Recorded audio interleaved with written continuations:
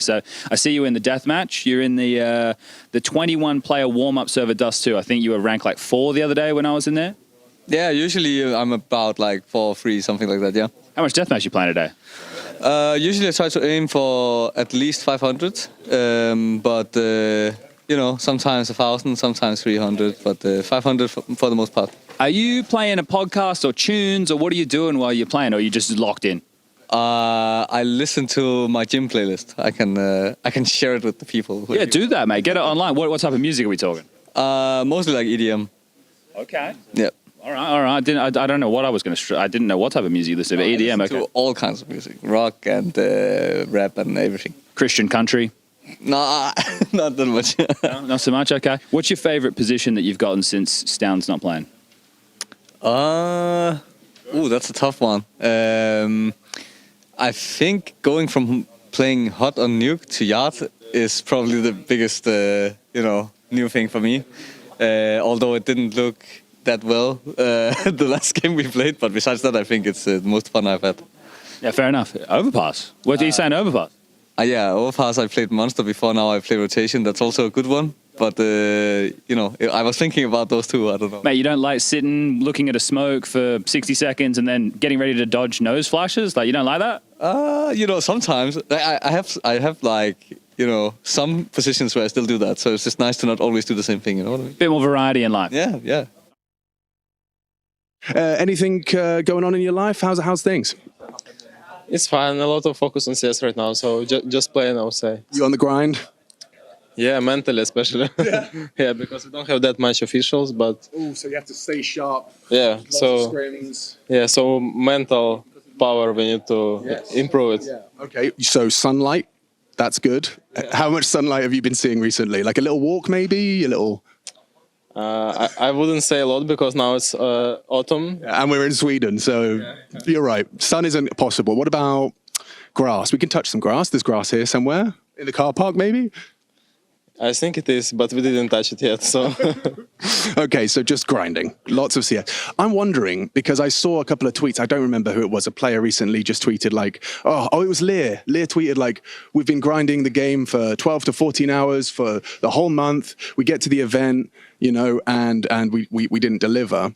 Is it possible, you think, in your experience now, to play too much CS? Like, can you, if you grind too much, does it have a negative outcome? Or where does your mind, what's your opinion on that? Yeah, I think so, but eventually I think that it should pay off because like you're playing a lot, but at the moment when you're too exhausted, like before event, it can play a bad role in your event because you may feel like not that energetic, and you can sometimes feel isolated from the team because you're in your minds because you're too exhausted, So it's about fatigue and being tired. I think you need to balance like not only the time you're playing CS but also like some time outside, maybe some sports, etc. So you should. And that's not easy to do because your whole focus, the reason you're here is because you got obsessed with this game and got really good at it.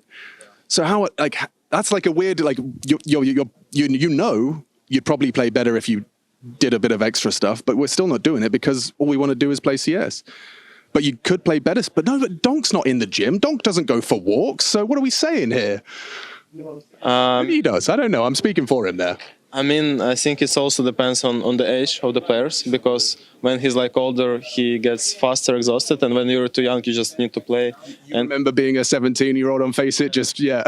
So I would say the age matters here because you can feel that your body changes and it may grow. And I feel that when you becoming like more older, you need to still like find the same desire for the game, and maybe to do it you need like to do some different stuff from the CS as well. Yeah. No, really nice to chat with you, bro. It is a delicate balance, I'm sure, but.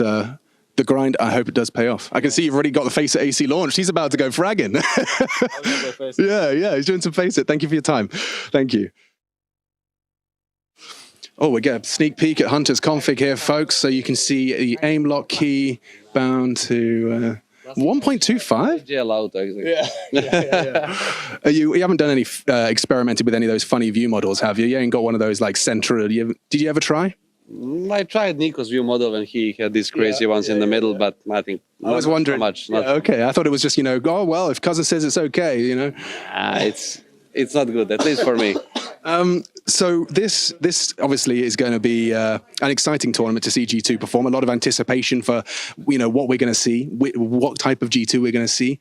You guys have been kind of chasing this shared dream, and Heavy God was saying, he used the word relief when that trophy came through, and I found it specifically interesting that your player said, "Make us proud," not for other people out there. They want to make you, they want to make each other prove to then make each other proud. Is that a product of you, or is that just a product of the people?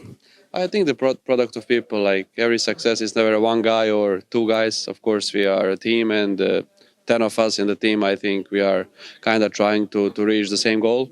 We didn't think too much about the lifting the trophy in first couple months, but it happened. We didn't think too much about it even in London. We were just trying to do our best game, our A game, and we prepared for every opponent the same, and it went well. Yeah, it definitely did go well. And for you, as far as the extra stuff, because Heavy God alluded to it, like outside of the server, you're doing more. What are you doing more outside of the server?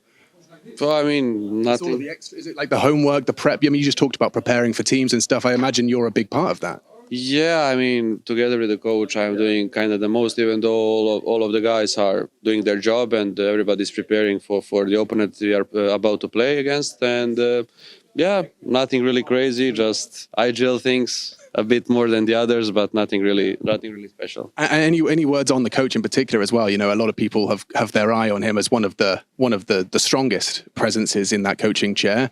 What's been your personal experience working with him? I have nothing bad to say, honestly.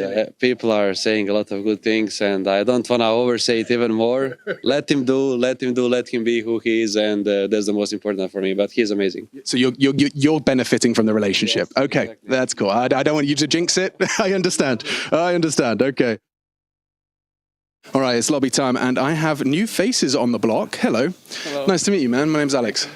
David. Yeah. Okay, so that answers my question, because I was like, I know it's not going to be Dowie. Yeah. It's not Dowie. I know it isn't. So just Davey. Yeah, you can call whatever you want, but I prefer to call like Davu. Oh, okay. Davu, yeah. It's, Davu. yeah, just like because Russian pronounce, Yeah, it's simple, but you can also call Davey, Davey or Davu. Yeah. Okay. I'll tell the commentator friends they've got two options. Yeah. Davey, Davu. Yeah. Okay, cool. But you like Davu.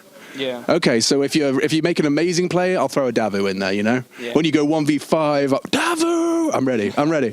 Looking forward to seeing it, man. But yeah, you excited to be here at Pro League? Yeah, of course, it's my first tier 1 tournament. Okay. So I hope I will perform very well. Yeah, but do you feel any pressure, or are you chill? Seriously, no. No. I mean, that's the right mindset. You just got to keep yourself focused and confident. The most important is believe in yourself, and that's all. It's true. It sounds cliche because you hear it a lot, but there's truth in that, man. You're right. Yeah, you're wise. Wise young man. Davi Davu. Hello, sir. Hello. Pleased to meet you. My name's Alex. What's yours? My name is Victor, but my nickname is Onik. Onik. I like Onik. Yeah, I've never met an Onik before. You're my first Onik. Really? Yeah. Actually, no. Wait. Something amazing. Electronic. Yeah, and Sonic. And Sonic, but you're the first Onik. Yeah. That's what I'm saying. I'm first Sonic. Yeah. If you were choosing a couple of words to describe your style of Counter-Strike, what words would you use? I mean, I'm crazy. Okay, that's a good first word. Give me a couple more. Crazy, strong. So stupid, so you can't predict it. Now we're talking. So stupid you can't predict it. I actually was... That feels smart, because it's too stupid, people not predict, and it looks smart. You're the motherfucker that walks through smokes and get shot in the back of the head. Yeah, okay. That's the best. All right, I know what to expect. I'm excited for that. It's not easy to pull off against some of these guys. They're smart. They're smart. They're a bit smart. But I will be a bit smarter than them, and yeah. That's the vibe. Oh, hell yeah, bro. Okay, Onyx, the smart, crazy guy. Keep your eyes on him. How is the, because it's such a crazy mix of players, like Swish in an M80 jersey makes sense. Seeing you in an M80 jersey, exciting, And then you've got Lake as well. And then two Germans just out of nowhere hanging out in a team house like it's LCS. I mean, it's such a great mix, and it seems to be working. Would you say that your extra, you bring a bit of volume to the server? Has that been beneficial to the boys? I mean, yeah, I guess. I mean, Mason has been pretty loud. I mean, I've kind of just brought clutches to this team so far. Well, I heard that those are valuable. Yeah, apparently. I've been pretty clutch on this team so far, so I'm hoping to keep that up. Dude, that round, was it Mirage? What am I thinking of? Navi one, 1v3? The op? Mm-hmm. Dude, I don't know why I'm picking up the op, but You should do it more often. the only time I get kills is in a clutch. Give me an op on a gun round, I'm getting nothing. Find one on the floor. I'm not picking it up. It's like the Green Goblin mask, you know what I'm saying? I see that, I'm just like, I have to pick it up. What do I keep hitting? This chair is really bumming. I could have sat here the whole time. I've just been popping a squat. Oh, I can actually think now. My calves aren't burning. Oh, okay. Last question. I haven't thought of it yet. Here it comes. Does the game actually feel crispier? I haven't played, so I'm asking you for your opinion. Everyone's saying, "Oh, the movement's fixed." It's like, "Oh, it's." Yeah. So I mean, Swisher, I'm coming to you. Yeah, because Swisher said the B hopping that feels the biggest difference. Like I can actually B hop now. Played a pug earlier. I started B hopping. I was hitting it. I was so confused. Yeah. But other than that, like people said something about like holding angles and like swinging angles. I don't really feel that. I don't notice that. But maybe it hasn't changed your play style. You're not like, oh, I can hold this now, where you previously couldn't. No. Maybe I haven't played enough yet, but the bunny hopping thing's interesting to me. I'm interested. Swish, do you think this is going to be something that is an untapped element of the new patch, where we are going to see more of that, like Astralis pistol round, looking at the floor, bunny hopping backwards nonsense, like pulling crosshairs? You think that's going to become a bigger element of the game? I mean, I think the bunny hopping definitely feels like 128 tick. Like you can actually hit B-hop. Like Inferno, when you like B-hop from car onto the half wall, you could actually do it consistently now. Ooh, so there is perhaps some skill expression windows that have opened, maybe. Yeah, definitely. I would say so, but I don't think we're playing new patch for this event, unfortunately. Is that right? Yeah, that's what we were told. So just so everyone knows, we're not playing on the new patch. I just learned that myself. Oh, the whole thing? I mean... That's the Swisher exclusive, guys. We got it. We're playing on the old patch. Okay, I actually didn't know that. That's actually got me all sad. I was thinking we're going to get some bunny hopping. Yeah. Okay, no parkour. That's a shame. First things first, Slimy. Yo. As a nickname, pretty unique. There's never been a Slimy, no variation of Slimy. You managed to find, after, however many millions of gaming nicknames, you found what spoke to you. Origins of Slimy. Minecraft. Yeah. Yo, you were like deep into you got deep into the Minecraft. Yeah? We're talking like those big servers where there's like thousands of players open. Yeah. School holidays, just the vibe, stuff like that. Not a lot of Minecraft players moved over to CS, so that's actually probably why. Yeah. No, legitimately, like quite a unique like entrance path. Did you do any of the PvP? Yeah. So like that, you got into the kind of the shooting movement correlation, and then found CS and were like, oh, this is like this on crack. Yeah, basically. Interesting. A while ago though, like 8 years ago. No, I'm just catching up on the lore. Yeah, interesting. Okay, so moving into Counter-Strike, I just had a quick look at like your history of teams. Yeah. It had 3 teams listed on there. There was one at the start, which is escaping me. Your first like official HLTV team registered. What was it called? I think it was Kanga. Kanga. Yeah, that's it. Of course it was. Kanga. So from Kanga to the Roosters, but it was a mind freak moment. Yeah. Very Australian of you. Yeah. Respect. Hanging out with the Rooster boys. How are you feeling about your ability to have impact with them in the matches? No, I think especially for me, I think I'm very confident in my ability. I think we all shoot really well. Yeah. Like genuinely. Like I think a lot of people, when I was like, it's a bit of a brain rot region. But I feel like everyone like in the plugs, they all shoot amazing. So like if everyone here's on, we're on. And I think we're a very, very smart team when we're on from a comm. And I think, especially for myself, I think if we're all playing together, I will be shooting. Terry's over there, I'll be shooting. Yeah, just Terry shooting. TJ will be screaming. Yeah. Hopefully. Definitely. Yeah.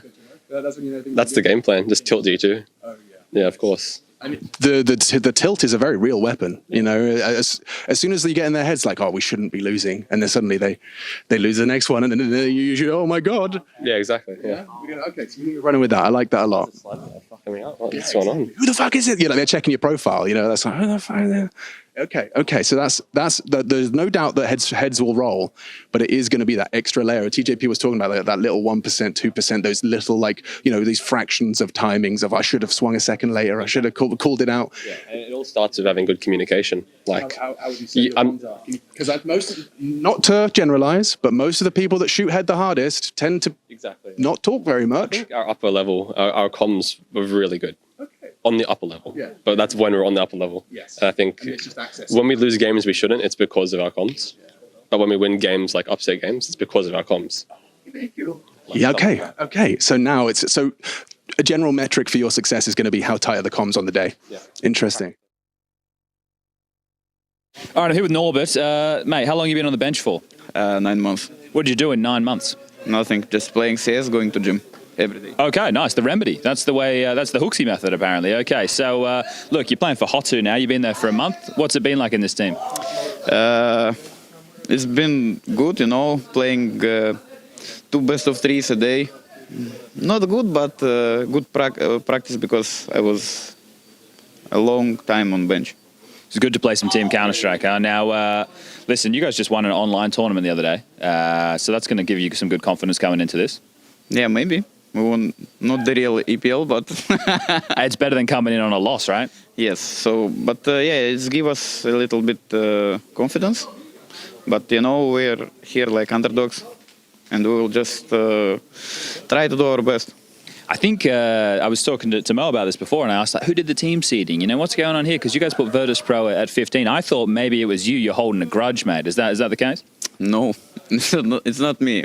We were just talking about the seeding, and I was thinking how to do the good one, and the other said, let's put VP on the last place. Fair enough. Do you still talk to any of the boys over there, Fame and Flit? Yes. Yeah? Yes. So what's going on with their team? It's a bit of a mess, isn't it? I don't like to talk about it, but... Spill the beans, Norbert. Tell us the news. Come on. I know some news, but I wouldn't say it. But, for me, when I'm watching how they're playing, I feel pain. So it's not just while we're casting. Okay, so why do you feel pain? Is it because of the way that they're approaching the game, or you think if you're there, they could be better? Why are you hurting? I don't know if I was in team...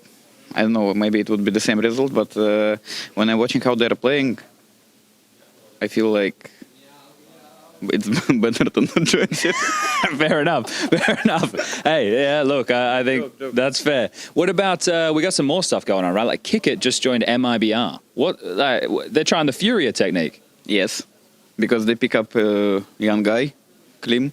Same like Molodoi and Furia, and they need to find a friend for him. Yeah, okay. Well, who else we got from your old James and Dastan together playing in Paravision? So you keep up with any of those guys still? No. Oh. Like sometimes, like 1 time in 2 months, we can talk. Okay, all right. Not like with Fleet and Fame. Like in Moscow, we're always going to hang out somewhere. ESL presents the ESL Pro League in partnership with Intel, Acer Predator,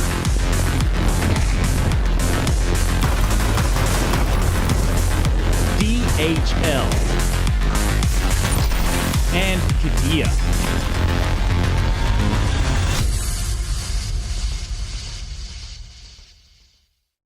All right, let's do this.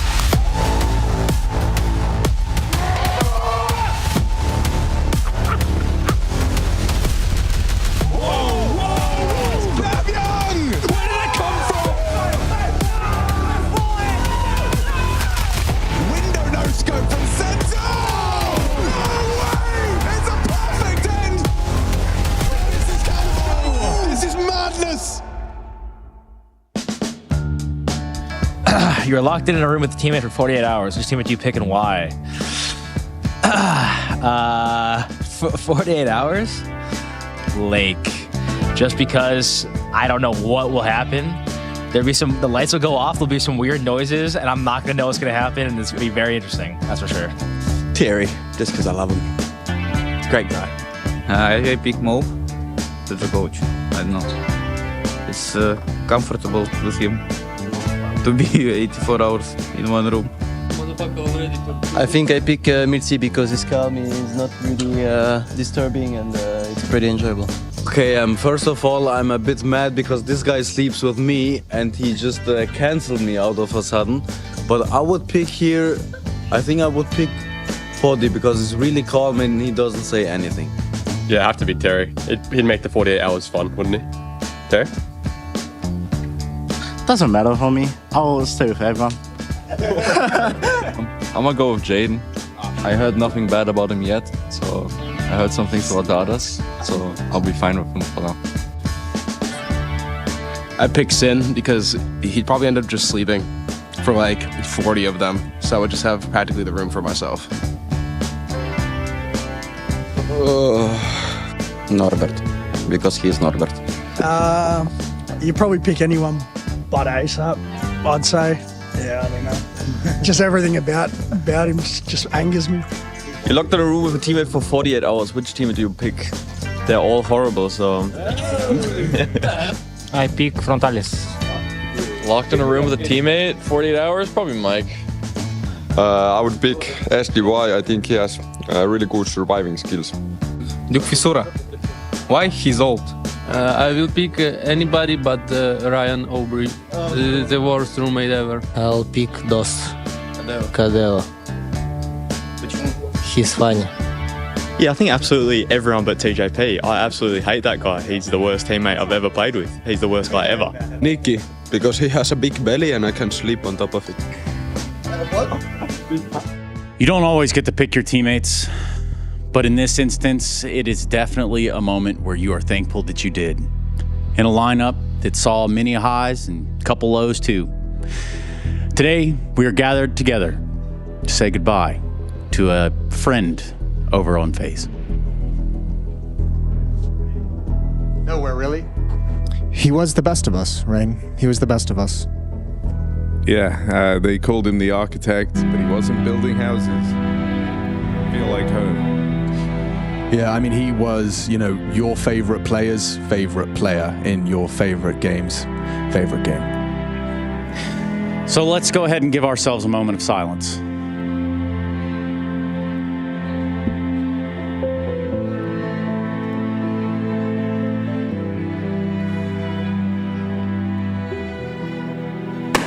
Oh my. But he ain't done yet, baby. Rain, over 1.6 million prize money.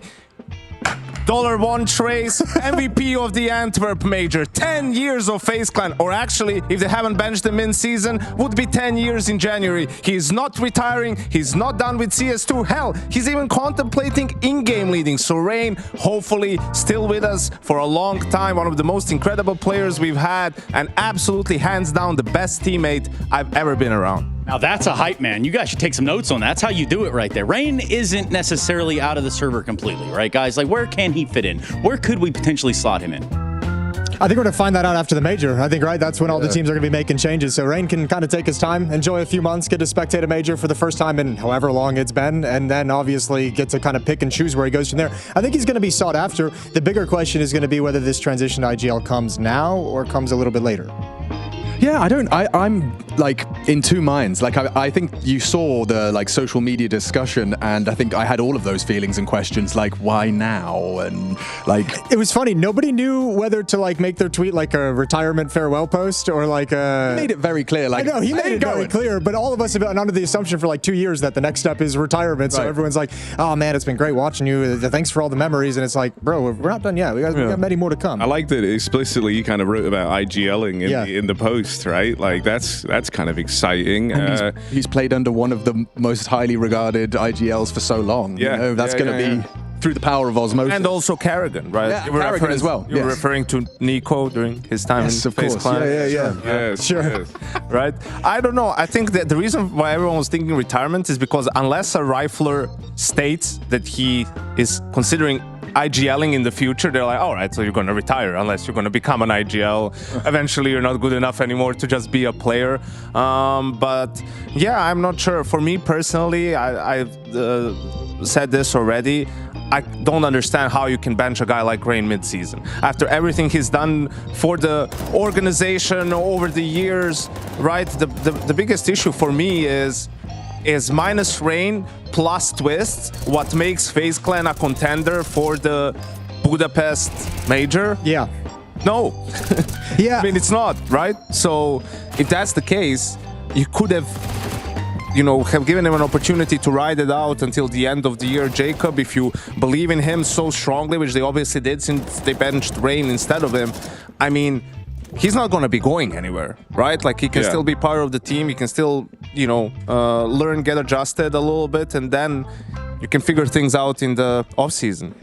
It's kind of a weird place to be because I feel like, I know for like a while I've been saying I feel like FaZe needed to get younger. Like they've been headed towards this brick wall of where this roster feels like it's about to age out and kind of have some issues. And now that they've gone younger, it's like, oh, but I don't know if I wanted that. I don't know if I wanted it to happen this way, Like, I'm like, not for Rain. Come on, boys. What did you make of like the suggestion that it was about, building for the future, like about like the same, bringing Flames in after Dupree and the major trophy lift. And that was a conversation about like, they're trying to build for the future, but also when you put the timing on it, it just feels a bit weird. That's what I mean, is like you have to, if you're FaZe, you have to consider the future, and that's probably why this decision was so difficult, was because they haven't had to like plan for the future at all for like 8 years. They've always just had the superstar lineups. They haven't really had to think about it all that much. Give me a break, man. FaZe Clan thinking about the future. Where was thinking about the future when Twists and Robs left on a free transfer? And where was the future then? Right? Like now you've decided, now it's so urgent, like Jacob is so incredibly amazing that he needs the experience of playing, 3 or 4 more big lands? Better late than never. I don't know, man. I just hate it. Like, it just doesn't sit right with me so deeply. And people who reference Dupree and Vitality, Dupree's been on Vitality for 2 years. Like, it would have been different if Dupree was on Astralis the entire time and for 10 years, and yet then you do it to him that way. I think, you need to handle it with some grace. With someone like Rain, since FaZe Clan entered Counter-Strike, he's been on the lineup. He's been nothing but an exemplary, teammate and a player and a soldier for them over what is almost 10 years. No dramas in that career either? Nothing, really. Like, just a stand-up guy, right? And as I said, if you felt that he didn't decline, like, completely. It's not like he's useless on the server, right? And also, it's not like they're that one change away, like we talked about, from now being in the same conversation like Vitality, like Spirit, and all these other teams, Aurora, of course. Sure. So, yeah. I also just think, like, Jacob still has some nerves. You can very much see that. Like, there's a lot of growing to do there. And I know, you can say, oh, it's good to have him in then for as many games as possible. But, like, it's one tournament, kind of the most important tournament where very experienced veteran players might actually be able to accomplish a little bit more than someone who is, feeling stressed or nervous or trembling before they go into the game, right? Like, I feel like if you kind of had Rain and Twist side by side, that actually could have been the FaZe one change away from doing something. You're getting the 2022 FaZe lineup with Frozen instead of Robs. Yeah. That's what you're getting. And that lineup won the Grand Slam, won the Major, won the Major, Kato, and Cologne in 1 year, right? Doesn't sound too shabby. I know it's not 2022 anymore, but still. Yeah. Well, also, I kind of... Excuse me while I cough that one out a little bit. I was just sitting here thinking about the idea. It does make you tear up inside, when you think about it. Like, I was honestly upset. Big homie Howie, and he's always been that. He is the architect for a few reasons, but I would say that, you look on the forums, you see a lot of people talk about numbers and why does Kerrigan still get to hang around and this, that, or the other. Can someone put a quell to that? Well, he's the leader of the team. Yeah, we get that, Jason. Okay, well, I mean, that's the answer. If you get it, you wouldn't have asked the question. I'm talking about the numbers. Where they go on the forums and they go to the numbers, Jason. No, it's okay. It's okay. Don't even worry about it. Jason gets what he wants. It's a good question, Trace, and the answer for that is the fact that, he's the leader, but also, do you believe that Kerrigan can still lead a tier 1 team to trophies, right? And you look at the way FaZe Clan plays, and the answer to that, probably even for me, is yes. If the team around him has the right pieces, can he call them to a tournament win? Is his individual level good enough to win? Yeah, I think so. The whole thing about how many events has it been in a row with negative KD, that's one of the dumbest things. Or like negative ratings, like who cares? In that time span, he's had the events in 2022 and won all this stuff. So that's crazy to me. More of a question is like, we know how much control Kerrigan has over this team, right? He's 35 now. So if you're not Kerrigan in your FaZe Clan and you're thinking about the future, maybe you tell him, hey, little guy, how about you hang it up? Maybe it's time to start coaching. Yeah. Maybe you have like someone like Twist on the team. I don't know if he wants to in-game lead. Rain says he wants to in-game lead. Maybe keep Rain and keep Jacob and have Rain starting. I don't know, but all of a sudden, the all-encompassing conflict of interest becomes a fact. I'm ready for Rain on a free transfer to IGL, the new best team in the world. Like, you can see it happening now. What's interesting is all of Kerrigan's like ex-teammates over the years have always said Kerrigan's a great IGL, but there comes a moment in the team where like you just lose faith in his calls, and because he's like a little bit of improvisational and calling off feel, when you lose that faith in that call and you don't react to the call immediately inside the server, it's useless and it's wasted. And that's where most of his teams have kind of fallen apart in the sense of kind of dropping Kerrigan from the lineup, is because they've lost that faith. I find it interesting that this lineup hasn't lost that faith at all, because we're now sitting in a period where it's been a year and a half, 2 years, couple roster changes, wanted the different style when Elige came in, went away from it pretty quick, according to the interview from Elige. So like you have all these things, and it's like, I think that's where you see the drop of Rain, is they've gotten to a point where like, we've tried so many things. We've tried changing Rain's positions, we've tried bringing in a new style, new theory, none of it's working. Now we have to move into this. They had my boy playing upper B tunnels on Dust 2 on T side. Like, come on, he's played his whole career map control on Cat. Like, he's won so many games for FaZe Clan over the years on Dust 2 by himself, and now it's like, well, Rain, we need you to play something you've never done over the... I'll do how that conversation went. Yeah, exactly. Is the Rain raising his hand saying, I'll be the one to take the hit? That wasn't like you have to do this. That was like, I'll do it. I know, but that tells you that, the fact that it got to that point tells you how much he was willing to sacrifice. You wouldn't do that if it was, I don't know who on the team. I mean, Elige was on the team and he got all of his spots as the guy who comes in from the outside. So it's because Kerrigan's the leader. He is the leader. Yes. He is. Yes. You really hurt him there, man. I'm visibly upset. Visibly. But anyway, yeah, community reaction, I guess, along the same traction, right? Like we can kind of get the same response from them that we would expect. I mean, I haven't kept track of all the community reaction. I'm with Yanko in that, like, on some level it feels bad, man, that it's Rain who's got to take the hit at this point after everything in FaZe. But I also kind of understand why that move is made. It's a really tricky one. It's a hard one with this FaZe thing. But I would have liked to see one last ride into the sunset into a major. Yeah, and has anyone put words as to the logic of doing it before the major? Like, what's the logic there? Just they wanted to play with the new roster as soon as possible. Yeah, I would assume so. Yeah. Yeah, makes sense. Right.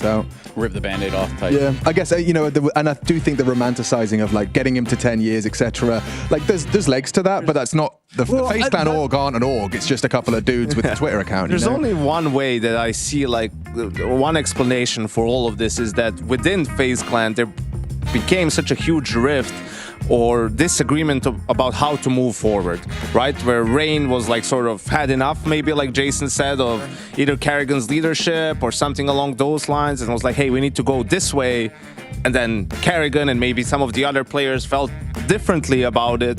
And then he just couldn't have continued with the team anymore. And obviously they don't want to necessarily have all of that go public. Like everyone takes a step back, and then, Rain is being benched, and that's about it. But that's pretty much the only way for me that I can wrap my head around it, is that there's been a deeper disagreement where he just could not continue to be a part of the lineup. Couldn't do it anymore, Dude, even just couldn't be that guy. One of the things that it makes me feel weird about it is also like in terms of integrating like new players, Rain always felt great at that. Like whenever we had Elige in there, now with Jacob as well, I feel like he so often is like the guy playing the buddy system alongside them, and it's like you even see that in the server. I can't imagine what it was like outside the server. And then you hear from previous teammates or like you Yanko saying like he's always been this guy willing to kind of take a step back to prop up everyone else, and I think that's the other reason why it just never any rough, you don't know how rare it is to not have any drama whatsoever ever with a player. Like whatever is going on in his private life, outside of the game, like he'll still come in 100% focused, right? Do his job, and no matter the stage, the level of the tournament or whatnot, his approach will be the same and his level will be the same. And I think it cannot be overstated enough, like how important that is, how important it is to have a player like that on a team. So what we're saying here is big props to Brolin for opening the idea of being an IGL with a rifle. And no one's ever done that before. Yeah, it was always, everyone was kind of like Folan until then. All of them. Yeah. Just now even Folan's doing it. Like Brolin taught him everything. The Rain IGL is an interesting one to me. I guess you would probably have the best insight on how that would be. I have no doubt the knowledge is there, obviously. I think probably the ability to communicate and be a leadership figure is there. Yes, he can talk. I question maybe the ability to communicate. Well, some people suck at it. We all know this. Let's not act like it's a crazy concept. American's the leader, okay?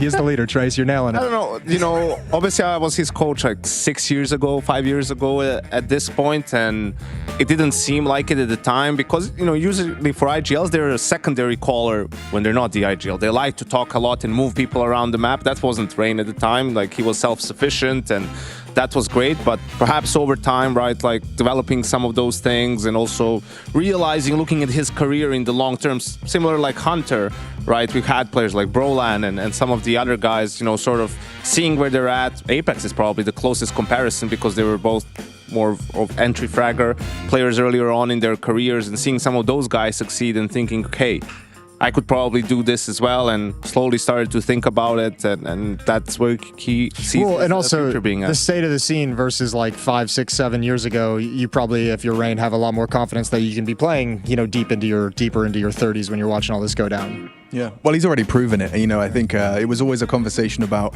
how you manage your priorities, because when you are like a 16-year-old who's just going to bed dreaming of Counter-Strike, waking up dreaming of Counter-Strike, playing Counter-Strike, that's one thing. But then you start add some kids into the mix. Add some kids. Add being an adult, a wife, maintaining a family. Yeah, exactly. Dog even, yeah, Jesus. And he's got all of those things, and still has managed to maintain this professionalism and passion for Counter-Strike, which is like why he's such an exemplary, member of Counter-Strike's player force. Yeah, I think it's interesting conversation.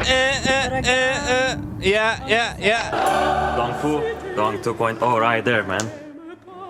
Bro.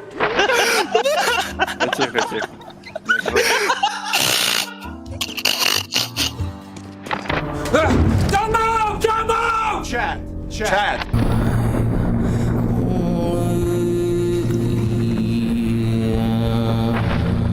From humble beginnings in Hanover to greatness in Katowice, our journey is our legacy.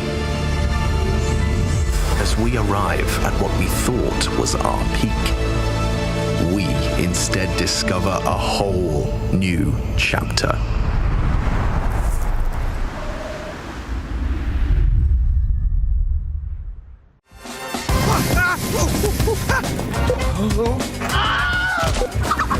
Right then, that's the shot. Oh, got my keys. I'll carry you. Flashbang. Oh my, what the f... Bomb has been defused. Don't worry, Bob. I got your back. Here at Face It, we try our hardest to get you the best POVs. Faceit.com/watch. It starts with a dream, with a team you barely know, in an amateur official that feels like the grand final, where practice becomes progress, and every loss feels like a lesson. When will your journey begin?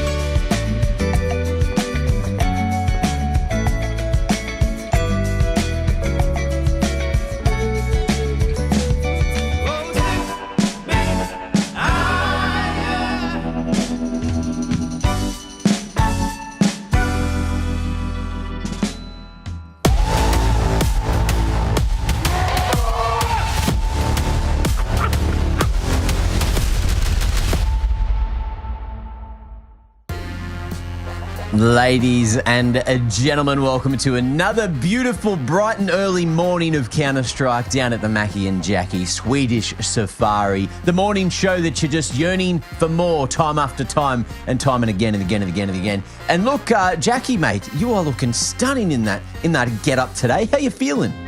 I'm good, dude. I'm good, Mac. You know, I thought if we're going full safari today, we've been elevating, we've been exploring the Serengeti of Sweden, kind of seeing what delves in the distance, how the land lies, who the king of the jungle is here in EPL. I wanted to be on brand. You know, you don't want to be too hot, don't want to be stuffy. I thought if I'm quite mobile, quite loose, I can sort of follow them around like some sort of wild Thornbury, perhaps.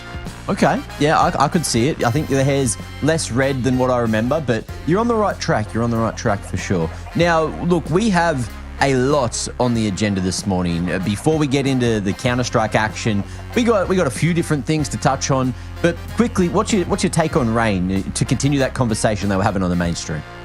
Yeah, dude, I think it's one of those, man, where the biggest gut wrench for me whenever you see a team or an org sort of part of a player, criminally in this case as well, of course, with it being so long, right, where he is Mr. Face. You were there from the Kingwin days. You're kind of the brand image of survivability on that team. I just hate it when you don't give him a proper send-off, bro. Like the highlights over the years, the moments, the magic that man's made, you got to document it. Those times from the vlogs, the wins, the losses, the rounds. I just love to see all that kind of, you know, brought back up because he's a legendary player. He deserves his flowers at the end of the day if you're going to let him go.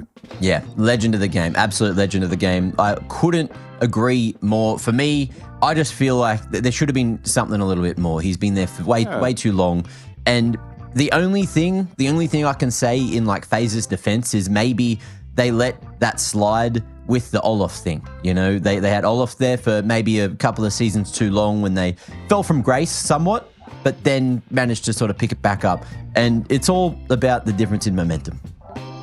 Yeah, I suppose at the end of the day, it's how you can really roll with those kind of punches in that situation as a player individually as well. Rain doesn't seem too shaken, at least from the public side, right? He's kind of just like, look, I'm still going to be playing, still going to be going. You know what? If it's the end of my time here, it's the end of my time here. But there's more in store for him. And I think there's more in store for us, Mac, because this Swedish safari has literally somehow been described as a Swedish safari throughout the past couple play days. You know, we came up with a little brand, Mac, trying to give some educational insight to the viewers, keep them entertained at EPL. Yeah. Instead, it's been the players that have been delivering with some lunacy. I'll tell you that, mate. I think...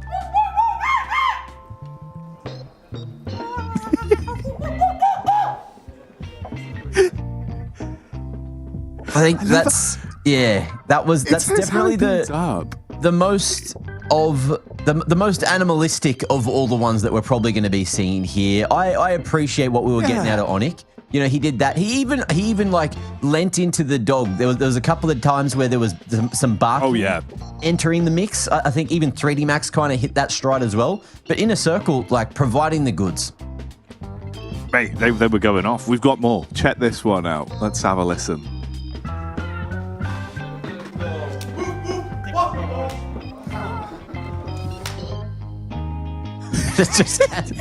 Cats and dogs for Gamer League. Yeah, because I was like, he has meow, doesn't he? And I'm like dialing in. Yeah, he was meowing. I forgot about that. Mate, yeah, because I remember the dog barking. Like, that was the contrast, right? You had like Onyx just going, ooh, ooh, ooh, ooh, like fully DMX giving it.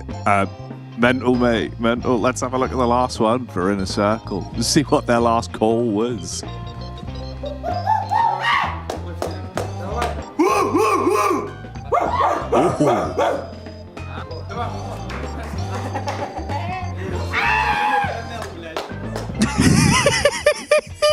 The lunacy. It was like a way more intense bark off camera, which I could only assume was Daddy, and then Onyx answering with another one of his own. That's a masterclass in how to make animal sounds at LAN. Well, that's what threw me off, dude. It kind of felt like there was a dog in the room. I'm like looking around, like, is it sneaking up behind the Jeep or something? You know, that sudden bassy bark. But yeah, it's been kind of mad. I tell you what, though, it's not been all bark. It's been a lot of bloody bite as well. We got to give them their flowers, Mac. This Inner Circle team, they've been providing entertainment, but boy, have they been killing it on the server this season. Yeah, so far the highest rated team overall for Stage 1 of ESL Pro League Season 22. You love to see it. We've been managing to follow them up until today. They're going to be back on the A stream, which honestly I think they deserve. So hopefully things go right for them over there. They've made me a fan. They probably made you a fan. I feel like everyone at home, they've made fans as well. If you didn't already know who TNL was, now you know about Inner Circle. Yeah, you need to know. You need to know. But there is still some firepower when it comes to the screaming on their opponent's side. And TJP has got a great set of pipes.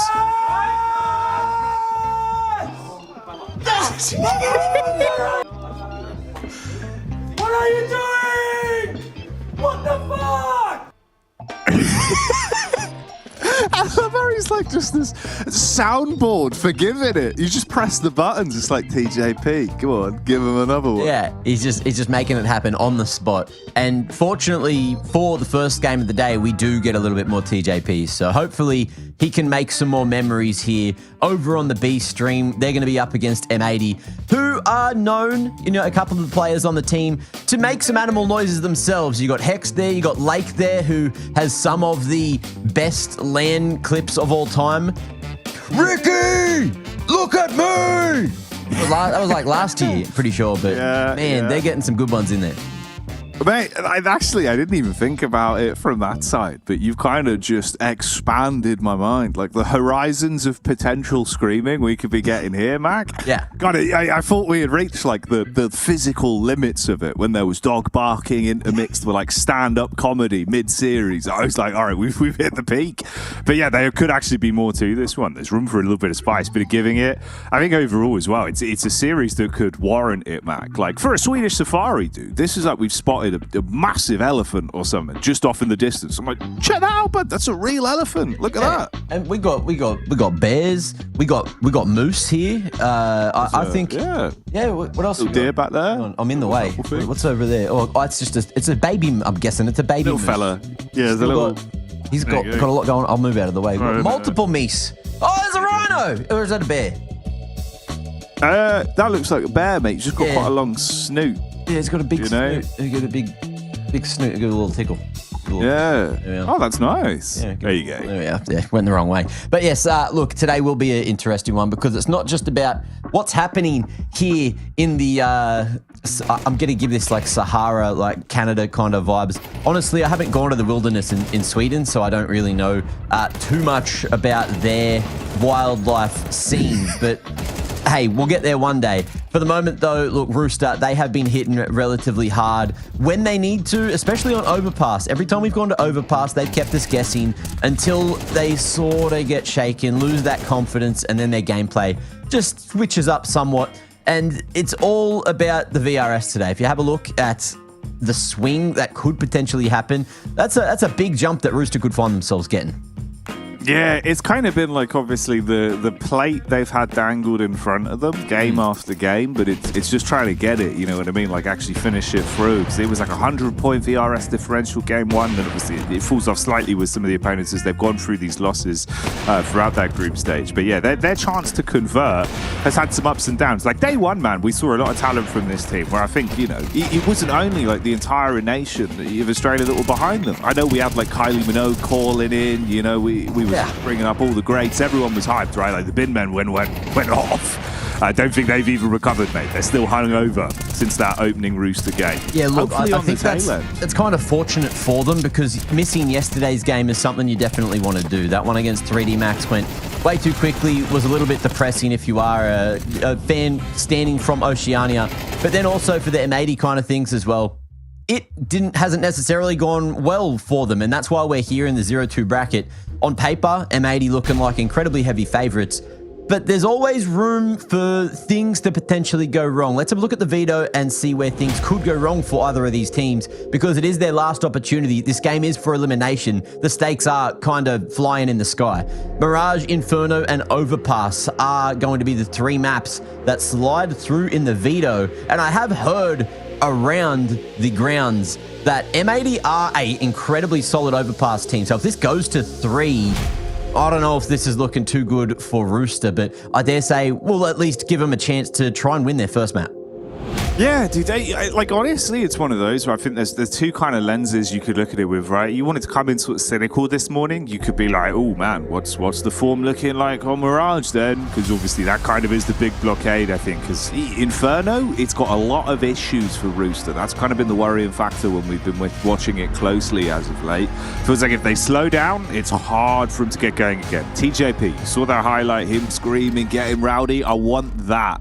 I don't want the side of Rooster where it starts to get under their skin. Hopefully they can shake that off. I mean, backs are against the walls, so, you know, just really bring your A game here for both teams. That's what we're asking. But we're into Mirage. CT side start for M80, and contacts coming their way. See if Swish is going to be able to slow them down somewhat as the smoke to deny vision. Make it awkward for the Glocks just to pop onto the B site. Many numbers here at the moment for M80. 3 players able to shift into a pretty solid setup as long as Slacks doesn't go for too early of a rotation. And Rooster happy just to time this down, expecting Swisher at some point to go hunting for information.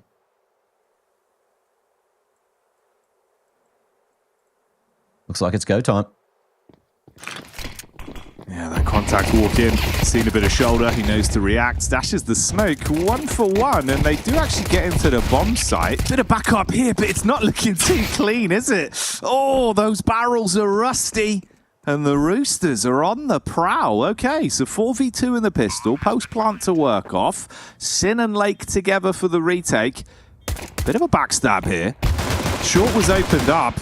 Oh, results in 2 quick picks with the Julies, and somehow even more being presented. There's a chance now. Oh, okay. Snatches that one away, but opts for a different weapon. Looks like Terry won't be able to turn it on. Spinning around, Sin will come in on the other side, and that's going to be successful for the retake.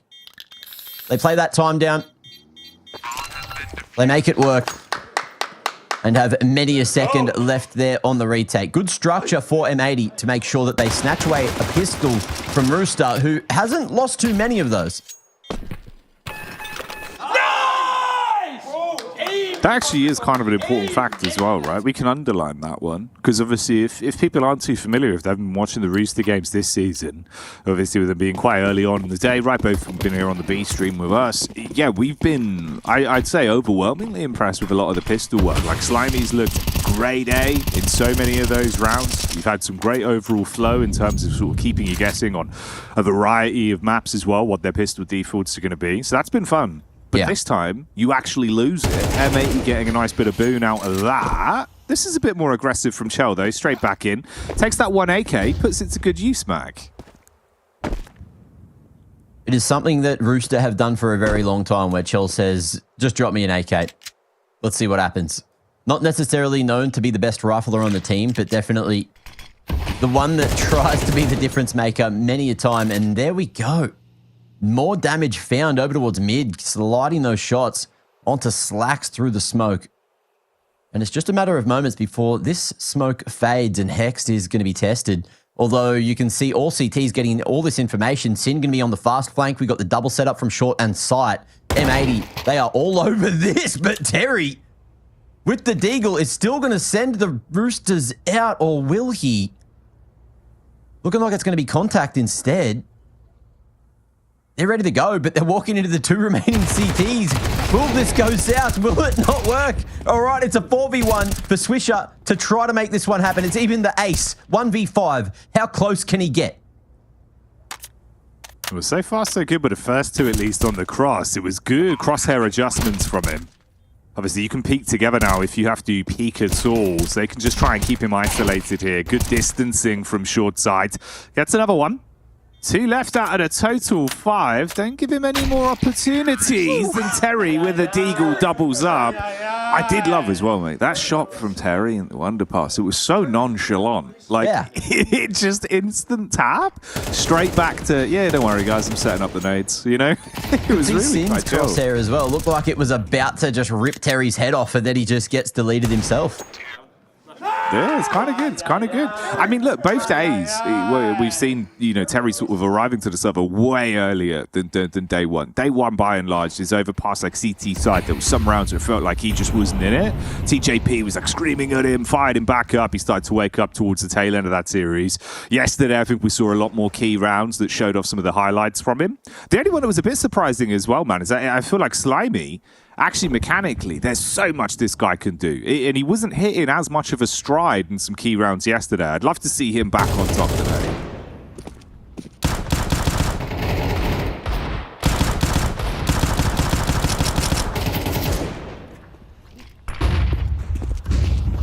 Changing pace over towards short side. Oh, and Swisher just hunting for anything there with the 5-7. You can see the crosshair trained on the correct position. Oh, and he's going to be hungry for that one. But shots will go back and hit a little harder through the Kalishnikov. And that B site just seeming to be the target time after time for Rooster again. M80 starting to adapt by sending numbers here, but it hasn't stopped them before. This time Slimy falling as well as dropping the package, but no one going for the trade onto Hex. They're worried. They know that there's many a CT here, and it's all about the timing from this swing. TJ going to be able to deal with the short man, but it's Sin on site with a Deagle who can still fight for this one. Oh, can't land the final blow. ASAP on 30 points of health. One bullet from that Deagle on the torso would have done it. But Rooster straggling through. Yeah, I mean, they're on the struggle bus, but they've got first-class seats, so they don't seem too unhappy about it. They're expensive, arduous rounds, but finding some answers into these. Again, it's nice heads-up play from Cho as well, taking far more sort of, precedent in the round where he's been able to make some of these more aggro plays. I think you're spot on as well, dude, because a lot of what we saw from him over the other series, it doesn't even really necessarily have to be his aim, it's just his positioning. He seems to be in the right place at the right time, always has a good read in the pulse of the game, right? So I think that's why it's actually worked super well. Get a bit of map control early. He can take some of those nice fights down towards mid. He's given him some nice stock.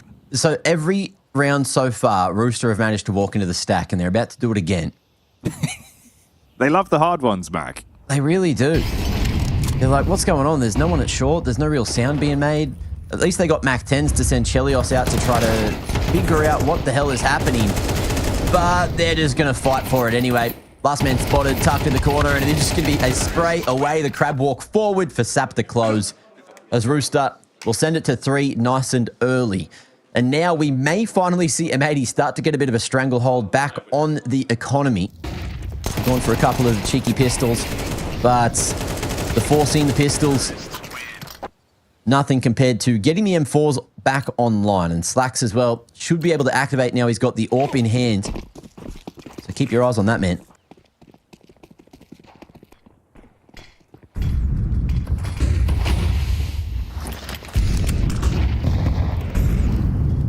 More of an action-packed start to the morning than I kind of expected. Usually it's a bit slower, Jackie. Every other day has been a bit more chill initially. I know. We sort of, slowly rolled out the red carpet, eased into it, inserted a bit of animal banter, gone from there. This one's been straight in.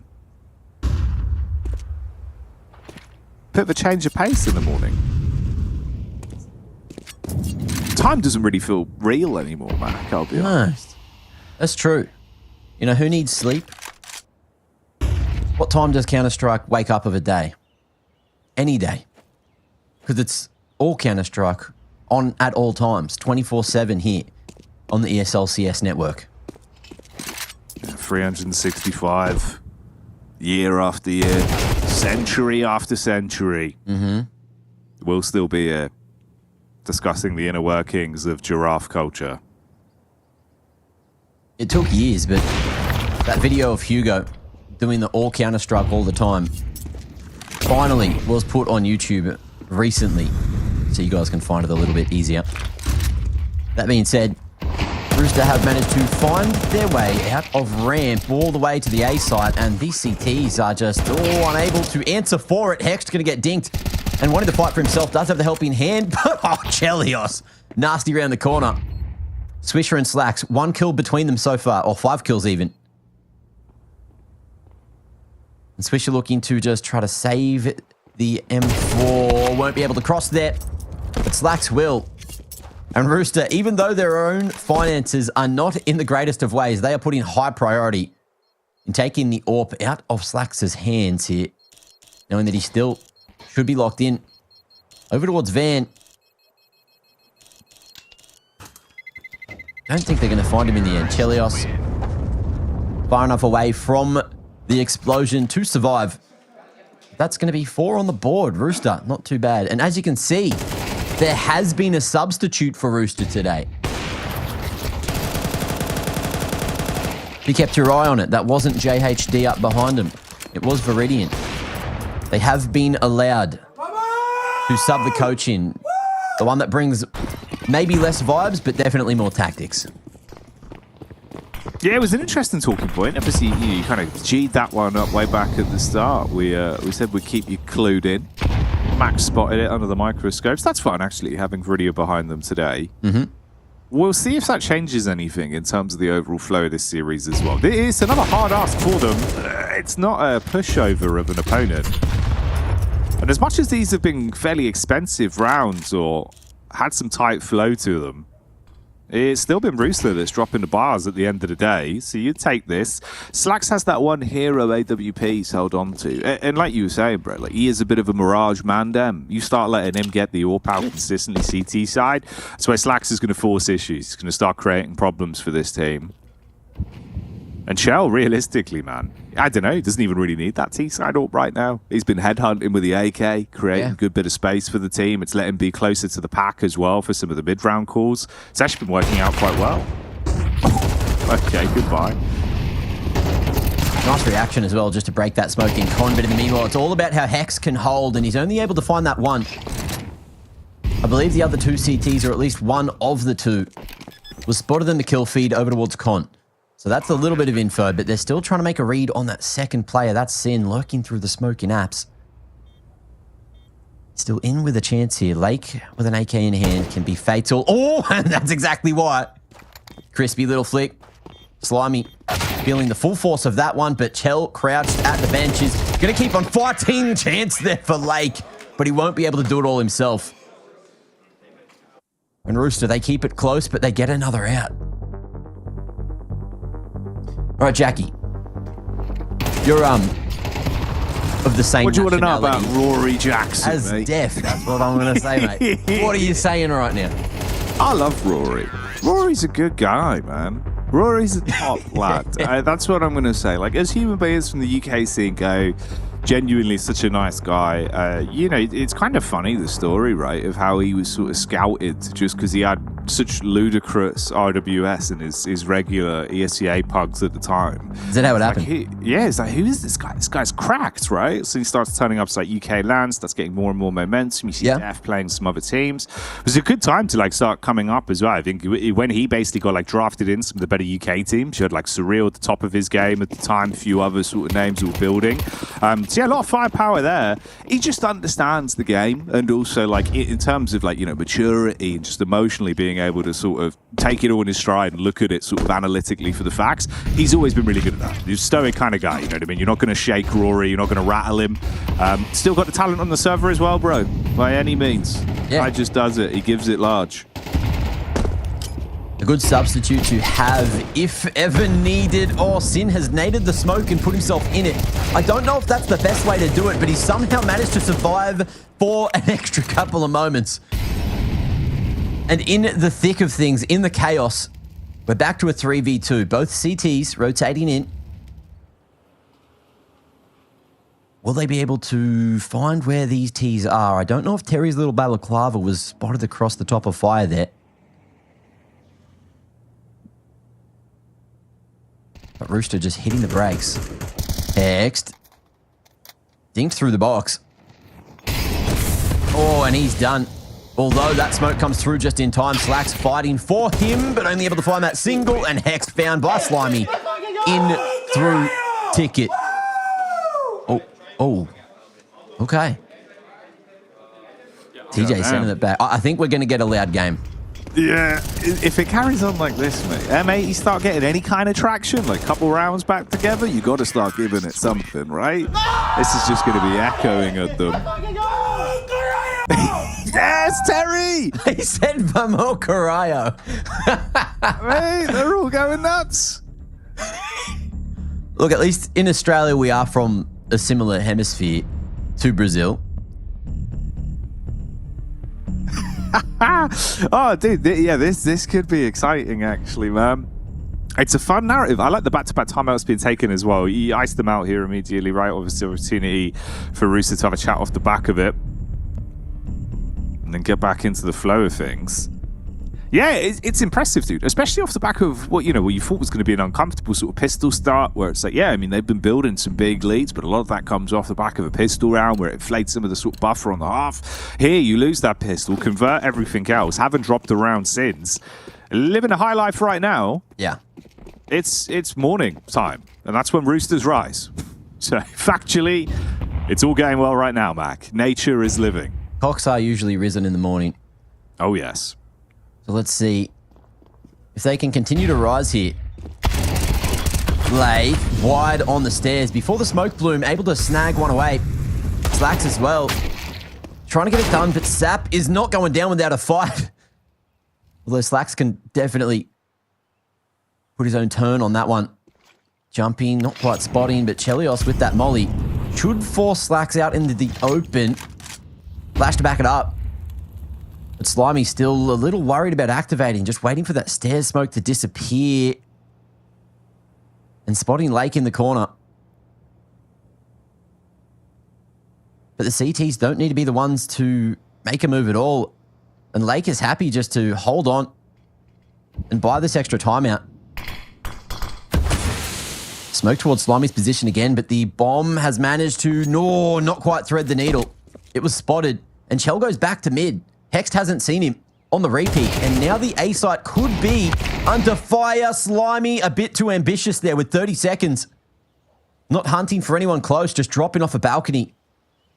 May have just sealed the deal for a second round here for M80. Chell, I think the tip of the P2 was maybe just spotted. 10 seconds to make it to the B site. There is a chance where he could catch Hext here. Intelligent positioning, and Hext just waiting this one down. It's an easy freebie right at the end. Won't go for the knife, but will pick up the AWP for their troubles. M80. Big financial turnaround, winning the eco. It's a nice one to win. Finally, a bit of a icer thrown back towards them to make it a bit more uncomfortable, slow them down. Almost looked like Slimy was going to be ready for that one as well. The shots while she was falling with a deke back from Slacks, didn't think he'd convert the second, so he was lucky he was able to find it. Would have left him in a far worse position. But a round nevertheless, even with it having a big price tag to it, they're going to be very happy with that one. So they can get the reinvestment back out, bring the AWP on Slacks, obviously see if he can switch it up a little bit. Limited opportunities for the buy onto the AWP with the cash flow they've had. So you haven't really had too many tells from him. You don't know exactly how he's going to be posturing with a weapon. It's Chell back on mid side. Obviously, he's been good to get openers, dude. Creating a lot of space with that AK. AWP this time.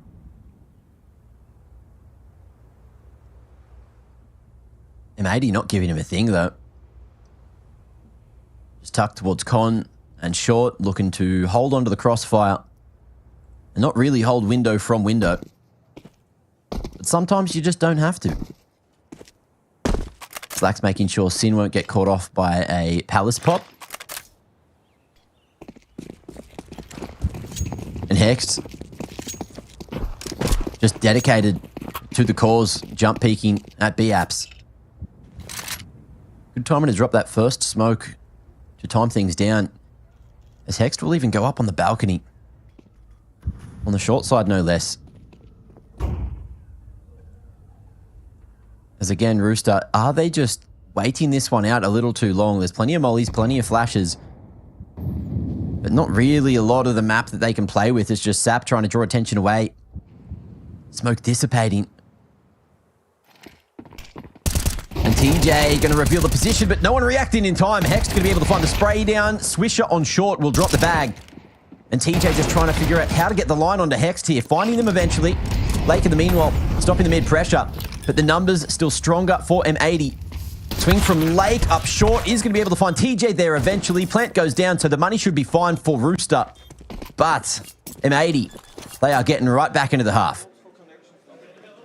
Yeah, squeezing a few rounds together now. Starting to actually get themselves a little bit of stock to play with outside of just that one pistol round that brought them in. So this is good. Nice to see some signs of life. As fun as it is to watch Rooster just running over this one, you know, getting into the groove T-side, you knew there was going to be a point where it was going to start getting closer. Should be a tight series, potentially, if we can get the best out of Rooster the whole way through. Giving M80 a good run for their money so far throughout this one. A couple clutch rounds to keep them in it. Had the eco prior.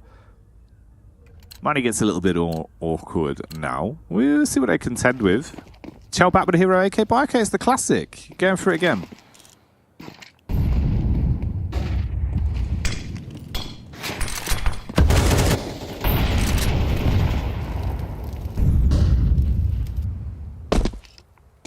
Going back to the pistols, let's see what they're going to be capable of. I did see someone in chat, of course. You know, we're all open to all kinds of submissions. In chat, in the mailbag, their DHL mailbag at efg.gg if you want to get in any submissions, any questions. Still waiting on access for that one, but we do have a man on the ground checking all the mail. At least send a few of those over if you send in some good stuff. But someone said, why are M80 losing to randoms? And all I want to say is Rooster has been to Pro League 4 times now, and M80 have been to Pro League, what's this, 1, 2, 3, 4 times as well. So I'd say they're pretty on par. Actually, 5. Damn, I missed one. Look, Wikipedia is hard to read sometimes, all right? But look, I'll just try to make a point. Yeah, no, it's all right, dude. It was a solid argument until it wasn't, you know? It was going, well, I mean, look, Mac, it speaks for itself. If they don't know who the Roosters are, what are they doing? Are they tuned in here? Are they on the right stream? Have they got the audio knob dialed up probably as high as it can go? Or maybe in some cases, probably not. Might be a bit loud, you know? Yeah. 75%, Mac. Keep a solid 75%. Also, M80, they're known for many things, but last Pro League, well, actually, technically it's 2 Pro Leagues ago, a whole year ago, let's put it that way, was the that dastardly day of the longest game in EPL history. Although, hold that thought, because Rooster are looking to make this one happen a little bit quicker. TJ trying to make his way out of apps, but falling to his fate. Hexed on the back of sight, anchoring like a bloody champion here. 5-7 pulled out, doesn't want to even go for the reload, but he will still keep on going for the fight, using the guise of that smoke to keep on wrapping around and trying to figure out where these sneaky, bloody feathered friends are. Terry and Chell will be found eventually, and 4 survive. M80 doing a great job to salvage this half. Yeah, that's really what it's been, right? It's just sort of recovery now, and they've been actually able to get themselves into a way better position quite quickly as well. This was rapidly down with Rooster looking like everything was just going their way. So good to see a bit of a comeback, even with space created in the site there. M80 a bit slower to the burn, but certainly showing us they've got some fuel to fight with. Last round of the first half going live here, though. Ooh, deeper mid play. Lake trying to push up. You get a break from the top side as well to give him some vision. HE of his own cast in. Pretty chunky. That one's like a slightly overfed cat, Mac.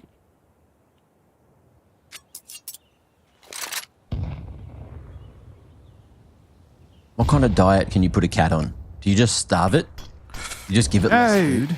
You just exercise them, you know, you play with them more, you slightly reduce the meal intake as long as they're eating enough times per day. Okay. Ooh, TJP's eating. Hello.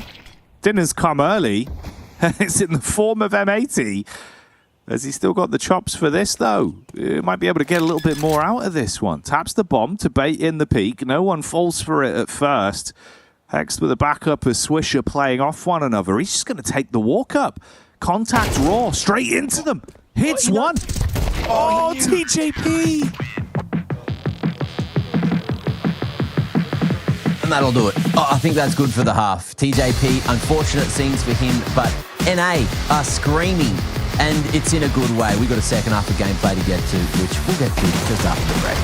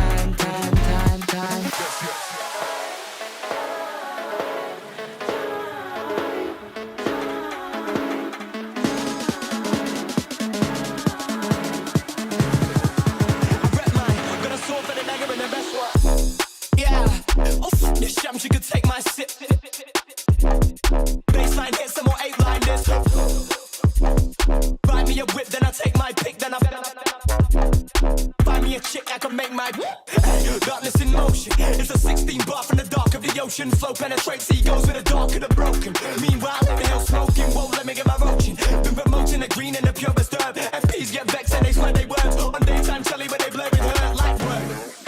I rep mine, got a sword for the dagger in the best way. Baby, if you want me, I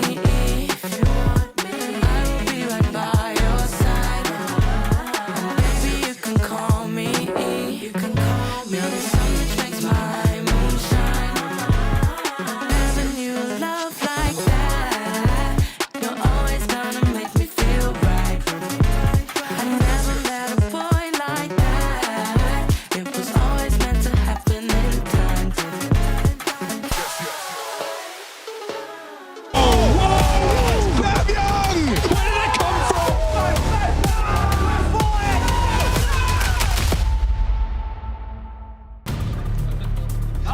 Oh man, they warned us, they told us to fear the cock, and they've been showing some firepower on the server, the excitement in their seats. But M80 going off like a firecracker to bring us back into the game towards the tail end of that first half, and they tie it back up 6-6 apiece. Now that explosivity could come back in here in a pistol match. Track record for Rooster, it's been pretty bloody good, but they had a blemish to start this map off on the pistols. Yeah, it seems like Hexton Lake, certainly neither of them are scared of any cocks. 13 and 8, respectively. Really doing a good effort to get M80 back into the game in the first half, but let's see if Rooster are going to be able to adapt correctly here. Chell spotted one at unders, but not the second, and this is perfectly timed. The round should be there on a silver platter. It's just about how much info Lake can get here before the hit happens. Hex trying to draw attention away, and Slimy is none the wiser to this. They haven't seen the short member, they haven't seen the jail player, and oh, in comes the pop, still into the crossfire. It's still good for Rooster. Bomb spotted, TJ running out of bullets. And is just trying to isolate these fights, but it's a little shaky, it's a little spooky, but is it enough? Isolated shots for Slacks here, still with the P250 at this range is fatal, and Chelios might find that out as well. Swinging, hoping he can maybe snag a shot in, but both T's now spotted. And with 30 on the clock, there is no going back, there is only a fist fight. A flurry of feathers, and Chelios, He's wrapping, he's looking and hoping he can snag a timing crosshair. Looks good, but it slacks with the P250 eventually. That was messy. Bro, so many of those peaks, Mac. You're thinking, this is it, this is the bullet. He kind of like jiggles into it, comes out of that crouch, bullet whizzes slightly by. Damn. Okay, well, the kryptonite there being M80 twice now in these pistols then, doing what some teams certainly could not against Rooster throughout the series we've seen. They've always been taking these pistols home. And more importantly, we'll see if they can lock in the second round, which is also a thing that teams have struggled to do if Rooster lose the pistol, which has been few and far between. M80 happy to play range at mid. Although MAC-10, not necessarily known for its effectiveness at range, and Rooster going for the 5-man stack on the A site isn't a bad read, but they are going to shift the numbers somewhat. Not sure if this is off prep or off blind intuition. But Terry going to be left alone with a deagle. In come the window and the con smokes, which would signal it should be the B split. Let's see how it goes. Yeah, well, the setup from the read has certainly paid off. Although, it looked like that was going to be the case. Bombs in rotation. Marathon run, back round towards the A bomb side. Thankfully, there's a bit of backup for Terry now, and it's TJP. Just 2 deagles, though. The 50 cals to hold back the site rush. It's a full nade set. Smokes utility over the top. They can come out through ramp. Keep you at a barge pole's distance. Those pistols can't really find as much impact as you want. Lines of sight fully blocked. They're going to clear all the common angles as well. Do their due diligence on this one. And look for the late plant. Can't really afford the risk of just sort of peeking through this either. It'd be instant death. So all a little bit timid right now. Scared about where anyone from this T-side team could be. And it's Lake that's cutting off the rotate on short side. Rooster, absolutely no idea of Lake in this position. And Sap, couldn't have had worse timing to turn around. But that'll be that. Famis down. And it doesn't look like Rooster are going to go on a mission to try to get their mitts back on it. Chelios with the scout, just sending some warning shots. These MAC-10s, they are hungry to make that next round a teensy bit easier, or so we think. Looks like they will stay respectable. Handshakes all around, only 1 casualty.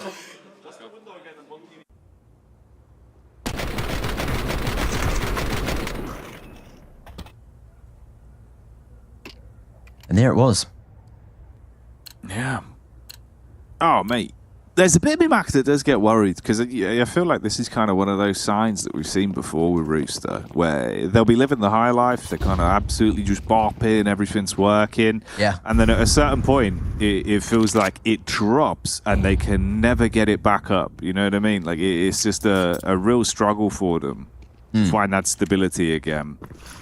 Look, it happens to the best of us. Yeah, it's true, yeah.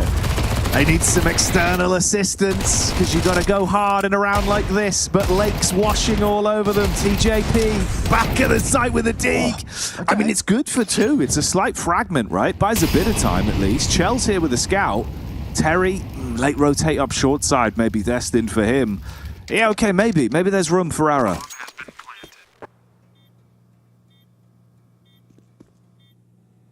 Chell just waiting for that rotate in. And Terry looking to make his way out, but where are we going to pop this little flashbang here?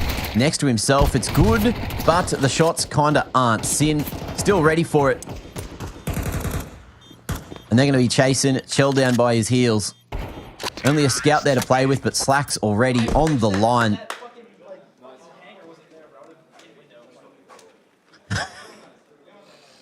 Our keyboard's so green, by the way. It really is. Same as mine. Mine's white, though. Bloody hell. Kind of wild. Yeah. That nice aura about him on the desk, mate. You know, what are they going to do, bro? You got to just find some sort of way back in here now, right? Like, surely this can't just be an 80 taking every round reverse sweep all the way to the end. You've got guns again, like Chel's back on the AWP as well. Heavy stack towards the A site with 4 players. First true gun round for Rooster this half.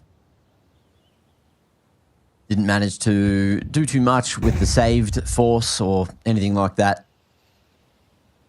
So the util's there. But there is no helmets on 4 of these CTs. Keep an eye on that one because we also still have a Galil and a Famis in the mix for M80.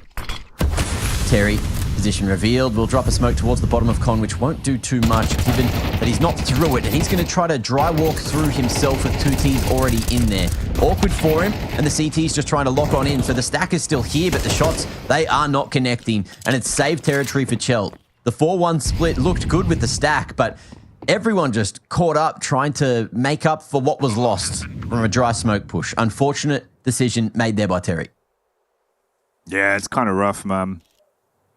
You could see how uncomfortable it looked for every fight, right? You're kind of just trying to adjust your attention, like you say, to make up for the mistakes of someone else. So many angles to watch, just get overwhelmed. Just, you know, wiped away in seconds, really, on the site. And unfortunately, again, it's the same sort of position where Chel's forced to try hold on to something to give them a bit of a boon. Ooh, Hex might find him, bewitch him on the walk up. Yeah, I mean, that one hurts a bit more now as well. It's rough out here. For all the fans back in Oceania, but M80 stringing 9 together now. Or is that 10? I think that's 10. Yeah.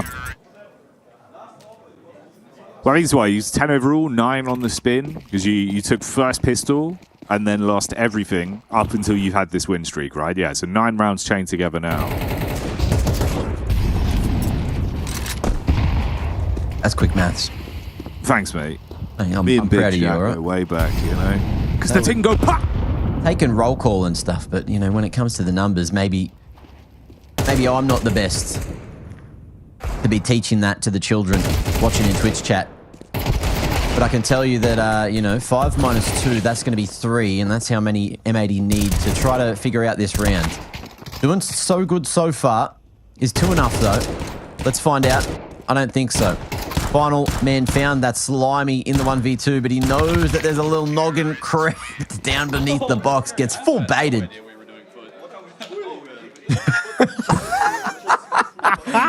Well, thanks for the insight there, boys. I don't know if you guys caught that, but I think it was Swisher just said, I have no idea what we were doing, but it worked. Yeah, that's what I was going to say. It's like the old school strategy. I was late. Okay, yeah, I was off. Yeah. Ah, mate. If you don't know what's happening, the enemy ain't gonna know. That's it. That's it. Goddamn. All right then. Well, 1 round away from map point here. It felt like that was going to be Rooster's gift to grab. The longer this has gone on, it's been all M80 all day, mate. And Lake pushes up, rates that angle. Not too great against TJP as he removes him and takes down 1 man from the team, giving them side control and possibly that match point for free.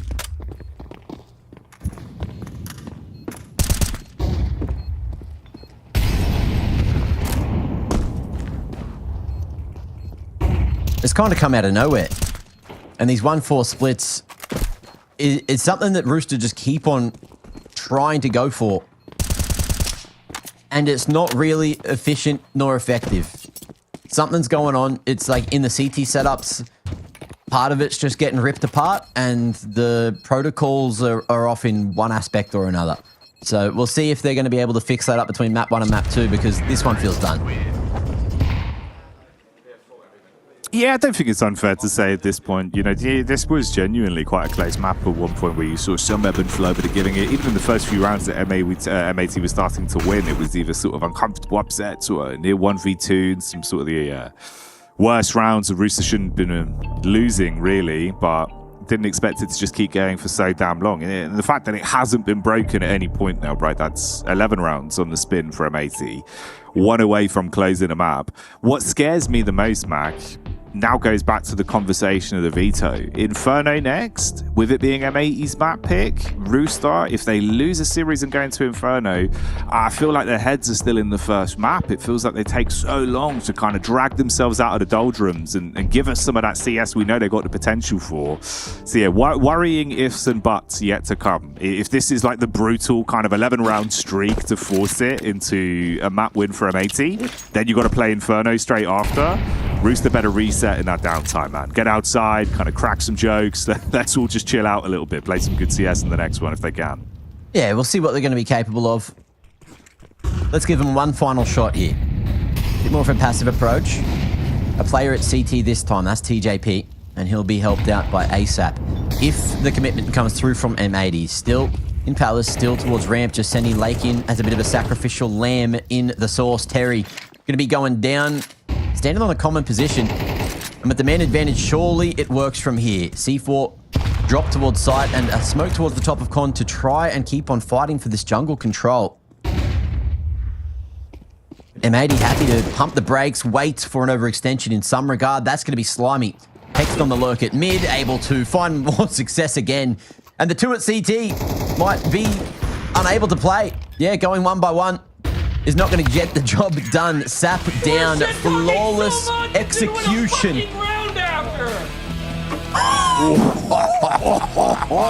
And that's what we're here for. Perfection. 12 in a row from M80 to close out the game. And Lake gives it back to Rooster after they got loud in the first half. I think the gameplay is going to be doing a lot of the talking to shut up Rooster there. Yeah, he's drowned them out, literally. Lake there, giving it to them. Mate, that's kind of crazy, right? And I mean, fair play, dude. Like, we're even saying it on the cast when it's like, okay, you've just literally had 11 rounds in a row. You'd absolutely bossed it 6 rounds. That's after losing pistol. Usually the backbone for some good starts for Rooster. It's given them most of their stock in the series we've seen against tough opponents. Here, you lose that, go off on a spree, then nothing. Zip, nada. And this man was just absolutely carving a path through him as well. So fair play. Gonna pop off, enjoy that one. I do wonder how that's going to get them a bit, dude, because it's TJP for me. He's kind of that big vocal voice, right? When he's having a good time, you know, and the team plays better because of it. He's fired up. He brings that energy. If he goes quiet, mate, especially on Inferno, it feels like you just don't see him taking the initiative because he kind of gets in his own head a little bit. And I hate to see that because he's got so much talent to offer, Mac. Yeah, it's an interesting affair with how it's all gone, but hey, yeah, getting into TJ's head is definitely going to quieten him down. And look, moving into map 2, I don't know if you can afford that. You need to be amped up. You need to be loud. You need to be the Rooster that we all know and love. Yeah. And that's kind of what we're expecting at this point, and what we're kind of hoping to continue seeing as a, Oceanic CS fan. That's what they need to do. But it felt like they were flat. They were lackluster. Pieces of the puzzle were getting ripped apart, and they weren't able to play in that second half of Counter-Strike. It was kind of crazy. The pistol was the closest round, and after that, nothing. Yeah, dude, that's the thing. It's kind of balmy, really, that's what they had for us since that second half. There just wasn't really much to be said at all. You sort of slow down so much there. The M80 play out of the water. They're winning hard rounds as well a couple of times where you're sort of outnumbered and just being able to pop off on it. If that doesn't bode well for them coming into Inferno, I don't know what will. I suppose, mate, there's one good thing that I can give you, Mac. One fun, at least, boon to hold on to. Inferno is full of chickens. They're everywhere. Maybe that is enough to get the cocks back up. Full of shit this. Full steps per man, 1 giant leap per man.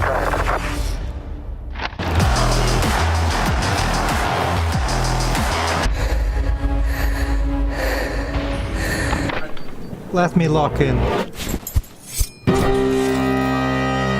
I'm paying with my time, excuse you, to be consuming this content. Oh, believe me, I was watching.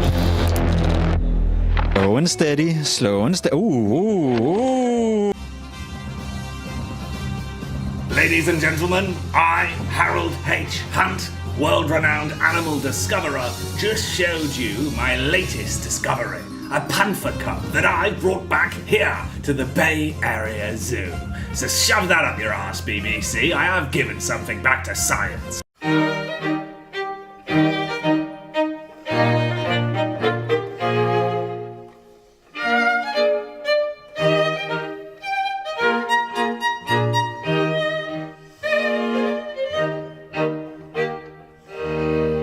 Hex signs for M80. Well, they're currently the loudest, or certainly the loudest team now. Swisher plus Slake and now Hex. This team is top 1 in the world now of trash talk. How's he still getting signed, lol?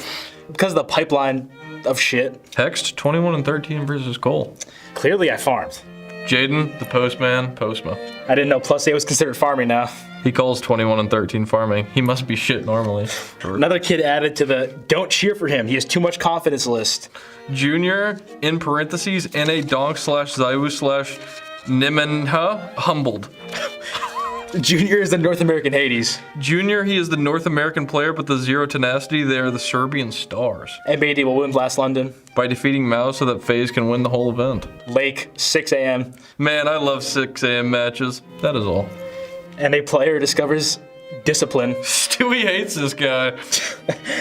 I'm already looking forward to that game because I feel like we're going to beat Maus. Should make a thread instead, bro. Baiting works better in forums. Lake single-handedly mogs all of Maus and their entire fan base. Womp womp. God, that was cringe. Honestly, that's all I got. That's all I got. That's all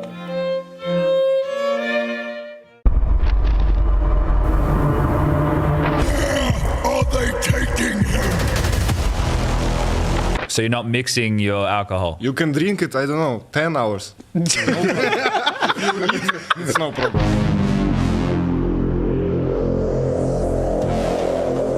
What am I doing here, man? Choose a job. Choose a career.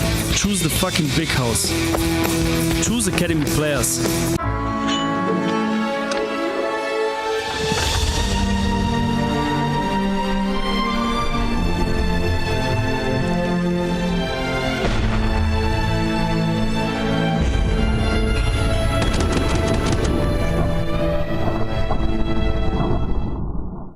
Today is the day, guys. We have been tasked to deliver this year's major trophy.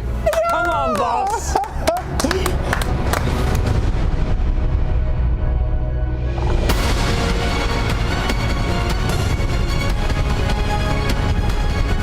And we have been given a once-in-a-lifetime opportunity to prove that we are not some forgotten division.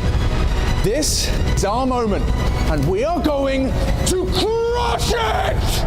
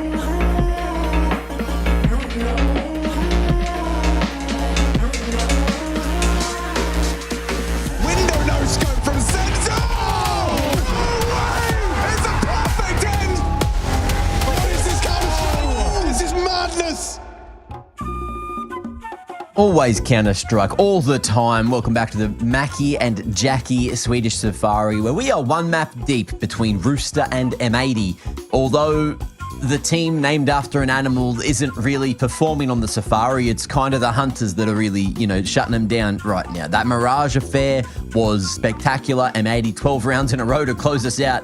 It looked like Rooster forgot how to play. Yeah, dude. And it's weird because it's happened a couple times, right? Yeah, I imagine if you've been watching the games at home, you'd probably know about it. But it just feels like sometimes this team hits like a bit of an artificial block, right? Where the mental drops, the energy kind of falls off. Usually it's like an impact round where they should have won. You kind of lose through an eco or something. It does just hit them. And when they go quiet, it doesn't really come back. And it's weird, man. It's happened so many times. But it's getting into Inferno off the back of a loss like that. That's where it feels so arduous for them to get themselves out of the mud mag. So that's a worrying sign. But I will say, on contrast, mate, they've got good resilience. Like, there's been times in the past where you've seen them in some horrible spots and they've reset.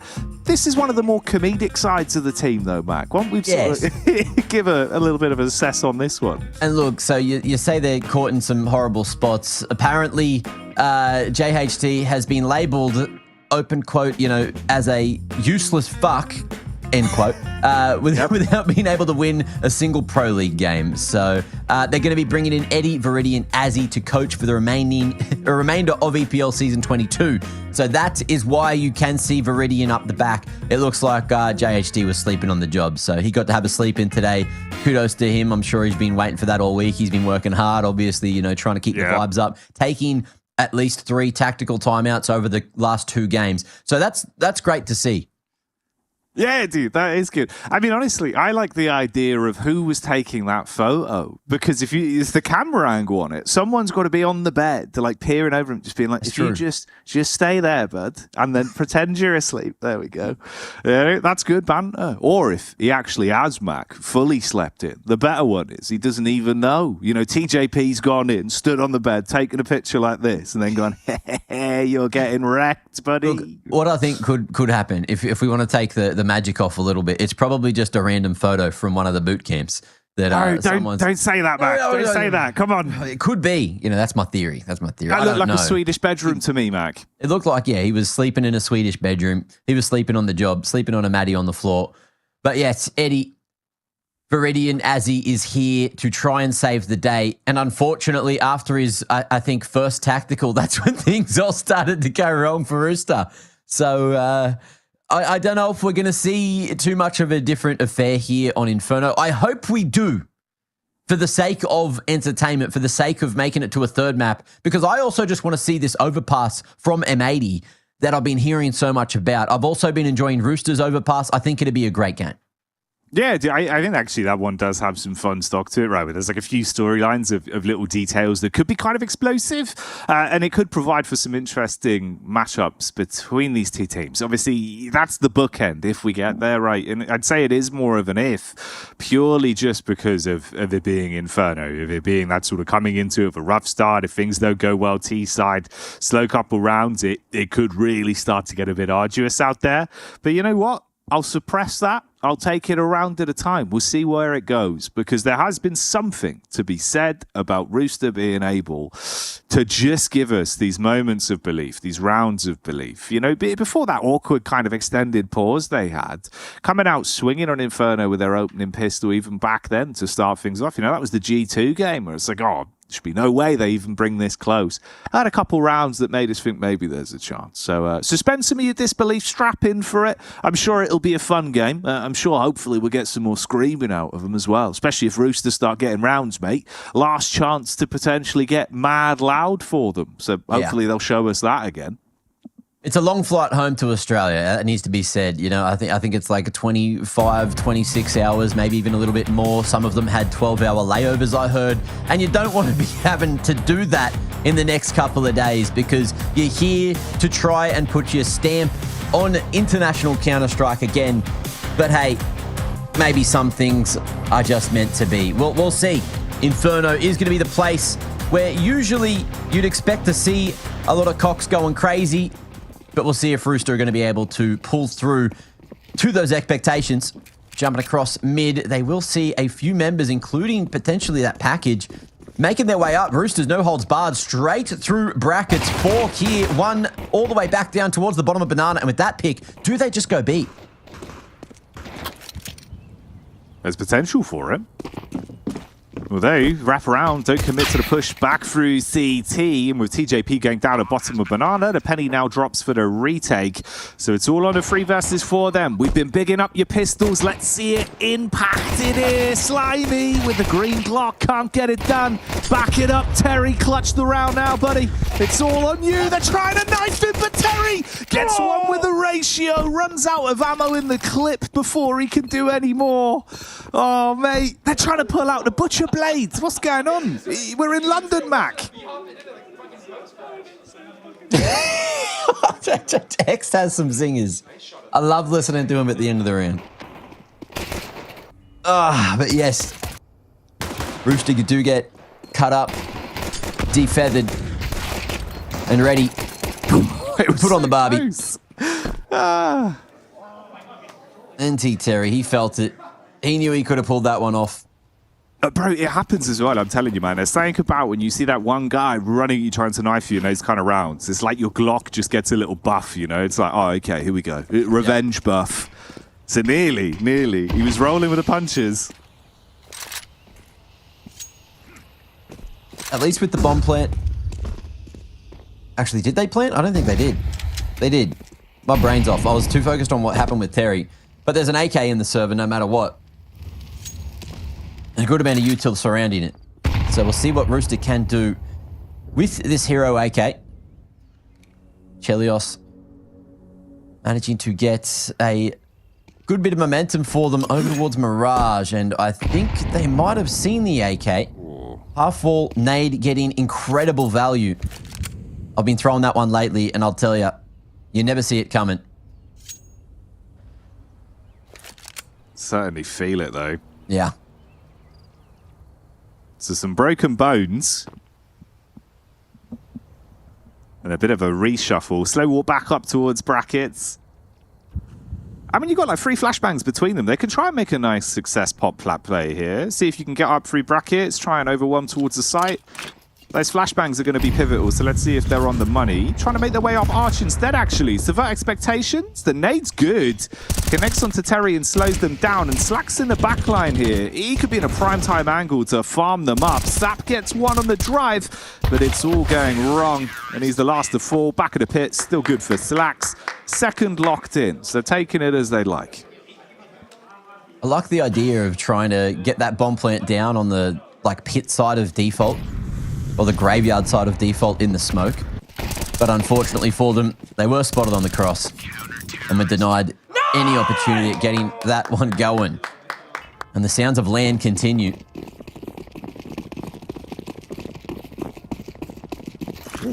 All right, let's see what we have here for Rooster. Chelios.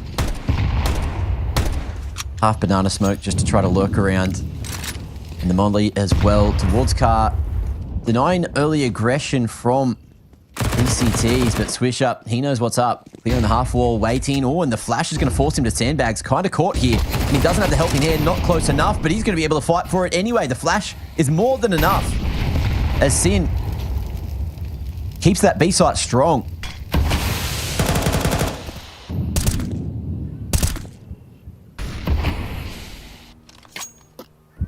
Wondering if it's going to be a repeat issue again here. Nice little spam through for Slimy. But yeah, these plays towards B site, if they can't find success early on towards Banana, you see a lot of issues with Rooster's T side where it feels like those defaults just result in Banana control being so brutal for them. They get suffocated early for their T side setups on defaults. We'll come back to that a little bit later on though. For now, push out towards the site. Sin's here. He's getting a read onto it. Oh, trying to slow them down, but they stutter step into the site, and he's got a call for the backup. Now, the cavalry is still alive, and they're all coming barreling up Banana together. Utility and kits to play with, but bomb planted. Let's see if Rooster can hold it. Ooh. First line of defense gets found through the smokes, and it's going to be the flashback in. B-site looking to be taken here, but from the back of site, Chelios trying to fight. Won't be able to get it done for more than one, and that will be it. M80, 3 alive. A relatively clean old retake. Bomb plant goes down again, and the round loss bonus fully worked up. So we might see Rooster go for the force to try and keep the financial pressure on. But M80 seem unfazed and happy to whisk away a couple of those AKs.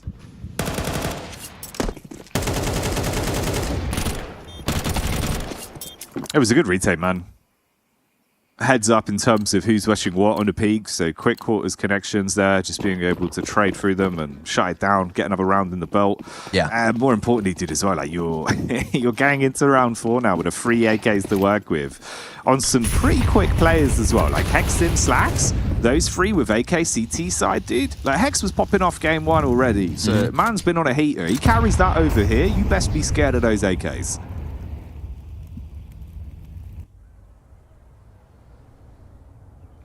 Certainly a worrying prospect.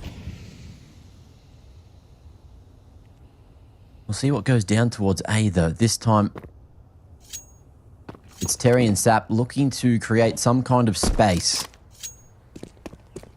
But M80, without realizing what is going down, they're going for a way more passive approach. And the reactive gameplay that they are kind of been leaning into has been very successful for them. After they made that adaptation over on Mirage,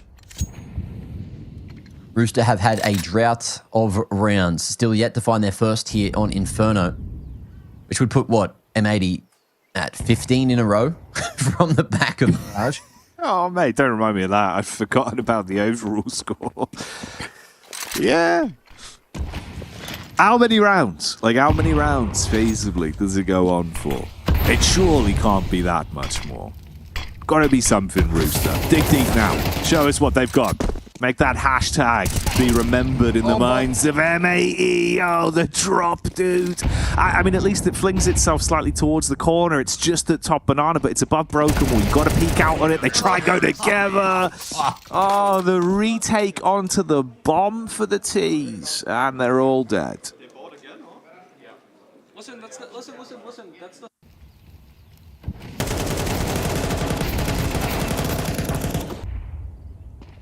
Nothing can go right for them. Slacks. Lovely spray transfer, but it's just all about the timings. Like, you've got M80, both playing anti, hear the flash from the T's and just swing together. Get on the line first and just rip those heads.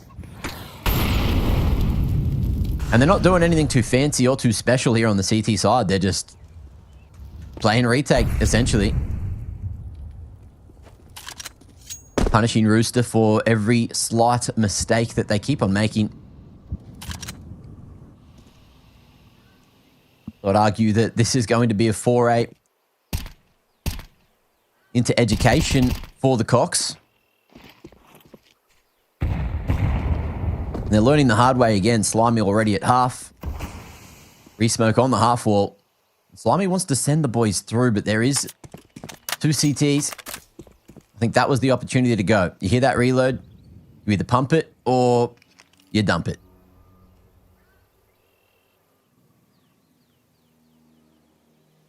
And this is the flow that's been so consistent as well with these T-side plays for Rooster. It's time to see if it's going to be any different. You kind of go contact out with TJP, hoping maybe you'll catch one on that first duel, but that's the opening pick.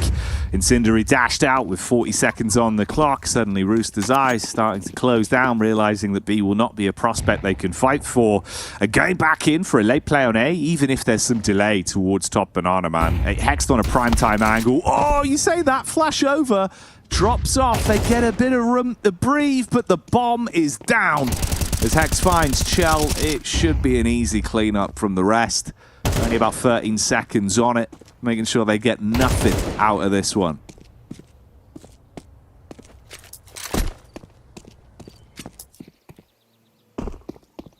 Mac, I think I might have figured it out, you know. I've had a look.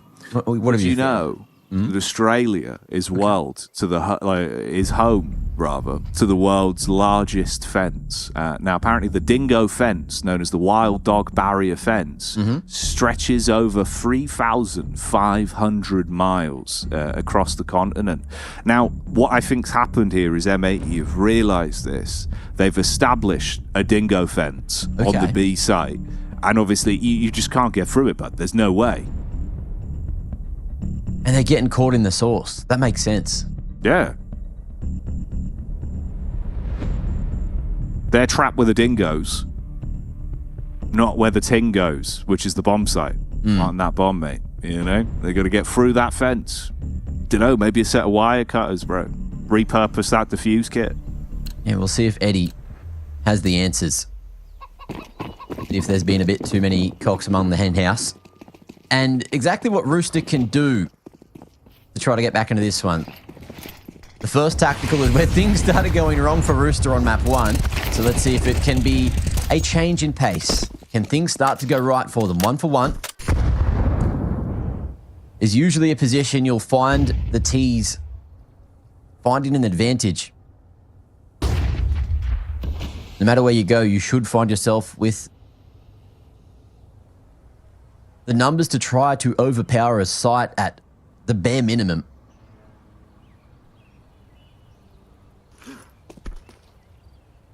We got the AWP online as well. Chell looking like he wants to go toe-to-toe with the A-site individuals. There's that long smoke. MAT thinking about going for a turtle. Slacks won't quite make his way to site. It's all on Hext, who's been so solid as an anchor already this series.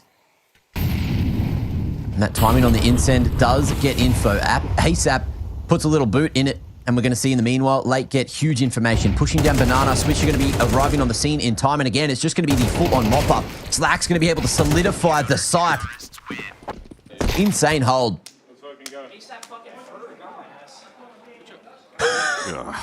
Man. He's got one every time. I know, dude. He's always ready. It's mad. You know what is crazy as well, actually? For Hex and Slacks going into that round, both of them obviously only died the once. They still had those AKs from the first buy from Rooster that they used for that side defense there. And obviously Slacks didn't even go down, right? Still 11-1 now. He just passes that AK back over, gives that to Swisher, gets the AWP out. It's a weapon he's very talented with. Again, Slacks is one of these players as well. CT side like Inferno Mouse. First 30 seconds of the round, he's going to be very proactive, trying to create space for this time. He likes those more aggressive angles. I also have a quick DHL mailbag update, guys. Oh. Yes. We have access. I've officially cracked in. So every new message you send, I can see. All the old ones we asked you to see, I don't have access to. But if you just want to test it out, let us know your thoughts and feelings. DHL mailbag at efg.gg. Get your questions in and get your recommendations in as well, because I think Brewster are going to be taking recommendations for either a new coach, maybe a couple of new players, maybe a couple of new strategies, because nothing seems to be going right at all. And the 2v5, I don't expect that to change. Chelios versus the world. Bomb on his back. And 4 CTs to get past in a full old crossfire. M80 making this look way too easy. Mac, my question is now, does it just happen again? Because for some reason, we've seen this where, like, first 7 to 8 rounds, Rooster just go either slow default B, where they just struggle to get in late rounds, or they just try force an issue up Banana early. For some reason, if it gets to, like, here, halfway through, it just all changes, and you start seeing quick tempo plays where we're looking for quicker hits towards brackets. They start to take the fight a bit more. I don't know why. It's just happened consistently, where it takes them long enough to go down, and then the plays change and they start trying to set the tempo of the round again. So let's see if it's going to be a bit more aggro here in the 8th. We're into the earlier default. Molly's used to try to stop any sort of information from CT side on mid. It's going to be good to hold back Slacks, and they do go brackets. Quick utility usage. You've got space. Slacks hits onto one, but the bomb carrier's still alive, just at the back of the pack. They're already up arch as well. So pressure on A this time. Let's see where they put these pieces of util. It's going to be like a weird deep moto smoke to allow them to wrap into sight if they want.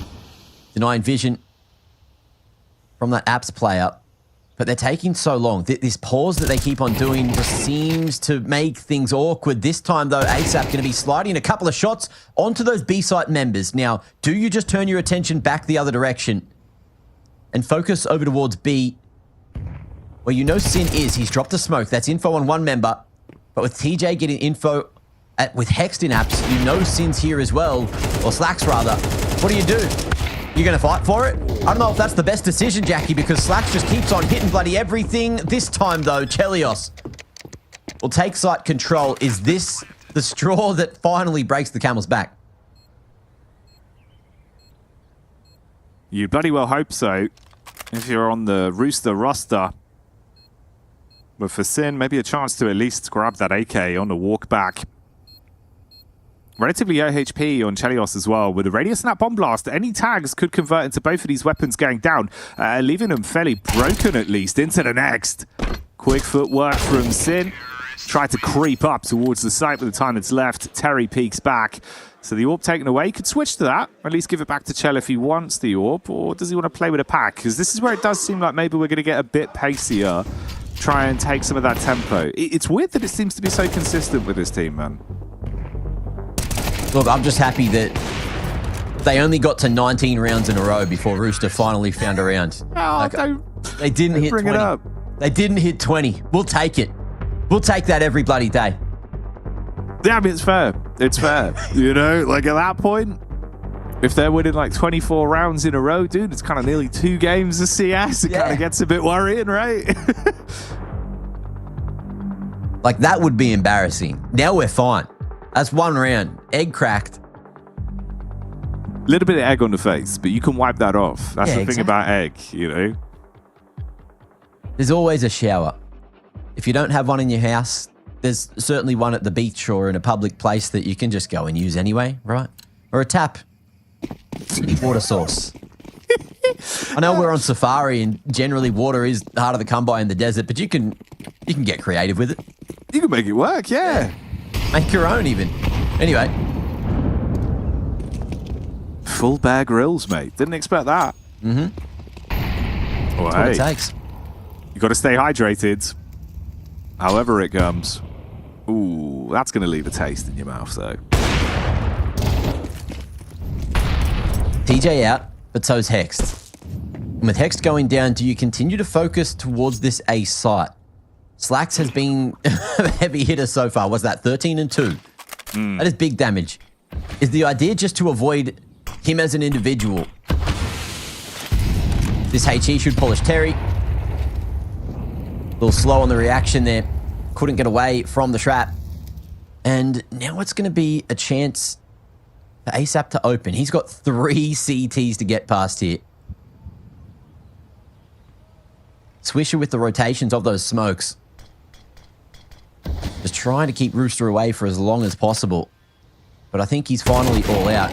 Only the incend there. Slacks in. Confidence out the wazoo. Is going to be able to take out ASAP. Clear out brackets. And now reinforce the B site just in time. Flash over, but Slacks is already in, dude. There's no slowing him down. He's been a battering ram for this team. Oh, right above the head. Gives out the free short back and sides. But they're still staying alive on the bomb site. And look at the HP as well. There's room for a second round here, but you've got to be precise with your peaks. If Sin catches Slimy, it could all go down quite quickly. Molly's good to force them off the angle. Chell takes the initiative. Good for 2. All on the 1v1. And the bullet is on target. Chell with the step up. And TJP gets loud again. Oh, no, he's going to awaken the beast. He's going to summon the demons of M80. I'm looking forward to it. I, for one, am all for everything that is about to unfold. Chelios, huge performance just to take those names, push into the AWP. We swapped POVs just at the moment that shot went off, and I thought Chell went down. But he just did it all. And we'll even take the AWP for his troubles, Jackie. 7-2. Rooster, a chance to really bring their way back into the game and try to grasp onto this momentum. Flash in. TJ looking like a different entry man this time. But the retake util is just there to delay. Ooh, Dude, the basic game, by the way, for MAT on Inferno has been working perfectly. And weirdly, this has been a trend we've seen against Rooster in nearly every map of Inferno, bro. It just feels like the default utility set gets so much stock against them. You just ruin them with chip damage. Terry walking in as well, has not paid rent. Hex is furious, kicks him out of the apartment, kills him as well. That is probably a bit aggro, you know. Just get your money back, homie. That's all you needed. Like, chill. They do it differently in Hong Kong. Got to make sure everything's paid up nice and square. I mean, maybe you could get a payday out of this round, dude. Again, like, it's coming down to fine margins, and they've not had the best luck in some of these scenarios. Slacks has been quick at mid every time. Chell's been big for this team. He's been stepping up round in, round out, but it's the AWP in his palms, looking to set the squad up for the run out. Slacks flicks off, gets the adjustment. How have you given Slacks that one, mate? Slimy, it's all on you. It's got to be full Nickelodeon's Kid Choice Award. He's got to get slimed, and he's not going to. Slacks takes him out. MAT with another. They can do no wrong, Mac. Had an absolute banger flash. I agree, Lag. That was a cracker. You're going to be seeing that one on Nart out here shortly for sure.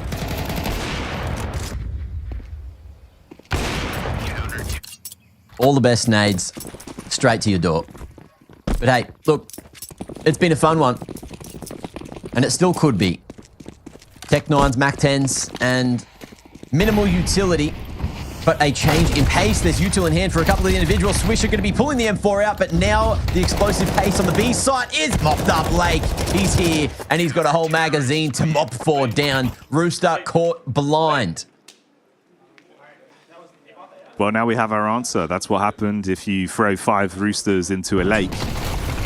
They kind of just drowned, you know? Kind of just drowned through the bullets exploded out of that M4. Yeah, Lake's been living it, dude. He's had some good little quips, some fun one-liners he's thrown in, had some huge rounds as well. M80 right now, just head and shoulders above, and that's the thing. They can rely on so many names in this roster. Slacks has had huge impact. They're keeping the momentum going. Hex for the late round. Sin as well with some of those impact frags. And then Lake just doing what he does best. For Rooster, it's been very few and far between. Like, Chell's had some moments where it's like, hell yeah, dude, you're opening up mid on Mirage. That was a map ago. Here in Inferno, that one clutch. But you need more consistency. TJP being quiet as well, bro. Like, when he's on 4 frags, something's wrong. You know, usually it feels like he's willing to take engagements that kind of he has a lower chance of converting, but he just hits the shot because he reps himself with it. Inferno T-side, man, it feels so uncomfortable for him. It's like he's just sort of boxed in.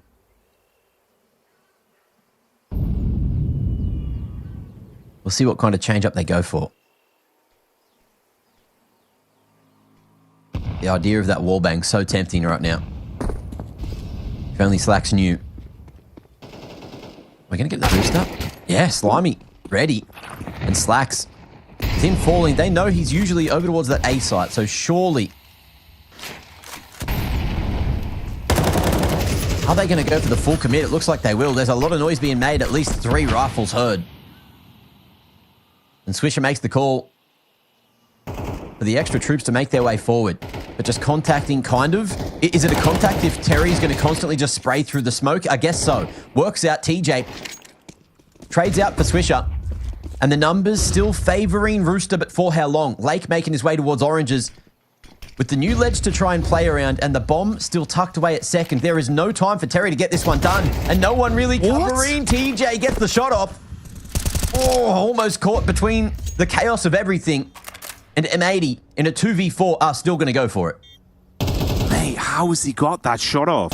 So close to denying the plant. Instead, it's a situation that's getting more and more terrifying. Back at the bomb site, Terry taken down. Bewitched by Hexed, but it's all on him to close it. Can he split him in half like a bad magician? As he pushes back out, it's TJP. The big man for Rooster locking it down, but so much more to go in the second half.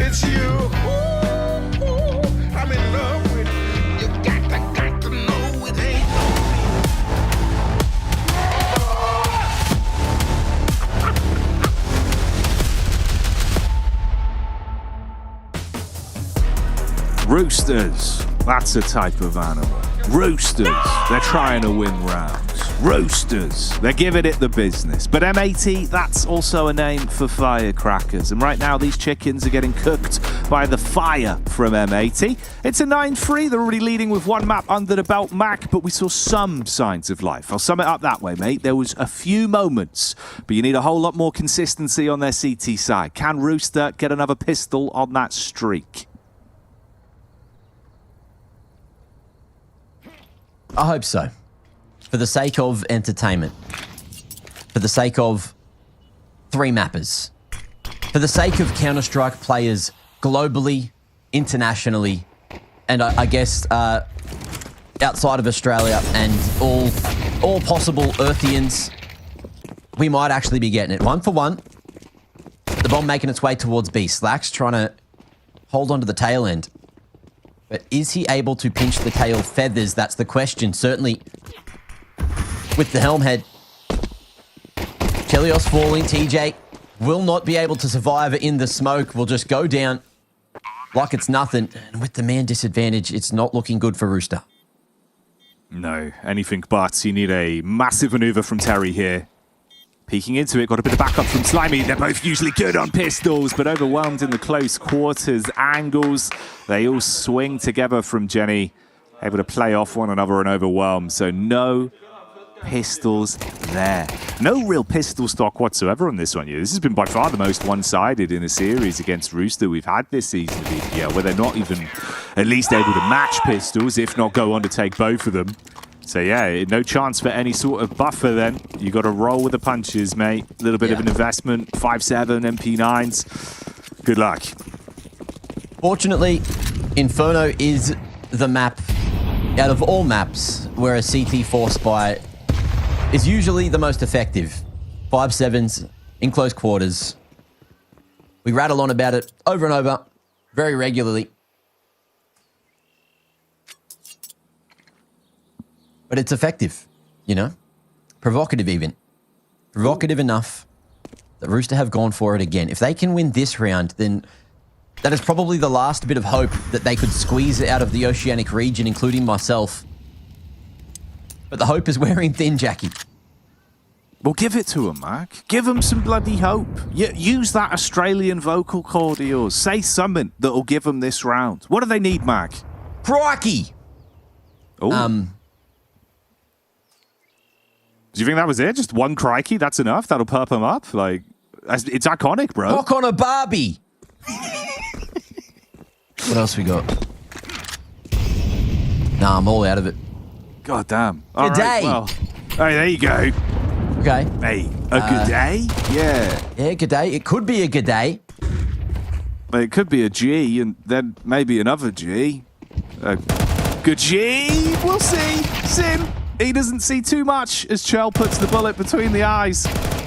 And this is getting a little bit rough around the edges for Roosters. The farmyard animals being taken down, 3 of them left, running into the crosshairs of Slacks. Easy. Finger licking good. It's boneless plays, and we're down to the 2v3 then.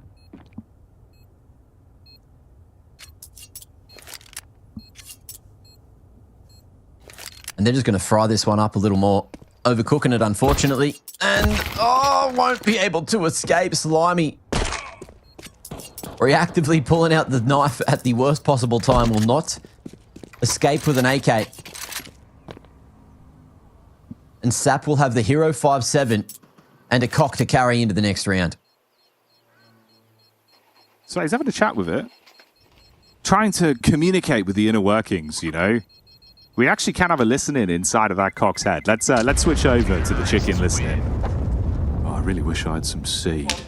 Is there anything to nibble on here? Okay, well, not the most influential thoughts about the game, but he is a chicken, I suppose, Max. Well, that was only one half of the brain. The other half dreams. We learnt that yesterday, remember? It's true, it's true. That dual hemisphere of brain action. They're quite interesting creatures. There he is again. What's he thinking now, Mac? Well, he's showing off the new animation, of course. He's down, he's planted, he's up.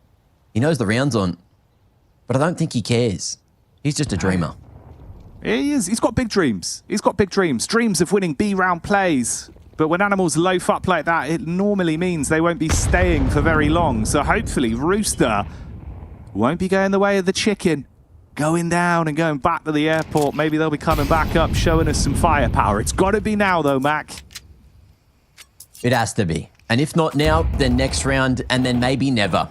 Because that airport is a big drive from the ESL Sweden studios, and ASAP doesn't want to go just yet. He is going to fight his way, at least to lock onto the pit control. Him and Slimy. Full crossfire with Terry, but in the meanwhile, Chelios has left the vicinity, and the B site is open for the taking. Lurk in from long, may get found eventually here. And Slacks has to be aware that there is a stray CT around. Best case scenario is Rooster save all these 3 weapons and have a shot in the next round. Terry allowing them to find that one. And in the 3v3, there is a lot of distance towards that B site that they have to cover if they want a shot in the round, but it is just the full-on save. Oh, Lord, oh, Lord, oh, Lord. 3 is all they get. Bloody hell, mate. Moments, opportunities, you know, a couple flashes that maybe had us thinking there was room. But if it wasn't oppressive before, now it really is. You kind of got the full weight of the barbell on your chest here, right? Match and series point locked in for MAT. A side that's been answering you at every turn, really. Obviously, a horrific potential final round to go into. Piecing it together off the weapons you scavenged. Yeah, I don't know, bro. It's not looking great. It feels like the Fongs are on, Mac. They're getting ready for the long walk back to the beach.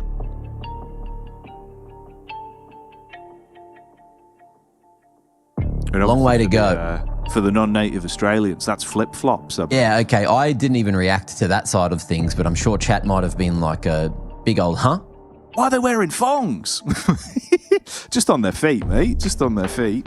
I think that's my favourite Australian, colloquialism for the name of something. That's quite a good one. Get your thongs on. Get the thongs on.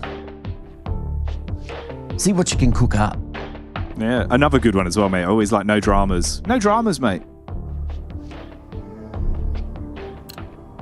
There's some drama here, though.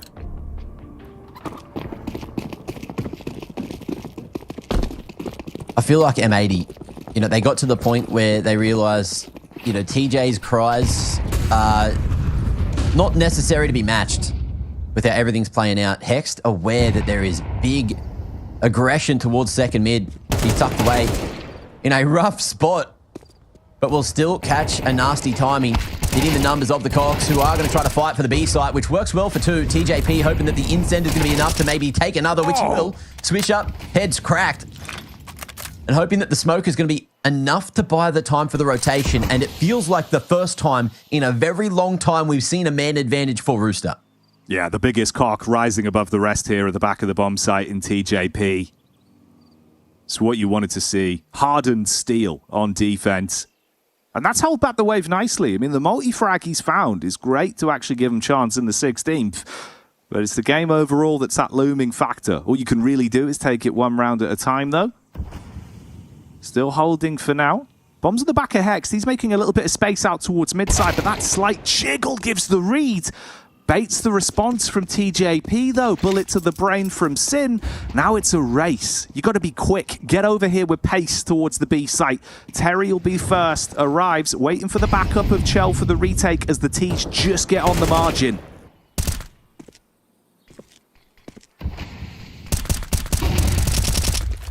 Can the skipper do it? It's what we need to find out right now. Flashing, smoking, and will he commit through? Makes a little smoke tunnel. But the T's deciding to play the high-low setup, and he is not ready for the high nor the low, or the low that they're going to experience going all the way back to Australia and New Zealand, respectively. That was a rough one. 2-0, yeah. M80 really showing them how it's done. Yeah, dude, it's uncomfortable, right? You know, it's a shame. I think at least over the flow of all of the games we've seen from Rooster, there was a lot of positive talking points, a lot of things to get behind, root for this squad, the individuals, the comedy they would bring in, some of the interviews, like the lobby segments as well, just getting to know this team a little bit more, duality with the social media as well, the coach switch. There was some really fun moments. We saw some talented individuals. Yes, in this matchup though, in this series particularly, yeah, this was the M80 show today. They had the answer for Rooster. There was moments, there was chances, but all opportunities are now off the table. And M80, they'll have another opportunity of their own going into the 2-1 bracket, getting their first win here at Pro League. And both teams were on a lost streak, but it's only Rooster left on it. So good to see so far that there is hope for M80. They've had a rough couple of games, you know, some draws, which on paper look like they should be a little bit easier for them, given M80's renown on land. But maybe this win will start to fire them up for the rest of ESL Pro League Season 22. Because, look, if you're talking VRS, these guys need as much as they possibly can. Yeah, just got to keep going, giving it the absolute business the entire way through. You know, you can't afford any losses, any sort of more bad results on the report card.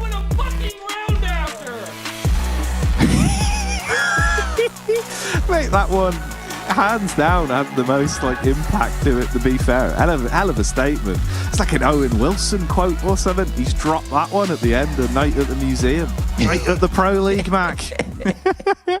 Oh Lord, what a bloody game that was. Yeah, that was Counter-Strike, that was LAN, and that was M80 with a big 2-0 finish. Imagine that could have been like the 24 rounds in a row, and that could have been very detrimental, but they didn't get the whole way to 24 in a row. But we do have someone that you're quite familiar with, Jackie. I believe his name's Rory Jackson on the line. Def, mate, how you feeling after that W? Yeah, good. Finally nice to get a win. We haven't been ourselves this tournament, so it's nice to actually just convince him win going into our 1-2 game. Now, Rory, talk to me, Def. Were you sort of single-handedly training Lake in some of the banter? Man's been practicing stand-up comedy routines mid-game. How's he doing it and fragging so hard? I don't know. The guy is so full of personality. Yeah, I can't stop him. Actually, some of the things he says in practice is even worse, and I'm glad he doesn't do it here. So we'll have to save it for the after stream, mate. We'll get some little snippets. WhatsApp them over. Okay. Yeah. Yeah, it's nice so far. Look, what was the change up? Because there was a point where Rooster were kind of running away with Mirage. Did you have any say in that, or was it just, you know, all the boys sort of figuring out that Rooster were just doing the same thing time and time again? You know what? They play a lot of meta stuff, but yeah, I think we've just had such dire CTs this tournament, and it's normally one of our strong suits. So I think it was 6-0 and the boys start to lock in, and then they get a few rounds and they're confident again. It's like we're searching for our confidence at this event, especially coming off a big tournament like Blast. I'm failing to see the disconnect, but I'm hoping a game like this is just going to propel us forward. Yeah, just try and keep the results going, keep the good times rolling. Obviously, I think overall, the roster's looking pretty good. Comfortability-wise, now getting this one out of the way then for the rest of the run depth, what's the sort of vibe check like? Is it literally just a matter of taking one step at a time, like you say, and just aim for that outcome of as clean as the sheet as we can get from here? Yeah, I think just keeping in the moment, staying in the moment is really important for this team right now, and just finding that consistency. We showed a lot of consistency at a few events back to back, and then we've come here, which is historically a really good event for us. So I think the guys were bummed out after a few bad games, but I'm hoping the game today is just going to make us wake up for the 1-2. Yeah, look, Hext woke up on the right side of the bed. Man was absolutely holding down that B side on Mirage once he eventually woke up, once those changes did come through. Now, what's the goals for the boys here? Is it just to do as good as possible, make sure you make stage 2, and then just sort of full reset in the next Swiss bracket? Yeah, I mean, I feel like in EPO in the past, we've seen so many teams go 0-2, just start so flat and make that 3-2. It's kind of unfortunate because a lot of the the quote-unquote better teams fell down the bracket. So we're going to have some tough games, and we expect that. But I'm just hoping the guys we can just lock in and get the 3-2. Yeah, just take it one sort of step at a time. All right, big man. Rory, it's always nice to chat with you. Before we let you go, brother, I kind of wondered, you got any sort of zingers you want to throw in there? Any spice? Give us like the depth quote of the day. We'll react as if it's mental. What are you going to throw in? The quote of the day. Oh, man. Yeah, bro. I say we're going to go 3-2 this tournament, and you can hold me accountable. I want everyone to tweet at me if we go out. Ooh, okay, there we go. Right words. Yeah, tweets will be coming in depth. Here we go. No, that's beautiful. Anyway, look, Def, thank you for joining us. Congrats on the win. And hopefully the boys get their confidence back, because when you guys are on, it's a great watch. Yes, sir. Thank you, guys. Best of luck, bro. Always nice to speak to you. Mate, it's been quite fun. Yeah, we've had some good interviews. It's nice getting an insight with a different sort of vibe check from the scene. Always good to speak to Rory as well. Legend, of course. Yeah, for sure, for sure. Now, look, we do have the ESEA Player of the Match, and mate, I'll tell you, this man was hitting shots, especially there in the second map. Well, I think he ended up rocking some crazy KD. I think it was like 2 KD or more just for the map, and then for map 1 as well, he was just hitting heads everywhere. 35 and 17 to the 1.73 rating. That's pretty good out of Slacks, isn't it? It is pretty good out of Slacks. And that's what you want, man. Some great performances out of this guy. Feels like whenever he's on our screens, there's room for some surprises, right? If he starts off a series, hop with the AWP, he's going to feed that hot hand, he's going to play some very confident counter-strike, take the fight to you. And we saw that. And that's what you need in a matchup like this, where Rooster, a team that builds off of that energy, right? They play very sort of momentum-based CS. If Slacks is farming, bro, it's hard to find entries, hard to find sort of space to create plays. Yeah, it feels like it's been going pretty well, but we do have to say goodbye to Rooster. And fortunately, we've got a nice little video that we've managed to put together to tribute them. Attention passengers, Rooster Airlines is now preparing for takeoff from Stockholm. Final destination, home. Hello, ladies and gentlemen, this is your captain speaking. Ready for takeoff.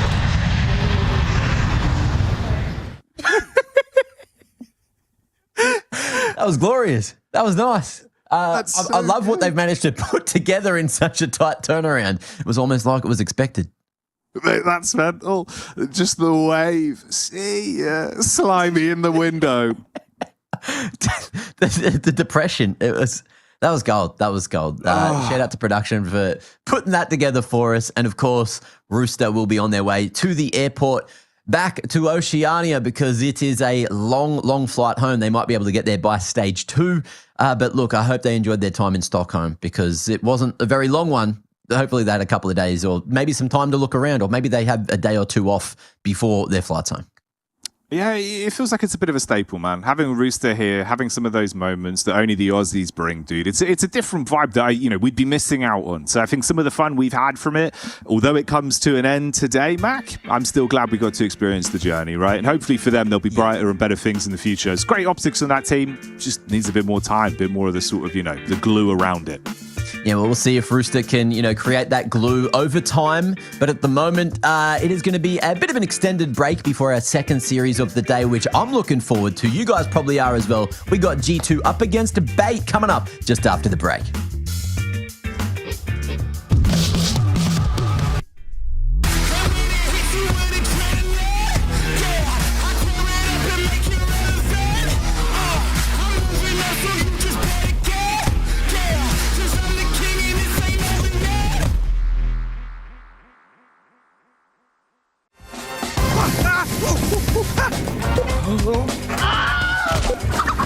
Right, then, left. That's the shot. Oh, forgot my keys. I'll cover you. Flashback. Oh my, what the Bomb has been defused. Don't worry, Bob. I got your back. Go, go, go. Here at Face It, we try our hardest to get you the best POVs. Faceit.com/watch. Damn, guys, we almost had this. Thank God that's over. Bored of endless matchmaking? Take your first steps towards EPL, experiencing real strategies against teams of your skill. Learn more at fce.gg/EPL. Jason Lake? Goat Lake? Boat leg. Bot leg. Nice! 128. Holy fuck. I like your beautiful voice, Adam. And you put it. It was so good until this one. I push, I die. I push again! They need to talk shit to stay relevant. They got that cutthroat mentality. They're happy to back their aim. play your own game. Hello, Mr. Slacks. You're looking prepared for the Stockholm weather? Yeah, you're immediately like, okay, summer's over. Do you have like a capsule? You open your winter capsule and go, oh, there's my nice. Are you organized? You strike me as an organized guy. Nah, not really. But immediately, by the way, I want you guys to know Sin was laughing immediately as I said that. Something funny over there, man? Yeah, I know. I'm his roommate, so I know he's going. Okay, that's fair. And I also, I see you have the tiniest mouse known to man. Yeah. What? How much does this weigh? Why is it? What is this? Yeah, it's like 36 grams or something. Dude, that's nothing. Oh, I have to hold the microphone in front of my mouth so you can hear me. Yeah. I've never seen. What mouse is that? It's a final mouse. To start this trend. And right, they're cutting the bits. A lot of mice have like the low weight, and yeah, I started one time, and now I tried to get back of it, you know, and I tried some other ones, but it's just impossible. Yeah, you just got comfortable now. I can't. Yeah, that's fair enough, dude. That's absolutely fair enough. You're a 4x3 non-stretched user. Is this correct? This is correct. You know, keeping it old school. Is there any logical reason for it other than like the potential placebo of it feels good? No, it's the same with the mouse. I started playing it in CSGO like when I started with like 600 hours in 2018. And I tried just with the mouse. I tried as well. I tried stretch, but I tried it for like half a scrim, and it just doesn't work. No, I agree. It's also the Z-axis or whatever that one is. The fact that the pixels are wider and it feels faster. I mean, if you've played your whole CS on it, I get it. But I always feel like I see more AWPers playing on 4x3. Yeah. Do you think there's a correlation? Like it feels good to AWP on like black bars? In CSGO, before Simple happened, every AWPer played black bars. I swear. Shiro played I think Shiro is still playing it, but Device played it, Kenny S played it. Like every good AWPer played. I swear that's a correlation I'd had in the back of my head. So you're just kind of following suit. And it seems to be working wonderfully. Yeah, you feeling good about the tournament? Yeah, of course. Pro League always good tournament for us. You know, nice little one best of 3 a day, no best of 1. Yeah, it's our favorite tournament. The real estate company that I work for, or should I say worked for, has informed me that I've been fired. Apparently I'm not allowed to insult or infer that I'd hurt a customer. So, do you want to buy this property? Because I need money to establish a new company. This building used to be a church. Formerly a church, it's no longer a church that's active, but the building itself still stands and could be looked at as a church, just not in operation. Outside, you'll see with glasses on how beautiful this place really is. It's got doorways and outways and windows, some of them broken, but the building is in great condition apart from the damage done to it. Otherwise, great condition apart from the damage that's been done to it.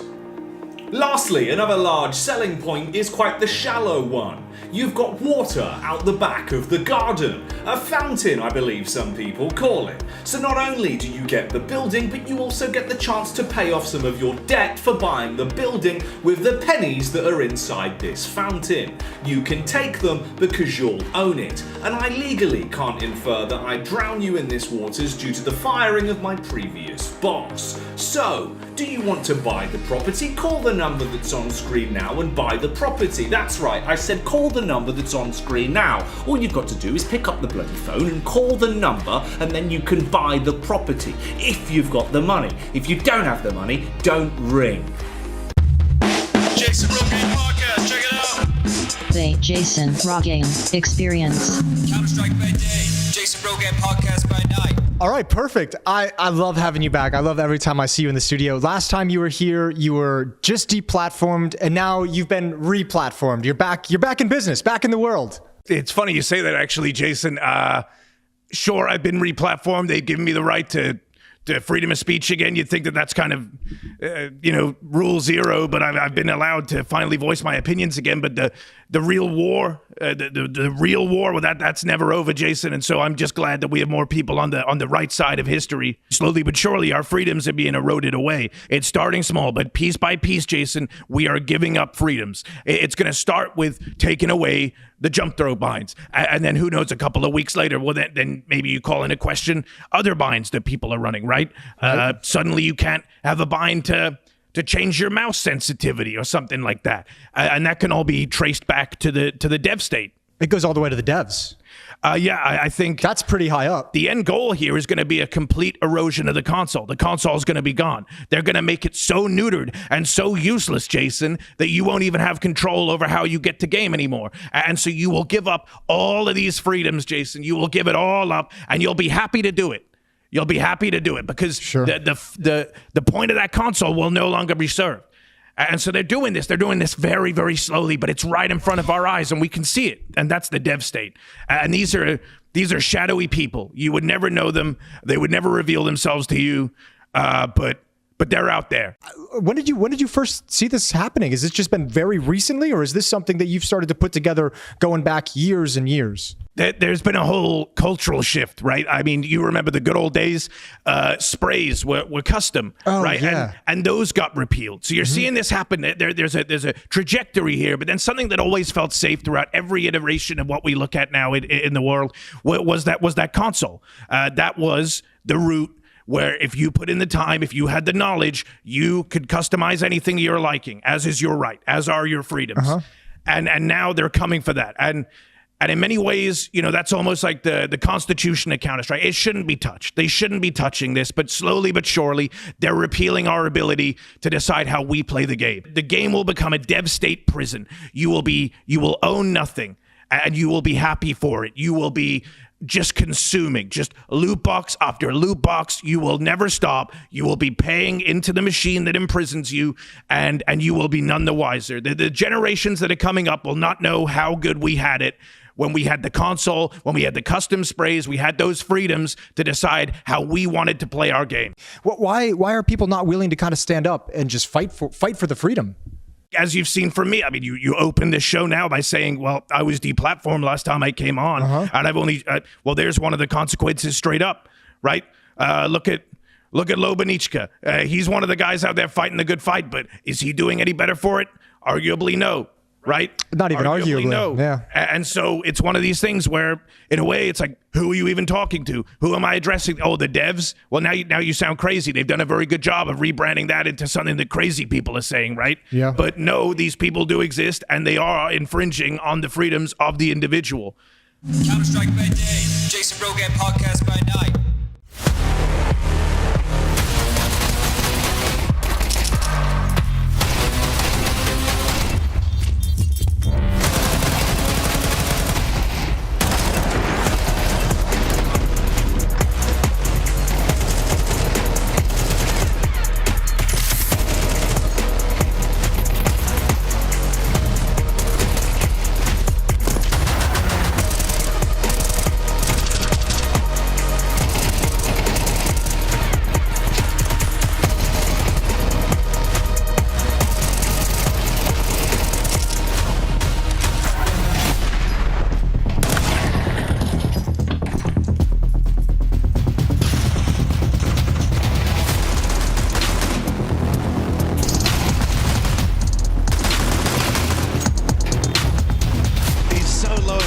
He can't do a thing here.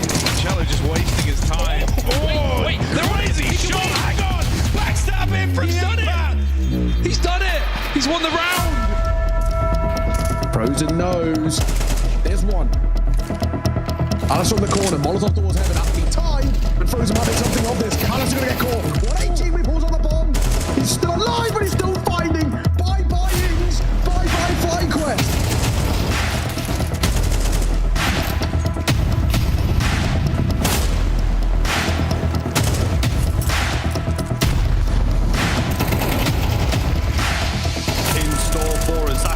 Smoke!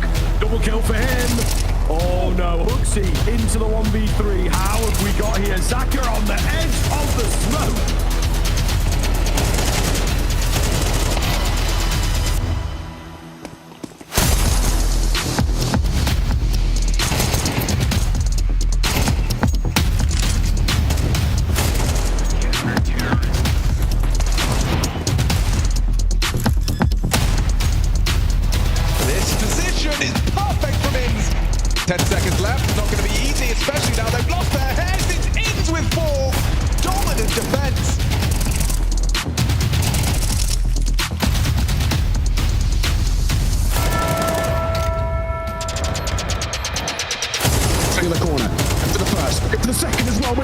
put himself into the 1 versus 1. He knows Starry was in rotation as well. And Manesi just not to the final 1v3.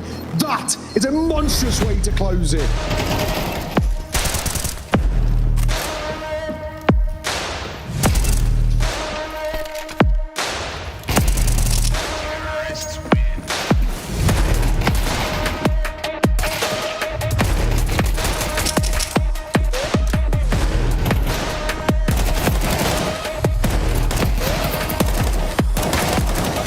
This isn't going to be easy. He's all alone. Oh, the flash is so good. Let's Melon, though, can't get the kill. Zaka does manage to trade it out. A collateral landed by Munisi. He keeps on dragging. A pillar of strength here from Munisi, looking for the ace, denied away. Nexa surely has to clutch this up now. He's through the smoke, going to move his way in. He spotted Star. He gives his position. Wants that to keep Lid Vision alive. Zaka finding 3-4. Oh my God, Zaka!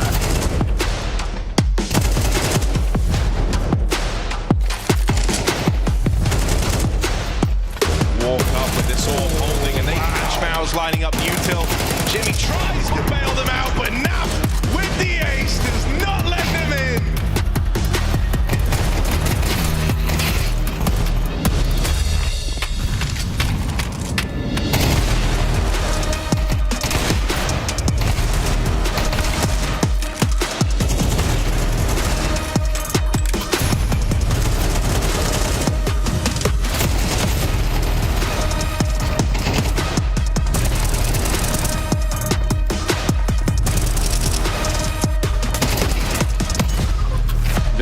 Remains against 4. Oh my God, this guy! No scope merchant! What is that?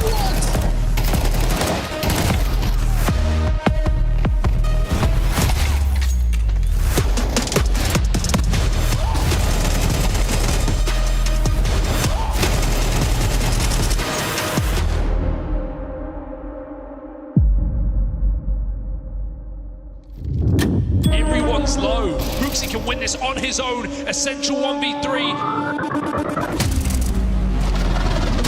And he's got it in the palm of his hand. Brooksy holds strong.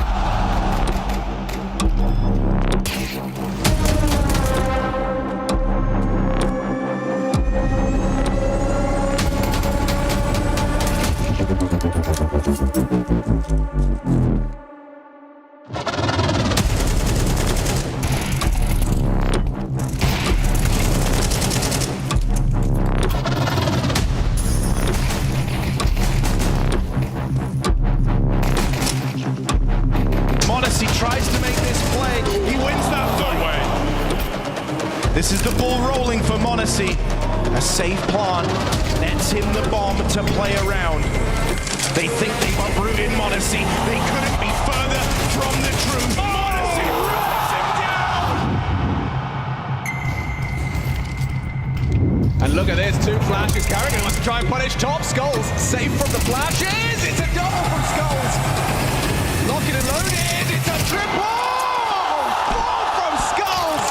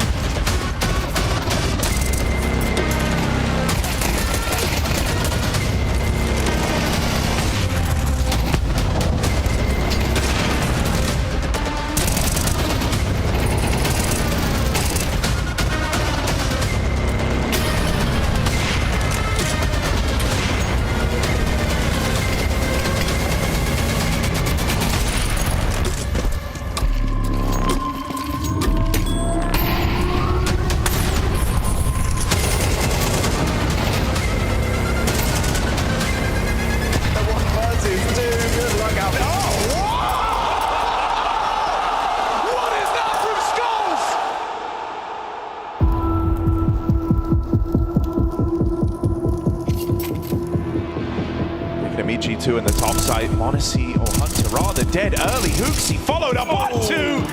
Impact! 3v3 for G2. Hooksy is the man trying to take them there. Hooksy is on for the ace. And it's just Shui left to beat. Door ready to be swung. And he waits till the final 5 in the round.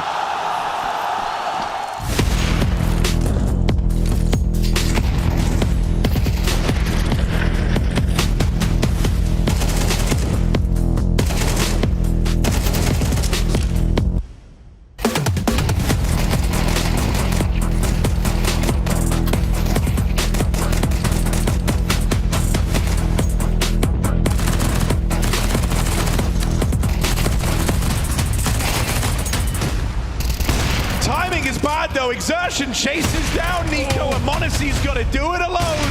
Agile on the AWP. Roland down. Monacy rising to the occasion.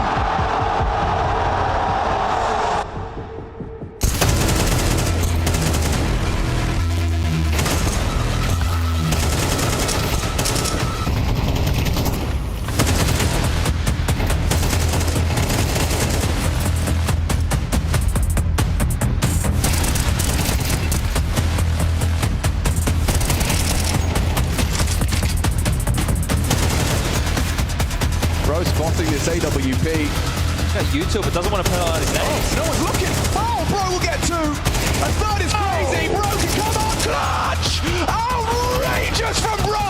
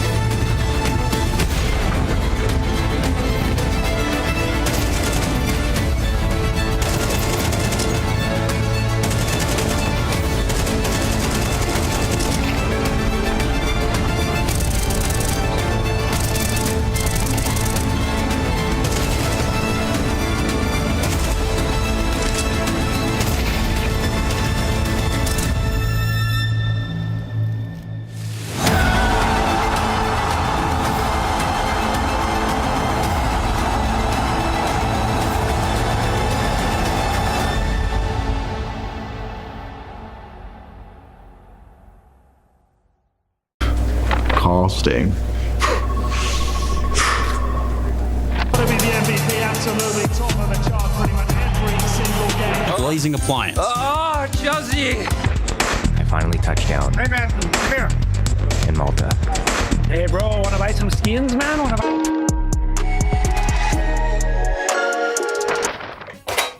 Oh, that's an extra point.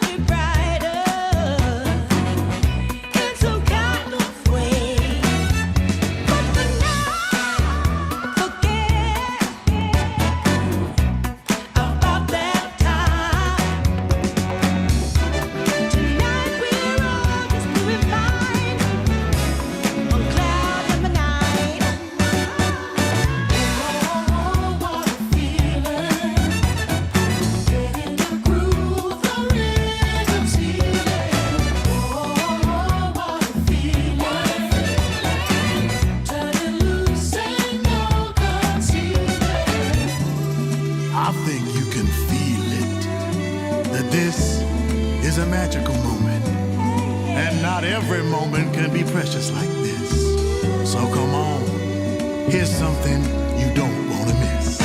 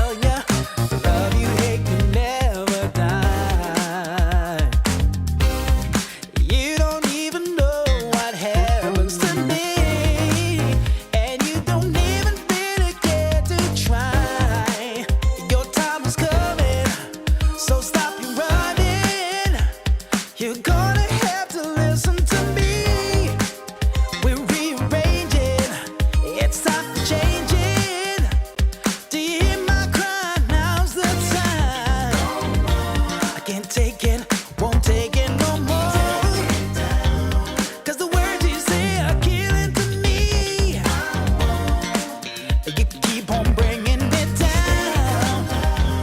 'Cause you like to think you're better than me. You told me I was so demanding, 'cause I want the same as you.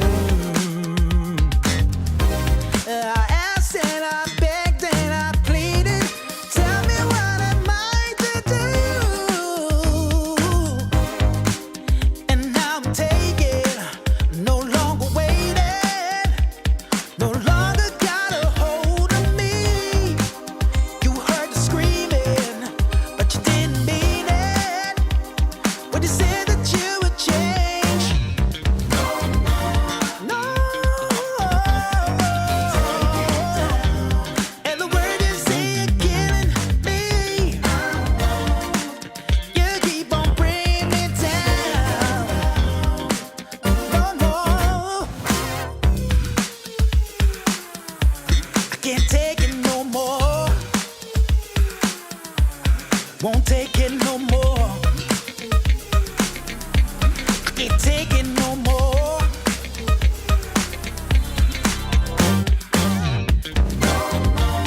No. 'Cause the word is saying they're killing me. Won't let you bring me down. Even though you think you're better than me.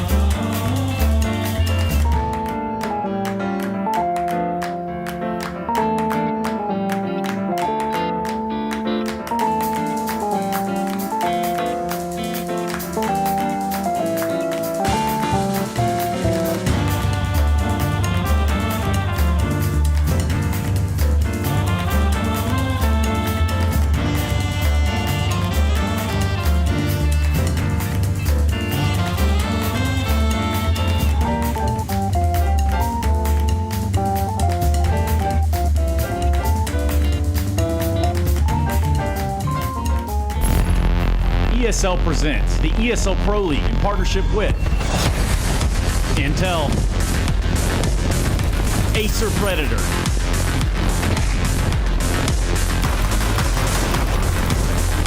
DHL, and Katia.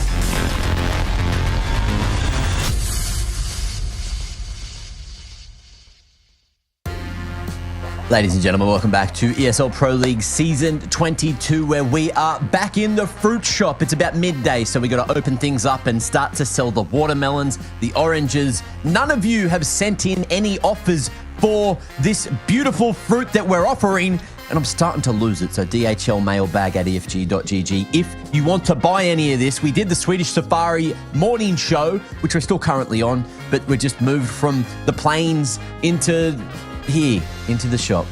Yeah, less, I don't know, Serengeti, more sales. That's kind of what this segment is. We keep you guessing a little bit. Right, Mac, you know, we like to throw some curveballs out, potentially some watermelons from our stand if we do want to hit you with something a bit more heavy. But heavy describes what's coming up next quite nicely as well. That's true, that's true. We do have the God of Heaviness, also known as Heavy God, playing for G2, up against Bait today. And this is going to be an interesting one. It's not for elimination like our previous series, but it is still high stakes because you want to be moving into that 2-1 territory. You don't want to be going down and having to face elimination. You want to try to get it done a little earlier. And there's many implications for both these teams. You know, Bait's still sort of playing to raise their ranks up through the European scene. G2 as well, just trying to stay as high as possible, especially moving towards the major. But I'm having a look at the last time these two faced, and the last time they faced, they had a different IGL, they had Monacy still in the team for G2, and now they seem to be finding more success with Hunter moving into the calling role. Bait as well, you can see that they managed to push old G2, but didn't manage to take the W. But today could be a little bit different because Bait had a bad day at the office yesterday, and I think that they're going to come in with some vengeance. Yeah, I think so. Bait for me is an interesting one, because I think they can come out swinging. You know, I think they've got a lot of firepower. They're a team that should be able to bring some real chutzpah to the server if they're actually on form. You know, you took third place back in Star Series. They had some moments of greatness there, Mac. They hit that stride early. There's a ton of talent on that team. This could actually be quite an interesting fixture. Yeah, when they're hitting their stride, there is crazy, crazy things going down, especially, you know, for the majority or if not the whole of the Ukrainian scene. You know, these Ukrainian teams coming out are just turning heads. Bait have been doing it for a while. Look, Inner Circle, we've already had that conversation, who are arguably more impressive than what we've seen from Bait so far this tournament. But Bait are looking to sort of follow in their footsteps, and G2 is a big head to try to hunt, especially after winning Blast recently. Yeah, no, it's fair. It's fair enough. You know, this is going to be a interesting matchup either way. There's a lot in store for it. You can see how much with the VRS shift you come out on top if Bait are able to take this one. Obviously, this is kind of the classic with a lot of the matchups we've seen, right? Where those underdog storylines, I mean, you're going to pay off quite a big bit of debt there with the VRS points if you can get those upsets over the line. And I think there is a decent chance this series might have some room for it. Yeah, it's one of those things where, you know, the ecosystem is constantly changing. It's not just the games that are here at Pro League which matter. Those numbers, those rankings can also shift depending on the games going on in other leagues, all simultaneously. So it's ever evolving, ever changing, but you just essentially need to win to keep going up. And that's what it's going to boil down to at the end of the day. But at the end of the day, I don't know which of these teams is going to end up going through. You know, from what we've seen from G2 recently, I have certainly liked what they're capable of, but it's all about, you know, their highs, their lows, and who is going to be turning up. Because the other day, look, we got to see them punch down against Rooster. It had a little bit of a shaky start on that overpass game, but still, you know, managed to salvage and steady the ship. But yesterday, it seemed like over on the mainstream, they didn't have the kind of success that they had on day one. No, dude, yeah, obviously losing that, sure, in the third map there of Ancient versus Gentlemaids. Yeah. It's interesting, bro. It certainly is interesting. I think it's room for maybe you to get a bit of an upset maneuver on this team with what we've seen in that series. But let's highlight one of the players that was certainly popping off. Of course, this was in that best of 3 versus Gentlemaids. Some Pious on screen here. Yeah, doing solid work, him and Heavy God, you know, the majority of the heavy lifting, but unfortunately it just wasn't enough over towards Ancient, which is a map that G2 have historically loved and also performed on, but Gentlemate's just showing them how it's done with a, pretty spectacular performance, 13-7 over G2. But still, they were shooting, they were clicking, and there were moments where you would have thought that G2 could have taken it 2-0, but they just barely lost on that second map of Mirage, 13-11. So a chance for it to be that 2-0, and Gentlemates, they got to taste the victory and really just stood tall. You got to remember as well, a couple of the teams that were invited late, including Ents and Gentlemates, they are now about to qualify today to the next stage of ESL Pro League, to that second stage. And they weren't even supposed to be here. So that's another whole conversation, which, I guess is relevant at the moment since G2 was in their way and managed to get taken out. Yeah, it's crazy, really. Like, it's a good scalp to take, and like you say, it's even more embodied with that narrative of these being the two teams that last minute, we kind of find out they get this opportunity. They're coming into EPL, making quick successions for some of them to sort of readjust their schedule mid-event, and then get here, be able to pull away some big wins, and that's fun, dude. Gentlemates is definitely a bit of a dark horse team as well, so that's another narrative hopefully we'll see more of, depending on how their matchup goes against Inner Circle in the A stream. Another good one to have on the other tab. You've got to have both eyes on CS for today. Yeah, lots of Ukrainian gameplay going on simultaneously, which is what you love to see. Something that I love to see, though, personally, is bloody frag and IGLs, and we've been getting that a lot lately, both out of Nipple and Hunter. I guess you could title this the Nipple Hunter segment, but it's all about frag and IGLs. Look, 1.03 for Hunter overall so far. This is last 3 months. It hasn't looked too great, but at EPL, he's been performing, at least in the first series. Yesterday left a little bit to be desired, but we know his capabilities. He's been, a fragger for a very long time, and since taking over the reins has been showing what his powers are, essentially. In MPL as well, he, since being on Bait, has been one of the talks of the town, because not only is it how to pronounce his name, is it MPL, is it Nipple? He has publicly stated that it's supposed to be Nipple, but say it how you want, that's fine. But he's a fragger. He's in charge. The amount of clutch factor he had, especially moving through, I think, some of the challenges over the last couple of years, he's been doing numbers, and he's still here, still kicking, and still trying to drag Bait through to the 2-1 bracket. Yeah, you know what, man? I got a lot of positive things to say about MPL as well. Or like you say, he did obviously have that interview ages back now where he said, I really don't mind. It was Nipple when I came up with the alias. Yeah. So it was a nice little tidbit. But yeah, dude, look, I tell you what. Like Nips on a cold day, but MPL, he's going hard. You throw him into some of these games, he is hitting heavy. He looked really good back at Star Series. Super impressed individually with not only his ability to be able to move this roster, set them up, and really make some great plays tactically. Individually, he was also answering any task. Whenever you needed him to step up, like he was pulling out some big rounds. So if he has his step-up moments individually, then yeah, it's going to be on for Bait. But it doesn't stop there, dude. Ken Cesar, that's another one that you've got to be thinking about. He's in the G2 side on the camps previously as well. Heavy God. There's some big names, but let's start to break down the VO, then see what we get out of the BO3 and how this is going to go down map pool wise.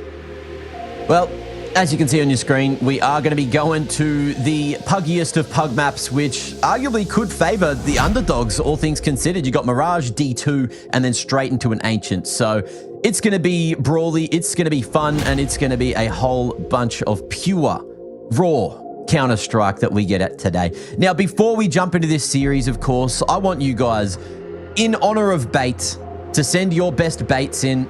Only 8 out of 8 memes only, please. Thank you to the DHL mailbag. Send in your best baits possible. Any baits, any and all baits, we will see what they are and bring them up on stream for you guys. So that's DHL mailbag at efg.gg. And now let's turn our conversation to Mirage, which is where we kicked off the first series of the day, and it mostly provided the entertainment. But let's see if we get the same out of G2 and Bait. Yeah, what sort of flavour of Counter-Strike we're working with as we get into the afternoon shop edition, the second segment of the where it starts to heat up. Well, actually, you know what? Tell a lie, bro. We heated up early today. You think breakfast segment? Breakfast start today, dude? That was like toasty in the middle. It was hot, Trying to have a little nibble, Mac. You've just woken up, you've had your coffee, it's all too warm, it's burnt your mouth, ruined it for the rest of the day. Yeah, and In look, this case, sometimes that's not there's doing no well. coming back from that. You know, you got the blisters boiling, you got the tongue. It's a little bit tender, but either way, you get through it. And now, of course, we do have watermelon on offer to try and cool things down because that's what we're going to need. Or we'll see. The pace can be set by G2 and Bait here. As G2 take that CT side, Bait going to be on the offensive, but will it be globally? Will it be recognized? And will it be quick? We see a lot of numbers going towards that B side of the map, so G2 seem to be ready for what Bait are bringing. Awesome Pius highlighted him before the game. Unfortunately, in the round, he's not going to be alive long enough to show us too much. Heavy God in the backline, though, always good for these sorts of scenarios. Quick flicks, and the pistols bring us down to a 3 versus 1. Mattis, haven't spoke about him too much in the pre-game, but I tell you what, he'll probably speak for himself here. All right, no chance. Caught in the murder hole. MPL doesn't want any of it. I was going to say, Mattis is normally sick on the pistols, but that was a quick one, Mac. Bait straight in. I do rate that one. Probably 8 out of 8. Gotta love it. The firepower of the youngsters coming through to dance with the best of it. And this screen usually means we got a technical, which is exactly what you're going to see on the top of your screens. Someone having troubles, and it looks like it's Malbs. He doesn't seem to be too happy with something going down. Well, he shook it off, though. There was like a nod of acknowledgement. Maybe it's sorted. Who knows? Comms issue. We see movement. Not seeing too much chatter. But a slow start from G2 is not what you like to see. If you are a G2 fan, there's a lot of those out there. In the audience, time ticking. Freeze time there. And let's see if Bait can lock in a second. G2. Ooh, they're going to go for the Force Spy here in the second. Mirage, I guess it's a map where it can be effective. Tag and bag with Sun Pius on the scout. He has been hitting some highs lately. Let's see if he can hit some more shots.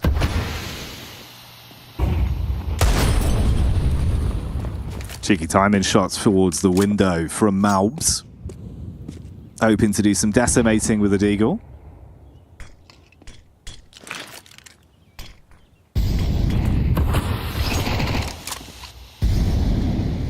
Noise made it mid.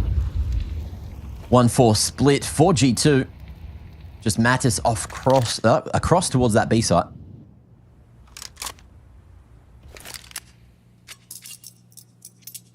And it seems to be a good read. 8 walking right into the stack. Mattis even just thinking about leaving the B site completely open. Heavy God. Short snout on the MP9. Will pick his fight wisely. Gets the dink, but unfortunately that AK always bites that little bit harder. Kensizor finding another with a Mac 10 and the 5-7 at range. Hunter tucking away and hoping that Mattis is going to be able to draw attention away. It is going to be a quick flurry of frags everywhere with just NPL remaining. Pre-fire Hunter swinging into it. And the frag in IGL again has to try to close, but it's Sun Pius on 4 points of health. Dodging the pre-fire and connecting for G2's first. Oh, Mac. Thought I was going to back NPL on that one. Like the read for it, pre-fire, visualizing the frag back to his ticket booth, right? Like he had the right execution. But smited away. Would have been living up to what we were saying. He does step up in those kind of moments. There he tried to, but G2 take it back. Instantly erupt with a little bit of noise as well. And that's a bitter pill to swallow for Bait. Straight back to something a little bit more aggressive then. We'll see if this is a contact B off of it. They've got util. Couple upgraded pistols. Cheeky deep nade. Little tag there. Sliver straight to Semfuel.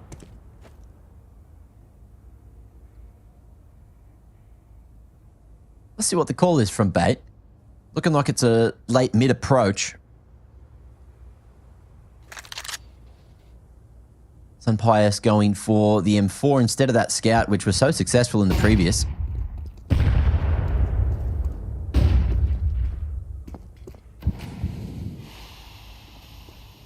Good timing on the resmoke towards the bottom of Con just to solidify the crossfire between Malbs and Hunter here.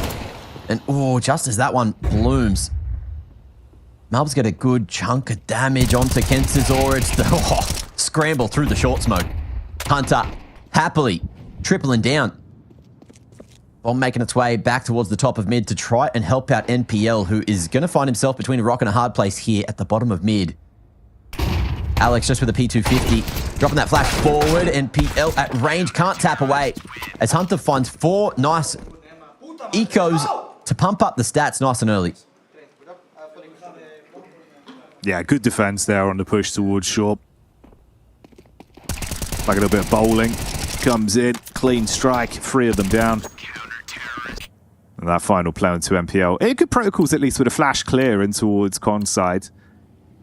Still hitting a couple of shots where they can. Obviously, money's well and truly out the window. You got a pistol, couldn't convert the second. Now you're in G2's world for the first few. So just the Glocks and a 1P250 for the big man himself, MPL.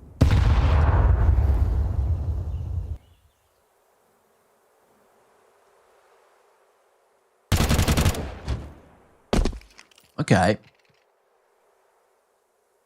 Man's out of the mix. P2 getting reinvested.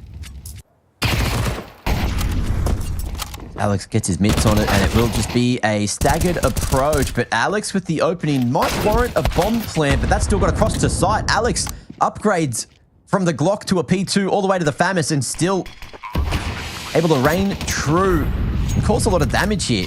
Some players drawing attention. Just making a whole bunch of noise over towards the market. But will have the needle threaded. Doesn't have any idea as to where this Glock is coming from. And Kensizor gets it with a quick backstab. Info for the 2-man retake over towards short side, and G2 are getting thinned. Mal's with a full belt of util decides this one ain't it, Chief. And that's going to be a second for Bait. Yeah, good stuff, man. Converting that. Matt is trying to hold it back with a FAMAS. They get onto the bomb site. Went out on the duels. Kensizor as well. Good read as he makes that maneuver through the smoke. Dude, Kensizor was one of those players as well. If he starts to get going for Bait, like he can be a real force to be reckoned with. I've always loved his name as well, Matt. He kind of reminds me of like some sort of Pokemon, you know what I mean? It's got that ring to it. Kensizor. Look at this guy. That's wild. NPL astounded as to how that one's worked. G2 here for revenge at mid, and the flashes favoring the CTs this time. Malbs and Mattis able just to react in the nick of time and head trick through that top mid smoke, unable to trade. Man advantage for G2, and they're going to be happy with that. Falling back into a 4-man setup over towards the A site. Hunter, confident just to solo towards B. Ooh, hello. There we go. Quick work back. I mean, 2 rapid frags. Hunter on a short side. You can see all the barrels, but with a HE in his hand, he's blown away.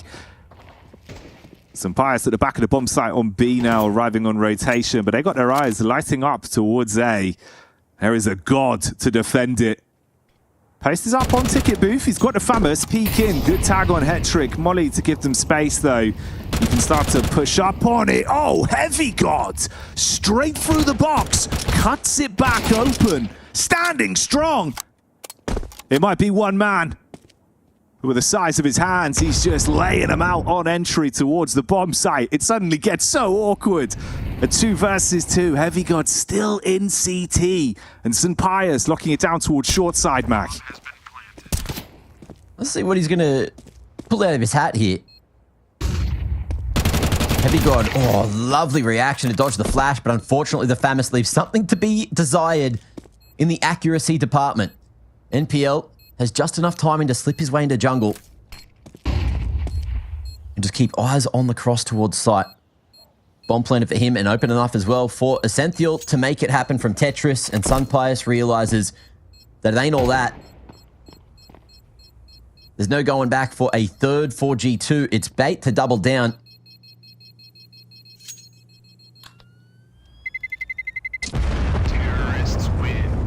Lovely little trade game. You got to remember that they lost that first pick as well, so winning the 4v5 is huge for Bait.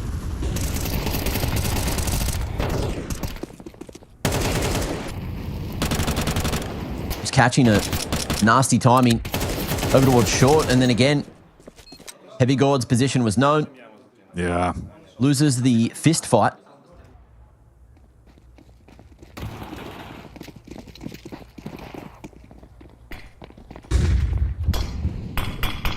interesting thing as well outside of the game for this bait team, Mac. It feels like you're going to see Kensazor especially, like if there is any sort of frustration, he'll vent it instantly in a round and try to shake it off, get back in. Oh, they're a pretty good team mentally at resetting. Even if they have a slow start, it only takes one round for Bates, so never count them out. It's far worse for G2 with a bye, but they're making this look like it's an advantage round. Mattis even getting the dink back onto the brains of the operation, slapping NPL upside the head. Heavy God's got the deagle. He showed us what he could do with a FAMAS, but on the pistol, it's not as crisp. There's a chance, but I don't know if it's going to be Malbs to try and find these finishing blows, or if it's the timing of Hunter that can maybe land it onto NPL, onto Ascenthial, who he would have found if he kept on going through Kitchen. But there you go, two-man swing and bait. They are done with this round. Hunter can potentially thin the numbers, but there's no getting away from the bomb. The explosion's going to be happening in moments, and it's huge now on Mirage. Will they live? I don't know. No one will. We'll find out in a moment. I think at most only one of them should have died. Should have been okay. You do have to run a little bit further on Mirage now. It's kind of arduous, but yeah, from where they were, it's not as bad, mate. There's that glorious clip from last year, was it? Or earlier this year when Vitality all tried to survive on short, and all five of their ragdolls just get exploded out. I think it was that short plant being a little bit devious. And speaking of devious, Malbs just beating the bloom of the con smoke. 2-tap with the M4 onto Kensazor. Puts Bait into a rough position again to try to fight back from.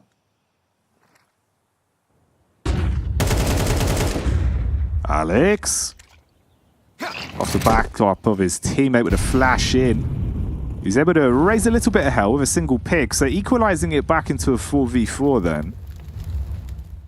Don't have to commit to anything either. You show somewhat presence towards the site, invest that one flash, get a frag from it, wrap the bomb back instantly. Bit of a slower rotate round. NPL's got a bit of presence and feels the need for this rotation to the late B play. Time to cook on it. They got nades as well. Mattis, though, on defense, usually, this guy has hawk eyes, man. He is quick. So let's see if the shot's hit. The smoke's good for a little bit of delay. They just go contact in.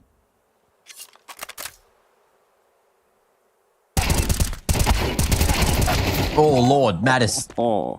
Was that 4 headshots in a matter of seconds? Yeah, dude. Bait just getting absolutely torn to shreds on their approach towards the B site, which gives G2 a lot more room to breathe, given the couple of shots coming through. But again, NPL, we talk about him as being that fragger, and him and Alex 666 going to be able to lock it in. Some Pius wants none of that. Backing away from market, even after knowing the positions of both those Ts. Will not be giving it a crack, putting high priority on keeping the AWP alive to try and find some more success in the future. But Bait off to the races with 5 on the T side.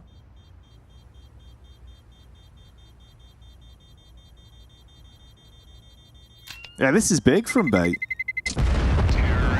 Taking advantages where they can. Nice to see Alex getting himself online early as well, bro. It feels like at times he can be a bit of an inconsistent piece for this team, but when he's on, you certainly feel the additional firepower he brings to this roster. There have been some quick heads-up calls, some nice repositions from NPL late rounds. Keeping it tight, keeping it interesting.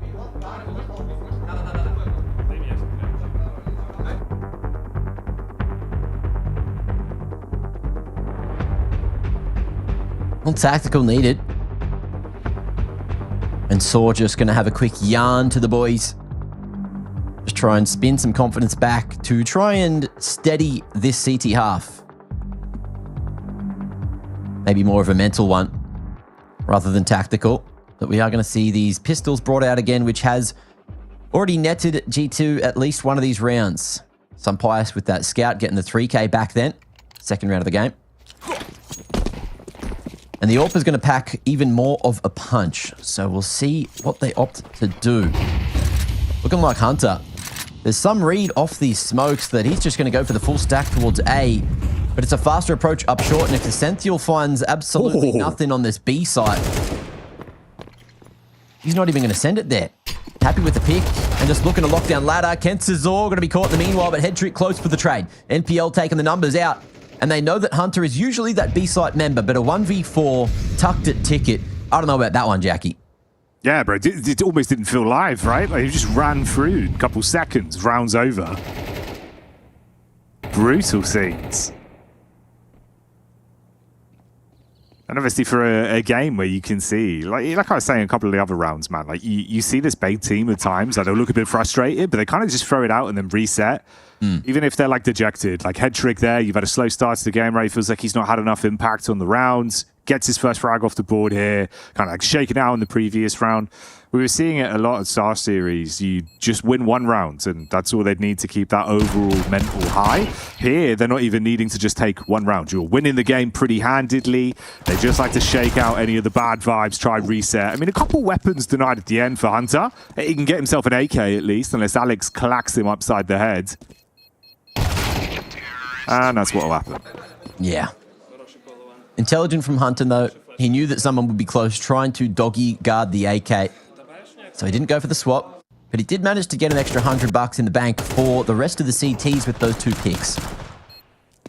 I don't know if it's going to be detrimental enough to that bait economy long term. Only 4 rounds of play left here in the first half. And as you can see, yeah, there's a good amount of money there for bait to just keep on buying, even if things go wrong. They've already got 6 rounds on the T side, and you couldn't ask for too much more. But we'll see what they can get.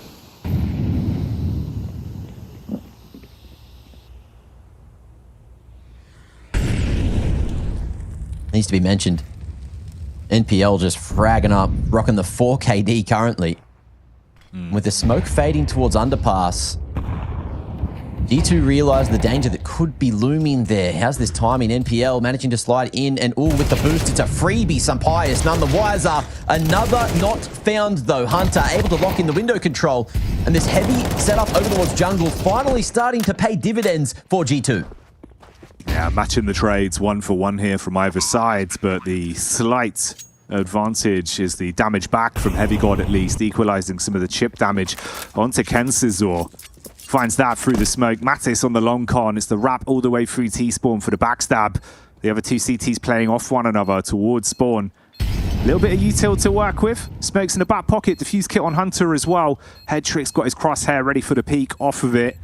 Ken Cesar waiting for the push to come. They don't have long left to work with. They've got to be swift about it. And with Mattis getting clothesline, it should all be going the way of bait. They slay the god and get another round. Yeah, Mattis just realising he's taken a little too long on the flank, has to make noise, which kind of ruins the setup. And the T's all ready for everything. But again, just some of these timings, putting bait in the best positions to try and win these rounds. Sampaius had no idea that that boost was coming up. He thought he had a teammate watching it from somewhere, but feels like there was maybe something lapsing in the comms. 3-2 split again. Bait. Heavy stack of those HEs to try and find Malbs in con. But the combination of that and the molly is avoided by G2. And off the back of that information that they'll gain hearing all that util dumped, Bait just going to go for the all-in towards A.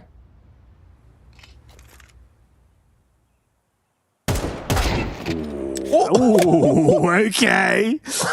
Oh, mate. Oh, that's a hell of a fight. Yeah, you figured NPL's going to get that. Heavy God. The big deagle coming out once again. Head Trick will open it. Heavy God. Off the back of the nade damage converts into a second. Ken Cesar jumping for joy as he peeks back into CT. And they're holding them off. It's realistically Heavy God and Mattis to do something crazy. But with these pistols falling, it's all on the god himself! Mate, he's put himself in the 1v2, low health to work with, up on top of the stairs. Do not peek him. Fear this Heavy God. Forced to show respect. Ambitious to try and go for the trade when he's hitting shots like that.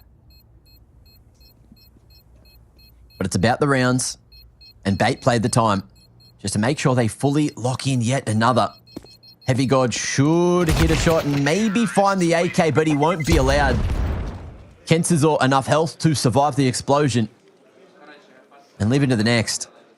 It got dicey for a moment thanks to Mr. God, but hey. Disgusting. It's despicable, isn't it? Hey, mate. Oh, I don't know. When he's hitting those shots, it gets towards the end. You're thinking he's actually going to do it. Like, he actually is just going to tear through them, isn't he? Bloody hell.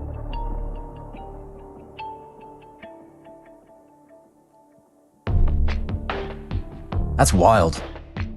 Dude, the Heavy God feels like a state of mind. Yeah. You know what I mean? It's like, damn, that place to live by. We'll see if he can keep it up. Hopefully those shots inspire the rest of the troops around him somewhat to try to fire back up.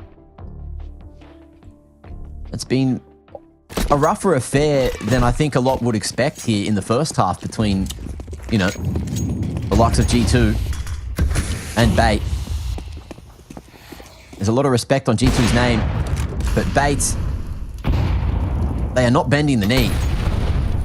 And even if they're losing these man advantages, like Kensazor going down a few times, as is Alex, but it feels like Bait just have the read on how to play these 4v5s. Alex almost able to answer with a pick onto Apps there. Won't quite connect onto Mattis, but the crosshair looked good. And is just going to try to draw attention back towards this B site. You can see Hunter able to pivot over from short at any point. And Malbs was thinking about gravitating that way too.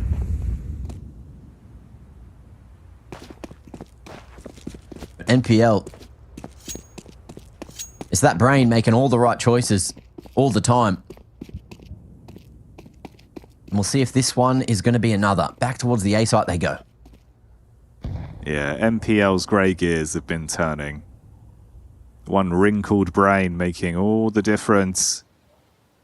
Again here though, it will come down to the firepower, and the brawn has been mighty from the God. Situated towards Sandwich, he lurks out waiting for the peak, but it's good damage done from the T side initially. Space found. Malbs looking to make a play back, but it's nowhere near enough. Double up on CT. No flash, all peak. They go out raw. Spam down onto the first. Ascenfiel falls. Alex can't do it on the cross. Mattis with a bullet. That's enough. And G2 do find a way in for at least something more, Mac. Better late than never as they arrive to the party. You can see Mattis as well had a lot to say towards the end of the round. Getting a little chit-chat out while they have the opportunity. If they can land a fourth, there is still a bit more room to breathe as long as they can win that pistol in the second half.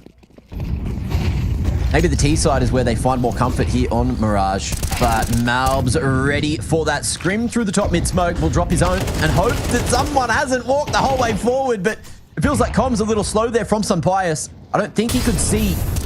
I don't think that smoke break really revealed as much as they would have hoped for. But Ascenfiel, another towards the A site. We're down to a man advantage for Bait. And they've got so much control here, but the bomb still needs to be carried across. Yeah, grab it, start that marathon. Again, it's MPL.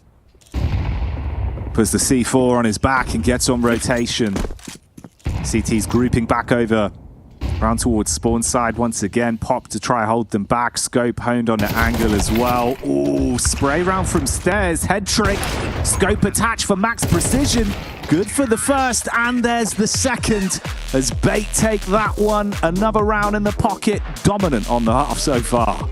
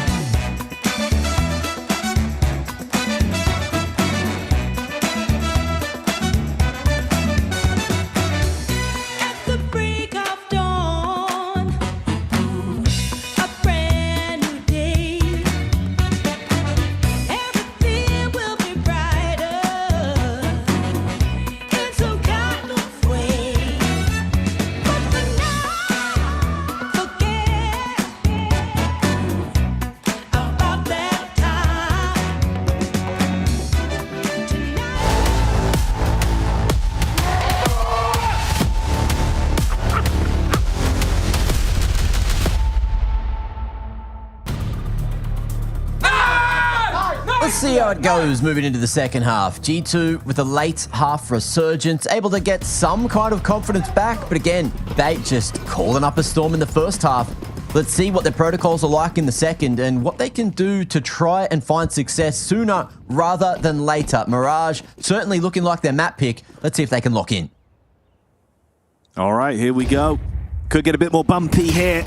Oh, Kensizor though. It's picture perfect on the first. Snapshot onto the cranium of Malbs, but a retake brewing. Starting to make their move back over towards the shop. Alex with backup of NPL and Headtricked. As they look out towards the site, Hunter's lurking close on E-Box. Should have the angle covered. Alert the rest of the boys. They can pounce on the peak. Hunter, give him a bit of room. But he's still good for the dinks. NPL and Headtrick coming together for one back.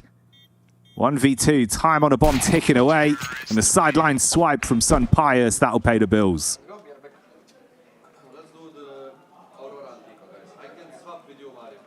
Got to pay them bills. Make sure rent's in on time. Yeah, all the bits and bobs that, you know, life unfortunately calls upon you. Got to be done, man. End of the month, Mac. Make sure you're aware, you know. Get switched up on all your little bits. It's coming up shortly, guys. Make sure. Actually got a little bit of extra cash in the back pocket for all the utilities. You don't want the water to go off. All the electricity. You know what's going down if I disappear suddenly. Got to go throw 20p back in the meter. Get turned back on, bro. We'll see if that works in Malta. I don't know if the P would be recognised. Maybe not. Maybe not, yeah. It'd be a bit baffling. Like, who's this? What's this weird shaped coin you're trying to give me? What's the face on the 20p? Is it the Queen? Whoa. I think it used to be. I don't know if they've changed it. I don't live in England anymore, so I'm not up to date on the UK.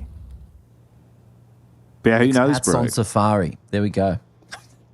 We're on the move, yeah. We're touring right now. We're technically in like international waters in the green screen, you know. We're in our own plane of existence. Macland. A funky land where bears have long necks.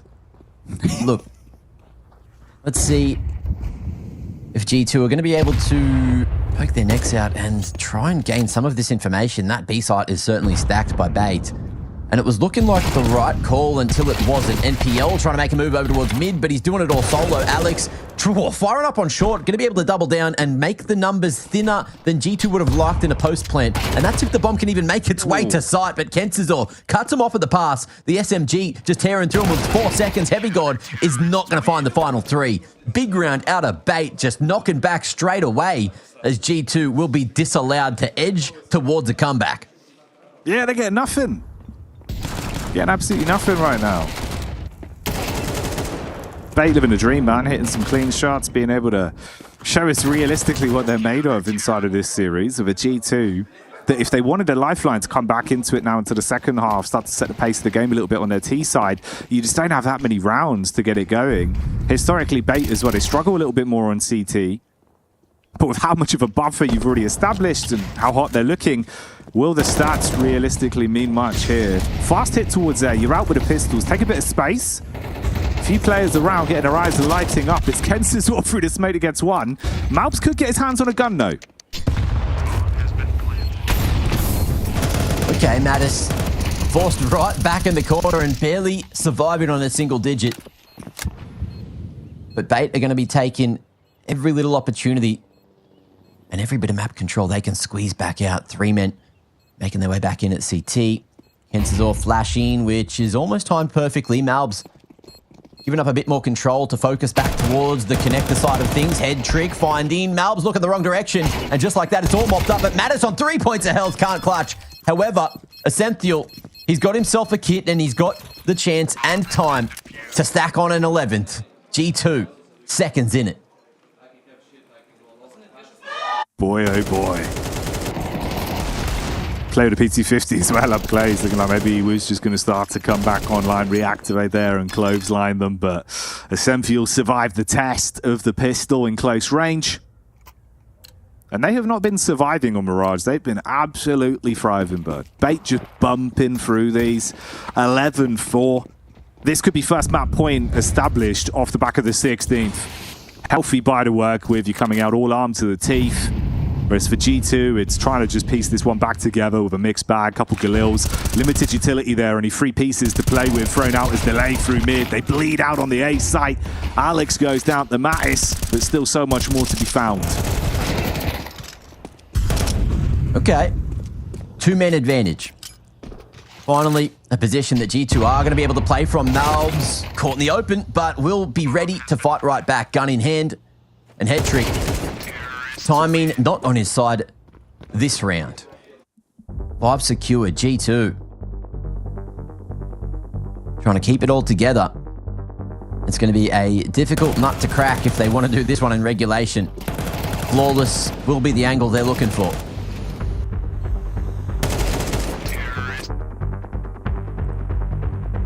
Yeah, try to keep it as clean as humanly possible because you really can't realistically afford to lose a round versus this bait squad right now. Probably going to be a bit of a tall task for them.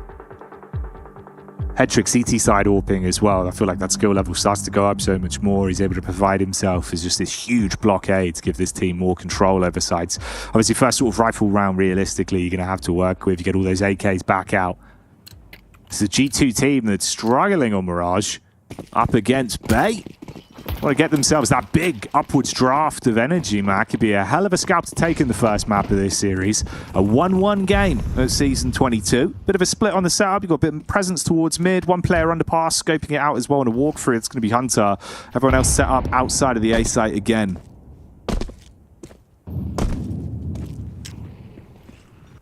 Setup slightly changing.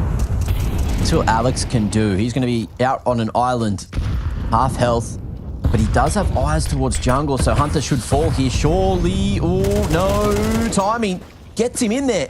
And the smoke blooming was perfect. That layering of the utility. Intelligent and will keep G2 in it for a moment. Hunter legged. And with a re-smoke over towards that CT vent, it just nullifies anything that Bait can do. They've got no control. And with the money left in the back pocket, they are just looking to keep these rifles alive into the next. I love that. Hunter able just to create so much space towards window, towards jungle. And it all boiled to the timing. Alex was just tucking in the meanwhile with all that util getting dumped from a main. He didn't want to fight instantly. That was a great round. Yeah, nice to see, man. Heads up thinking. All the difference off the back of those 2 clean kills into MPL and Alex. And all the difference it makes to get another round. Of course, this is just the flow of things now. Just 1 round in, 1 round out. See if they can keep it going. Give us some belief behind the G2 system again on Mirage. So I was saying, like, there is a little bit more weakness for Bait. Obviously, historically, T-sides where they really do thrive. Oddly, again, it even feels like for this Bait team, man, sometimes if it's just not sort of hitting as well, usually that Band-Aid fix of having the AWP CT side to give you more presence, sometimes it can go a bit awry. That's why I was saying, like, Head Trick usually is that guy. But if he's not there, it's going to be worrying. This is a round where he could show us some of that stature again as well if he's tested towards A. The big gun on the server alongside that one saved SMG is brought through.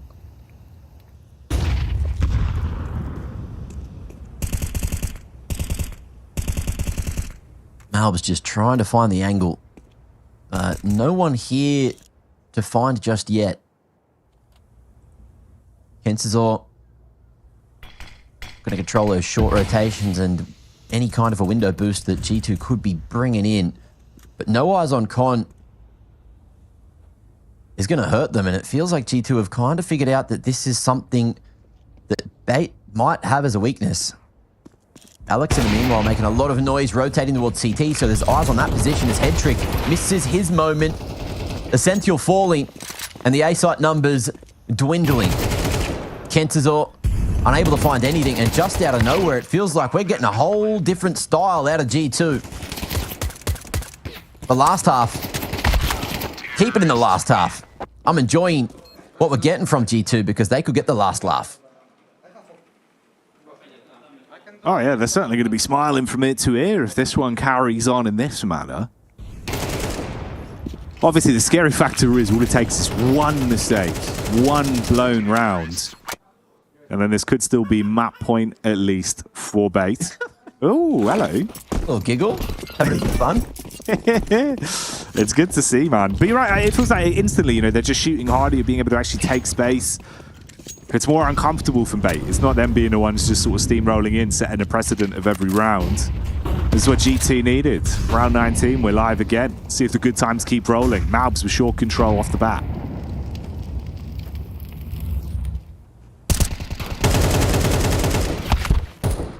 Oh, Malbs almost losing that blind engagement.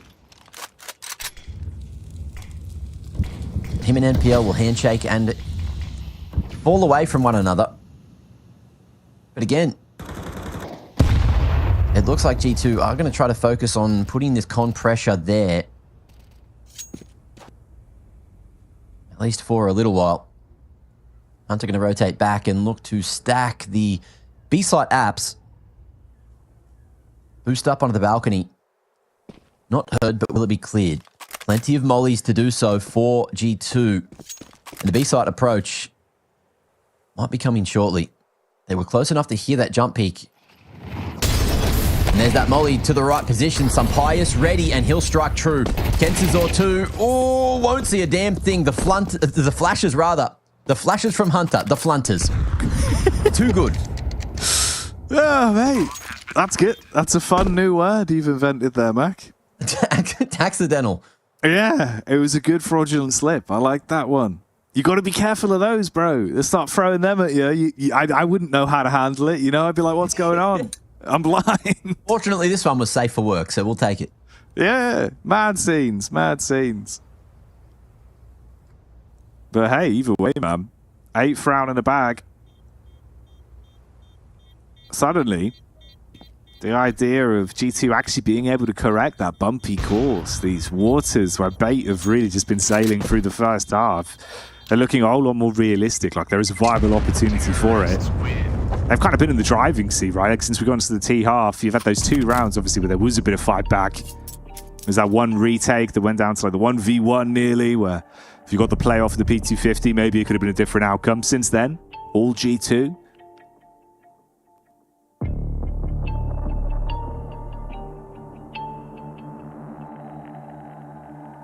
How long can this streak go? Like, where are the bodyguards? Why have they not taken the guy off the field yet, you know? Everyone wondering.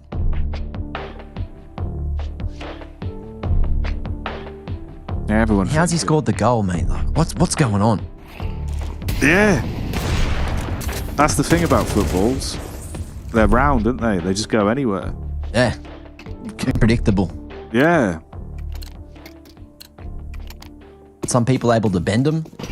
It's weird. Yeah, head of those footballs, dribble those footballs. You do it all, bro. I think if you're talented at, you know, that kind of stuff. Sampaio certainly is. Oh, the Sun Pappy.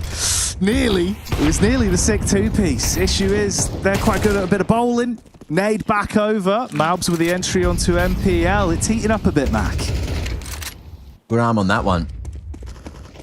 But you can see that Sampaio at least got huge info in the meanwhile, just getting the numbers over towards mid. Mattis able to fight for the package. Fast flank had been heard and recognized. Kensizor unable to activate.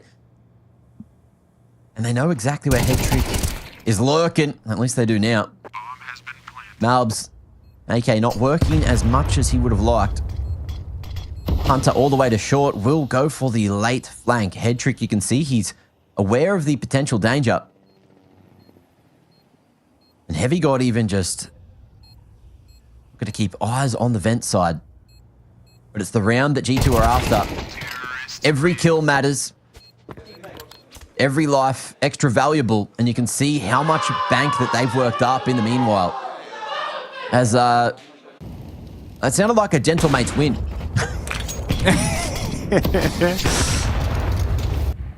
There was a bit of energy in the room. Yeah. Cranking that stream open, having a quick look. Yeah, do you get the secondary eye adjustment on the go? Rotate that eye line, Mac. Keep everyone looped in. That's what Bait have been trying to do for some time. Just can't get CC back into the email chain of Mirage. That weak link, 9 times out of 10. It's been Malbs finding some nice play here towards short side. Making the move once again, man. Headtrick in the back line. Could try peek out and the smoke dissipates, but getting the info will come too little, too late. They're already in. The welcome mat is down. G2 have got muddy boots and they're running all over it. Ascenfield trying to clutch onto it. Grabs the AK, can assist his teammates. They're finding all their answers. They're just not winning their duels, Mac. It's down to Sampaius with the AK. Hits one, throws it over to Hunter to pick up the mic. Minute on the clock, lurking out the window. They just need to hold. They don't have to swing on him. He's got to run towards them, and Headtrick gets it. Finally, the round they wanted. Absolute chaos. I'd say it was organised, but I don't think it was that. I think it was just great chemistry between the teams to rotate in. Essential living in that smoke for just long enough, getting the AK, making sure that that package wasn't planted. And Headtrick as well, able to get himself a nice little two-piece. All right. Oh, mate, it's so much more aggro from his POV. What's going on there? Was that a smoke? That was a decoy, was it? Yeah, it looked like a decoy. Yeah, decoy, okay. Make you think someone's inside, maybe? Trip you out a bit? Yeah. Keep him guessing. Was it? It might have been Headtrick's one as well. So Orp banging across to short where he's gone towards Ticket. So we'll see if G2's game plan is avoid Headtrick. And at the moment, it doesn't look like that game plan is going to plan.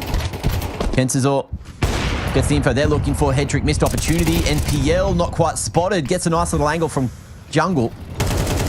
And Heavy God, if he goes down, it's going to be that one-pronged approach. G2 getting thinned out in the meanwhile, and it's just going to be Heavy God and Sampaius to try to make this one work. Tech Knight pulled out secondary good. And all three remaining Bait members, they are down in the dumps. They are like fish in a barrel over towards that A site. Sampaius an opportunity with the package still down towards mid and retrievable. Could potentially work this into a 1v3, but he's got to clutch it to keep G2 here in Mirage. They found their groove, but Bait managed to hit back for just enough. That's the thing. As good as that flow of rounds was, it was the age-old adage, man. One mistake, and it's all unwritten. That's why Bait's T-half was such an impressive campaign. We'll stick with Sampaius here, at least. 1 versus 3, walking up. Ascenfield about to take the info play out. Bomb's already in his hands. Crosshair covered on the angle. He's found, tagged and bagged. Bait are able to get it over the finish line on Mirage and convert that one into the win they wanted versus G2. The Bait squad, Mac, out swinging. He'll take it for sure. You know, it was a very solid start. I think they definitely won that in the first half, not giving G2 too much room to breathe in the second. And then just punishing them one too many times. Like those rounds like that where they were winning on the Glocks. Just very detrimental. Not only to the economy of G2, but also their confidence. Like they were lost for round after round. Just couldn't find that G2 style. And after a little while, it just started to work out. But yeah, wasn't enough. Not enough room to breathe, unfortunately, for G2 here. But it was Bait's map pick, and it certainly looked that way. So moving into Dust 2, we'll see if we get a different style of play. We know G2 very proficient on that map. But again, if Bait are hitting like they were here on Mirage, there is a chance that G2 could be going up for elimination tomorrow already. Oh yeah, if this continues, right, on to Dust 2, then it could be a very, very ridiculous affair. With G2 losing out on this series, if Bait are able to maintain the same sort of quality of Counter-Strike we're seeing from a few key individuals on this team, MPL with some lights out calling, right, and the fragging. Like, we kind of highlight him going into that series, and the stats are the proof in the pudding towards the end. 20 kills to his name, bro. Just mass ADR, great mid-round calls. He's being able to piece things together. Like, he's doing it all, Mac, and then he's got backup from the rest of the team when he needs it. it's a huge first map win. I think they've got a good fight in it to this one to actually be a hell of a series now. Yeah, I hope so. Look, the fact that the underdogs come out on top instantly and G2 now have to show their worth, right? That's it. The experience, it's got to go a long way. And Hunter, he did a good couple of calls through that second half, but unfortunately it just wasn't enough. So look, moving to Dust 2, that's where the focus has to be. It's all about how these professionals can reset. We know that they're going to be capable. We know it's going to take a little bit of time.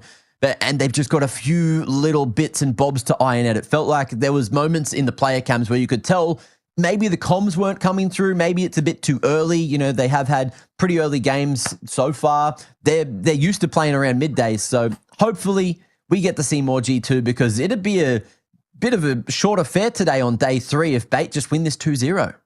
Yeah, if they just close it down, it'd be a shame. See if there's more to action to go then when we get back into this one. We'll bring you more after the break. Hi, this is Basement Dweller's first advertisement. And our second drop is, it's up, actually. If you're seeing this, it's up. It's available on the ESL shop. We had our first go at a jacket, and I'm really proud of it. I've always had an interest in clothes, but, you know, seeing behind the scenes how the sausage is made has been a lot of fun. And if you like the clothes, tell me. If you hate the clothes, tell me, but try them before you slag them off. I think they're really comfy. So yeah, that's my advert. I'm gonna try again. I'm gonna record another one. It starts with a dream, with a team you barely know, in an amateur official that feels like the grand final, where practice becomes progress, and every loss feels like a lesson. When will your journey begin? What a flick coming in, Shroud getting one another headshot. Are you kidding me, Shroud? XD.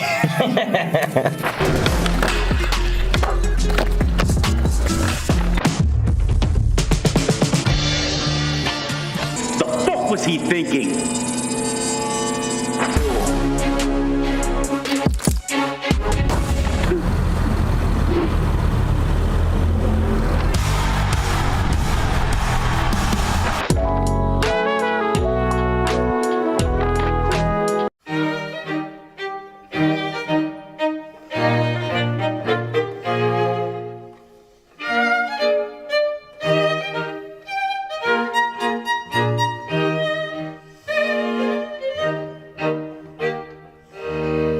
The new G2 is really clicking heads, while seeming to have a great chemistry already. I mean, I agree. They just hit all their shots on train. G2 fans witnessed one map era, XDDD. The G2 map pool is still super thin. G2 just trolled the veto. Inferno was free, Mongols have a terrible Inferno. We should ask Bossman about that. G2, whenever in advantage round, they panic and start jumping like idiots. Lol. I mean, a bit for check. Sometimes it happens probably. Every time I went all in with G2, they shit the bed. Unlucky. Only man with balls and high IQ know G2 will win this. Minus balls, but win. G2 strat book. Hunter might be the best Kovac currently. I said it, better Kovac Insta after first clutch when we played official. So looks like Ibiza final boss. Okay. How can Heavygod and Matas be so consistent? Those two are truly elite players. Thank you. Thank you very much, thank you. Mongols will eat a Heavygod for breakfast, Esbra. Nobody except Heavygod can eat that much. I agree. Is it correct? Is it correct? I agree. I agree. Heavygod is so overrated. As one-tap kills, he crouch and spray. I agree. You know where Heavygod is because he just missed some bullets. But that is comments. Heavygod save us. True, true. Daewoo Matisse is a fucking machine. Damn, bro. Can't believe Matisse stuck on Fnatic for years. Matisse tried to help, but ended up cosplaying as a sandbag with 617. Yeah, I don't even remember this match, so thank you. I had 617. He was used to only playing online banana caps for Fnatic, so I get it, traveling is tiresome at first. You can take a man out of CCT, but you can't take CCT out of a man. Probably betting, yes. Yeah, I agree. Matty's first time ever on overpass, the guy is totally clueless almost every round. I don't think he's like extremely tilted or something, it's probably his face. Yeah, that's true. That's true, that's my face, I'm angry. Mouse and Matty is farming donk. Did we actually? On Asian at least, probably. Marbs Heavygod Matush is a cracked core. Mattis on Heavygod shows Nico and Monesi how to beat Vitality. Nico to G2, I miss you so much, baby. I just want to get back together with you. G2, I don't think about you at all. Let's go G2. Heavygod and Hanta will humble Messi and Boltpex. Messi and Boltpex. G2 means give 2 rounds max to Vitality. G2 back to reality. Honeymoon is over. G2 suddenly forgot how to play pistol rounds though. Vitality brought guns, G2 brought water pistols. Yeah, that's true. I don't... Rushing B with no door smoke. Am I watching Swears play LMA? I mean, sometimes you have to play face prem now, I guess, for check. Imagine getting outfragged by a left-hander. That's handicapped. Back to the reality for G2. This lineup is washed. Fluke tournament. Yeah. Thank you very much. We appreciate it. Classic G2 choke.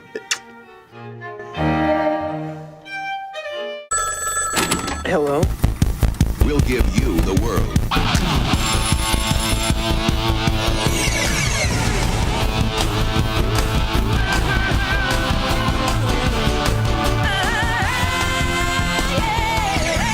Mac Yoga. It's like yoga, but with Mac.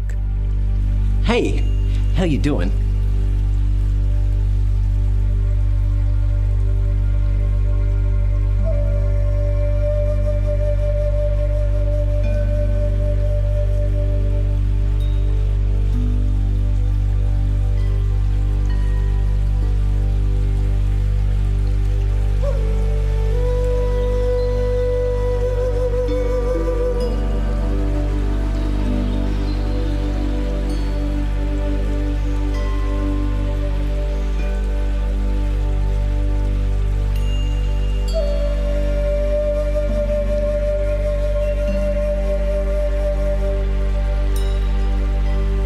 Mac Yoga.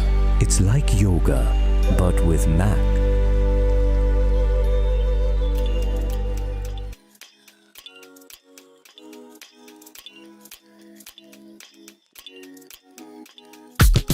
Yeah, we go to broad daylight, feeding every night like Friday night. I keep the party on rock and the Bombay ice.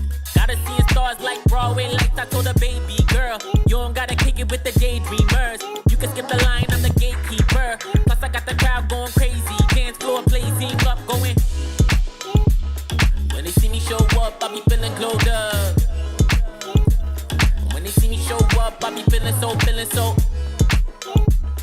When they see me show up, I be feeling glowed up. When they see me show up, I be feeling so. With the VIPs in your city, getting litty as a BIC, huh? Yeah, screaming life's a gift, so we live to the fullest till we DIE. DJ, put it back on, keep it hype, we don't wanna hear no sad songs. Everybody up in here just wanna celebrate. Sip a little drink, get the dance on. That's all, listen, everything good over here. We don't want no problems, we just want cheers. Toast to the good life, wine, liquor, beer. Haters getting blocked if they trying to interfere. Swag on 100 and my drip too fresh. Certified stunner, need a big blue check. I don't got no time for no BS or no negative ideas in my vibe, cause I'm just too blessed. Run it back. When they see me show up, I be feeling glowed up. When they see me show up, I be feeling so.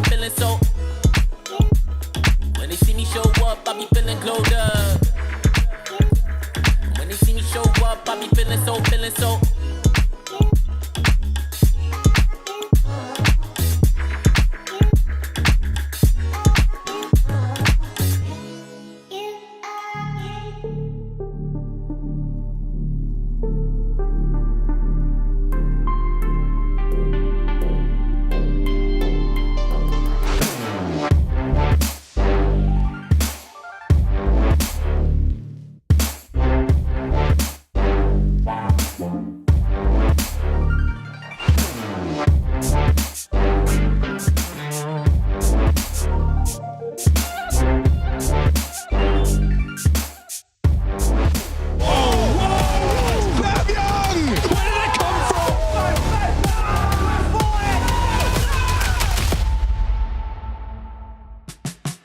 Let's see what we get as we delve deeper into the second series of the day between G2 and Bates. Look, Mirage out of the way. We saw highlights and lowlights from both those teams. But it's time to lock in because Dust 2 doesn't leave a lot of room for this lurky, crazy creativity. It's all kind of figured out, tried, true, and tested. So we'll see what kind of Counter-Strike we're going to be getting from G2 here because it's, I wouldn't say do or die, but you don't want to be on death's door for the remainder of the first stage. No, exactly. You're not exactly on death's door yet, but you're on the precipice of it. So getting any closer, probably going to make you feel a bit uncomfortable, mate. So avoiding the 2-0, obviously that's the dream for them. It's not going to be that easy, though. I think there's a lot of fight that could come out from Bait here on Dust 2. Series itself still could have a lot in this. Honestly, wouldn't be surprised if we actually, off the back of that Bait first map win, do get a full 3-map series now, Mac. Yeah, it would be nice. It would be nice to see 3 for a couple of these series. It feels like yesterday felt like a quicker day at the office for the most part. And look, we did go to 3 in that inner circle game, but that third map ended up being much more blistering and one-sided than we kind of expected. So we'll see if it's going to be G2 trying to make up for lost time, if they can get a little bit of a one-sided affair. But if I think of Bait, Head Trick is a key piece of the puzzle. And if there's anything I know about Head Trick is on that AWP, he is devastating when it comes to long-range engagements, and that's what Dust 2 is all about, baby. So we'll see if Bait's going to be able to pull the 2-0 out of their hat, because it's certainly something that could be a conversation to have. It's just a matter of how they're feeling, if they keep the confidence up. Are they going to choke, like what's going down? G2 kind of have to pave their own way here. Yeah, exactly. I think the G2, it's obviously just try and keep that barometer at an all-time high, right? And come out swinging, see if there was any of that energy that they were starting to build back up for themselves into the second half. Yeah. And in reality, it's more an answer for me of, are the familiar names that you say going to just be able to show up instantly into D2? Because some of the runnings that you've had as Bait up against more notable names as of late, their Dust 2 games have looked super competitive. It's just been, if you don't have Alex or Essential being able to support too much, you don't have those two sort of in the back line, you get in the common sort of, the Hydra of Bait that shows up. You have Head Trick, you have NPL, you have Kensazor. That seems to be the consistent factor. That's emboldened even more on Dust 2 as well. So I think there's a lot of positives to them. It does just come down to, are they going to play good CS on the day? And with what we got on the first map, bro, there's a decent chance of that. This is certainly going to be a harder game for G2. I think they still come into it as the favourites on paper, but I think that energy is now moved. Yeah, and we'll potentially see things get a bit more serious, although I don't know if that's when G2 play their best game, is when it's, there's too much seriousness going on, when they feel that kind of pressure. Some of the players don't hit their stride. I'm thinking some Pius on Falcons, right? When he was feeling that extra pressure, you could see it all the time in the player cams, and it felt like we were kind of getting that style of Sun Pius, especially towards the end of the game. So hopefully he can chill out a little bit, because we know what his highs look like, and this is going to be a map where he should be firing. He should be, yeah, by all means, right? Just come out absolutely swinging. It's primetime map for an AWPer that plays with his sort of pizzazz, be able to bring that to the table. And again, like you said, that's obviously the contrast of being able to shut down someone like Head Trick. If he starts to get on the board early, find moves, find space to create plays with that AWP on Dust 2, you want to shut him down. Some Pius would be the answer to that. Can make it incredibly awkward as well, even just early round for some of those CT setups for Bait. So I mean, there's a lot of potential good for G2, where we know they can pop off on this map. Mattis again, bro. Even though that was kind of still a Mattis performance in rounds, it wasn't a Mattis game like we've been getting out of G2. I think this was a Mattis map. If he's on form here, he can absolutely rip head. So I'd love to see a bit of that back. That's the extra firepower that they could really roll with. Because Heavy God was hitting, bro. It was just sort of in between rounds where he didn't really have the extra stock to convert them fully. Yeah, I think that's a good way to put it too, because it felt like we weren't saying his name enough in map 1, as opposed to the amount we were saying it the other days. But look, he's a sharp individual. He's someone that is certainly sliding into the G2 roster perfectly, just able to play off one another easily. We even, heard it from Heavy God the other day. They love to play with each other. They love to play off of one another, and Dust 2 is a good place to do that as well. Hopefully the spawns are nice to them. Of course, this is going to be their map pick, so you'd assume that Bait are probably going to want to start on that CT side, just so they have a bit more control over what's going on. And we'll see how that ends up changing the narrative of what goes down. Because, yes, in terms of firepower, look, we haven't even said Malb's name that much, but he was like the big name, the big talking point for G2 for a little while once he jumped in there and was sort of trying to play around the firepower that was already existed. But with the shift in everything, he's still supposed to be one of the heavy hitters. So everyone on this roster could fire up at any given point. It's just a matter of hitting the ceiling now before it's too late. Yeah, try bounce back, try do something. It's got to be here. No safety net for G2. That's a luxury afforded to Bait off the back of the Mirage win. So let's see if this pistol round will be an oasis for them. Anti-flash setup, good for the peak. 1-for-1 trades as Heavy Guard hits a shot, but it's all NPL on long until he finally goes down, leaving it on a Senfield 1v2 close towards the site behind the smoke. Julie's in hand. 2 guns against 2 guns, though. So that's a fair fight if you ask me. Let's see what a Senthiel can do. Bomb getting planted. Isolated fight, and with the dink. Oh, my lord, he's just been able to swing around for the second. There is no way that he's won that. Oh, mate, the hand up, the nod on the defuse. Senfior, he's balling. He's absolutely balling. I can't believe it. I can't believe what I've just watched. Just spamming away and continues it. It's like a spray transfer of the Julies you didn't expect to see. Boom, bloody boom. Some Pius trying to do the right thing and go straight for the trade. They look to fight together. They look to send the message, but it just gets returned to sender. Oh, Lord. That is wild. And Bait kicking us off with a bang. You thought the Dink had won it, bro. The second he got that snapshot off, right, you saw the aim punch, the recoil into his face. And then a Senfield just does it. Wow, if there was a round to get him activated early, that would certainly be it. A feels great pistol round. They're all going to be G'd up, ready for some dust too now. Whereas G2, you're going to try and play together off the back of it. Smoke down for double doors early. Investment back into it. Some range to play with. Nades there as well. Up short side. Already Bait lighting their eyes up towards short here. I'm struggling to move on from it. That was nasty. Oh, yeah. But you got to do what you got to do. And G2, they are going to be going straight through that smoke, which has cost them 150 points combined.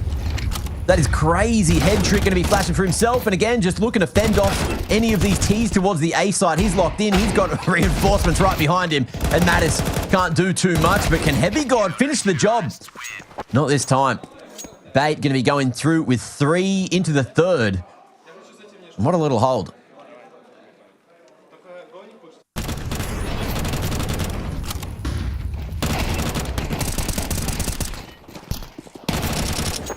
Yeah, G2 thinking they'd found a pathway in towards the A site, but it was met with misery. As Bait locked that one in, so first 2 rounds are good. Ooh, some Pius on the boost play with a scout. Ooh. Couple tags here, man. Make him a little bit weaker. Remove some of that sustainability. The Deagles could be pivotal. Kensazor doesn't give a damn, though. Takes the Jewel in through lower. Good 1-for-1. Trying to grab back onto the weapon. Malbs will push up. Hey, G. Getting dodged there by NPL. And the mid control will be grasped by G2. But where do they put their pieces? Let's have a look. Let's see what is going to be leading the charge. Malb's looking to do the dirty work with that Galil.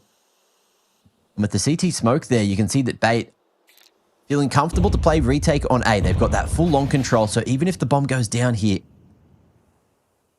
with long and with a retake towards short, G2 could still get suffocated in the post plant.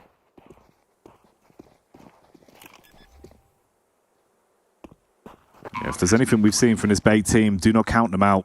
MPL reading the round on a pushback towards short. Good crosshair adjustment.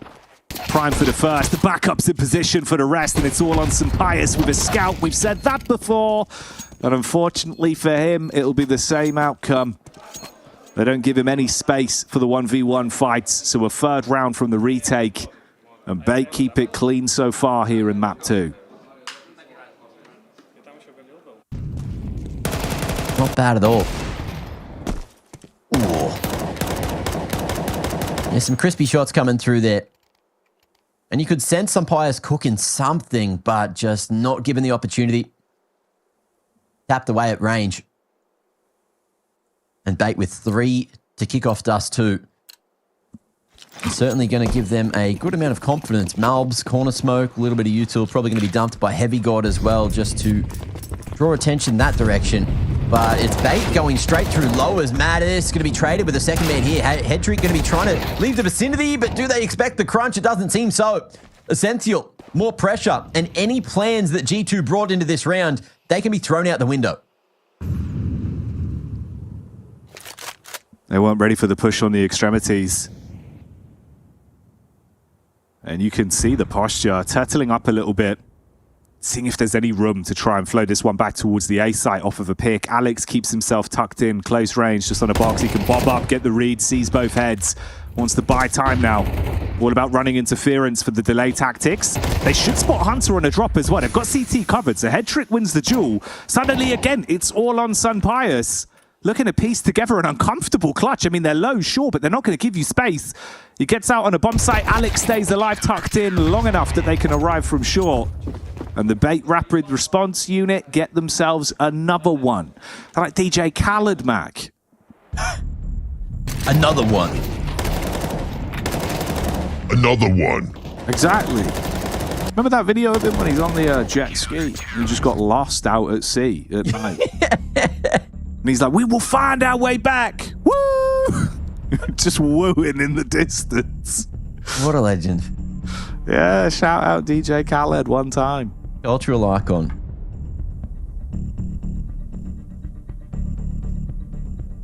It looks like Saw wants G2 to change their tune because things are not going right. Some pious, unfortunate situations he's finding himself in time after time, and the trade game just ain't there. You can see, theoretically, the way that G2 are approaching the sites are, you know, structurally sound, but it feels like maybe there's just a key piece of utility missing in some of the scenarios. 3-2 split for Bait. And with long control, Hedrick just going to be sending it back towards mid to strengthen the B site in case there's some G2 members lurking in the tunnels. But it looks with the positions they're in, it's probably going to be short that they're after again. Ironically, they keep going up short, but they keep coming up short in the round. Just let that one ruminate. What do you think of that, Mac? I loved it. I'd give it a 7 out of 8, you know? Yeah, dude. I could see your reaction. So it makes sense. It makes sense. Let's see if this round's going to be worth rating highly on the scorecards, though, as they're going for the play. Nade's out, create a bit of space. Bait respecting it. They're going to create a bit of a deviation, play back for the retake. And I don't think G2 are really ever going to expect the 3-man setup over towards long. So we'll see what they can do with that smoke on short if they can hold on to the small amount of space that they are playing with. No one dropping a CT, no one really hunting for info. But they will be forced to try and make this one happen. Flash across car. This is the opportunity for them to make their way back in from long. Sun Pius able to go for the little old trade. And Kentador as well. Him and Essential coming in from that short side. Okay. Shots now relying on the Heavy God, who's usually able to do it with the dig, but the time has taken too much. I think it's too late, Jackie. Yeah, surely, right? There's no way. Yeah, milliseconds off. God, it looked uncomfortable from the height. They had a little bit more time than I thought, but no, not meant to be.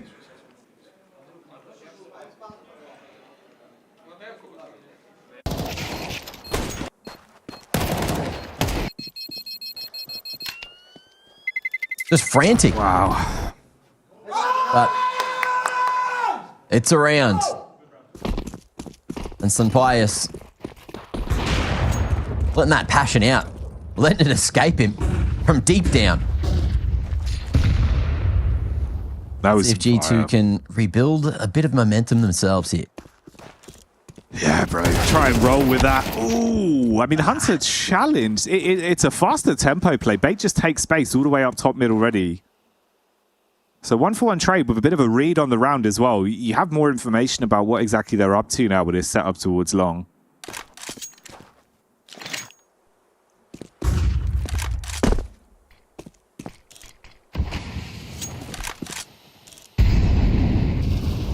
Let's see if Sun Pius can manage to slide one of these shots across. Smolly getting disrespected as the smoke should fade shortly. Alex's little head. Ooh, not going to be seen, and it is worth a double. Some pious coverage from above, unable to find any kind of answer. And now with car control, Alex is happy to hold here. Malb's on the lurk straight down the mid. Just get hit by the flying Dutchman, the flying run by.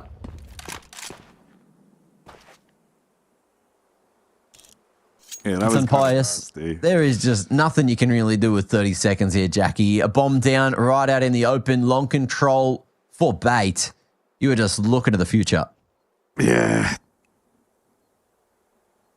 Just waiting to close this one down for some pious. I mean, you could see him like physically shaking his head. He was upset with the play towards long, and they both went down. We cut to his POV. Then the move out on mid-side. Oh, dude, just got hit with a blue plate special. Like straight Shazbot on the peak across. Caught him off guard with the MP9. Malb's probably fuming after that one. Another round back in. They'll let him have one. But no more to be found from that. So Pius does keep the AWP alive at least. But this has been pretty clean from Bait, dude. Coming out swinging, all off the back as well. Like the momentum they found just from that pistol round at Fuel. The difference of him getting that snapshot off with the Julies leading us to where we are now. It's been fun to watch.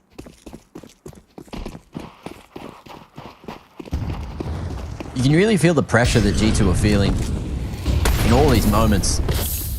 Oh. And some Pius feeling the burn from the incense. But it's only one towards long here for Bait. Going for more of an even spread across the table. And this B site feeling mostly untouched, so we'll see if G2 end up getting interested in this instead. Looking like Bait are trying to make a bit of a hard read, putting Kensazor up on the CT boxes.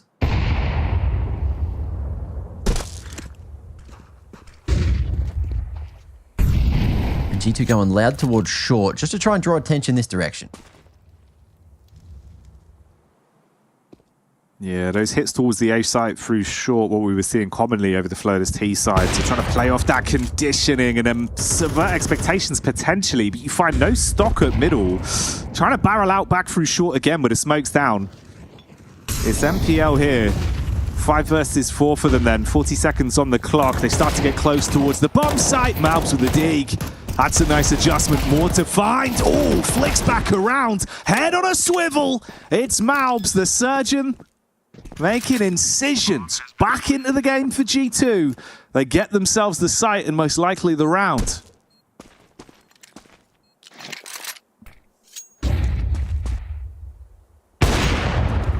Okay. Save will be in full effect. And G2 firing up again. But if history keeps on repeating itself, let's see if they can double down and solidify some form of success with a few rounds back-to-back. Because look, having just a few drinks, few and far between here on the T side of Dust 2, it's just not going to be enough. And look, we ask a lot of them as commentators. The audience does as well, but just imagine what they're trying to ask of themselves. They look at the scoreline, they feel the pressure. Ooh, speaking of pressure, everyone's getting a little bit animated in the player cams. It was the dodge from Sampaius, like the visceral reaction when he seen it. He's like, oh, yeah, bro. That's nasty. I mean, it's fair. That was kind of our reaction, right? Like, damn, he's doing it.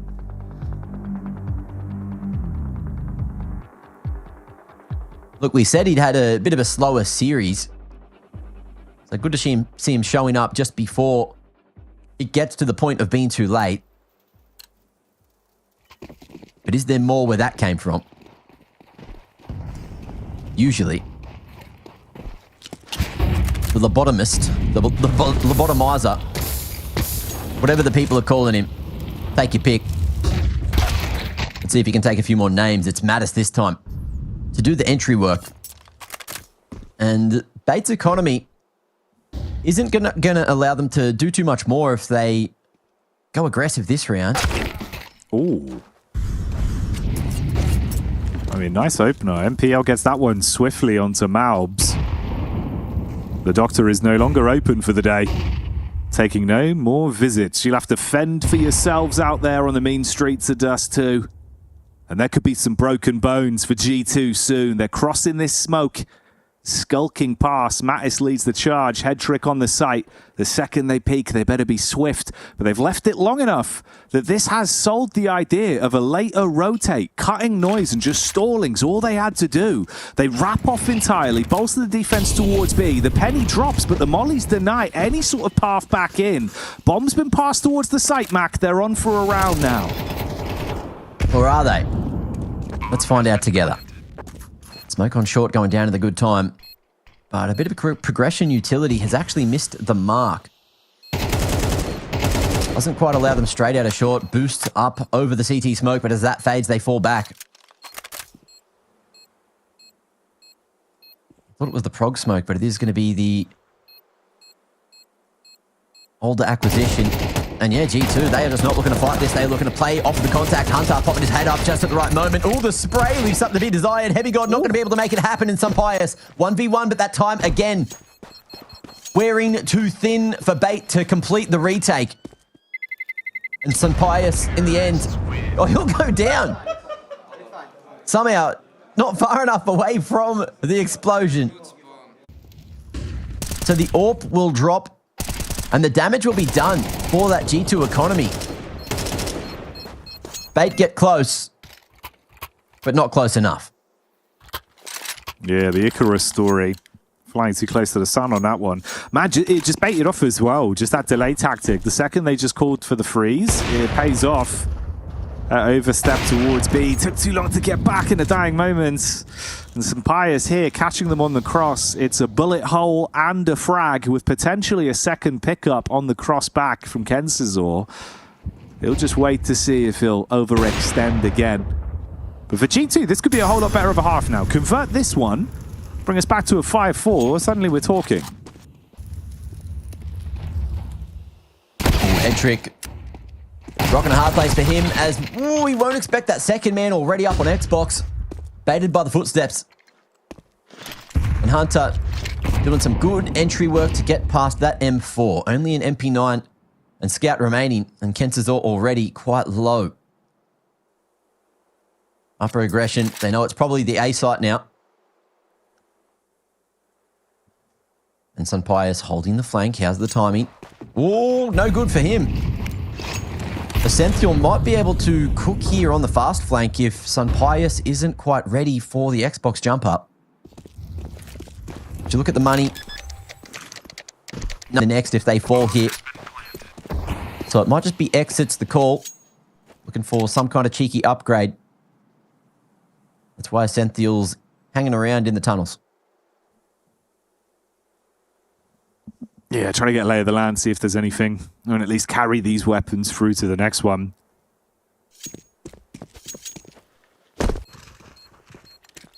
So G2, at least found a bit of stock. I mean, obviously at one point this was really looking like the sort of Bait rollover show. They were just winning all these rounds very cleanly. Scary scenes from the pistol as well. So yeah, worrying stuff. But at least here it's gone back into a bit of a back and forth flow, some tight rounds. Near misses from Bait on a few of the clutch attempts, but G2 take the rounds that they direly need in the series overall. Timeout going to be used as well. Opportunity for Madden to get back on the mic. And this might actually be a chance, Mac, where you see that sort of vibe check from Bait. Usually if it does start to slow down, you'll see Madden be a bit more reserved of when he feel the need to sort of chime in and get involved with this roster. There was even times where sort of like, if the game's really over, like Madden will just let it go. We'll just be like, you know what, it's not worth it. Like we'll move on to the next. So when he does come on the mic, that means there's importance for it. He's going to try and reset things here, get MPL to get the boys flowing again as well. And one round, weirdly, it's all it takes for this team. Even when they do look a bit discouraged and feel like, oh, we finally lost that momentum. They win one, they all are back on. So it can turn on a dime. We'll keep locked with it. See if they can make that happen.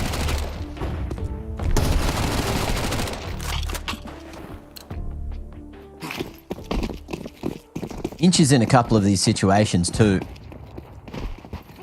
We'll see if we have a few more of those and exactly what Bait can do, because generally they're a bit more intelligent when it comes to how they place their pieces, especially with these 5-7s. They have been finding a lot more success today so far, but G2, it feels like the tacticals and the ship steadying from the captain. Along with Saw there too. Oh, he's looking damn good. Sunpius threading the needle. All the way to the A side, expecting the second man swing. An NPL taken out. Looking like this eco may not be as fascinating as I once thought.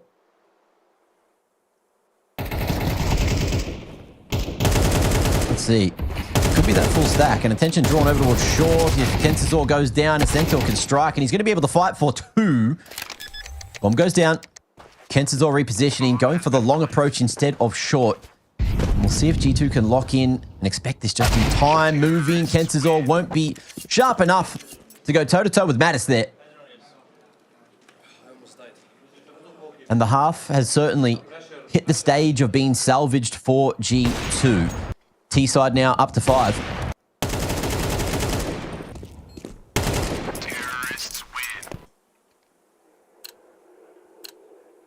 Yeah, with how this game was starting to go, man, it didn't feel like a 5-5 is where we'd end up going into the 11th, but with a nice resurgence from G2, they're making it work and starting to piece a few of these rounds together. Walking back this time towards the B side, Kensazor. It's usually good for these kinds of holds where you require multi-frags from him. Bit of a bait play towards the smoke though. Extra utility thrown over, seeing if they can force this over rotation early from the CTs. Toy with them a little bit. They don't commit to it. It's the walk back towards Short again. Similar plays we've seen time and time over, but MPL looks like he's got a read.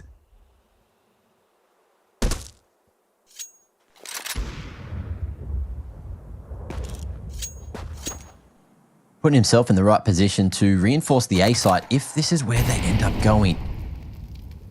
Incent there to provide some cover to keep on searching. And he's looking for anything, almost finds it. He will onto Malbs, but Heavy God's right above him. They go for the quick trade. Smoke towards CT. On that weakened B site, defense is not going to be where the package is going. And Bait still in prime position to make this round theirs. Oh. Alex with the tree flash. Off the back of Head Trick. Taking this contact. May end up working out, and they're going to be going this direction as well. CT smoke to drop into that one and go for the two-pronged approach. It depends on where the flashes pop. And Head Trick will be blinded. Layering of the util's good, but it's back to B. They go through the CT smoke. They've caught everyone off guard as Kensazor now needs to lock this one in. Kensazor paranoid about the upper push, but it's the push from the doors. He's able to adjust his eye line too and find the head of a god. Double up as well. They give him the freedom to roam back into it with no time for the plant, starving it out so late. That's how the round's lost. The one opportunity to plant the bomb. Oh, bro. That's a painful one. Squeezing out every second in that one. Oh. And Kensazor making the right move. The cover, it looked like it was there, but Sunpius just missed opportunity again. There's been a few of those already. He's won some rounds for them, but also been unable to close and hit a couple of the ones that matter. This time, though, Hunter looking to be the point man. Straight out long.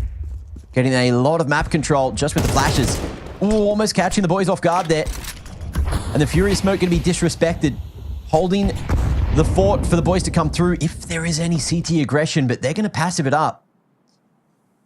Until the flash comes through. Alex, no little two-piece this time. And the man disadvantage is going to be hard to play back from. They've got that short control, but it's the last round of the half. And G2 are thinking about just pumping those brakes. Look at this. Back through long doors. And Senfuel's here. He's already pushed up mid-side. It's happened a couple of times, so they're wary of it. But do they expect the second snake in the grass, the venom from Kensazor?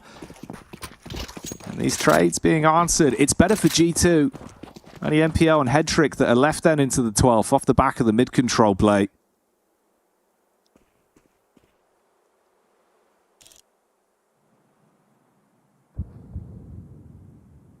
Throws the defense fully into disarray. And the pack play from G2. A solid decision. Able to go for the, 4v1 again, another 4v1, and now they're about to find another 4v1. Head Trick with that gun, unable to double down too much, and they're squeezing every second out of the round again, but will have space to get this package planted. Yeah, Malb's punch is in the digits, and for MPL, no saving here. It's got to be gone for. Walks back out, head on his shoulders. Let's see if he can find a way to clutch this. Rough read towards the back line there, suspecting a player inside a Goose. It's Sampaius watching long, so 2 players on the site he needs to contend with. They now know of his angle. Spray back's good, tries to hit him with a Kukli on the jump, but Sampaius checks that one. And 6-6, G2 bring it back for a close half.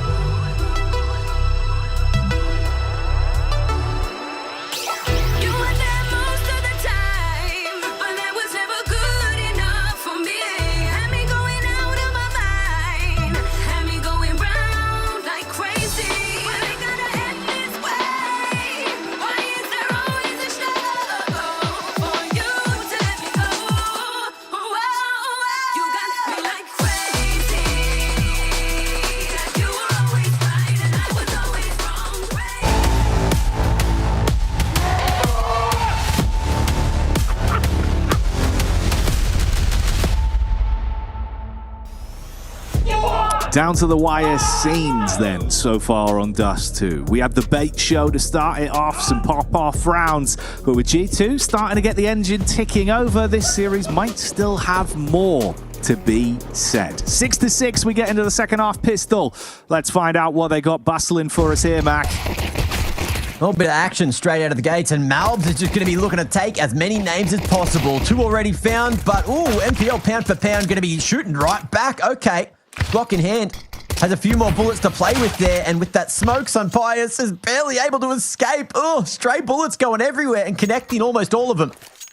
He will have friends attending the party, though. and plenty of util for Bait to still try and play with, but this time and this flank are going to be the problems they'll have to deal with. NPL will put the crosshair in the right position, but it's just a second too late.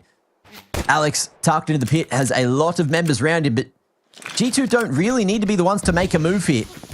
That bomb down, and with the Julies, Heavy God happy to keep on taking this fight. Does it all himself in the end. And G2 take the lead. But can they lock it in for another?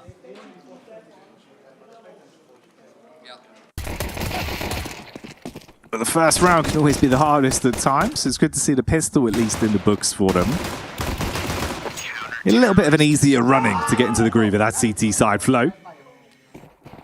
Energy started to get there for him as well, man. They were giving it a couple of times throughout the comeback in that half, which I think has really dialed him in. Obviously, it was still a bit messy. Time was an issue for G2. But thankfully, running down the clock on the CT side is only going to benefit them. Want to get through this eco quickly, though. Bit of bashing out towards mid-side. Hunter looking for the mop-up action. He's got the water, he's got the bucket, and Mattis gets the kills.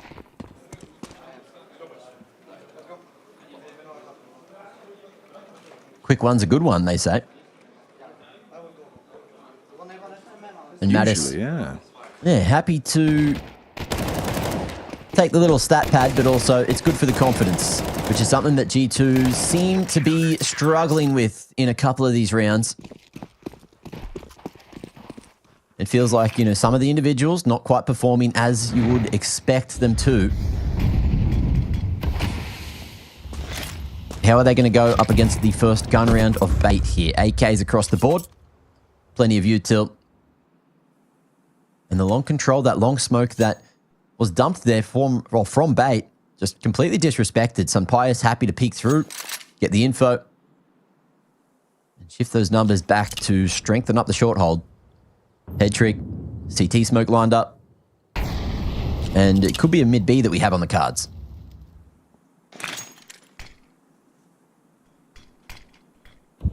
Well, Smoke set out for it. Stereo smokes block off either side of mid, give them a tunnel to run through to try and create angles to fight from. It's good for Kensizor. Oh, reads the lineup like a book, spam back through, headshot onto Hunter. Mattis, like ships in the night, they bypass him. Could be more pressure applied towards B, but he finds the cranium of NPL. And a deadly angle at the back of sight for Heavy God. Pays off with a headshot on head trick. They're still trying to scrap through this one. But it all falls into a Senfield looking uncomfortable and outnumbered. No time on it. Just got to slump back in his seat, let this one go. It'll be a 9th for G2.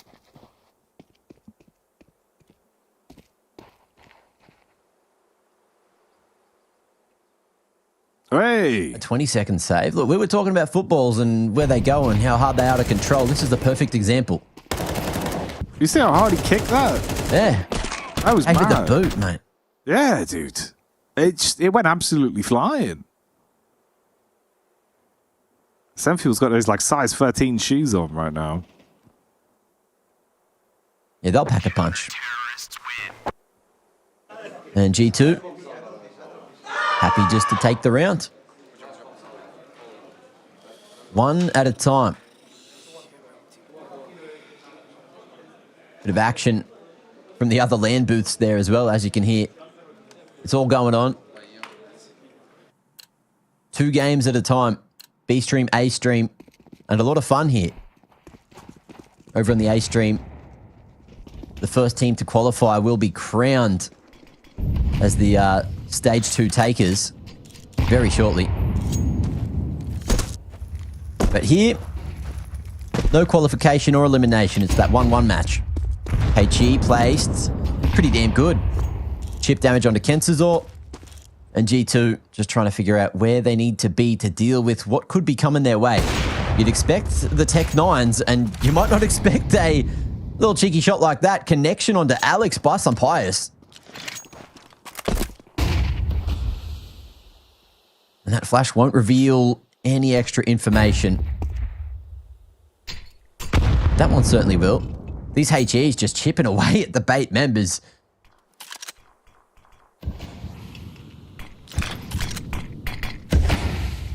Putting them through the meat grinder, man, and just stalling them out for as long as possible. Hunter, depending on the timing, could be in such a good angle for this as well. Gets in towards the back. Unfortunately, it's a bit of bloodlust from Asensio as he takes down Kensazor in a commotion. Quick dink. Good response time on that. Back over towards Sampaius. NPL trapped in CT. And that box will be reused as his coffin. Not coming back from that. Essential tries to rise up on the box to take the peak, but overwhelmed even with so many low HP players there for G2. Couldn't get those shots off quick enough. It'll be another defuse on the response and a 10th round locked in. This was the bait show at one point on Dust 2.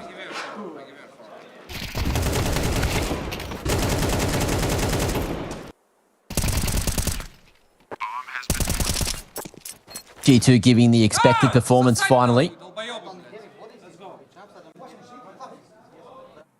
Hitting the ones you would want them to.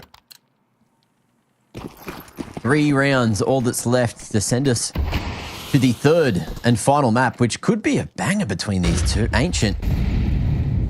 I'd love to get there. We'll see if Bait let us.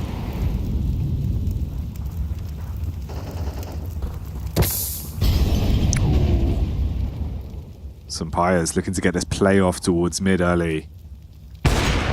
Doesn't matter that he pays a bit of a blood sacrifice for it. He gets the pick, and that's what he wanted. Job done early in the round. He can back off, play stationary, give him more room in the trade game. So it's another uncomfortable start in the opening pick department for Bait.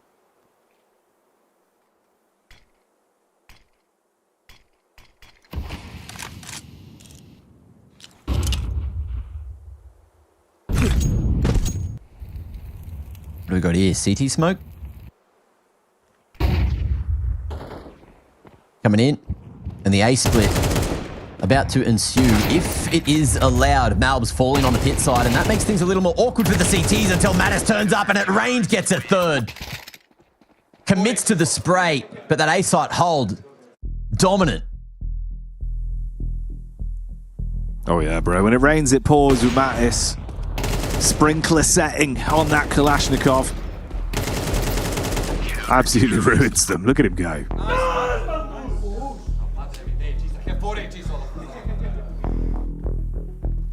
Dude, Malbs has kind of been the pop-off lung factor for him right now. Like, he's the one keeping him going every round. They're summoned from Malbs. Give a bit of energy back.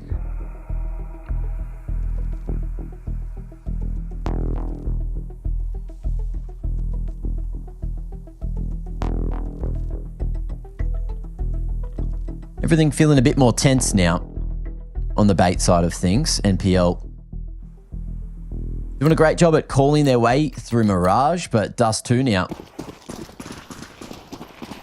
starting to get a lot more difficult, especially with the pressure of a 5-round gap, which could be dragged out even further. But Khalils and AKs and that round loss bonus mean there's going to be these to deal with time after time, and Malbs, just that one hit is enough to reveal his position, to alert Bait of his presence. And in the meanwhile, Mattis has gone on an explorative journey through the tunnels, not quite full clearing, now towards the backyard. But Alex revealing his position and almost picking up yet another kill onto the G2 roster. Where to from here, Jackie? Yeah, I guess tuck tail, turn and run. See if they can make a path back towards a later play on this one, potentially out towards B. Still a few key bits of utility left to work with. Double molly, double flash. Could at least create some space to gain towards the site here. It's Mattis that's close as well, watching the B run out if you're going through upper side, and NPL obviously trying to still sell the idea that we have presence, we have numbers towards the A site, so they don't just go packing over towards B and back up the site. Mattis will get the read on it now, has the smoke primed. Can he stay alive for the contact though, and then back off? They give him that chance. He'll tuck in, sprays good for one, snaps onto the head. Sampaius with a near miss. Could have been an instant 2K. Instead, Head Trick gets onto the site. Molly burns the path. They can't get back in just yet. The B retake's starting to get harder, but Hunter on the adjustment cuts away NPL, and Kensazor swings. They're trying to take these fights. Don't want to give you a way in. They'll physically remove it. Evict G2 and finally claim another round.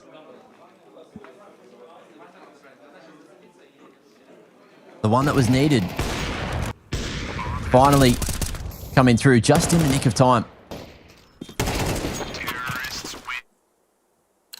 The rifle's just giving a lot of bang for the buck. Still a good buffer for G2 to play with, and they also worked up a good amount of money. Still have this one, and then maybe a next. They can maybe save a weapon or two if needed. We're not there yet. Some pious. He spotted a little something. Will hit head trick just through the double stack. HE somehow not polishing him off. But there is big damage already done to the bait members. Yeah, way more green around the gills than the 19th.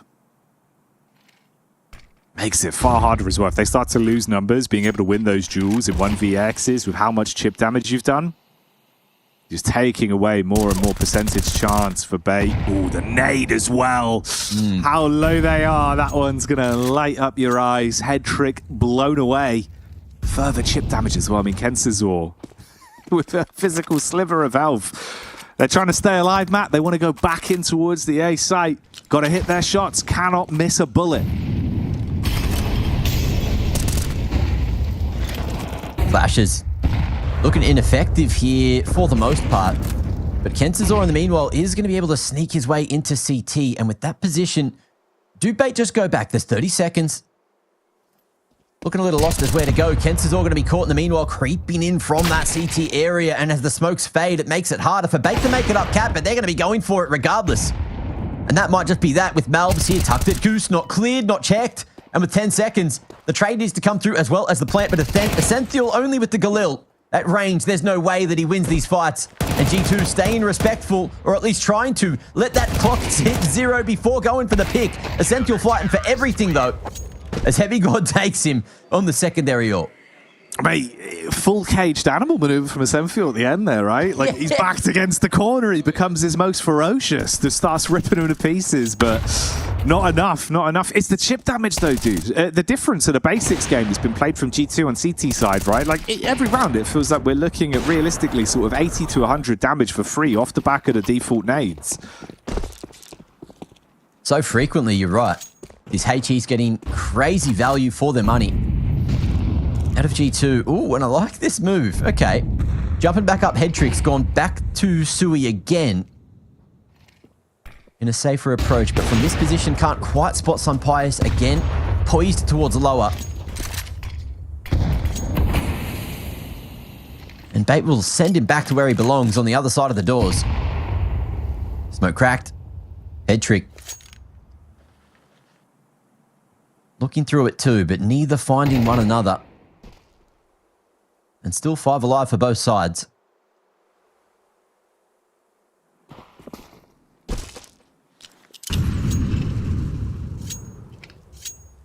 I mean, you've got a lot of time to work with. Just over a minute left on that timer. Utility there, but again, obviously the chip damage is going to be a talking point later on if it comes down to Kensazor of Zenfuel needing to make some of these clutch plays that they've been providing. Ooh. Scary scenes with Hunter playing so bravely as well, close towards the smoke. He wants to go off the back of the timing for the util. See if he can catch them sleeping. They're blind, dazed, confused. And the big game Hunter is putting them above the mantelpiece. All they need is 2 more picks, and this one is done. It'll be G2 fighting onto a third map. As soon as the Zenfield falls, it's set in stone.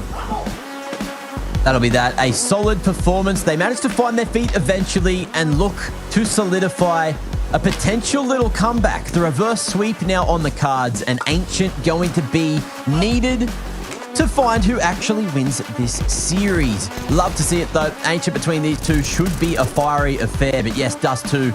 It was a good one for some individuals. That man on your screen, Malbs, finally starting to lift, starting to show what G2 are capable of. And Bait, it was a very solid start. It made us question whether G2 were going to be able to find their groove, and they found it eventually. Yeah, it took a little bit of time, man. There were some weaknesses, some signs of frustration over the first flow of the half. It was real big for Bait, right? CT side performance was standout, but going into that second half, just couldn't really find Stark. At one point, it was like, what, a string of 5 or 6 rounds in a row for G2. CT side just absolutely starved them out of the game. Yeah. And that was even with like mixed bags of mistakes. You can see back on some of these rounds as well. Like the round with the bomb timer as well, you had like 6 seconds by the time they try and commit to the plant. It was basically already cooked as they got into the site. Few weird ones, but the map win, and that's all you really give a damn about, right? G2 can obviously just treat this as a BO1 now, Mac. Yeah, you take it in your stride, right? You're happy with where you've ended up and just making sure that they know about it as well. Just letting them know, trying to cause some form of intimidation moving into the final map. You want to assert that dominance. You want to let them know that you are a top 10 team at the moment, and you want to be playing like that. So yes, there might have been a hiccup over towards Mirage at the start of the series, but Dust 2, even though it's still in the orange map pool area, Bait just weren't able to play back there. So look, Ancient will be that third and final decisive map. But look, shout outs to Essential, who kept them guessing. There were a few moments in there where he was, super crucial to the rounds, able to live for long enough, just keep G2 guessing as to where he was and just forcing them to just be always active in their approach. Yeah, well, that was the thing, right? Because especially throughout their CT side sort of flow with how he was playing and a lot of sort of the heads-up calls, Bait are never scared to throw something aggressive your way. They're never scared to sort of force a way back into a game, which is very fun CS to watch. Just didn't have that same sort of, ability to flourish with a T side. I think, again, it's the basics for G2, dude. The nades were disgusting. Stripping HP off them, round in, round out. Is that going to happen again, though? Nades are going to be a heavy focus on Ancient, and that's where the series ends. Our bookend will be on screen in a few minutes' time, so join us. Grab yourself a drink for now, and come back in a minute. From humble beginnings in Hanover to greatness in Katowice, our journey is our legacy. As we arrive at what we thought was our peak, we instead discover a whole new chapter.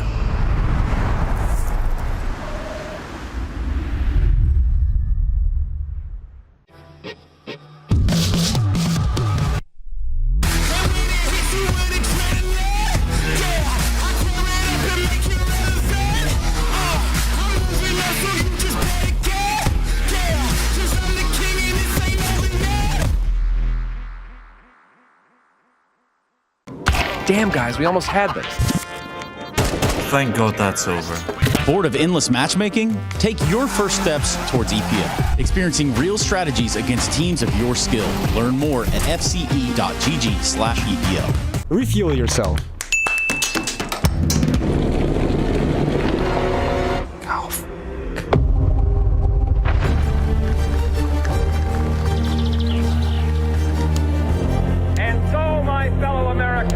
Give us a major. Give us a major. Guys, please. Window no scope from Central.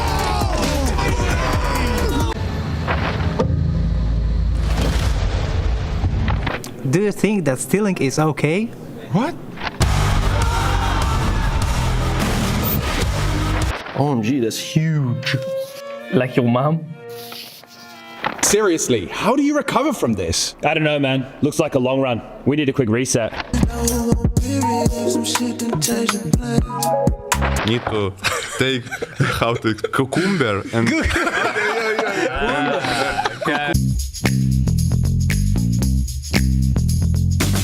To right, of course, to right. Which way? Screw. If you want to screw something like make it tighter, make it more, of course, to right. Right, yeah. yeah, like yeah. That's clockwise. Yeah, clockwise. Right side. Clockwise, no? Yeah, right side. Like turn right. Clockwise. Right. So clockwise. Clockwise, yeah. No, mine is at 4. Where is at 4? Mine is at 4. I mean, is it not just 0 or no? No. No? I think you want like a little leverage, you know? Okay. If it's 0, it's gonna like full freeze, I guess. And let's go with that. Yeah. But stuff freezes. Water freezes at 0. Yeah. So we just. Or yeah. So the question is if what the freezer should be at or what it has to be at minimum, you know? I mean, you have the age here, so I think you're more experienced. The freezer should be around 3-4 degrees. So let's go with that. Okay, so if you want it at 3, it should be drop 10. No? Yeah. So we say drop 10 degrees. If we wanted that -3. It also feel good. It also feel good. We just say 7? Yeah, let's say 7. Okay, 7. I mean, it freezes at 0, but I mean, like for the normal temperature on a freezer, it's -4 now. Yeah, but for it to freeze again? 0. Okay, so 7 degrees. And he has to drop 7 to 0, has to be. I don't know, yeah. 7, he has to drop to 0, so -7. I trust him. To freeze, so 0. Yeah, 0 is freezing. Yeah, so it needs to drop 7 Celsius or 13 degrees Fahrenheit. Sure. Okay, so we have water and flour. Is it not like yeast? And yeast. It's flour or yeast, no? Flour or yeast. Wheat? Yeah, how is it called? But the wheat is also made from the white thing. How is it called? I don't know how to call it in English. Yeast. Water. Dough. Does that count? Yeast, water, dough. Flour. Sorry. Flour, yeast, water. The 3. I've never made bread. I mean, I made bread a lot of time. Okay. What would you say is the main ingredient? Both are just equally important. So but I think yeast is like the thing that makes the bread. Yeast. Yeah. Primary? I mean, do you need? I feel like it has to be flour. I'm thinking flour. Muka. Yeah, muka. I don't know how to call it in English actually. Wait. Flour. No. I think flour. It should be flour. Because I'm pretty sure you don't need yeast to make bread. Need to phone my girlfriend on that one. Yeah. How to pronounce today's word, Counter-Strike 2. That's Counter-Strike 2. Not CSGO. Counter-Strike 2. Think Spider-Man.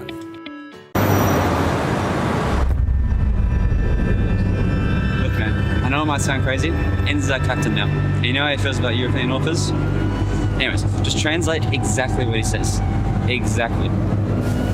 Exactly what he says. Okay. 910 will see us now. Okay. Come with me.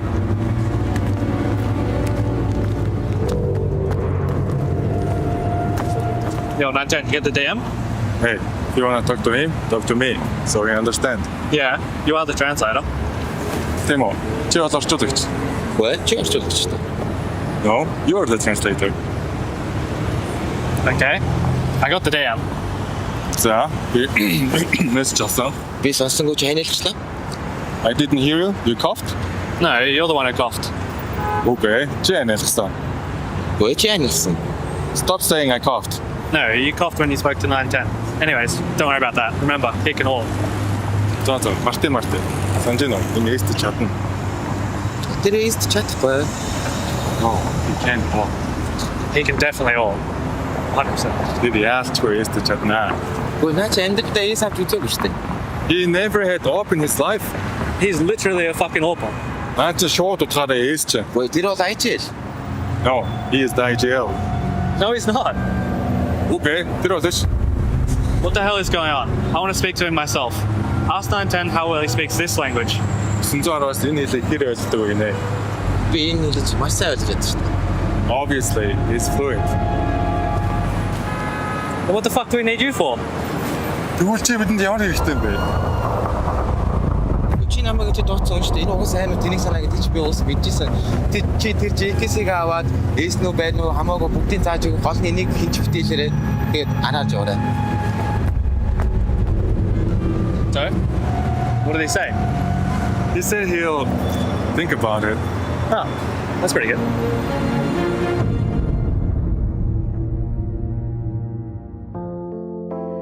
Oh, how sweet is time for allowing you and I to exist in the same lifetime.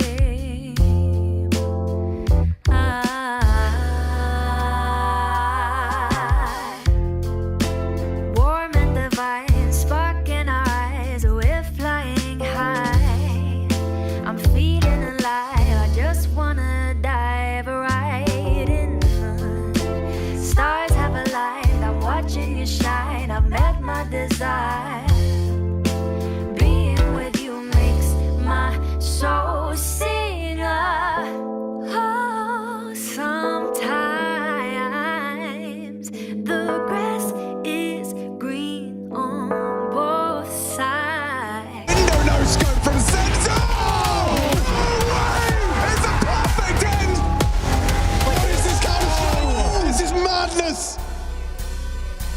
Welcome back once again to the Mackie and Jackie Swedish Safari, also known as the morning show here on ESL Pro League Season 22, where we are 2 maps deep into the second series of the day between G2 and Bait. It's going to be a fun time, though, because we have Ancient on the other side of this, and we all know best Safaris end on Ancient. They do. It's like that age-old adage where people used to say, all best series end on Inferno. Mm-hmm. With us, it's all Ancient, mate. The more out there, the more exotic, the better it will be. The more Ancient history there's going to be in EPL come the end of this series, Mac. Ain't that the truth? And it'll all boil down to what side they start on. I feel like, look, Ancient, the good thing about it is it's still, even with the CT changes, is one of the more balanced maps. So team stylistically can sort of take their pick if they want to be that T-side start or CT side. And exactly how they play it could be a little bit different. Bait are still sort of delving in that tier 2 part of the scene, so they can bring some crazy different things that G2 might not be ready for, which is kind of what we saw from them on Mirage, and Ancient could be a similar thing. Obviously, G2 are coming in a bit more prepped, a bit more ready for that Dust 2 affair, but for the third and final place to end this series, I just have no idea where this one's going to end up, because Bait have been shooting round to round, but Hunter, look, since he's come to the helm, they found a bit more success than what they might have in the previous couple of years, but hey, I'm all for it. I want to see the project keep on working. So if G2 get the win, I wouldn't be sad. No, yeah, belief in the system. I believe it's what, Heavy God's got sort of tattooed on his arm there. It says faith will triumph forward, something like that. So maybe that's the embodiment that you want to go for. You know what I mean? Just belief in the system, stick to the project. It's been working. You've got some, good things to look back on. If they need a recent memory to sort of cast their mind back when you're being more sort of sat on your own, sort of thinking about these rounds before we get live, there's some good memories there. There's some highlights that you can replay to dial you back in about where you are. It's not the worst start either. Yes, it's a 1-1 game. You'd think like for G2, right? Yeah, they'd want to come out trailblazing, sort of be in that 2-0 bracket. But you're in the position you're in, Mac. This very easily could have been an upset game with Dust 2 closed down if Bait carried that on. They answered that test. Now you just got to do it in the third map, and then it's all fixed. Yeah, it should all be fixed.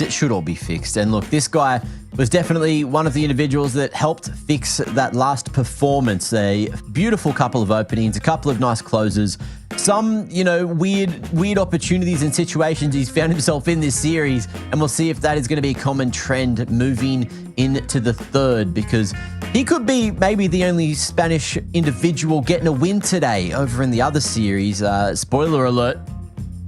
There's your spoiler alert. It has gone to a third map as well. So Gentlemates haven't quite qualified in through 3-0, and neither has Inner Circle. That's going to be going to 3. So both these second series of the day getting real spicy as 3 mappers. Yeah, dude, it's getting interesting. I liked your spoiler warning. That was nice, You gave him just enough time to get the pause in, Mac. It's thoughtful of you. It is thoughtful.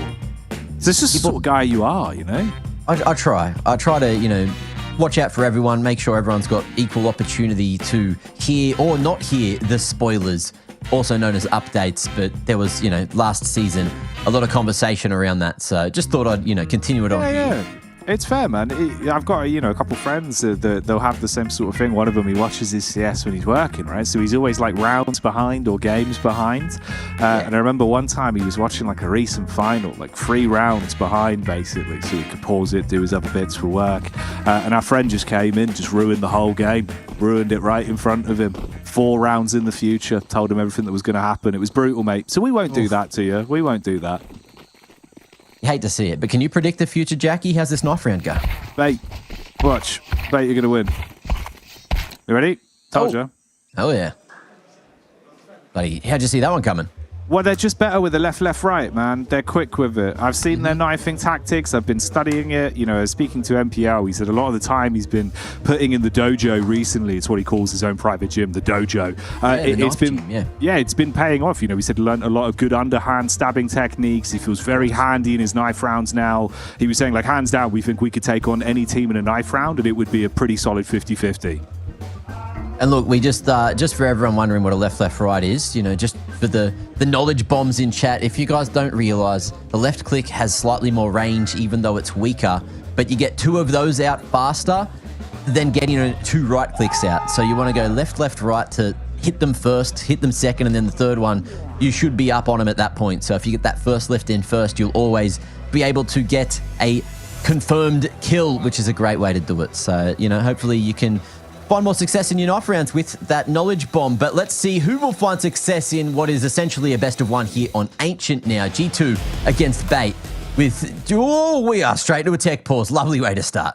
He's pulled the cable out. Gotta plug that one in. Yeah, get the headset back in. It's all right. It's all right. Luckily, we didn't do like the here we go, you know? that would have working been into classic. it, but yeah. Good timing on the cut. You were nearly there. You were nearly there. Would have been Mac live in the EPL Safari Arena, the Serengeti full. Crowds of water buffalo, giraffes. We've got rhinos on looking. And then it all goes wrong, mate. You know, the tree falls over. We've lost the PC, Mac. Do we even have Mattis in the game? Something's going on. What's going on? It has to be a headset issue. I think so. Yeah. He's on it, though. He's on it. Yeah. Ooh, shaky hands. Maybe. Body language looking a little bit more hopeful. Couple of thumbs up. Admin Ola on the scene, sorting things out. Fist bumps. Yeah, we're Gucci. Let's get it. All right, Ancient time, guys. All right, Jackie, you want to do the second attempt at the into the game? Oh, yeah, dude. Let's try. Let's see if it works this time. We'll run it back, all right? Bait now in a position to shut down G2. Dethrone them on their run in Season 22. It's a talented young squad. They've shown us a lot. But can they do it here in the third map? Will it be just that ancient history come the end of this? G2 starting off on the T side then. Utility thrown out, Mac. They're already getting close towards potentially a faster play on the B bomb side. G2 poised to pounce through cave. Through their own smoke as well. Ambition going crazy. Let's see if the flash is going to enable it. Heavy God with that on the belt, just looking to make sure he's there, controlling the ramp push. And Bait, they are very switched on to what is coming their direction. It's a flash in for themselves. Oh, the Jewel, he's going to be able to get the quick trade. Estenthiel won't get more than the single, though, as Sampaius reveals his hand. Still another member there who has been spotted, and that'll trigger the rotation somewhat. But Kent's all going the wrong direction. Someone has sent him the wrong GPS coordinates. Head trick solo on the site is given multiple opportunities to at least fight for long enough. Kensizor coming in to cut him off at the pass, and it's Heavy God against the world. 1v2. Smoke push about to go and ensue, but Kensizor catches him. And there you have it. Bait will rotate just in the nick of time. Oh, and send a message as well. Yeah. MPL. You know, normally pretty reserved with this stuff, but if he's starting to get fired up, dude, that's even better for the momentum. You know what was crazy though, Matt? When they came out through cave side control, it felt like it should have been pretty free. The downtime in that fight before they could respond, it was crazy. The fact he got away with a pick and delayed for like a few seconds just on the back on his own there. I don't know how they didn't find it faster, but hey, Bait taking the pistol, they get that one on the board.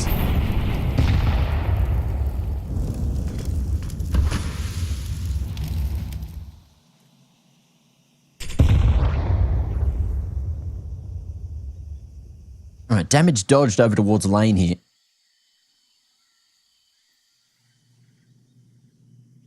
And Bait looking to stay proactive. NPL in red room in a good position to make his way to B if necessary. Malbs, though, going to be the first point of contact, even though there's noise being made over towards that B site. That nade doesn't chunk away as much as the CTs would have liked, but it does trigger the rotation into a double donut setup. And G2 still here, ready to hit that B site. Hunter spotted at Heaven. And within an inch of his life, doesn't want to drop this util without getting an opportunity to place it. Long smoke, not blocked. And a flash back into cave isn't working as expected for Bait. Man down, and a chance now in the round for G2. Any big moves from Alex here. Asking a lot from him on the front of the site. He's able to focus on ramp, though, from the plate from his teammates, but Sampaius crouching in, looking for two. The Tech 9 causing trouble, and suddenly it's down to Malbs. Deagle in hand, but look at the timer. That's the worst presence on the server. 16 seconds looming over his head. And NPL's on target. They grab it. Oh, NPL! He's getting spicy, Mac! Oh, okay. Okay. He's sending it. Dude, I didn't expect, like, the, you know, kind of the anti-hero NPL arc. This is sick.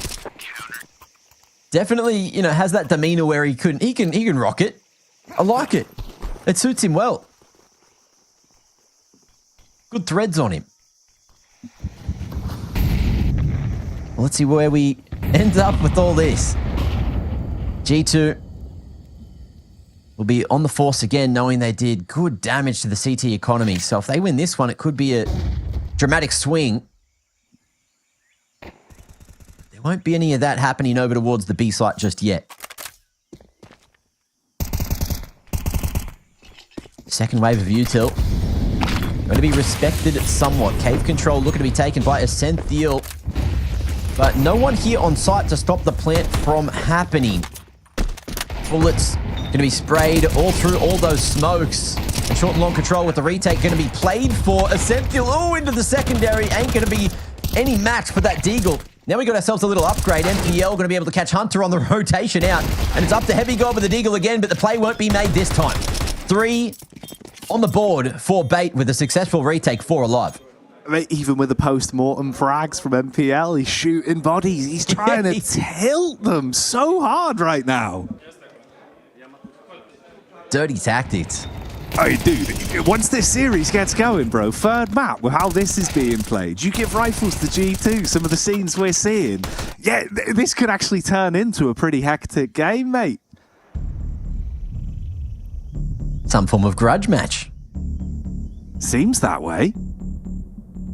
Look, we'll take it. And Saw, before things get too out of hand this time, will take an early tack. Moving into another buy from G2, who have warranted themselves that with the maxed out round loss bonus, as well as a nasty little bomb plant. So they have most things they need, including Malbs with an AK in hand. If he can do just Malbs things, which he's known to do on Ancient, any round could be found by G2.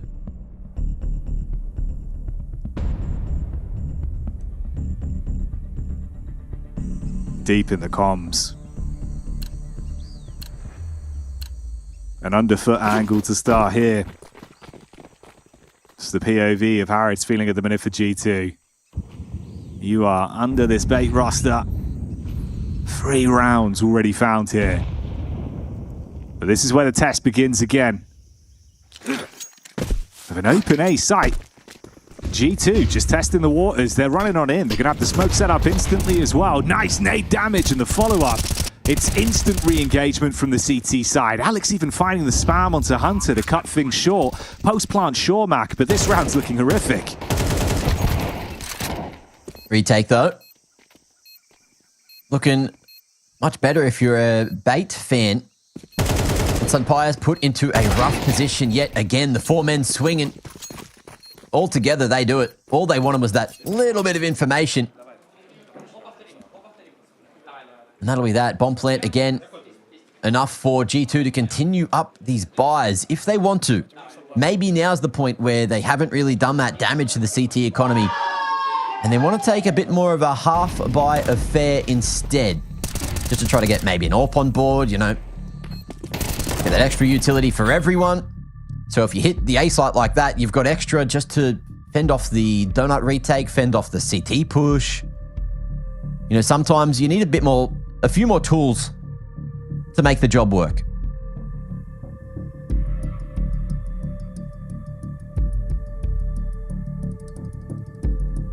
God. See the energy getting to him a little bit there, just trying to shake it off. Fist bumps back out. Dive back into the server, remedy it with the plays.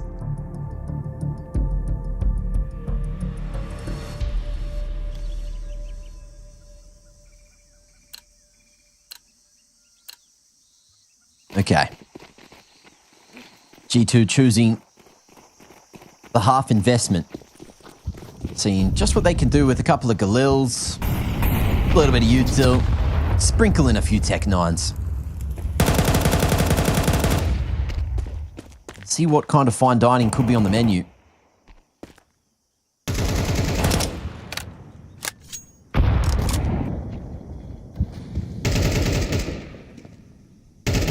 Where's that first play going to come from?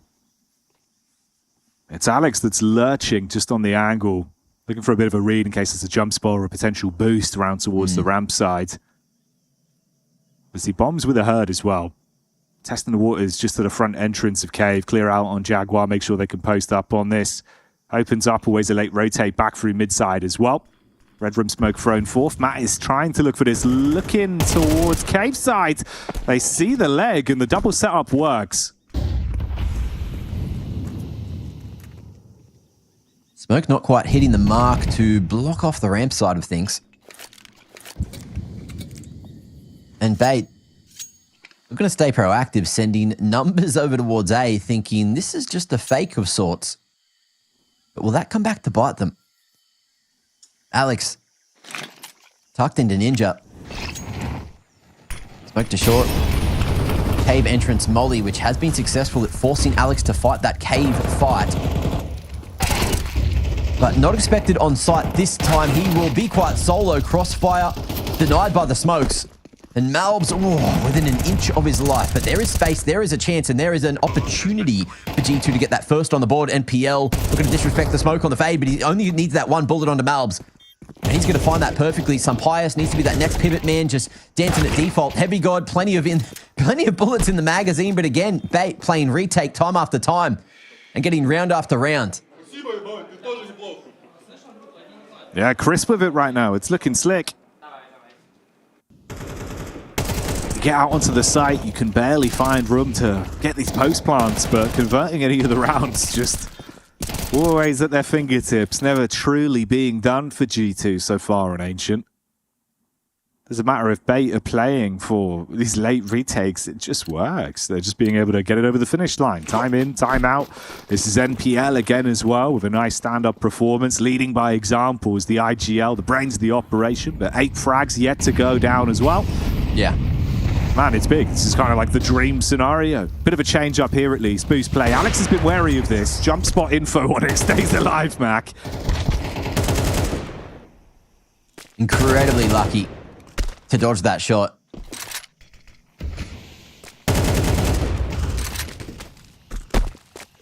And again, just the smokes denying any early over-aggression that G2 want to throw towards this B site. Hey, this time they're going to play inside site. 3, in fact, looking to re-aggress at ramp. Heavy God may get caught with util in hand. Oh, goes for the jump peak with a knife in hand, but there is many men here at lane. And if the CT swing one by one, it might not be as fun as expected. But do they expect Kensazor here as well? They certainly will now. Free haircuts dished out to Hunter. Not knowing if he needed the trim, but with the package retrieval here at B main and 40 on the clock, no other map control. G2 still feeling like they have to push the point and be all in towards the B site here, and that pick makes things a little bit easier. Yeah, it's a slight room to breathe for a few seconds. Ooh, quick rotation though towards CT side. Try break the smoke for a look in to head trick. Wanted to crack that one open. Creating time at least for MPL. He's already arrived in cave. That bomb's not down yet. It leaves Sampius susceptible to the attack. Spam through the wood, denies the plant. Suddenly Malbs has 10 seconds in a 1v2 where he looks uncomfortable. Peek back towards the bomb site. It's Headtrick staring him in the face and claims another round, adding to their flawless streak. 6-0. G2 now in a position where that pressure they might have been feeling over on Mirage is starting to be felt again. And Bake just purely outplaying them at every given point. Happy to allow G2, plant after plant just to get these buys on the board over and over. But it don't matter as long as they're getting the rounds up there. 6 on CT. Is this where the tides change? Cave Smoke disrespected. The Sentinel going loud. In the meanwhile, Malb's going to be flashed off at mid. But with that donut smoke, as well as Red Room, there's a lot of space for G2 to try and create.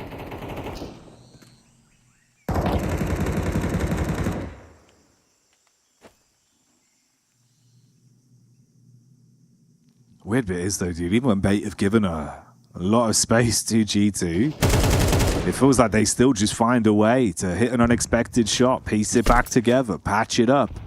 Whereas G2 just seem so trapped in this kind of rut. These late round hits towards B, losing some of the duels. Hasn't had the same sort of pep in their step. Well, they do say that life finds a way. And many fans out there say that G2 is life. G2 is love. But so Shrek when you really think about it. And this time Hunter going to show exactly what getting Shreked is like to Essential. B-site control going to be a little harder without him there. And that's if G2 even come this direction. It could be all just a ruse, hoping to draw more attention across toward the B-site and head trick, faking that rotation back. But still looking to keep eyes on Red and looking to pump the numbers. Kensizor here at the big box might be able to drop that bomb. And again, that time against G2, but Heavy got hitting one that matters this time. Oh, it's a big scalp to find, and it sets up Malbs for the round-winning maneuver. But suddenly it comes down to one man. The IGL, again, is a 7th round, a possibility for the brains of Bait. And PL taking his time, doing his due diligence, clearing the angles, but the clock's starting to run down more and more. Kit in the back pocket, but no nades. All on if he can force out these fights. The T's don't have to give him anything. Just stay tucked in, let this one tick by, and finally lock in their opening round. He can tap it to try force the face here, but with no real time on the clock. Probably just an afterthought. There's the first round for G2. Better late than never. Getting a bit of oxygen. Or diving deep into the caves. Diving deep even. Tongue twist is crazy. Instant elbow from head trick there. Hitting perfectly. Kensizor just playing back towards the double donut setup. Two with NPL there shooting through Red Room to try and maybe draw attention away from the setup they have here at mid. The B-site boys just dropping a couple of smokes to deny any early pressure, one of which is getting disrespected. In the meanwhile, Malbs starting to hit those headshots that he's known for. Missed opportunity on the second man. As Kensizor answers. And again, we're going to see a nice little contact from the ramp boys. Essential might catch Matties in transition, which he will. Everyone else already dropping towards mid. And head trick here is going to hit all this util going back towards the A side of things. Man advantage, potential to trade. And Kensizor, ooh, he's going to take that solo fight. Things get a little awkward with 50 on the clock. This time G2 giving themselves a lot more room to breathe. But Heavy God with the spray transfer in through the smoke. Finds the head of Alex. And might keep Bait packing. Oh, he's ready for this as well. Asemphiel peeks into it instantly, lamped out by Heavy God. Uppercut taking his head clean off. Nice hat trick for him. Good round as well. They get another one. Find a bit of momentum here. So an answer finally. Even with some heads up calls into this round, right? You had the aggression, pushing the extremity towards ramp. You got this pick onto Mattis. But it was Heavy God, the 2K, with the adjustment shot into CT. Yeah, that one stings. The rifling core starting to get crispy with it. I think Malbs has certainly had enough, and Heavy God showing that he's going to arrive just in the nick of time to try and get a few of these T rounds in the bag. Try to make the half look a little healthier. And a tactical going to be taken just by Bait to the look of it. To try and figure out what might be going wrong, smooth out any potential issues. And I haven't paid attention to it for a hot minute, but head trick is going full 90 degrees with that keyboard. You don't see that too often these days. Yeah, man, got to get the little tilt on it. Well, I suppose in his case, kind of the full tilt, but Whatever works. MPL's got the little close angle as well. He's got it on the mouse pad side. Like, it's up against his body. What a gamer.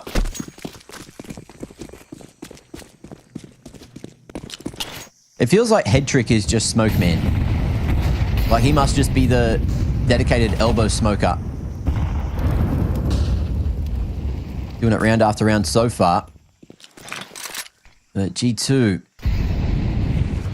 Ooh, this will isolate Kensazor over towards the jungle. Using the final smoke here at mid just to try and survive. But with that smoke fading, it ends up favoring him. And he's going to be able to escape away. No one going for the trade as this hectic scenes happening over towards the A site as well. Head Trick tucked in at Vidbox, hoping that he could find a helping hand. But he does it himself, swinging as wide as humanly possible. Unstoppable with the USP. Mayhem. Towards the middle of the map as well, with Alex finding Hunter pushing smoke, Sampaius tucked at the boxes. This is a rough one to fight your way out of. Oh, it's gross, bud. Crazy as well, man. Kensazor with a back pedal hitting that. He wasn't getting too much play into the game. It's because he wasn't finding foot traffic from them towards A regularly. But as soon as he starts getting opportunities, he's showing us what he can do. And on the bomb site as well, dude, Head Trick with a maneuver. Realized he was low off his teammates peeking to CT. It was a quick shot back from Heavy God as well. Fair play to him there, but the USP run out got it done. And Bait showing us some great stock the whole way through this one. So the answer comes after 2 rounds, dude. They get a little bundle. 2 rounds there. This one, incredibly important. To try to stabilize, to try to get anything happening towards the end of the half. If they lose this one, the money will be, again, up against the wall. Maybe a bomb plant could change that narrative. But 1-2-2 split for Bait, even edging Kensazor back towards that B site.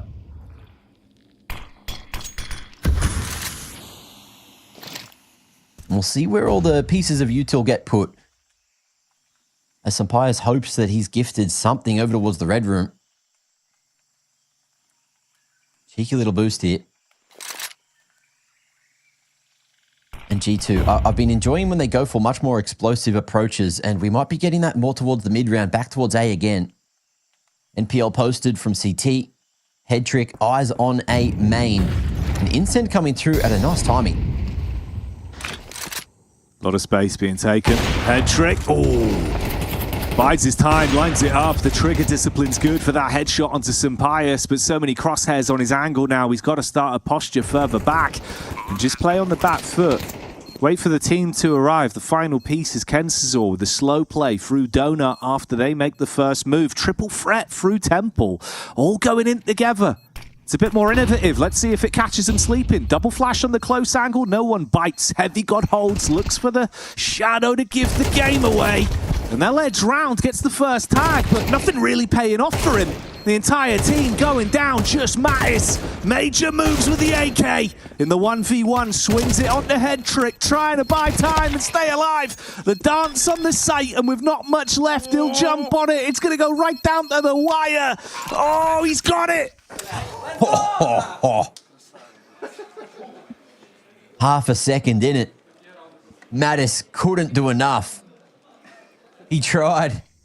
If only he had a slight helping hand in some sort, way or shape. Head Trick, cold as ice. Let's go! Oh, I could feel that middle finger coming up again. It was yeah. It was there, you know. It was flicking. Bro, no, legit, you saw the second think about it when he wanted to either throw out a quote or maybe that, but yeah, he's holding back those demons. He's playing aggro right now. I think he was looking for some eye contact, just fishing. It's who's gonna get it, huh? Who's gonna get it? You? You want some, huh? You want some? No one wanted any of that smoke. Oh. The general demeanor from the G2 camp not looking too red hot here on the T side. That body language telling a tale. And it's a bit of a nightmare right now. But for the Bait individuals, they're staying locked in. Cool, calm, and collected. Many a retake already happening. And we'll see if the boost on long will be a nice little off angle to create an opening for Bait again. 1-4 split for G2 as they're hunting for the cave control. Aggressive utility. That molly denying the awkward 50-50 fight you usually have to worry about as you make your way to Jaguar. Cheat up, cave, whatever you want to call it. What's your choice? You know, I guess it is the Swedish Safari, so we should probably lean toward like the cheetah side of things, right? Yeah, like cheetah, jag, both of those acceptable. Mate, what was that? That was the Safari speed peak. Oh, mate, they're going off-road. 4x4 action. Ken Sizzle. He's trying to bite it in the back line. It's getting hectic. No one knows what's going on. They've sent Hunter to space, and Alex craters them back to Earth. The relevant questions. But look, was it Ken Sizzle that did the little peekaboo? Yeah, dude. Little in and out. Mate, that was lovely. Just hiding in the bushes. A wild animal, little backflip on that one too. Wild. You could see he was building up for it. Waited for the right context, delivers the line, delivers the round, and maybe even a 10-2 half if they can get this one. And great delivery at that. Brought to you by DHL, probably.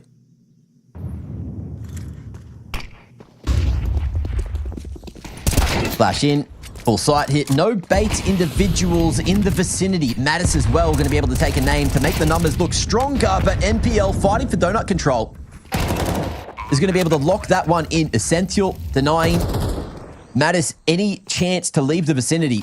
And just like that, what was a 5v4 gets turned on its head. Bait now with the numbers, but can they keep it up? Quick hit. Oh, have you got turns? But Sampaius has got his eyes in the right location to lock down against one. Head trick, though. Lives up to his name. Headhunting as the Famous makes him famous on that one. 10 rounds for Bait. Are they going to steamroll through G2? Find out when we get back into it.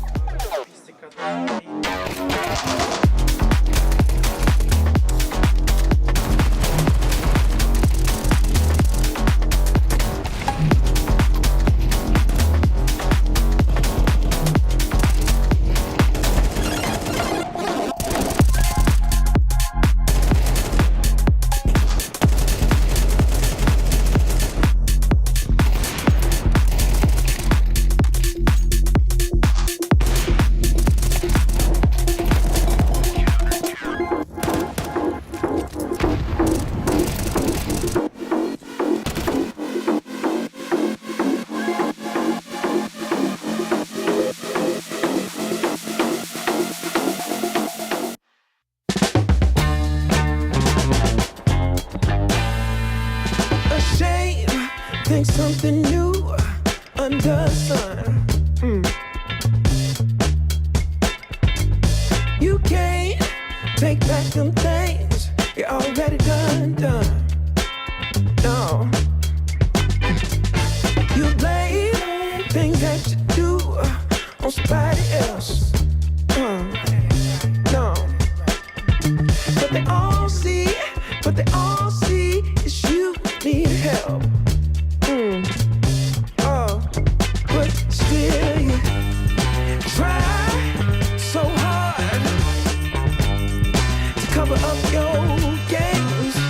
You try so hard, hoping that one day something gon' change. You waste all of your time covering up your tracks. Spend all your days running away. You gotta watch back, and that's the facts. You spend so much of your life scheming and trying to get over. Got you wondering why you come around. All you get is cold shoulder. Yeah, you try so hard to cover up your game. You try so hard, hoping that one day something gon' change. You try so hard. Yeah. You try so hard. You try so hard.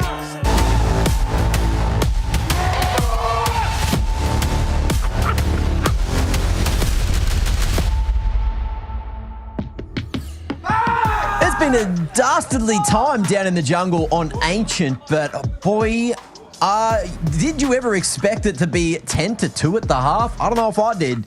G2 unable to come through with many of the goods there, getting close in the post plant, but Bait just doing it on the retake time after time. But they can't retake anymore. It's them on the offensive.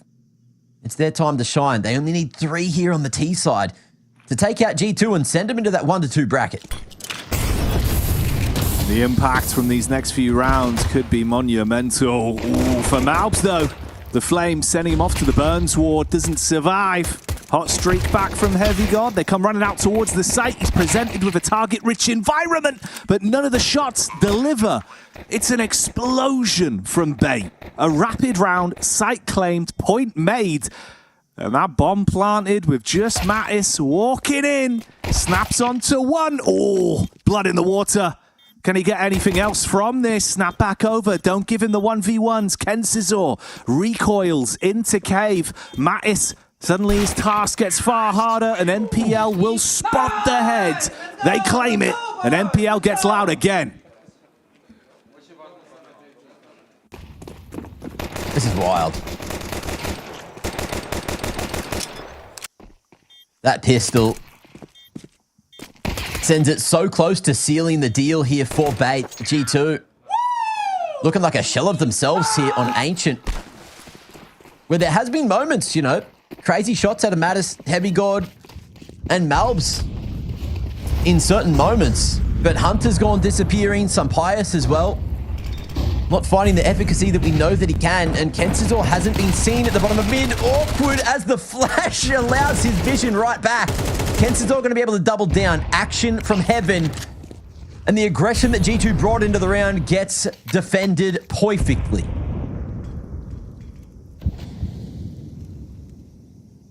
What do you even really do here? Seeing if there's anything more to be found, a slight timing, a chance perhaps. I mean, Heavy God on the walk down from ramp side wants to stalk them out. But the A side's going to be claimed. You've got far more firepower. They can post up for it. Most you really have there is that Galil that's going to be grabbed. Losing this round means that you're staring such an arduous comeback in the face with no room for error. And it's been the Bait show. You imagine they'll want to continue it that way. Heavy God at least with the adjustment shot back onto Kensizor there.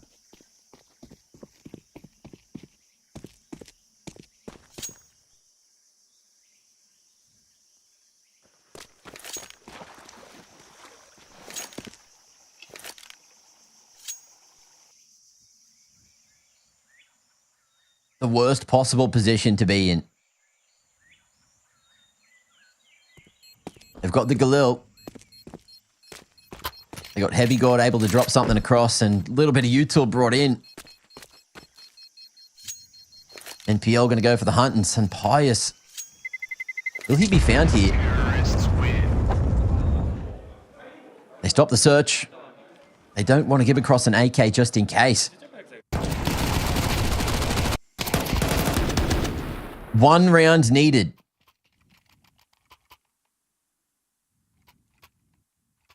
Oh, Lord.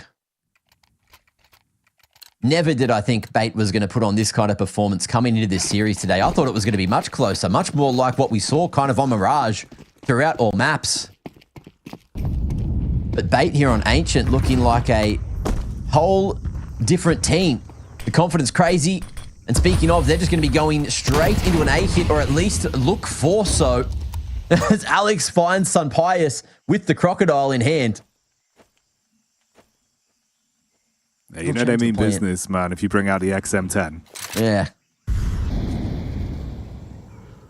Big Daddy Pump finding one there from Sunpius.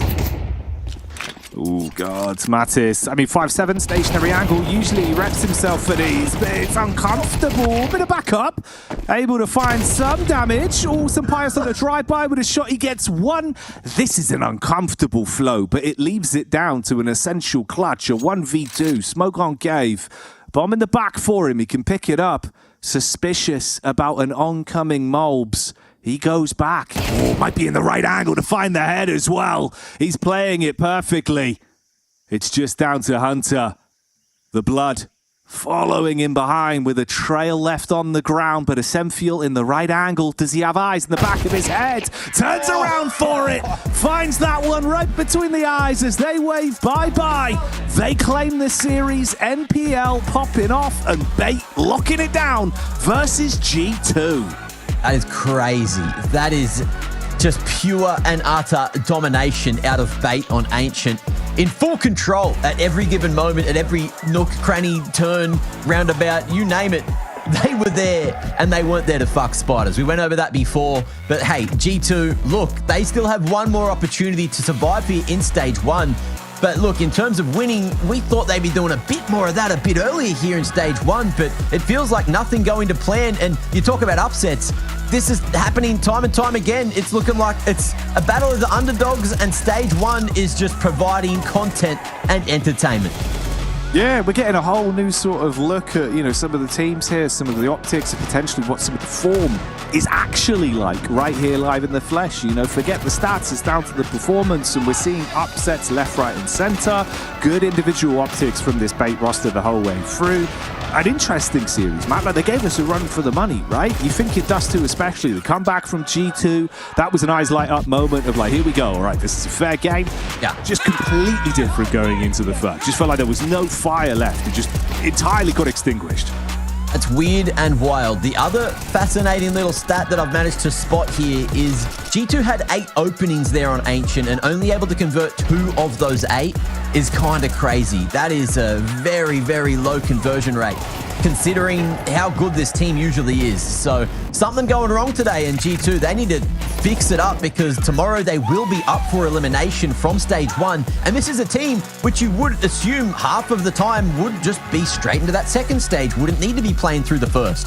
And everything just going a little bit crazy. The power from these tier 2 teams is just coming through, and they're showing that they are here to play ball. Yeah, I mean, you're constantly grinding, right? You're never not playing CS. The amount you have to fight through to keep it competitive and try and actually keep yourself in a viable spot in the scene in Tier 2 right now. So these guys live, breathe, and sleep CS. They're dreaming of these rounds, replaying them. We see that sort of unflow here. It was a dream for them, right? That's a hell of a game. It's a big pop-up for some of the players that we know on this team can be that Hydra. You have so much firepower there when it's on.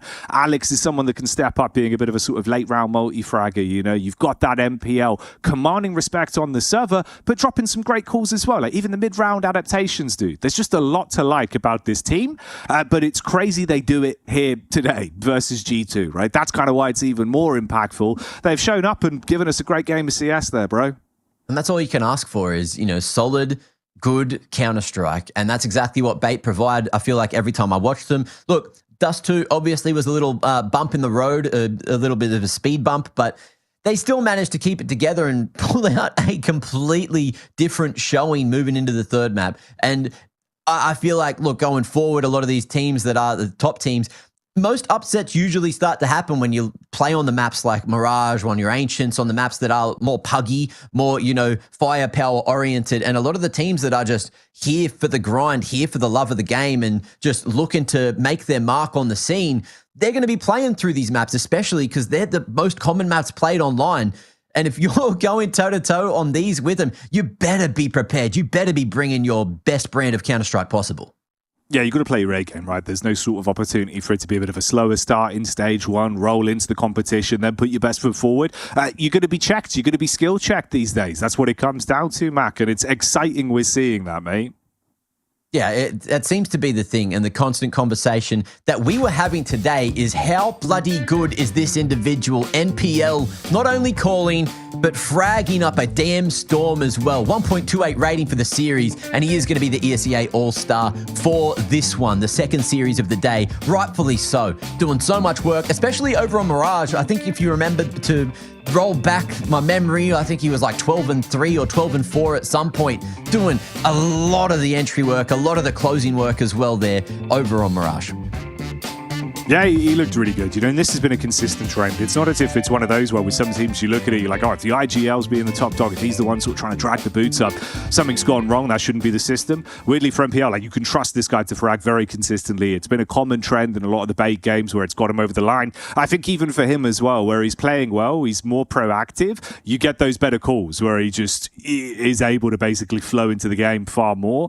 So yeah, just a lot of good signs, really, Mac. I think that's the takeaway. Like, signs of life for the entire team, for him as an individual, and seeing something from him that I don't think I've ever seen. I don't know if you have, but him being kind of like bad MPL, popping off, playing the heat a little bit. Sending them the birds, bro. Like, didn't expect that. Never, ever. And also asking the hard-hitting questions like, why are you pushing through the smokes? What are you doing? Just letting them know. And I feel like maybe that's the difference maker. Maybe G2 were getting a little bit tilted, the fact that they were getting yelled at by this team that on paper they should be beating, the expectations, causing all this pressure that maybe they wouldn't usually have. No, dude. And that's the thing. Like, and I'm pretty sure we saw that where they kind of just dropped like stone cold. You know what I mean? Rock bottom. Like the way they're looking there. Player cams just fell off. The emotions weren't anywhere near the same. There was a bit of camaraderie the whole way through the rest of the series when someone was trying to like bring them back in. Even Malbs, he was just screaming constantly, being like, "Right, boys, please, let's play Dust 2." And then eventually they started to. So yeah, bit of a weird one. Okay. Well, look, Jackie, it is time again for us to say farewell to all the individuals playing from home, watching from home. But look, it's not time for the show to close, of course. We still got 2 more big series coming up later. Of course, it's going to be the afternoon show, the evening segment with Duff and Exner. So hopefully that'll be a fun time for you guys. Jackie, any words for all the fantastic Swedish Safari fans before we get ready for tomorrow's show? Yeah, I guess, just make sure you're on time bright and early. It's going to be the same place, same time as usual. We'll be here. So if you don't mark in, make sure you let us know at what point you got in when we take calendar throughout the day. And obviously say you're present for Mike and Exner as well. Give them a warm welcome. Let them know. Anyway, that is it from myself and the Jackinator, and we'll be back tomorrow with much more fun. But 2 more big series coming up just after this. Make sure you stay tuned. Bait managing to take down G2 on a 3-map affair over on the B stream. Hedrick, first of all, congratulations. Can you walk me through the first 2 maps before we get onto the subject of Ancient and just how dominant you were on that? What was the story of Mirage and Dust 2? I thought that on Mirage we had a plan how to actually play like first rounds against them and first buy rounds, which we listened to, and it was important because yesterday, for example, we didn't against Hoto. So I'm happy that we kept the calm team speak because, I mean, not calm always, but at least we tried. And also what was important is that we were shooting back them and we were killing them. So it worked out, I would say. And on Dust 2, I felt actually a little bit nervous because the score was 5-1, and then, you could do some impulsive decisions. But yeah, and actually they played pretty good structure on Dust 2. But yeah, that's about first 2 maps. You mentioned about the importance of keeping calm in some of those situations. Are there any things that you do, that your teammates do to kind of make sure that you come in, reset, back on the same page and not getting, too nervous, too caught up in the moment? I think the most important is to breathe because you need to feel your body good. And I know we just understand that it will be a long game and it won't be easy. So we need to play round by round, kind of. But as well, like it's kind of easier to say it, than to do it sometimes. So yeah. 100%. Long series until we got to Ancient, where you guys just made such light work of G2, particularly on that CT side. Why do you feel like you had such a good read of what G2 were going to be thrown of you there? I felt good team snowball because we won pistol. It was close pistol, I would say, and yeah, because of that, I felt that we were building up the economy, building up the communication, and the most important on Ancient is that we didn't we wasn't scared to do some rotations, some repushes, on city side because So we had a lot of info on them, like where they should be at least, and we also understood that they can do a lot of fakes, so we tried not to overrotate. So yeah, I think it was crucial, and also like 2 pistols on third map is important. I mean, G2, it's a massive scalp to be taking. You only need to take down one more opponent to make it through to stage 2. How confident are you feeling now that you're just one win away from the second stage of EPL? I'm feeling confident, like in my team right now, because I feel that we can beat anyone, so as well we can lose to anyone, kinda. But when we actually play our good game, when we're enjoying the game, that's when we're playing the best. So I hope to keep that wave, to continue. A massive result. 4 baits to be pursuing here at ESL Pro League. And the big games will keep on coming. We've got Astralis versus Gamer Legion going down on the A stream, where I had a chance to catch up with Rez earlier on today. Hi, this is Basement Dweller's first advertisement. And our second drop is, it's up, actually. If you're seeing this, it's up. It's available on the ESL shop. We had our first go at a jacket, and I'm really proud of it. I've always had an interest in clothes, but, seeing behind the scenes how the sausage is made has been a lot of fun. And if you like the clothes, tell me. If you hate the clothes, tell me, but try them before you slag them off. I think they're really comfy. So yeah, that's my advert. I'm gonna try again. I'm gonna record another one. It starts with a dream, with a team you barely know, in an amateur official that feels like the grand final, where practice becomes progress, and every loss feels like a lesson. When will your journey begin?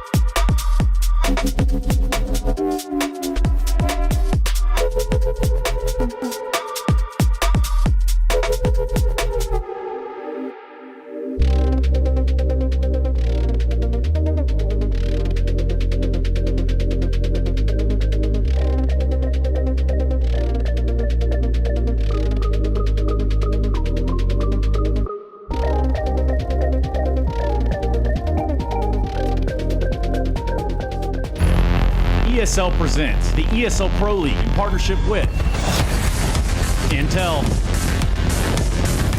Acer Predator,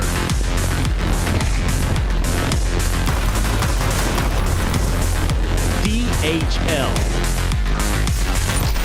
and Katia.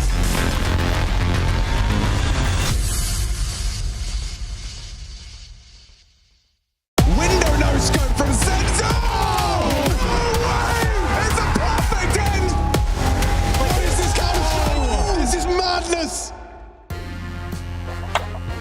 Welcome back to the ESL Pro League B stream, where the B stands for best, and/or basement, and/or Brazil. We've got some of those things coming on, and some of the best lads just took you through the last couple of series in Mac and Jackie, so thank you very much for the morning shift.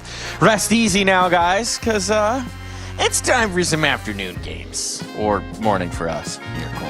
Afternoon. It's getting there, we kind of split the difference there, so looking forward to it. Should be a fun way to close out the day, though. We got some exciting matchups here, some high-stakes matchups here to kick us off. Elimination looming for NRG and Fluxo, so a lot on the line. And it's not just about the elimination, right? It's about the broader implications. When you're talking about America's major slots, NRG, Fluxo, this one could have a lot of implication. Now, I'm no VRSologist, but beating them would be preferable to losing to them for both these teams. Yeah, absolutely. I think, Fluxo obviously looking to get on the cusp here and trying to make conversation. And the one way you do that not only is by, trying to topple down teams that you're looking to jump, but also giving yourself more opportunities to play on LAN, which isn't something that they will be able to do if they get eliminated here. That's true. That is true. If you lose, you don't get to play more games. That's tough, man. It's tough sledding here. I will say, honestly, ESL Pro League, one of the most forgiving formats in terms of having that twist, in terms of having that 0-3, right? You get 3 rounds at this one, so for either of these teams, they could say they've had their shots. Maybe for Fluxo going up against Fury in the 0-1, a little little bit of a tough draw, shall we say. But you gotta get the win somewhere, and this is gonna be your best opportunity to do so. NRG, Fluxo, both teams that have been competing at similar levels within their domestic scenes, and have some similar opportunities at the international shots, so a lot on the line. Yeah, and I was really pleasantly surprised with how Flux were able to play on their CT side yesterday. That's one big silver lining that they can take away from the sweep versus Furia, rather. And so being able to sort of get back into the mix here and be able to, try and play up against this NRG squad. I want to see those same structure on the defense. I want to see that same firepower flare up here once again. But the T side is something that they're going to need to bring into the mix here. And that's obviously going to be a huge task here up against NRGs if they can continue to show that success on their defense and then translate some of that success here, have Art call effective strats here on the T side and get them rolling with players like Lukowski, who have had a bit of a tough time here throughout this season of Pro League. Now, the graphic is nicely illustrating the fact that these teams are going to ban each other's preferred map, right? We're just going to... These are the perms. These are the permers. We're not going to have to worry about them. We're not going to have to think about them too much. And it does mean that we're going to maybe test the map pool just a little bit deeper. Mm-hmm. And so for both these teams, I don't know that we know much about the periphery of their map pool. If we know too much about how deep they can go. NRG have worked in different maps at different times, right? So we've seen a few different iterations of this roster. But I suppose they'll be a little bit tested here. Disappointed, I'm sure, for the NRG camp with that legacy loss in the last round. But a little chance to make good on it, to make up for it. This is a massive opportunity for the squad, for the organization. Dust2 and Ancient are, in fact, out in the first round. So that's just the way the cookie crumbles. We're getting a nuke out for Fluxo. Classic art map, I would say. Yeah. Vintage art map, one might say. That's the big kicker here, is that you do kind of lean in on some of the extremities if your bans are coming through here and they're not as comfortable. Picking into Nuke here as a caller, I do expect that Art can bring in a little bit of efficiency here on this map to open things up. Train out of NRG, they've been very willing to pick into this map. Again, as a team that has been, especially for Nitro, trusting a lot more in the opping presence here. It's always good to see that they are very willing to pick into Train and that they're very willing to trust Zodic on this map to make the calls. And then Mirage to close. I think that's one of my favorite Nitro maps in terms of the executes, in terms of the depth they bring, but we're ready with the pistol. Got a couple smokes and a fast aim play. Nitro going to be able to find first contact. Second as well off of the HUD. Zodic follows it up. The Zevi found blood at the very least. That bomb's gotten down vent, so there should be a bomb plant. Oh, snap. Kelsey wants to give someone a little, well, what for? Come on into the vents, he says. I've got a knife for you. And eventually they are going to come. On Secret. Actually, full rotating around Secret to completely avoid him. The player in ramp can maybe get active now. Oh, if they realize that there's two players here, but Kai finding that kill will deny the information on Lukowski just a little bit longer. Now that's a nice fight. Now they know where both players are playing from. But a goosh, as Kai's looking to make short work of them. That work will be made short, but not by his own merit. Defuse on NRG with the pistol. I've got a fun fact that has just occurred to me. Harkening all the way back, not the Decider, but the first two maps in this, for an art classic, I will say. These are the maps that actually, way back in, I'm going to say it was 2019, but it might have been 2018. It was probably 2018, actually. These are the two maps that the Art Furia team made Pro League on for the first time at an ESEA Global Challenge in a victory over Singularity with Gary standing in because Abel J couldn't get into the country. That's wild. So there's a deep cut for you. Is there anyone on... No, I guess with OC gone. Was OC ever on Singularity? He was. Was he at the time, or did he come on? I know he was at the time. Yeah. Well, unfortunately, he's not on NRG anymore, but... I think that particular roster was... I'm trying to remember if it was the Vanity Food version or if it was the Sheikh Zula version. That might be too deep a cut for me. Yeah, it's a tough callback right there. I got the maps. Yeah, that's impressive. First time they ever made it to ESL Pro League. So now here at the Pro League, for not the first time. Oh boy, Art's just rung the dome of Bro. Quick drive-by with that techie. Feeling the vintage play here. A little bit of chip damage, but you're not finding the right spot for this planter. So the bomb will in fact go down. Things get interesting here, Cole. Yeah, trying to make it all through the ramp side. That's a tough angle there. Headshot angles for Kai, but he does get overrun. They just charge forward. Unrelenting here. Still Zevi and Decenty ready to roll up here on a flank through ramp. And Zevi trying to buy time here, but the smoke has since faded. They don't have a kit to play off of either here, so free fire for Decenty, spamming through the wall there as well. Just need to find the last player, but he's able to buy time now. And a little bit of panic here for Nitro. HE goes on top of the bomb there for good measure, and it's simply out of time here. Decenty able to run away here and win the round. That one's gonna sting. Massive force by victory coming through from Fluxo. Frustrating for NRG. I mean, they had the man advantage through most of that post plant. They just couldn't quite find the fights that they were looking for. They couldn't quite isolate the ankles. And maybe some hesitancy in trying to locate those players cost them. It's already such a positive spin here on Fluxo and these T-sides that have been a big challenge here, having some of these players focus up on some trades and be able to offer up some early success here. She couldn't get the ball moving on the T-side of Inferno yesterday. Now try to speed things up here, keeping that high-octane Art CS, and Nitro able to trade things out, but they make it down the vents with a couple of players here, a little bit delayed, but nonetheless, mission accomplished. I mean, this is also just an Art classic here. Vent dives are something he loves to call out. And we'll see that prevalent here in this matchup. Do we want to go for a retake here on the NRG camp? Anything to keep the pace up, right? To keep the motion, to have these explosive plays. I mean, you seem the challenge to deal with it, especially when you have limitations in this round. That's an upgrade. I don't know that it's going to tip the scale too much in this round, since time is already an issue, but an extra rifle into the next makes this a whole lot better. Probably be able to put a vest on Zodic. Oh, uh-oh. Some casualties coming the way of Fluxo as well. They're being pretty contained in here. Oh, I was just trying to keep him close to that bomb, and he's doing a good job of it. Chenti gets away. And he's fine. So it's fine. Yeah, they're all good there. But now we're going to have a more interesting round in the follow-up. With these saved guns, with these rifles, suddenly you can put together a pretty compelling buy despite the investment in here. Ooh, and they're definitely investing quite a bit here. Nitro going for the auto shotty.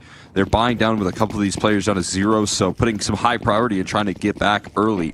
Interesting that George is hanging on to extra capital. I wonder if that's an eye towards getting an op dropped over to Zodic. That definitely is a smart move, right? Zodic needing to get onto that AWP here. You want to get him confident early with the map pool that we're seeing. The CT side presents itself a lot of opportunities, and smoke spam coming through from Bro instantly takes down Lukowski. Very early 4v5 here, and more smoke spam. They just aren't letting him cross for free.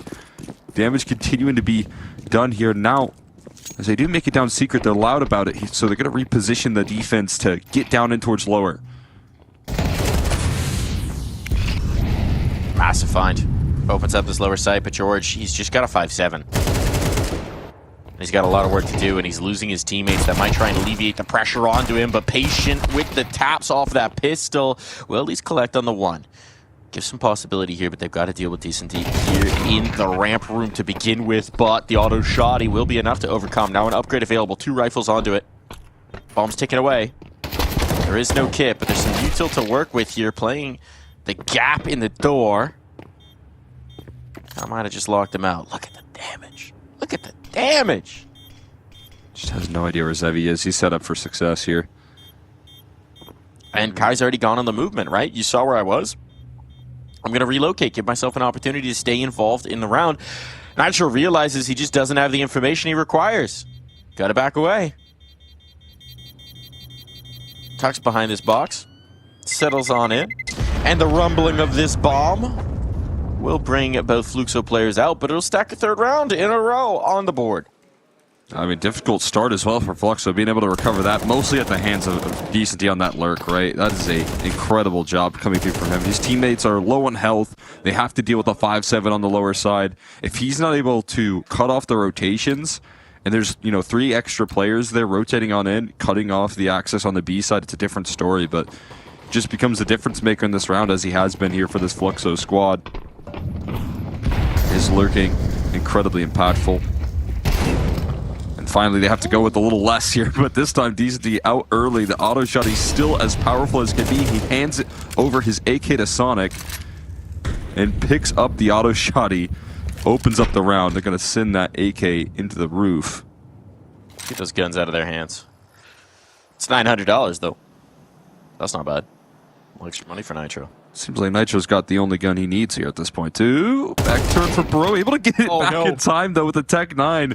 Art missed his chance to capitalize, and now Lucalzi in the danger zone as well. He gets tapped down a little bit, but still kicking here and finding kills through many. They know the auto shotty was present. When do you want to deal with it? That's a nice way to do it. Need to flush him forward. The gun to finish the job. Patience from Lucalzi as well. Oh, he flicks away at just the wrong moment. Right when we're highlighting the patience, the timing catches him off guard. That's brutal. And they still have no idea about George. So the distraction through this smoke would have been effective. Except that they were rather aware. Zodic does manage to chase another player down the vent, so it all falls to Zevi. He's open decon, he's open single. Bomb's gonna be retrieved. Ooh. And out the window, straight into the fight, doesn't wait for his teammate. That's madness, and it pays off. I couldn't believe he made that move right there. Just fearlessness out of Sonic. He walks in, closes out the finishing kill there. That was a bold move for sure, but... Yeah, a little risky, one might say. Usually, by the books there, you're waiting for your teammate to at least get in a position where you can make a move as well. There's no need for Sonic. He all throughout this round was making noise there, stomping his way through the round, just taking confident duels there. When you have a round where you have a hero AK, kind of respect that in some sense there. You're kind of knowing that you have to be the playmaker in a certain sense, and so he was able to make the right moves. And now they set up their CT side with a very efficient gun round here. A couple AKs. That op is out for Zodic. And a fast ramp rush here rolling through. Fluxo continuing the high octane CS, and George threads in a quick kill before he has to run away. Find Art outside as well. So now you've got this pretty limited, right? You're going to need to be able to rotate to rally to deal with the lower site, but Sonic's already here, opening up a single door. And they can hear these reinforcements coming out of the vent. They know the window might have been missed on this one, hoping that somebody gets overzealous, overextends before the full reinforcements are here. They have these choke points to play around, but they don't have the numbers. Kyle will work his way in towards control.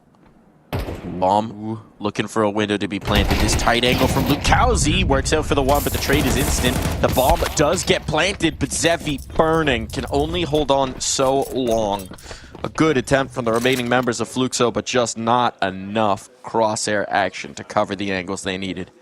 I like the patience there from Fluxo, trying to create space for themselves. They have to get a little bit proactive. They know that everyone on NRG is getting ready to envelop that site, so all put together, but the trade's coming through that much more efficient from NRG, making sure that they don't fall victim to these isolated fights. They hold things together. Now we'll see Eco come through from Fluxo. They got themselves some Deagles, some Tech 9s. No, those are P250s. They're investing quite a bit into this one, and so far we've seen some pretty fast-paced play. They have shown face and haven't really hesitated when they've shown their positioning.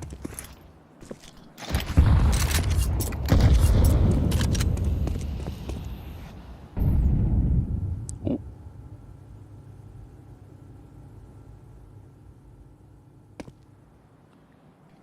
Stack up with the 3, ready to come out ramp. Zodic doesn't have an incendiary. There's a smoke. Trying to get the shot. Action outside, but this is going to coax the players in towards ramp. Here comes the motion. This is the key piece in the round. Zodic run down, missed shot. Fumbling the opportunity and leaving himself just far too exposed. That's a problem because now they've got an op. And they've got a lot of real estate to rumble with. There's already 2 players in towards lower, so wisely Fluxo are not going to test that. However, they're also not going to look up. They're really putting a lot of resources and trying to flush out this heaven position. I think it's for the wrong move, but that's a knife kill. Oh, no. Lucalzi, not part of the squad there, bro, with his back turn. We'll hand him over a little bit of bread. This is still a bit of a dangerous recovery that needs to be put together by Lucchesi and Decency. They're wondering how they link up here. Lucchesi wants to try and create maybe some space for his comrade because stuck in the lockers, knowing that there was a player in heaven. They heard the bomb drop too. Oh. No, he's not going to be overlooked. George, too aware right there.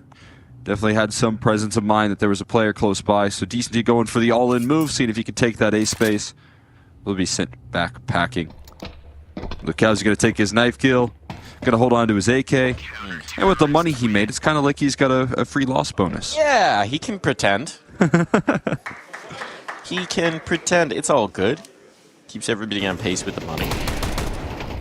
But that is going to be NRG slinking into the lead, despite some danger, some chaos injected into this round, I think. A little nervous about that Zodic shot there. Yeah. He's so capable of offering up these flashy flicks, and his opping can be so explosive, but sometimes I am concerned about the simple shots. It's a... Well, we're going to see a fast play, so we'll talk about this later. Because holy calzone, they're already out onto the site, and those two initial players, despite the flashes catching, have not been able to find the kill. Zebi stuck here by the vent, mowed down. That round is done as quickly as it begun. The thing about Zodic, right, is that he's played for a long time.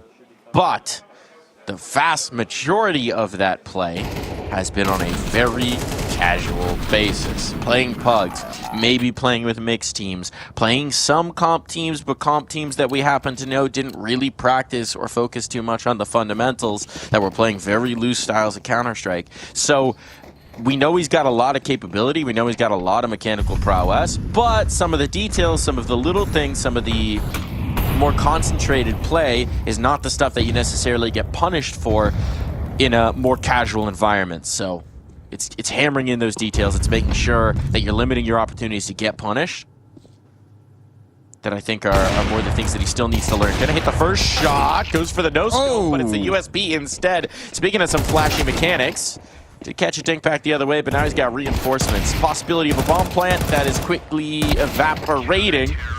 Zodic will make sure that there's no entry towards the lower side this time around, so making up for his mistakes in the last. It's very impressive here that he's able to, instantly recover. Is that ramp control is being lost fast, and they needed a chance to take space here. I think if you're NRG, you watch what happened yesterday. They really couldn't offer up a lot of A-side defense between Nitro and Bro. They are sacrificing ramp control to try and add a little bit of extra resources to that side of the map. And it seems like Fluxo know this. It's putting Zodic in a very necessary position to win his team these rounds, because Fluxo are putting a lot of emphasis on these ramp takes. And I think you're talking about two teams that are watching how they're going to react to what happened yesterday. If you're NRG, you know that between Bro and Nitro, you have to be able to deal with some of these fast A plays. You know Fluxo are going to throw those punches at you. And so they're putting Zodic on ramp consistently. They have been. Now that you've said that, they're going to do the same thing. I was wondering if they're going to shift him around. He's actually going to maybe dope down. What did I say? Towards lower. Zodic's ready for this round. That's what we know. Don't worry about it. He's about to bring the biggest op scope to the server. He's swinging that thing. There's the trail. Get on out. In towards his angles. Ooh, Nitro lost as well, though. Starting to lose the bodies. That makes him very uncomfortable indeed, knowing that a player could be coming through from lobby. So that distracts. That pulls him away. And Decency knows that there's a gap to exploit. Sonic. Oh. Some problems. George. Tied onto the angle. Dink, but no kill. It's good damage.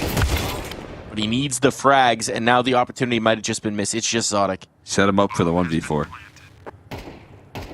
Yeah, is that the game plan? You're gonna be slinging that thing. Oh. Not quite. Art. Gonna put him down there. Finish off the rounds. Better duck down indeed. Yeah. Ducked down. Couldn't duck down deep enough. You know what I'm wondering here? I shared my core memory of these maps with one of these players a little bit earlier in the broadcast. If any of you watching have some core memories with any of these players in really any context, share them. Send them to the EPL mailbag. You can put something in the subject line. Let's see. B stream, B memories, duck down. Any of those things, I think we'll know what you're talking about. Gotta put us on the D stream. Send them on over. Let us know. Zodic moving off of his spot this time. Out by the squeaky door. It's the right spot for the right moment. And Nitro up top here. In Mustang is riding his way through what looks to be a dub. Zodic to collect on the last, and that is a very strong hold for NRG. 7 rounds. Bro does not look like he's having a good time there at the end. He had a miserable day yesterday on the A site. And I don't know if it's something where he's just not super comfortable on this side of the map. Maybe, still getting used to some of these positions, but it has been a huge difficulty for him to be able to link up with Nitro on some of these A takes yesterday, and you feel like that's maybe carrying forward. At least Nitro able to hold it together there and back him up. But sometimes you do want to be able to be a part of the puzzle. Zodic still on the scene here. They think that outer yard control doesn't have to face an op. But that is the case, and Lucalzi heating up in a big way. Multi-kill just running his way down. This is, again, kind of the leash let off of Lucalzi that Art allows for Fluxo here. He's going to take it for more all the way into hell. George going to fall. He's still doing damage here, lurking about is Decenty, and they've got Art down the vents. Lucalzi still making a play in towards heaven. That was a risky maneuver by Zevi, right? Left himself a little bit available. Winds up kind of baiting in Bro to a punishable angle. At least for the moment, Bro alive. Knows that Lucchesi is still lurking around here. Last round of play, so eventually needs to get a move on, but wants to deal with that problem first. Now he's trying to create space for his captain to drop down the vents safely. So Bro going loud about this one. Trying to distract, and at this point now Nitro needs to make his move, but we know that Art's just around the corner. He's heard all of this. Knows where they're coming from. Zevi tight to the ankle, good headshot, good crosshair placement. It's going to be a flash and a stick, and a desperate attempt at the deep. It's going wide, but the knife is out, and Zevi's AK is the blade they need.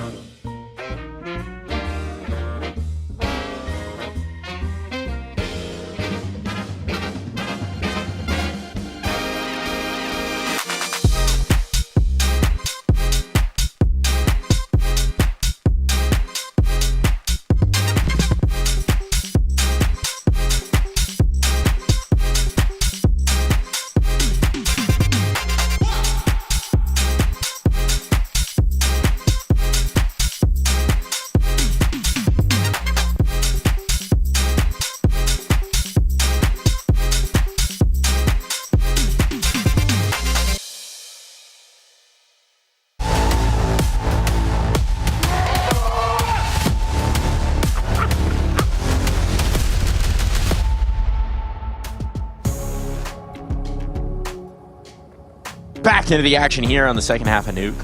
A lead for NRG, but not a commanding one. Some spicier moments for Fluxo there towards the end. Finding some momentum. Lucazi let off the leash in the last. Still not enough. And an NRG squad that look like they want to get their way through the squeaky door sooner rather than later. Smoke on, bro, flying over Mini.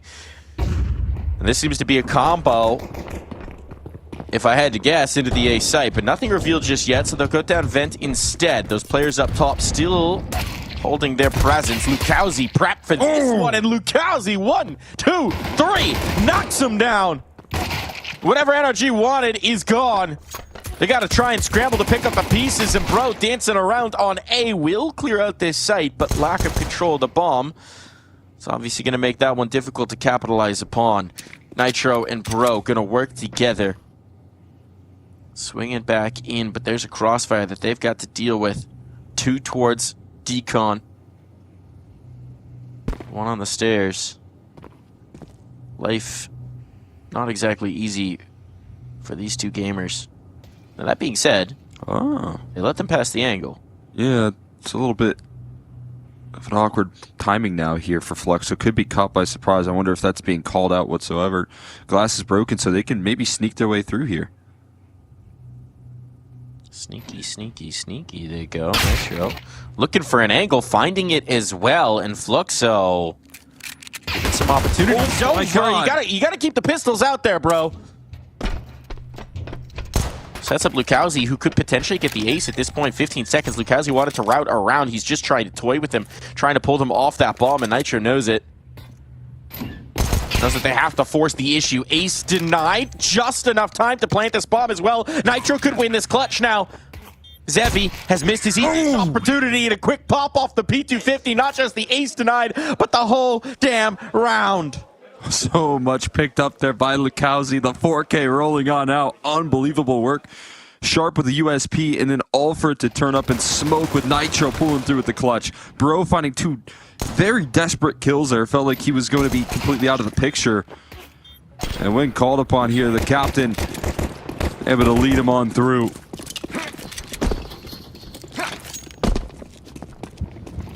That was a pistol that looked like it was going to blow up in smoke. Now, next round, Lucazi, who has been absolutely showing the best map of Counter-Strike he has so far at Pro League, is going to send a A1S Decenty's way. And Decenty going to make good on the promise.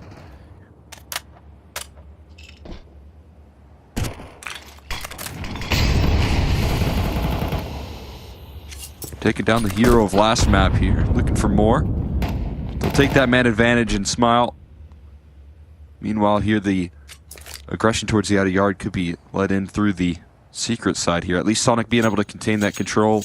The rest of the squad are going to look to work through ramp. And again, try and link up towards this lower bomb site, you'd have to imagine. I mean, minimal resistance here towards lower.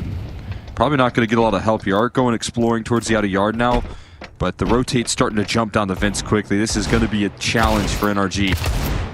Sonic has a big opportunity to this off, but Lucazi again just having mass impact out of this pistol. Sonic cut down after just 1. It's all into Zodic now. And he has no idea Kai's just below him. He has no clue. Dead man walking, and Kai delivers the body blows. Massive back-to-back impact rounds from Lucazi as well. He has really found his footing in this nuke. I mean, so far throughout this event, I think he's yet to really put up at least a rating of above 1.0. You talk about his time on MIBR there, but before that on Fluxo, it was, you know, constant impact. He was by far the biggest influence on the T side. Never really struggled to put up massive numbers domestically. And so far, he hasn't been able to really turn that into any form here with the Fluxo squad throughout this Pro League stint. And now, better than ever here to show up and bring this sort of level here. 2 kills with the Deagle. He didn't even have armor in that last round, just nailing those openers. Being able to defend the B-bomb site with his back against the wall. What an elevation here from him. I thought it was interesting in the exit from MIBR. you know, Lukowski's own statement on it was that he felt that he was being put in positions where he couldn't really be the player that he wanted to be. He was right. It was uncomfortable, so chose to remove himself from the squad. Which, when you remember the whole storyline with MIBR and Lukowski, that they had been pursuing him for years, apparently, trying to sign him, and that they'd made a shock decision actually in the middle of a Pro League season, if I recall correctly, to announce that they were signing him to bring him on in, or at least the rumor leaked. Considering all of that, gotta be pretty bitterly disappointing. Little success they found with him. Kai dropping down blind as a bat, but so are they. Coming out to smoke. The gray screen ineffective in the punish. Bomb's been able to drop, but as we can see, Art's gonna keep that plant from happening. Come on now. Give me a knife. Sonic looking to stack up the bread there. They're not going to oblige. Now just running in with the Glock. Nothing given. Look, how's he going to close it out? Yeah, I think it doesn't make really sense to have, you know, kind of an aggressive piece like Insani, who does like to get stuck in on these early duels and is very good at it in the South American region, and really good at it for MIBR. Maybe, you know, the biggest piece of that team by far. Versus having Lukowski, who is very similar. You know, Lukowski's a player that I don't really know if he knows how to put on the brakes. And so, kind of forced to do that role. Never looked pretty, to be honest with you. So, I think Art is a perfect IGL for him. And this is a really good team for him to get a lot of that success rolling. Ooh, alright. Cheeky dig off the top of the silo. Art's going to be gone, whether he's the perfect IGL for Lukowski or not. So nice you can't make a leopard change his spots, you know? No.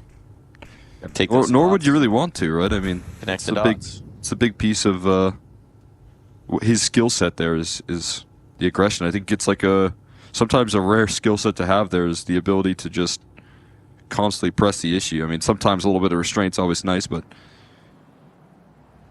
you like to see his play style.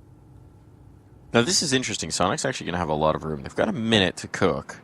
And they're not going to have much in the way of noisemakers. They've got a single flashbang. So they're just going to try and link up. Not go for the silent approach, but it is just pistols and actually not moving off of that flash. Now they really have nothing. There's two players here on the contain. You're going to break the glass again at the same time and try and see if they can sneak Sonic in for a flank on this ramp attack. They know there's two players here now. They're really feeling like they need to reroute, but actually as Lukowski chases this in, might get caught. No, not looking very likely here. Out of bullets. Run on down, 30 seconds. They got to make a move, and they bought all the time for the Deke to come up top. Lukowski forcing the corner, still manages to scrape 2 kills off that USP, and now the cavalry has arrived.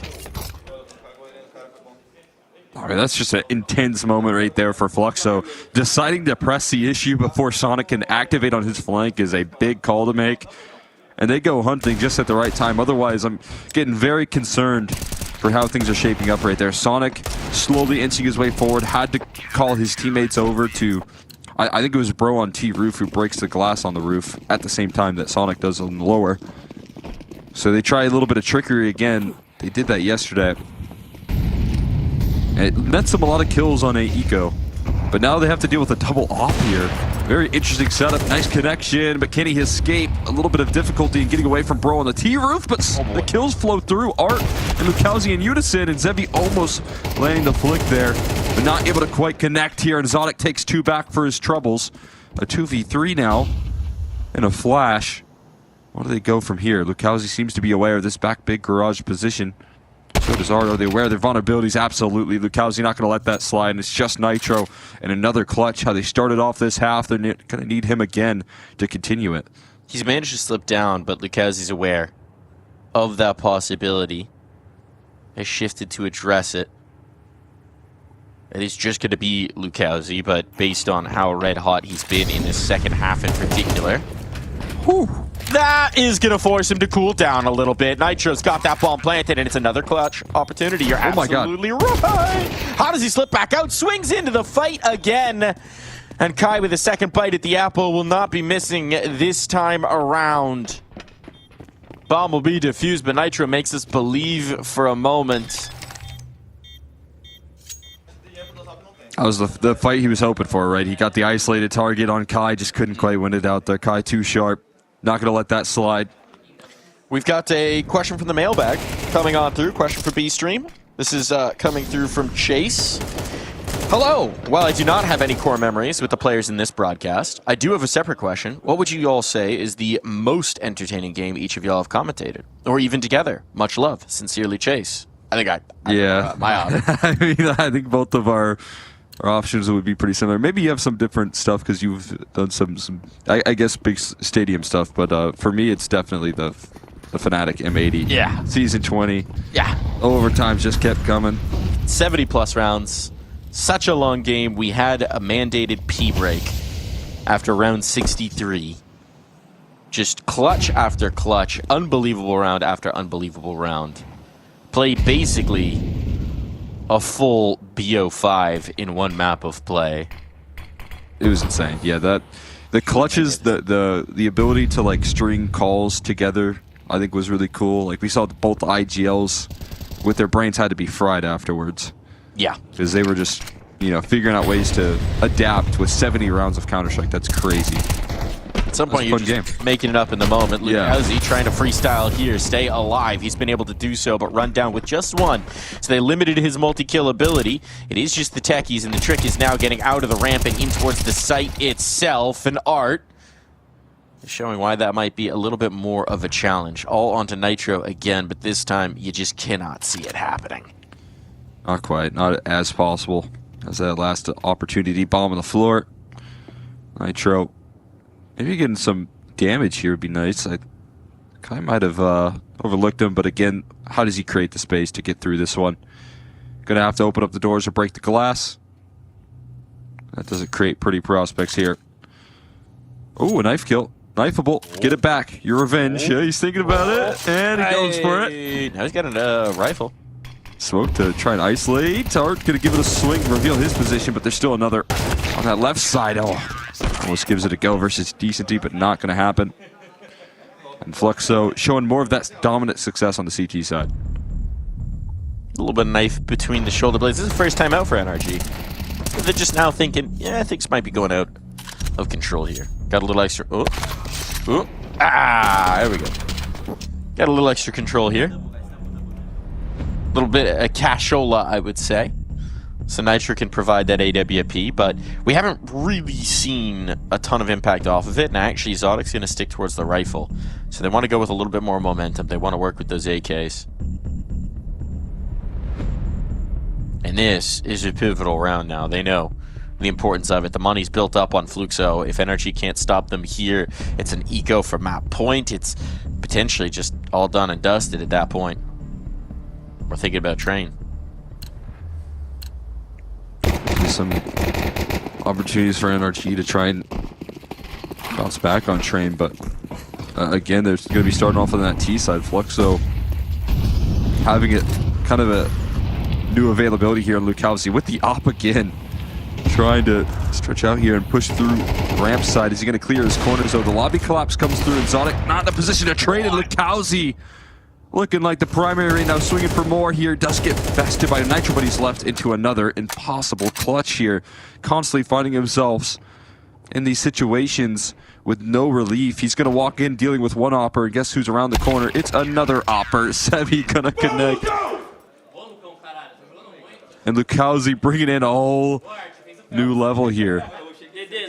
Getting the coach fired up. I think it was Tacitus shouting. Oh, yeah.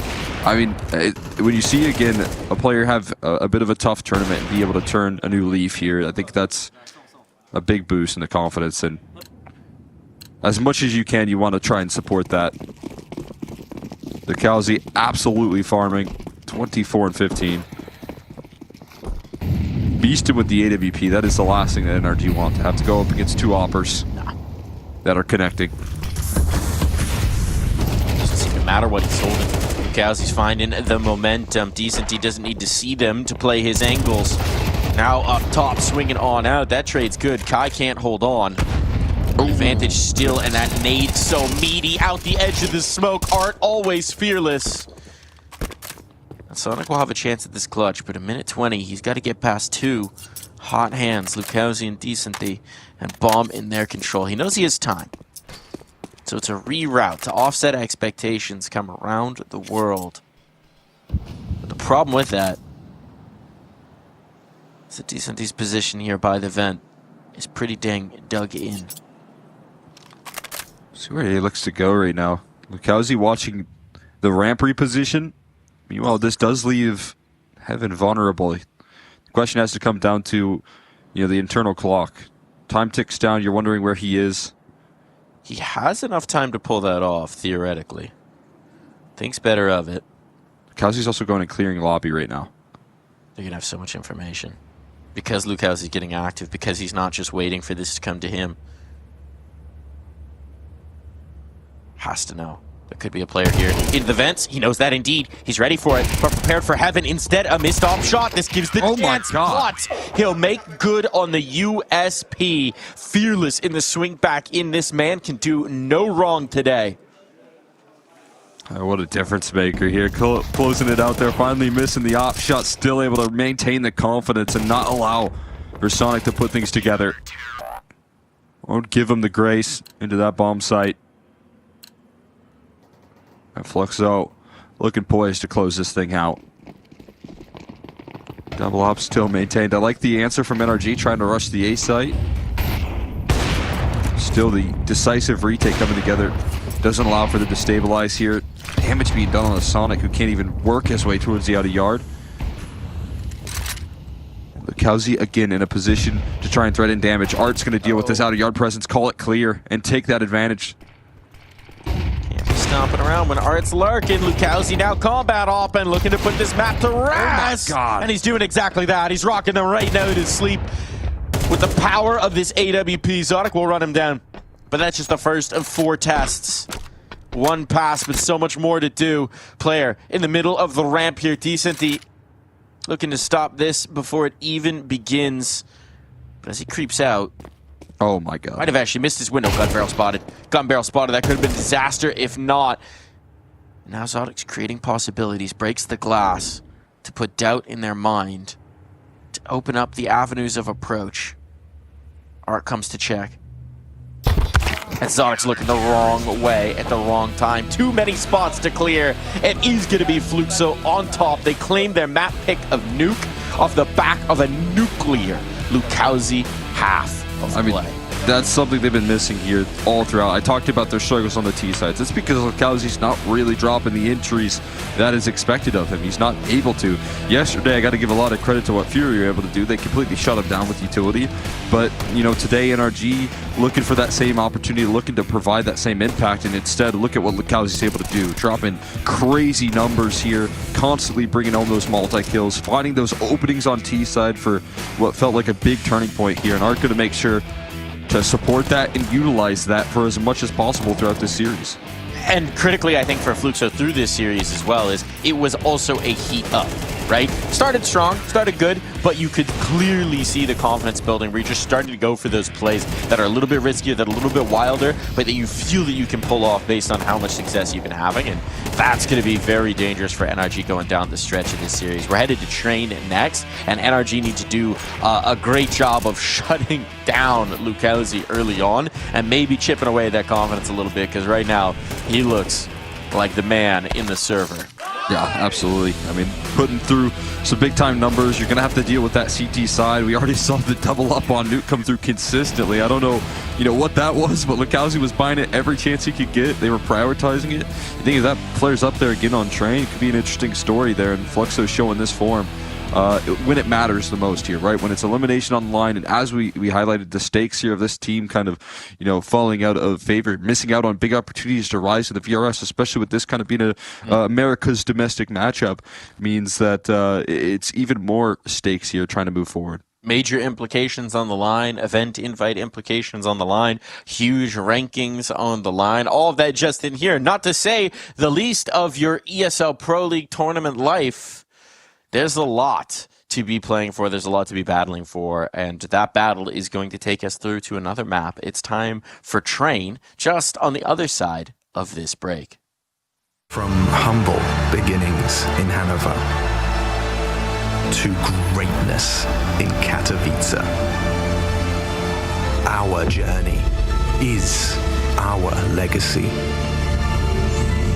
As we arrive at what we thought was our peak, we instead discover a whole new chapter.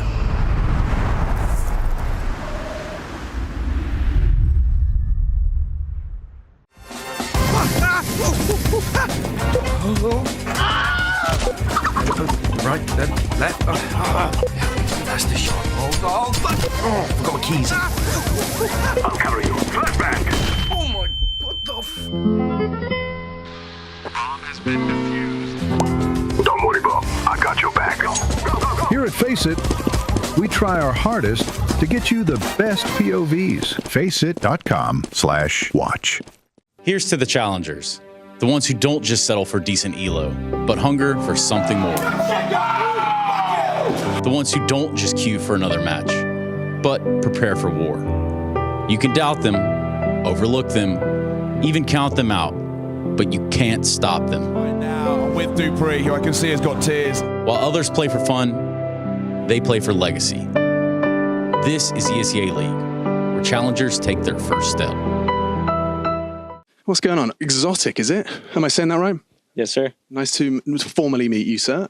What would you say, from your perspective, before I ask your teammates, what would you say you bring to this team?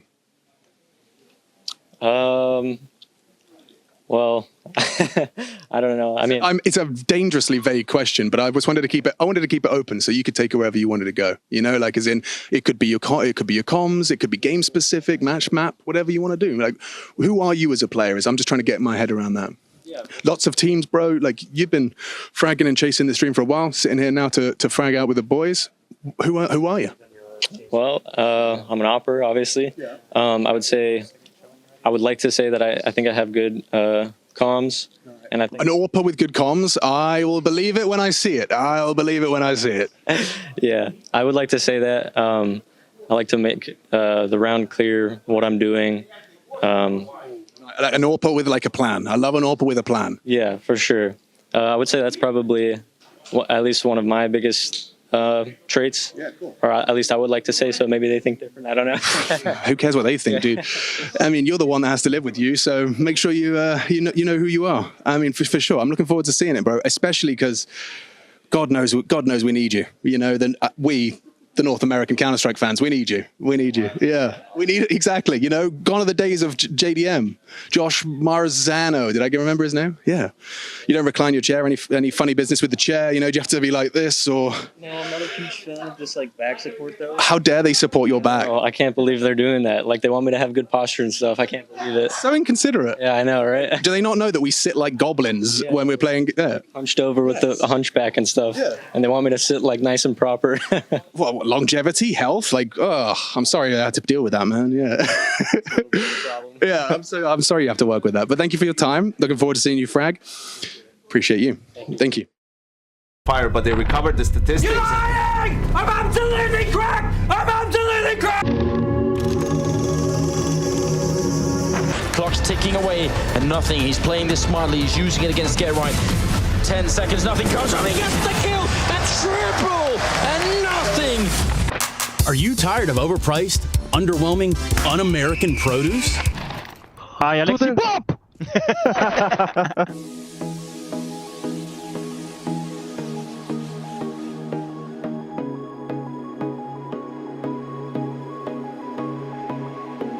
Lately, I feel I can't find my feet. Pushing closer, my heart skips a beat, and now I'm falling. Deeper than a fly, I can't control it. Like I guess the sky is not so black and white. It's like I told him. There's things that I can't fight. I just keep going. I just keep going. In my time, I've been dreaming of a space to really fill my place. I wish she'd seen what I had dreamed. Before these darker days, I thought I found my way. Quickly it fades, losing the race, closing the page. In and out, I'm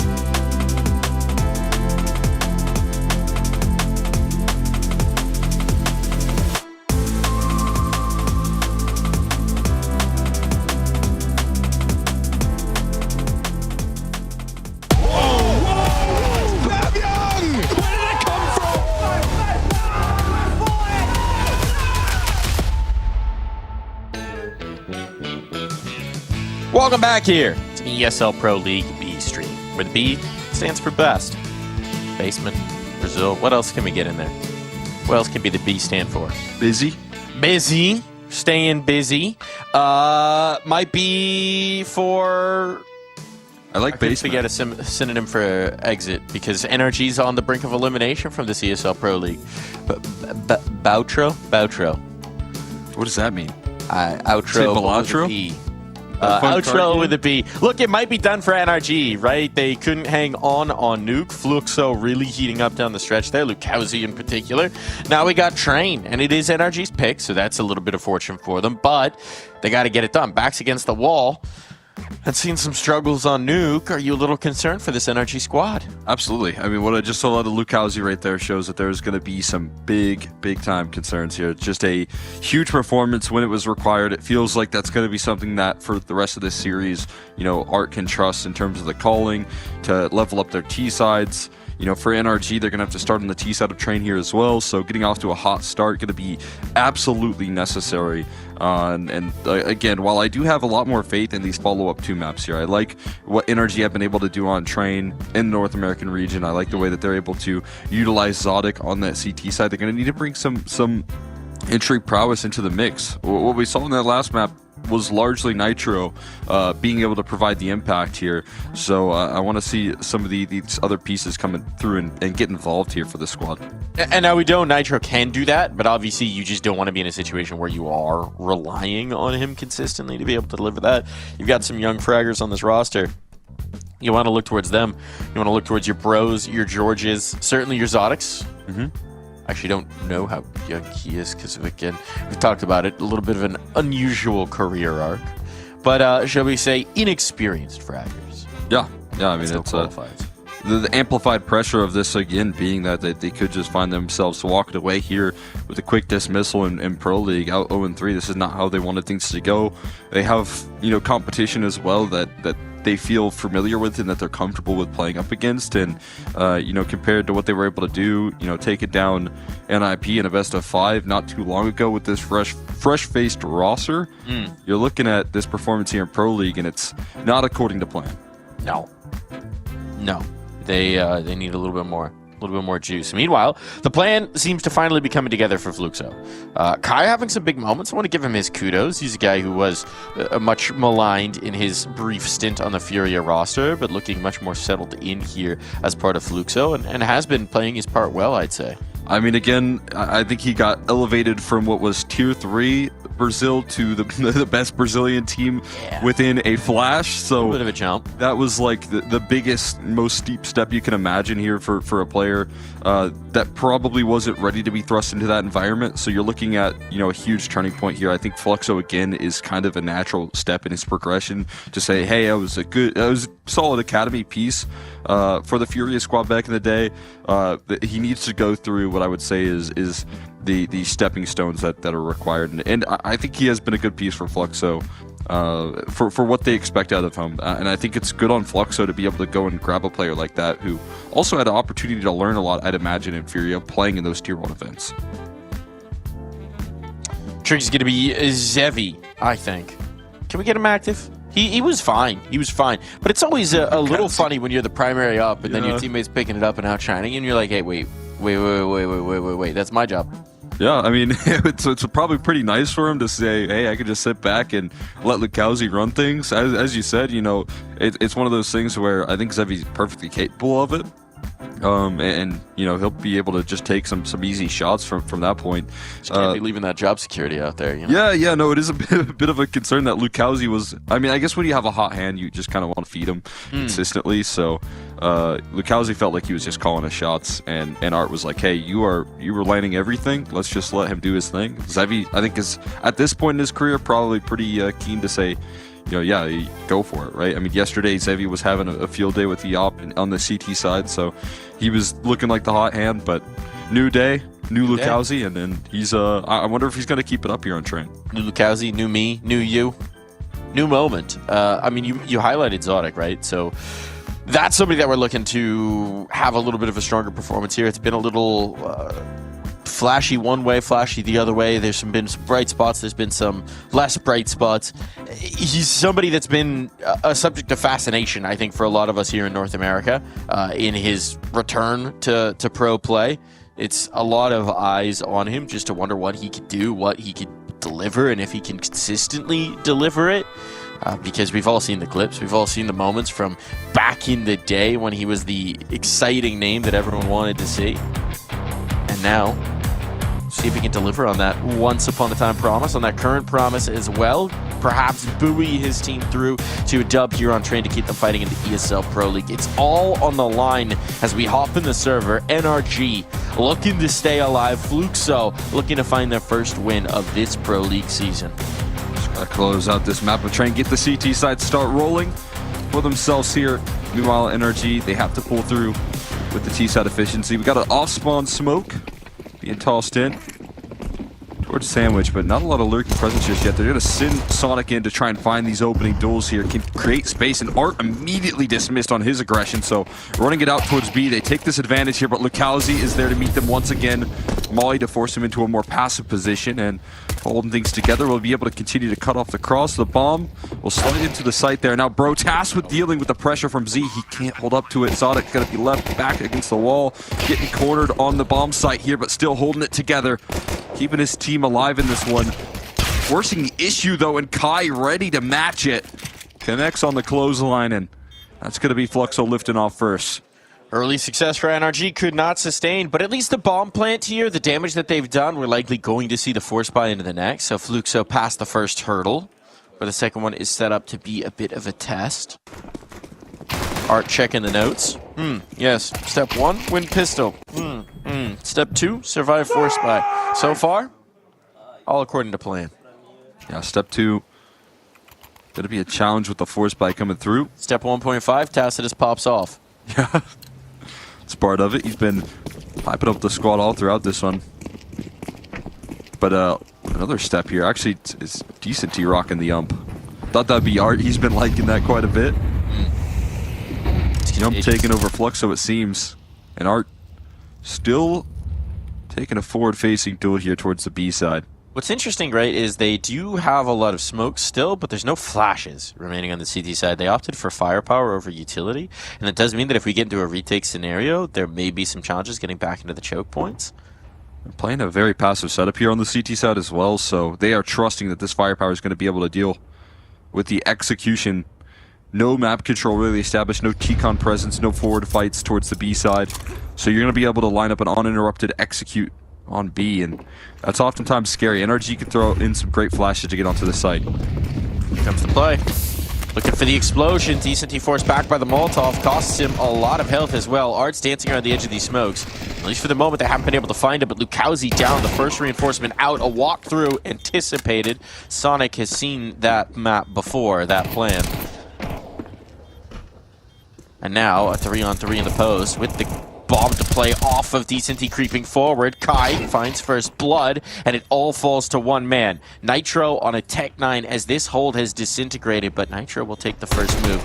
Kai, great awareness to watch for that creep out the oil train, and Zevi able to swing on in with that MP. They can't find the bomb, but they do have a kit. They do have a kit, so it should be all good. Plenty of time in that defuse. I had to react quickly right there. That was a bit scary. They're able to grab that kit, scoop it on up, and get the defuse rolling. Good awareness to deal with Art and a smoke push, but as much as they are able to take the site here, what you have to do on Train is usually push past oil and try and take that space, cut off the contact through Z, and that's just something NRG couldn't really afford. Up against those long-range A1Ss that just tap them out of the round there. Concise aim. And they're going to go for a pretty hefty half-buy once again. Trying to keep the pressure applied. Limiting casualties important here for Fluxo. Try and build up that economy, build up the utility as much as possible. Key details here on Train.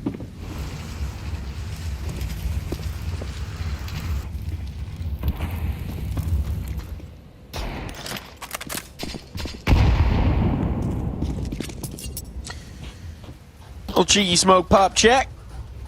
What do we have? We have 2 smokes and a Molotov to try and get this bomb down. And they've tried repeatedly towards the inner side, so this time they're thinking out of their thoughts. Nervous that George going to get cut off here with his utility set. He is actually able to escape the crosshair of Art. Meanwhile, he's going to be able to say, hey, the coast is clear on the B side. And they're going to be able to stack their resources quite a bit towards A. They got recycled utility to block off the choke points here. We'll see how much George can do. He's going to be surprised, but this is going to be a fake. Molotov designed for it is just that fake, and it's really just not going to do much of anything at all, because of course Art has seen everything. So now they know, well, probably going to encounter a lot of resistance here. Time to shoot our way out of it.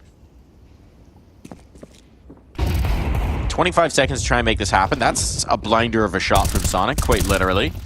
Cynthia painted in towards the corner. Deagle needs to land, and at this point, Sonic needs to die. Good damage done, but he will drop before time, as it was starting to run out in a big way. All things considered, that is a solid round for NRG, finding the entries.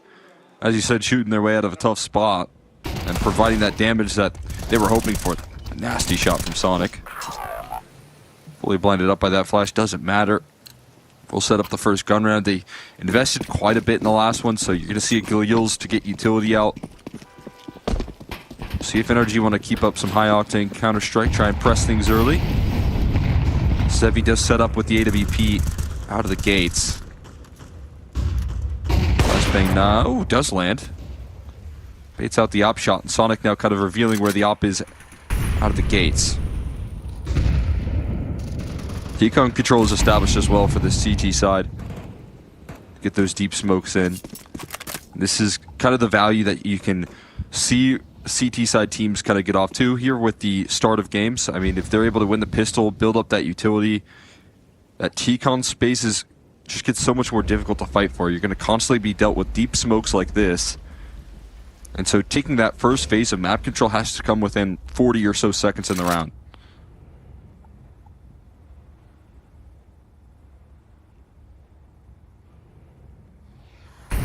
Setting up for the outer play. 50 seconds on the clock.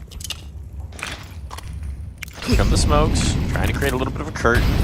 They do, for the moment, have a player slightly sectioned off in towards C, but it's going to be Fearless from Zevi to get back through. And now look at this, positioning out towards E-Box. They're ready for that. Lukowski down, but Zevi's starting to make his impact felt with that AWP. 30 seconds, not a lot of time. Zevi cannot lock in the final fight. Sonic's done his work. And looking to do a little bit more. This time it's limited. A clutch required. 20 seconds and decent. He outmaneuvers Bro to keep him away from that bomb and away from the round win. Just enough impact out of that Zevi AWP there. Quick rotations coming through from Art. Showing no fear and pressing through that B side again. And being able to provide this damage. We asked if Zevi was able to do some of the opping that we saw out of Lukowski. He finds himself in a position to get the multi and save that A site from collapsing. Timeout taken. Things are not starting according to plan here for NRG. Yes, maybe they only need a few on this first half. But they're going to have to do it the hard way. Resources are stacking here for this Fluxo side. And we're going to see another round with limited buy coming through from NRG. As the lads in orange are finding tough inroads. Nail biting going on here. Nitro stressed. Trying to come up with solutions. Understandable. He's, again, kind of finding himself in a lot of situations where he's forced into clutches. He's got Sonic heated up and finding some nice shots. But he has had to do a lot of lifting. The opening phases of rounds, everyone lining up towards Ivy here. The op ready to go and finds the connection on the jump shot. He's going for re-swings and Zevi takes two before falling out. And everyone coming through to help support this position. Flashbang not going to be caught here by Lukowski. He's hunted down these duels, but does get overrun by the techs. To the site they go. HE blowing open the smoke enough for Kai. Track his target. And this wrap. Oh boy, anticipated from Bro. It was loud all the way, but Bro doesn't expect the player in heaven. So now it falls to Zodic. A gun at least retrieved. 9 bullets in the mag.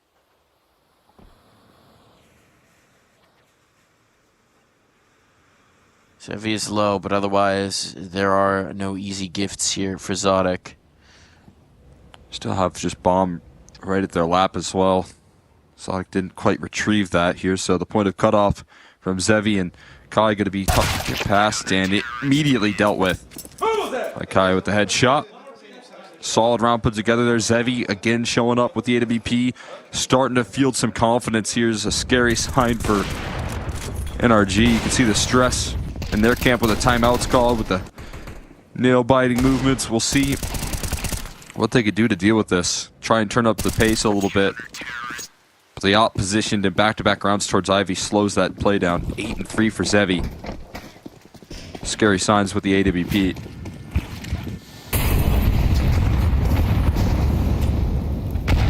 Very interested on hitting that B set early. Lots of utility. Put to do some damage onto Art early, and Collapse coming through towards Pop as well. The CT side still interested in taking some space here. Smokes down. And it is NRG held at bay for now.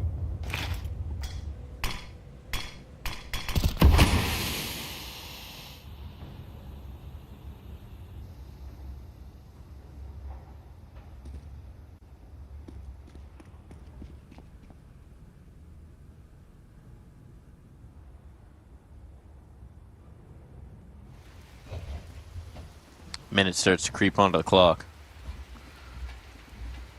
NRG really haven't found a lot to work with here. Starting to make some moves towards the B halls. No one's here. So Fluxo will happily let NRG just waste their nades, taking this space, taking this ground. They've got 3 players to defend inner. Got to push towards Ivy here for the CT side, and back's turned. Bro gonna fall. I calling it clear on the A side. He's looking to see if he can get more. Oh. Whoopsie doodle. I mean, he sees that molly right there. He knows that no one's in T-Con.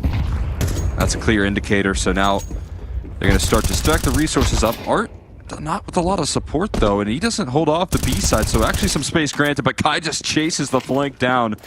They lose Zodic, or rather Art in the meantime here, but nice cutoff from Nitro. We got a 3v3. This is a workable situation. All that information from Kai kind of almost betrayed them. Nice find for Sonic. Dancing right around the edge of that Zevi op. Keeping him locked into place. Frozen as well. Lukowski's looking for this raid, but he can find nothing. Sonic just walks into every fight and rips head from shoulders, limb from limb. I mean, what's crazy there is that Kai seeing Bro setting up the utility. Because it happens when it does, it kind of forces them back into the B play while Fluxo's rotating to anticipate the pop-bog play that Bro was setting up. Yeah. Kind of works out there in their favor. You're absolutely right. Utility set for Pop. He would have been the solo lurkout. And a quick reaction for NRG to start to realize their only option is to take a place and towards that B side. Last second, Art caught a little bit off guard. Money is close to being in a rough spot, but a nice shot from Zevi. Blinded up, times it up well. Nitro sidelined early. 4v5 here. The op's still prioritized, and it's succeeding.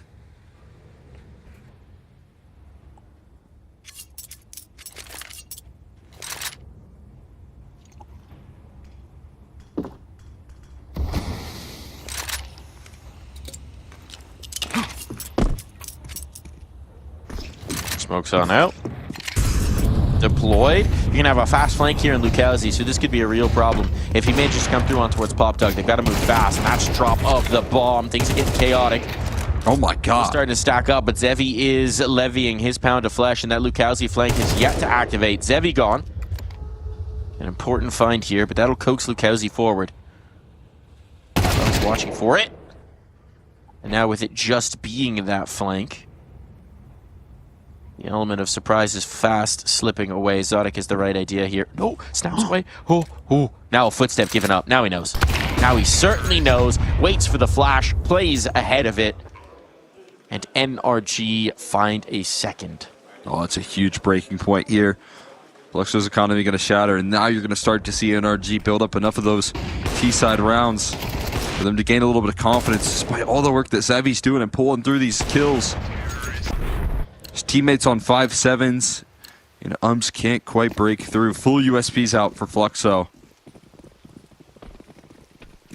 Necessary to see Players like Sonic, players like Bro find their impact.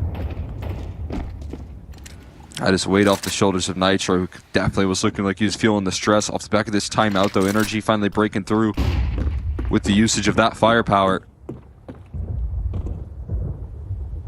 Some scrappy rounds, some close calls, and able to close out in the late rounds. B-side has been their welcoming point, though.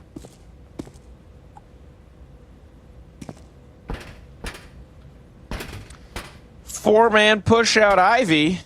Let's get weird with it. There's no one there. And if Energy just walks into B, that welcoming point is going to be welcoming indeed. See how fast this flank comes through. Not 5v5, they do see a empty B-bomb site, so you're probably going to stick a player around here to deal with the flank. Probably. If you swing it up, things can get very interesting indeed, and Zodic's kind of committed to this. Oh, now George has seen them. Hello? Are they... Hello? Nope. They all disconnected. Did feel a little easy. That was concerning. Did everyone from Fluxo just disconnect at the same time? It seemed like it. I don't. It was. No one moved to muscle. So here's my question. I'll be honest. That is the best time for players to disconnect. Yeah, I mean it's fine. They weren't going to do anything in that round. But here's my question for you academically. I know if a player's had damage done in a round, about a bomb can't call not live. If the bomb's already gone down, presumably you also can't call not live. But I don't actually know that fact. Yeah, it does seem like there is some questions. I don't know if I've seen this scenario before. Yeah, I think this is where you got to get a little bit subjective there and say USPs. I mean, if you're Fluxo, obviously you want as many opportunities, even just to find exit damage. But yeah, that one is. Yeah, I don't think they're gonna replay that round. But I am just thinking like, bombs down, 5v5, no damage done. It's one of those like unicorn rounds. I just don't. You don't see that very often. Oh, almost ever even. Perhaps. Perhaps never. Just gotta say. Again, no better time, I think, for that to take place than a full USP eco. Thankfully. You know, it's kind of great that you've got Thrustmaster as a sponsor on the shoulder. The guy who was, shall we say, ducking down in the last one. He was ducking down with the thrust.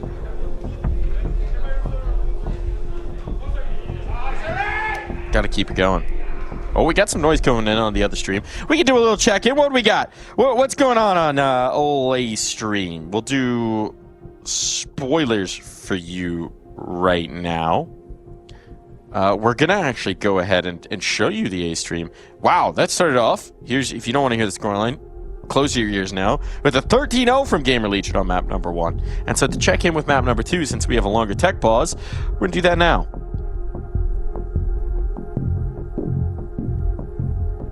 I do believe okay.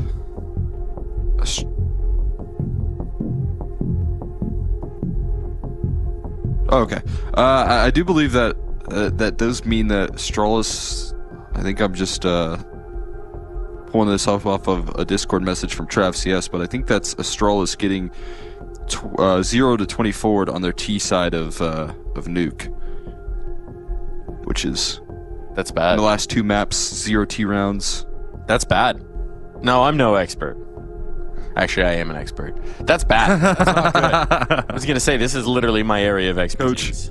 Coach Darth Mike there usually tells you to go and get a couple T rounds at least. Well, at least don't get too, you don't have to get too greedy, you know, 3 or 4. Just one for the vibes, you know. It's good, but getting 13-0'd doesn't feel great. Although sometimes getting 13-0'd is better than getting like 13-2'd, because at least it's over quickly. Yeah, but yeah, you get back into the next map and you're able to thrive. I think it depends on the team. Some teams can laugh about those kind of maps. Some teams spiral. Yeah. And I'm seeing Device's face in that player cam. I'm seeing a little bit of spiraling here, Cole. Yeah. Do we have the power to listen into the A stream? Can we hear what they're doing? Since we seem to have a little bit of time here. Got a player advantage here in this situation. Let's just say they don't win this. They don't have a chance. Okay, I like that. It's another 6 chance, rounds actual is a guarantee. death sentence, right? That's it. You ain't coming back. You ain't getting up. You ain't getting up. You ain't making it to the second half. Just let everybody know, it looks like Freya is about to conduct an interview with the one Yakinda, so that's expected to come up next. Not sure what the interview's about. They look like they're having a good little powwow. No camera yet, so this is the preamble. Maybe we can figure it out off based on the screen. Can you read lips? I can try. All right, see what you can get out of this. They're doing it from the jib. It's kind of currently not speaking. I think they've turned the PTZ around the other way, have they? It's all technical terms out here. They have turned the PTZ around the other way. All right, 4, 3, 2. Quiet, everyone. All right, here comes. Shh. Oh, Yabby's done it, boys. Probably reference the round. Yeah, that's a massive round that. Right, the chat's not going to like that. We did miss the actual closing moment. Well, if anything, they're probably lucky we weren't talking over it. Yeah. Just to clarify, that was the partial buy from Astralis. 5-7s towards the connector. Got a nice sort of double gear here. Recovered the AK-47s. All of a sudden, the creep towards B in the 2 versus 2. Device had no armor, so Yabby had to do the heavy lifting. And he manages to get a huge spray down towards Monster. He didn't miss much, but just wanted to wrap that one up. And there is an interview with Yakindar going on next to us as well, which is also worth noting. Ooh, Stare with a bit of pep in the step. Finds the opener, R-Easy in the dirt. And advantage now. Astralis can back off. As we know, overpass will require the Ts to use an awful lot of utility and time to take control.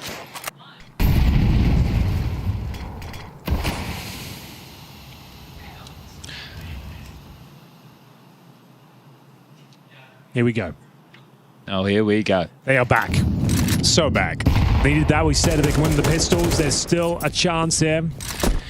Chad says 5 rounds is enough on the T set of overpass. I tend to agree, but you never know. You get Ash on the phone right now. Obviously, that'd be illegal. He'd probably be cheating. He has no phone on him. If he did have a phone. But get out of the Ash. box. Oh, you spotted him. You There he is. spotted him. Hello. It's freebie. Yep, we'll take that one. Yeah, there's Ash. So, as you can see, he doesn't have a phone. But if I went up to him right now and said, Ash, you got 5 rounds T-side overpass, you win in the map. That would also be illegal. He's going, yeah. There we are. Can't speak to him. Well, Ash trolled us all a little bit last month. He was it was his birthday. He said he was 22 years old. Isn't he like 27? No, he's 34. In his mid-30s. Is he really? Yeah. He played Source. Really? You play against him? No, like he was part of the scene though. I don't remember playing against him, but he was there. Fair enough. He was there. Yeah. And that's it.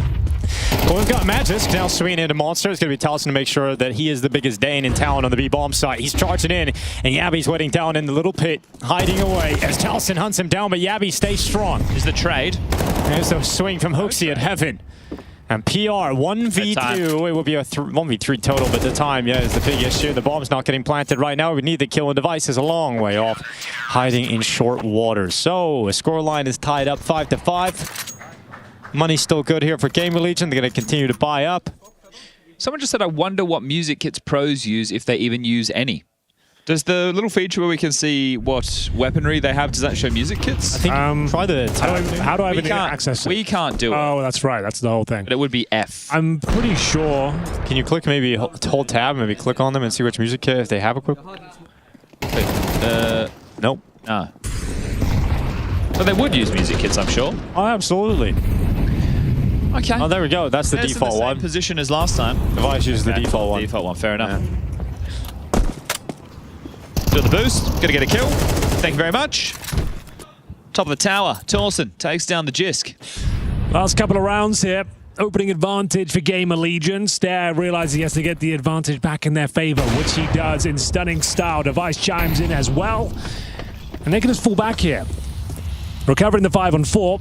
4-on-3 now for them. Trying to scramble back towards the bomb site. Stare gets the smoke down.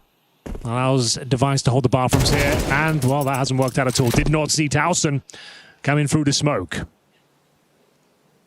That's rough. Could get pretty rough here for Yabby if he's the only player on B as they come towards him. He's looking down Monster at the moment. Stare and Hooksy starting to gather information as they push forward.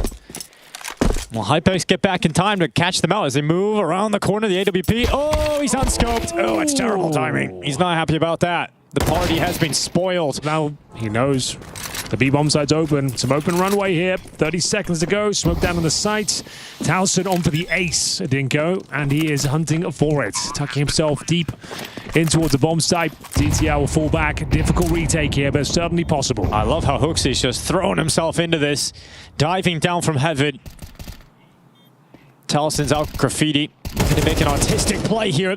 Looking for all 5 as he waits behind the corner. It's just Hooksy left at the barrels. And they're not giving him a chance here. They're not allowing Hooksy into it. He said artistic, right? Yeah. Okay. Don't you worry about that. Just to be clear. How'd you go against the Stockholm Magnetics, Henry? You just... Oh, he's got it. All 5. There you go. Beautiful art. We beat them in the CS game in overtime. Nice, well done. Yeah. On Tuscan as well. And the overtime rules there was deagles only, or pistols only. It was, yeah, 1 round. Yeah. We also beat Fifi's team, Berlin Alliance, same thing, Tuscan, overtime. There we go. Who the hell came up with the team names? Not us, I'll tell you that much, mate. DirecTV, I believe. Are we talking about mint as in money or as in like mint imperials? As in like they mint the money, yeah, exactly. Did you mint the money? It was probably... We got paid pretty well for the time, mate. At the time, yeah, one of the highest paid esports players. Who had the better team between you two? Well, like I said, it's like 5 different games at once. So you're like... Yeah, but who was better at Counter-Strike? We'll get into it later. We'll run a history lesson for you later. All right. Yeah, okay? We got PR coming out through a monster, and he learns a lesson from Mr. Hooksy. And as he's able to draw PR, give the opening here to Astralis in the last round of the first half. And you got the 6 rounds here for Game Elite. It's looking very, very likely that GL will be able to call GG on Astralis after this map. Email in. Let us know. What happened to Astralis? What would Cadian do? What would he do? Should they add Blame? Yeah, the great start, you know, for Hooksy. Really great start. Back-to-back grand finals. Back-to-back finals, a playoff or 2 as well. I went to Cologne and all went crashing down from that. Lost Steven. It's still fine. This is... Guys, I got a question. What number's better than 6? 6, 7. There it is. Bulldozer their way out the door into B. Rotation on the way, but open runway for now. Smoke down, Molly to follow. Bomb should go ahead of this. Instead, pushes forward, can't get it done, and they are in. Oh, now it's Device, a UMP to try and chomp his way into a 1v4 here. Marches his way down the stairs, valiantly goes into battle. But from a 4v5 to a 7-5 scoreline, Game Elite are bringing the hurt to Astralis today. It looks like it's gone from bad to worse for Astralis. They need those motivational quotes. We'll see if it pulls them out of the hole after this.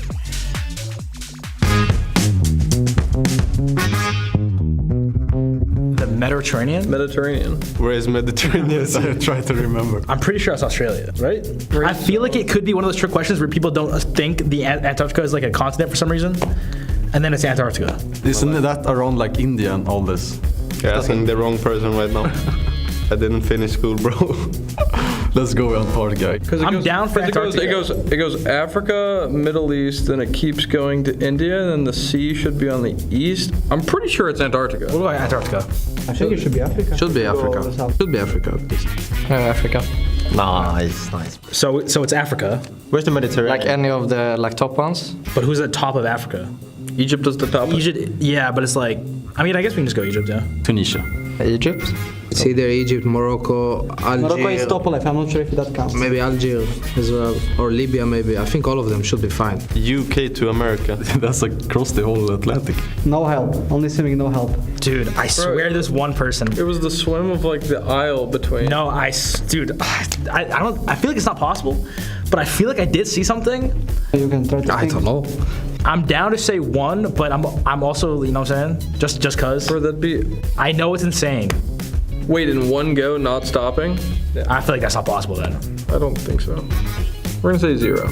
If he says 0, let's just go with 0. I'll say 0. For sure not. For sure not. 0 people. 0 people. That shit's impossible. Yeah, 0. 0. In a way. Yeah. I swear I saw something crazy, but it probably wasn't from the UK. Quit waffling. Mariana Trench, what it's called. That's like, is it thousands or 100? I think it's like around Mount Everest, kind of. And how long? And like how is that? 8K. 8K? Okay, I was gonna say think about it. 12,000 meters. Oh, I don't fucking know meters. I use feet, baby. That's like 30. Well, that's like 36,000 feet. but I'm pretty sure it's deeper than Mount Everest is tall. Yeah, but Mount Everest is like 22K feet. Is it? Yeah, it's not that high. I mean, if you said 10K meters is like 36K feet. Yeah, 12K meters is 36K feet. I think, sure, 12K meters. I would say 11.6, the end. But I'm pretty sure it's around 11 or 12 kilometers. It's not more, it's not less. We can go. 11.5, let's say. I want to say 8K as well. Yeah, 8K. yeah. 8,000 kilometers. 15 kilometers? I don't know. 15 kilometers? The deepest point. I don't know, like, it's just a program. Oh wait, I was thinking meters. Wanna go with 15? Yeah, let's go. Wow, 10K was closer. That was close, but we both got the point. We're on the same team. No, I was closer though, so I'll take that for me. That's pretty sick though. Pulled that shit out of my ass. How to pronounce today's word bomb. Bomb. Bomb. Bomb. Bomb.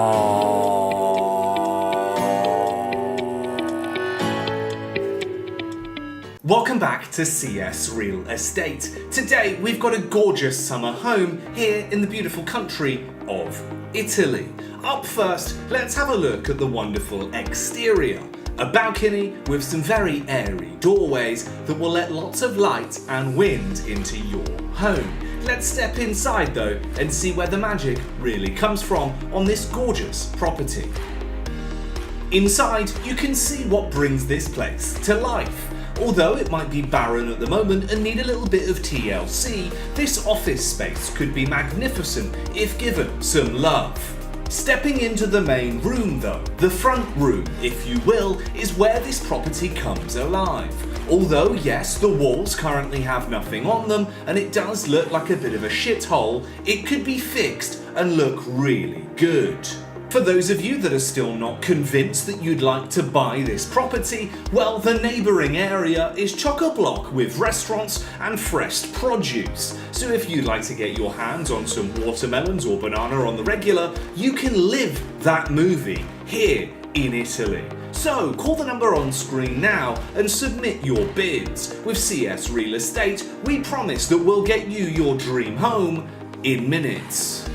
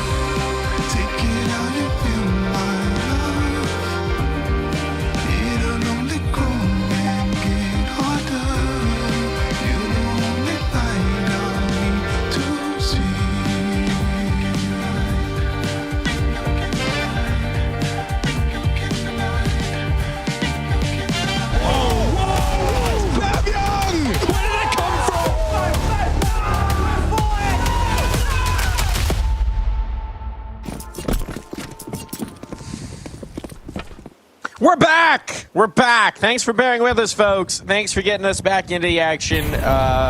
Some less than minor technical difficulties keeping us away from this for a moment, but fortunately we've got a strong team.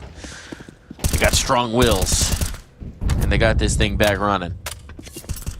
The question we asked there, and it does seem like the round was considered an NRG victory there. All things considered, I feel like that makes sense. I mean, yeah, we could have replayed the 5 USP round, but better to save time and get into fun. Oh, goodness. That declaration towards later. Nitro certainly getting back into the fun. A little bit of a pause on this one. We'll see who comes out the gates hot. Sometimes those techies can get your spirits feeling down in the dumps.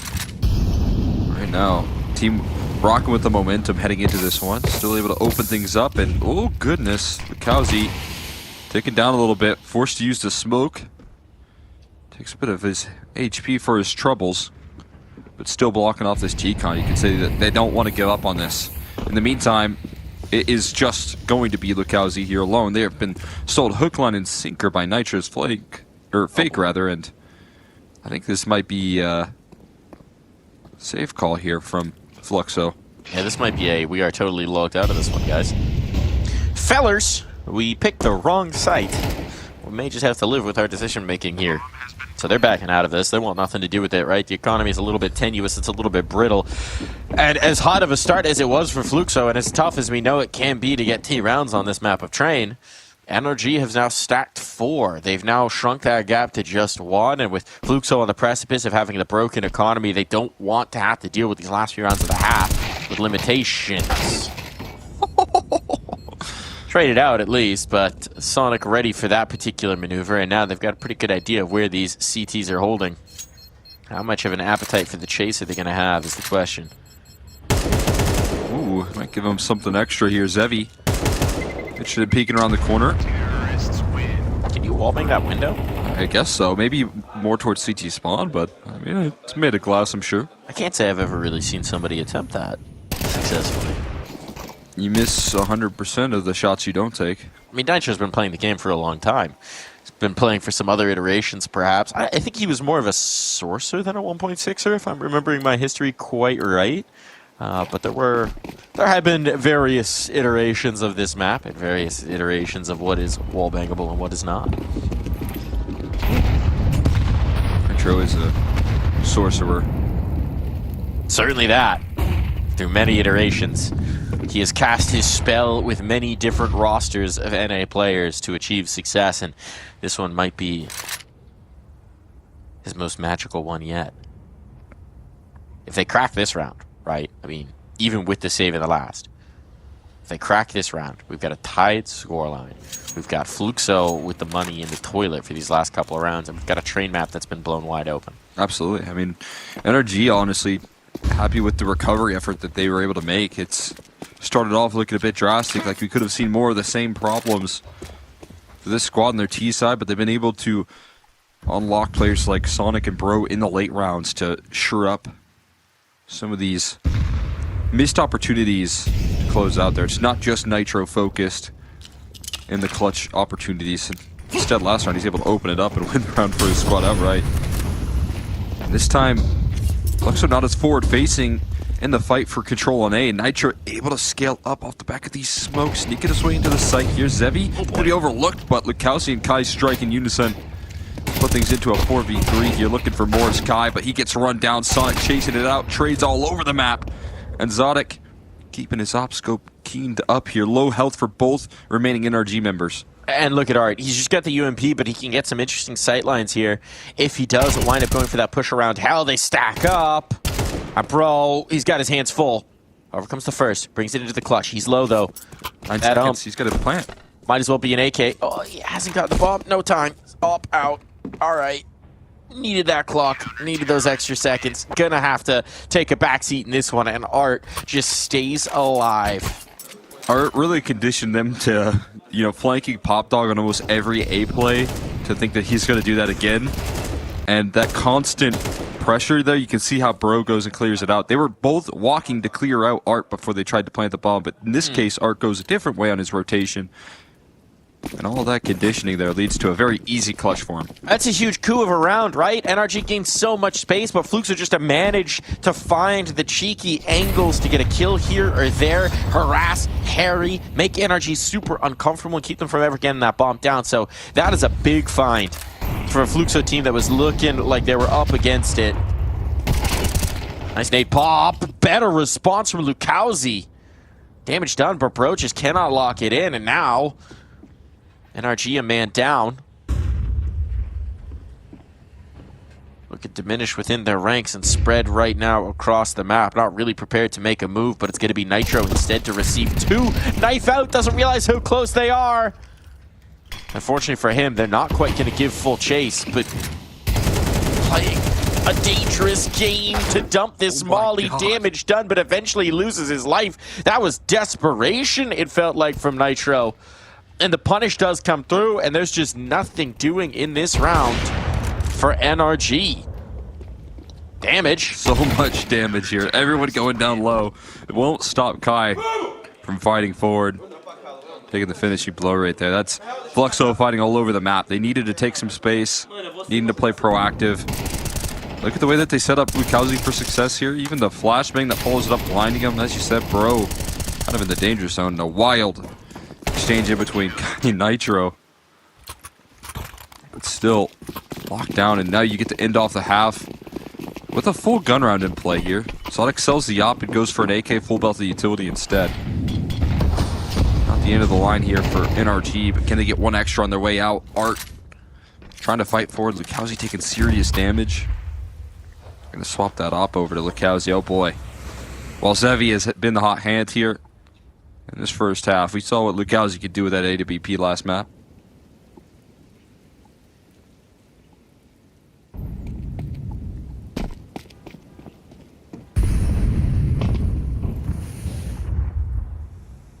Fluxo so far have had to put themselves in some interesting rotations.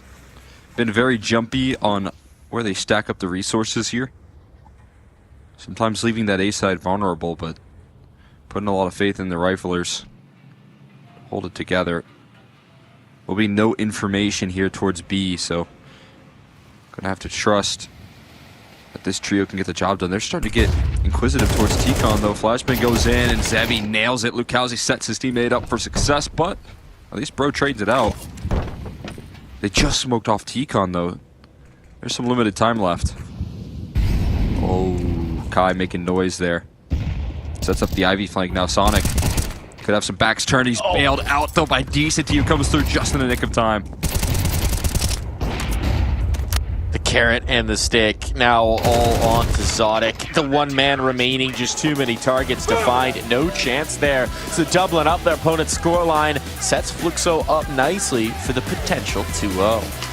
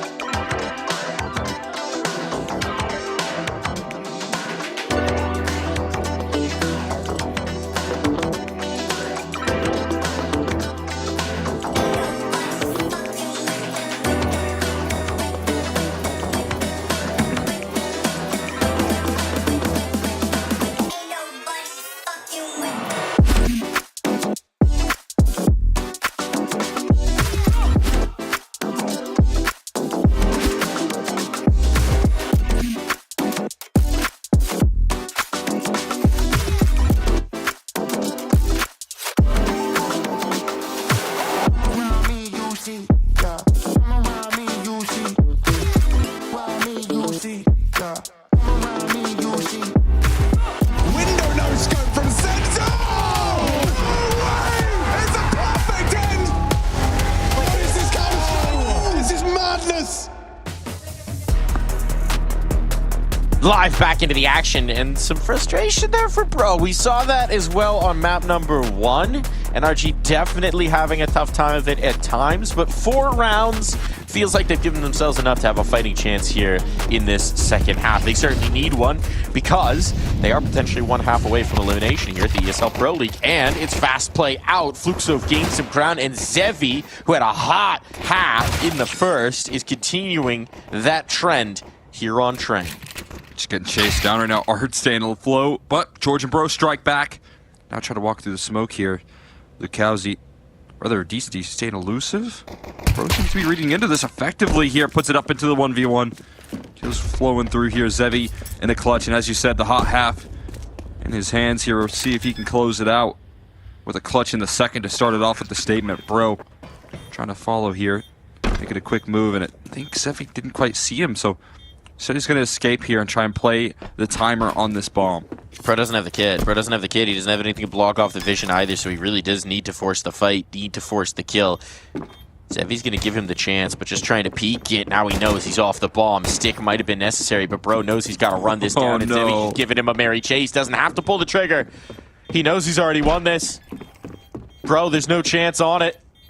Zevi has to swing right now, but he's already denied. The kill will be there, but it wasn't even necessary. Master strokes from Zevi. A 4-piece in the pistol to build on an already strong Train. Just had to play against 2 strong oppers in this series so far here for NRG. Seems like Lukowski in that first map. Now Zevi stepping up in a big way here, this time on the pistol. If you're Fluxo, you're having fun watching that round play out as well. You're watching Zevi and hearing the chase from Bro, and you know he has it in the bag when you watch that take place.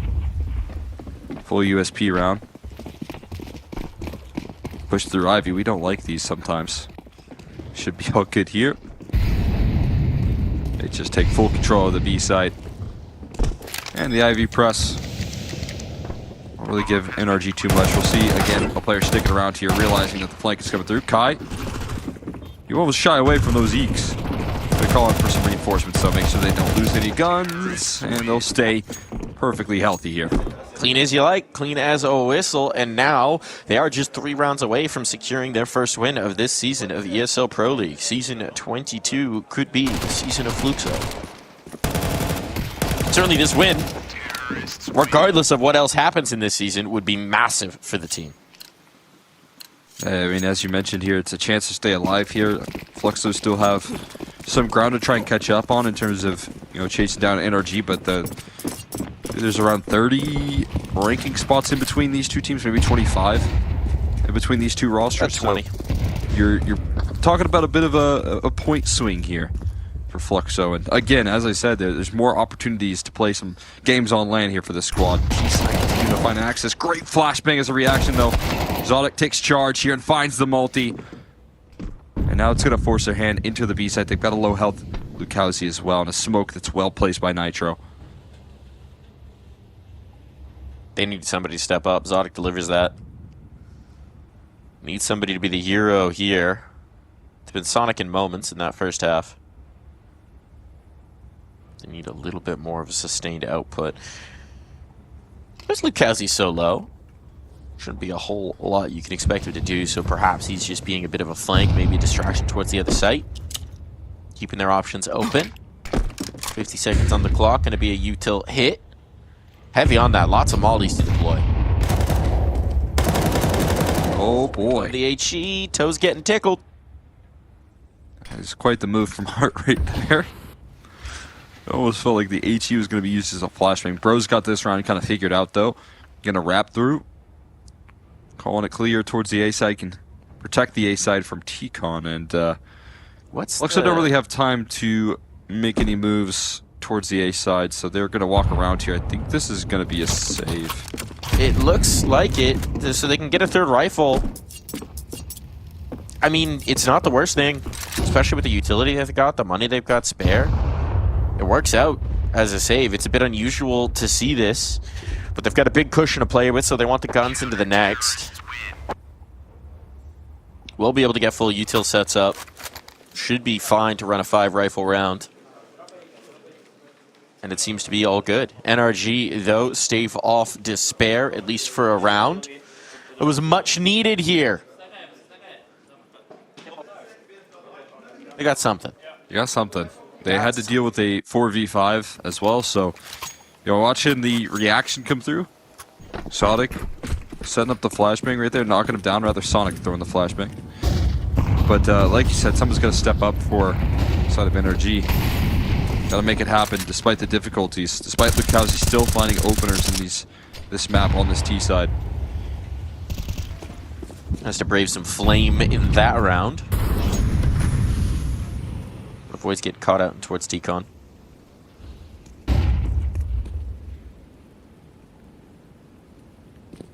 Right now it's Nitro isolated towards inner. They wanted to bunch up for this T-Con control. And it does mean, at least for the moment, they don't have a lot of numbers here to defend B. The bomb's starting to make its way over, but as they've gone back for a spot on Ivy, George can now maybe rally to his captain's support, and that's exactly what he's doing. Bit awkward here of a position. Fluxo just heard the T-Con recontrol.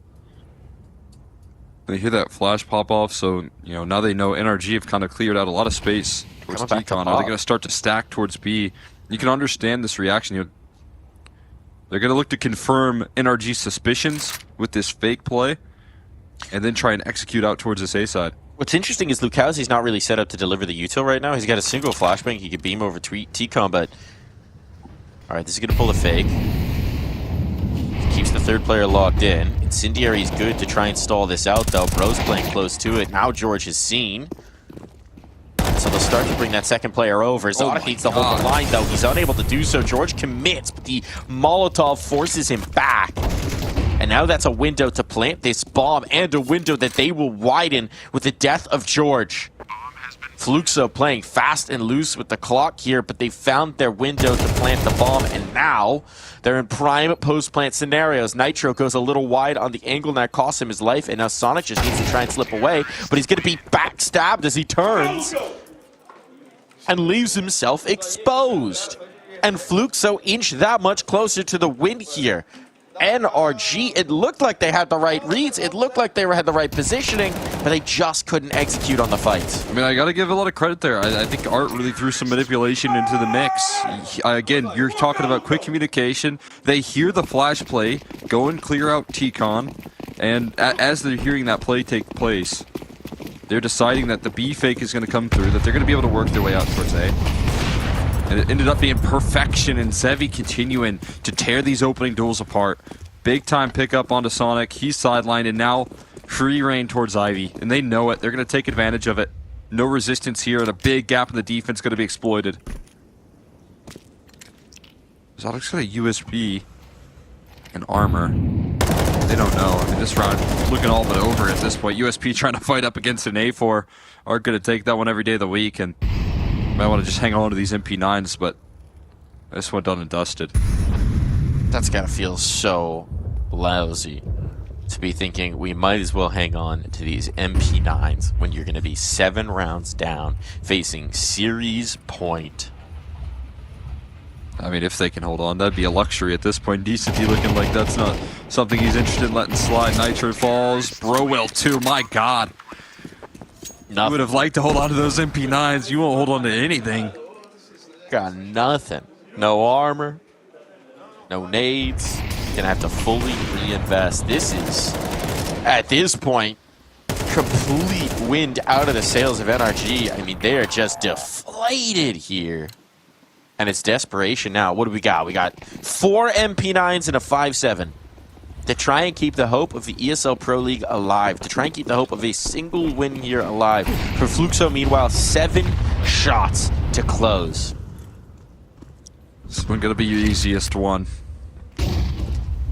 So you're hoping to lean on that. They're trying to get in the face of this T side with those MP9s. Try and close the distance as much as possible. Hold on to your utility late, what little you have. And right now it does seem like Fluxo Camp interested in trying to fight back for this control. Importantly, Fluxo not skipping steps here. I feel like they're still super diligent about the map control. Making sure that they don't fall victim to these isolated duels. When you're up against these MP9s and you know the game is close to being finished, doing your due diligence is important.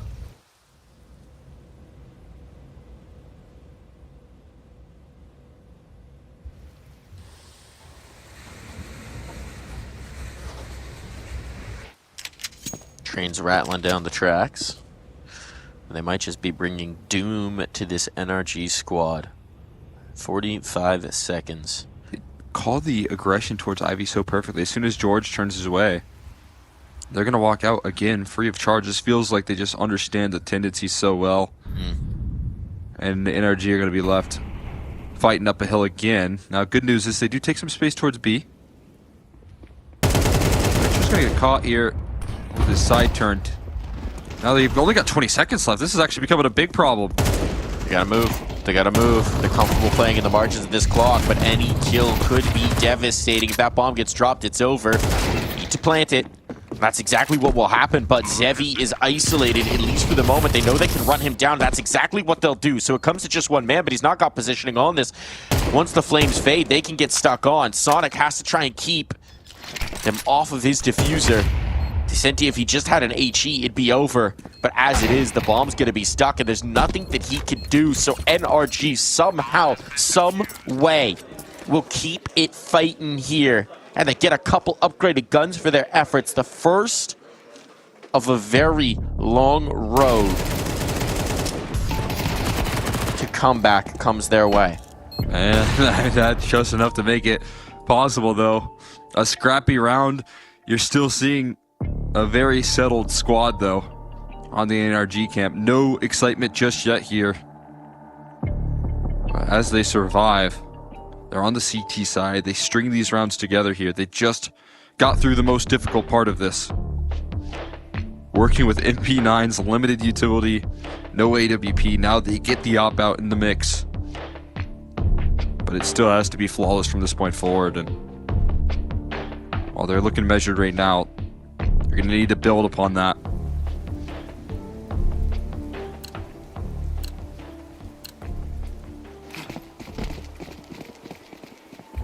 It feels like Flux have come prepared here for this T side. Certainly does that. Certainly does that. Right down to the wire. Flashbang's good this time, though, and a punish on two. They try and accelerate, and Sonic puts them in the blender. Oh my That's God. the bomb dropped outside T-Con as well, and it's devastation here for Fluxo, as this 19th round has just disintegrated before their very eyes. Lukowski is still a problem. He's a problem. Sonic's got an idea, though. Might be a solution here for Sonic, as you said. Although, oh, he's not going to check this. He's Surely in the not. grass. Zodic, you are toast. You're knifed. Knife him. Oh my God. Poor Zodic. Did he get knifed in that last map? I think it was him as well. He's just trying to... Oh, I was going to say, follow him out, see if he can find something more, but the knife goes in, the op retrieved. And now Lukowski's going to play a game of hide and seek with a very deadly gun in his hands. That is the third knife kill we've seen this series. Yeah, it's kind of a little chippy, hasn't We it? I haven't seen one this whole Pro League so far. We've got 3 in this series. I think Zodic's been knifed twice, unfortunately. Lukowski, both times on the other end of it. Does tend to happen to oppers. Yeah. It's that telescope that you got on. You're a little tunnel visioned. Yeah. Whoa. Ooh, he's shaking that thing. Whoa. Shaking it. Oh. All right, Lukowski. Doing a little shuffle. What is that? Is he moving? That's when backwards you're against the standing wall? on a freshly waxed floor. Oh. And you're trying to He's hold just, 3 he hit- cartoon pies. Oh, George. Knife him. George, you saw him. George didn't see him. His gun model covered it, I think. Oh, George, you stood basically on top of him. All right, they're going to wrench the op from his fingers, finally. No harm, no foul on having missed that peak. It's almost nice that he did, because he died after time. Oh, boy. That's a good point to make. I mean, Sonic just blowing this round up, though, instantly. That was crazy work from him. And now I am a little bit in belief When NRG have the tools, they can make this happen. I watched them come back from an 11-1 scoreline versus Wildcard. It can be done. It can be done. It requires no mistakes. Requires no mistakes. And again, the firepower right now that we're seeing out of Fluxo shows that any given round is doable. It certainly is. But if you're Art, you wanted to try and finish off the easy way with that fast TCOM play. See if you can't just lock in some entries and say, hey, we came close up against the MP9s, let's end it now. They got completely shut out. This is going to require a little bit of depth out of Art that we have seen so far. We have seen him find some good timings, have some good mid-round reactions. So expectation's still high for Fluxo that they're able to capitalize on one of these 5 rounds. But if it's not this one, complications of the economy will start to flare up, and that can create some bigger difficulties here that they don't want to deal with. Oh, certainly the case. Look at this. Because of the double pop dog play as well, now Zodic has a lot of responsibility, and there's 3 players looking to make their way around Ivy. And so Zodic's focus has been pulled towards TCOM, but this is leaving Ivy totally exposed. Talking about that masterful manipulation, this is working, but the 2 kills towards pop dog means that a lot of the danger is going to be taken out of it. Now Zodic can focus. Knowing that this is clear, he's now spotted, unpunished in doing so. Maybe they've got the ground, they've got the real estate. But now you can see the contain efforts going in. Bros slip back into the spawn to make sure they can't get out. And as George clears out the B halls, that's going to free up Nitro. They're not going for this. They're already calling it smoked off their choke points so that they can hold on to their guns. Oh boy. A little bit safer. We're going to go through. Looking for more knife damage. I mean, just don't die after time. There's another round that squeaks by for NRG pretty comfortably. 2 kills in towards Pop Dog. Got Dap shaking his head. Whoa. Okay, that was George that got the kill from over his shoulder. That wasn't just the blind run and gun spray. Either way. Those are my favorite kind. Yeah, it never seems to happen for me. Yeah, calculated. Yeah, on purpose. Never saw you. Total RNG on this mouse 1 spray. Calculated. Run and gun, the inaccuracy bails you out. Sometimes it be like that. Yeah. Fluxo calling in their first time out here. This is feeling a little bit scary. They just got locked out of that last one again. They've been in these spots where they have to call in saves from the start of the rounds. As soon as they start to take their contact. Doesn't seem like a big concern for Art, though. Not just yet. I don't know. I'm seeing some hard blinks. He's putting on a strong face for his squad. The round starts. He's like, oh, God. You could just see a little stress in those hard blinks. He's thinking, all right, let's go into the Mind Palace. Let's find my solution here. The eyes, they say, are the window to the soul. And Art's soul is starting to look a little stressed.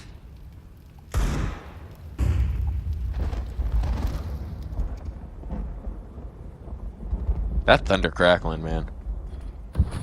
Atmospheric. Pop Dog seems to be the approach.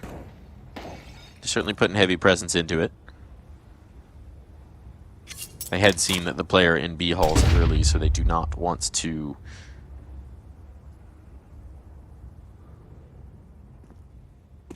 take anything for granted.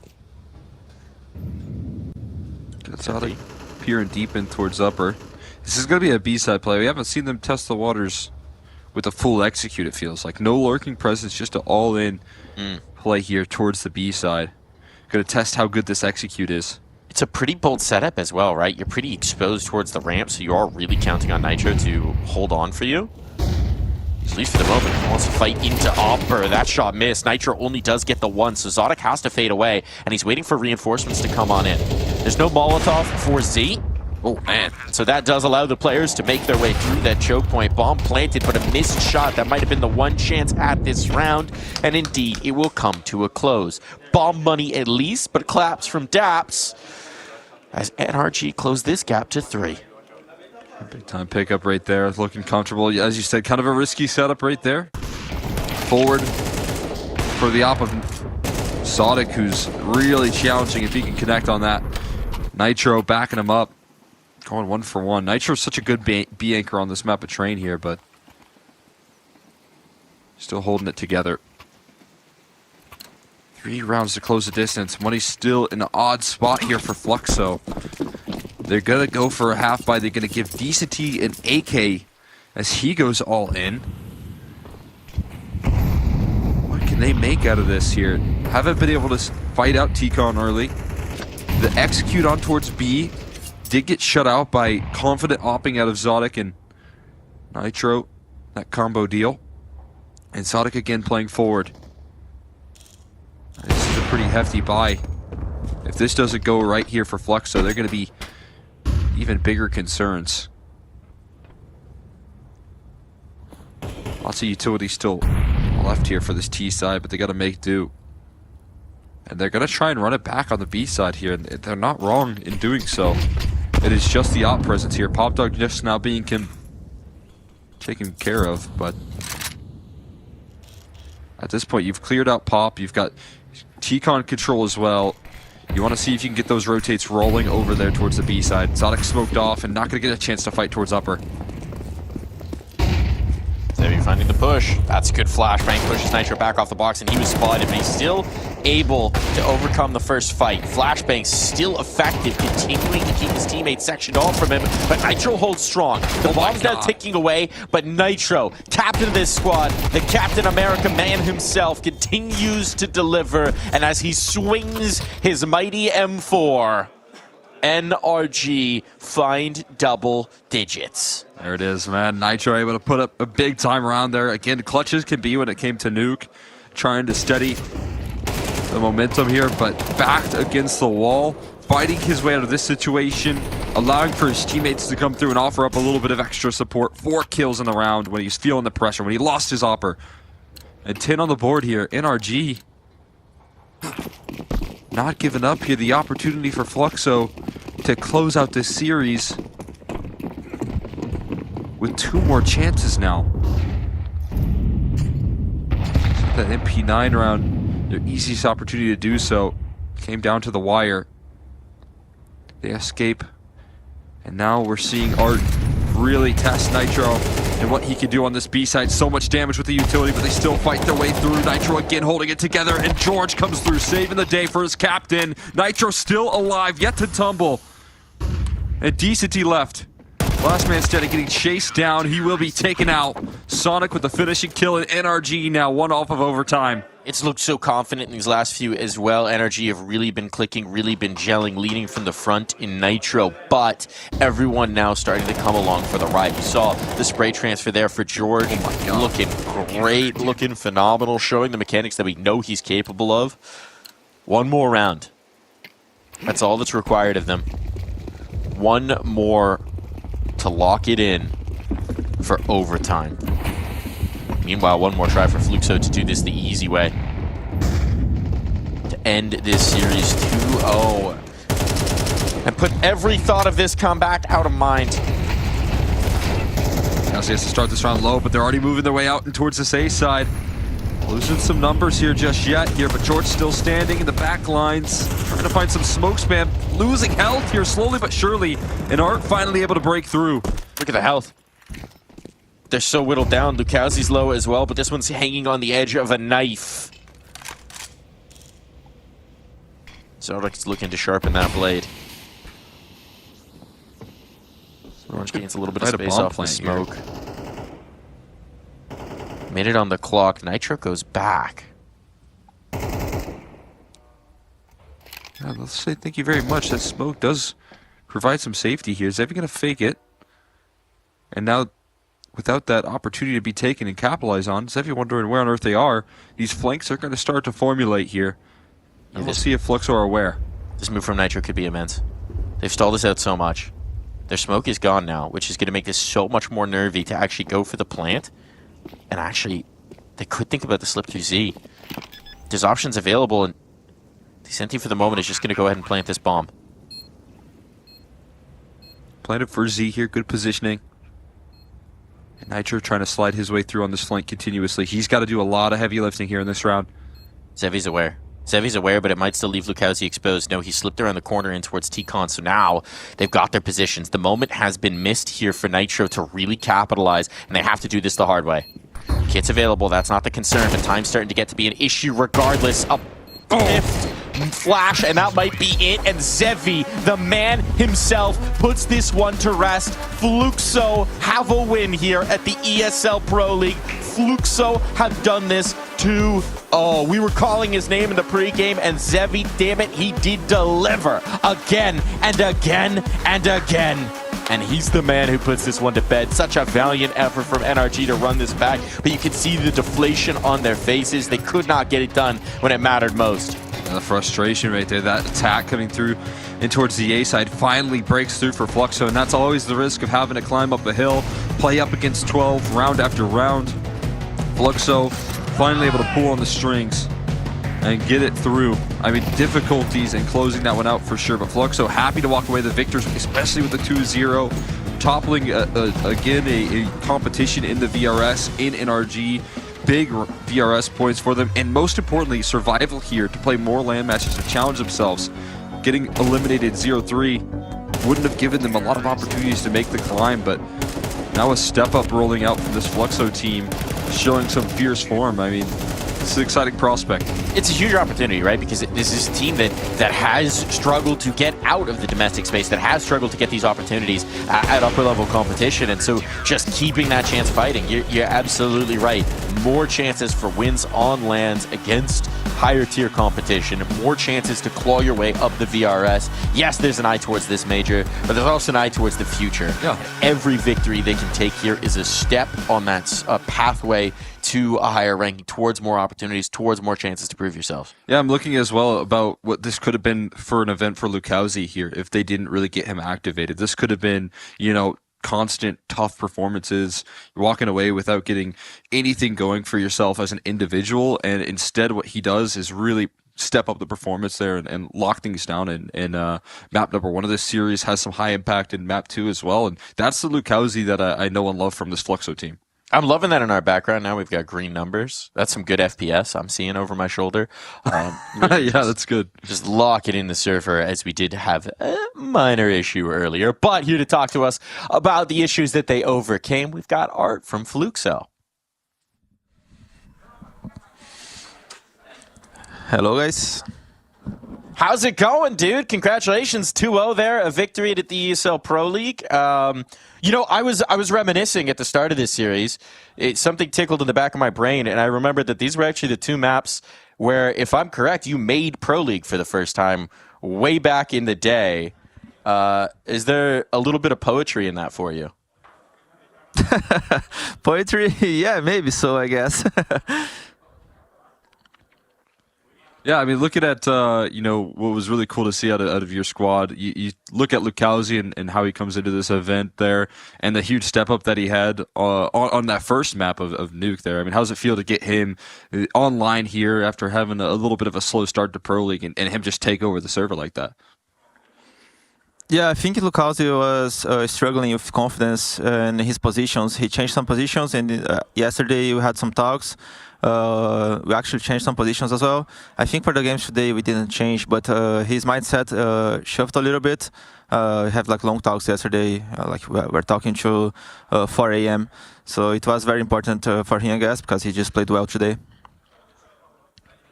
Well, what were the subjects of those talks? Just about changing the positions, changing the philosophy, anything about the broader conversation you can share with us?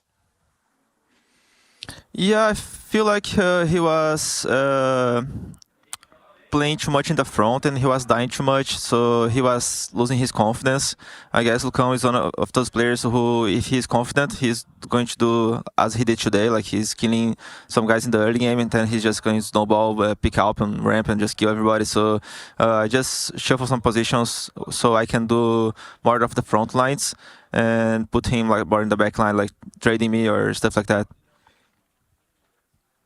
Yeah, I mean, also talking about, you know, how he was able to get you guys back involved. This is kind of a big matchup for you all VRS-wise, right? I mean, you're able to kind of climb up, but most importantly, kind of set your future up well here for Pro League. I mean, what do you guys see the potential of this event meaning for y'all's world ranking? Oh, definitely. As like the date for the major cutoff is just so close by. It's one of the last, if not even the last event for us. So it's very important. For us, it's like the RMR. So it's just like that. We're playing here, and Brazilian players are playing on land of Brazil, and it's all gonna be down to it. Right down to the wire. Speaking of down to the wire, we'll get you one last question before we get you out of here. That train game, when you're trying to find that last round, right, and they're clawing it back, what's going through your mind as a captain? What are you telling the troops that when you just know you need one of those rounds to break your way? Yeah, like we have so many threads on train, but I think the guys were just not visualizing the threats well, because we had like 2 rounds we could close, but they are afraid of players being in positions that were smoked. So I think they were just like the nerves were too much. They even forget what they're supposed to do. So it was we had a chance to close it first, but we got down to the last round, and it was a crazy round, but we managed to go through it. But it was very tough. If we lost that one, it would be tough for the overtime. Well, hey, man, a win is a win is a win. Thanks for talking to us. Congratulations on the win today. All right, guys. Thank you very much. Good chat with Art. Talking till 4 a.m. with Lucauzi last night.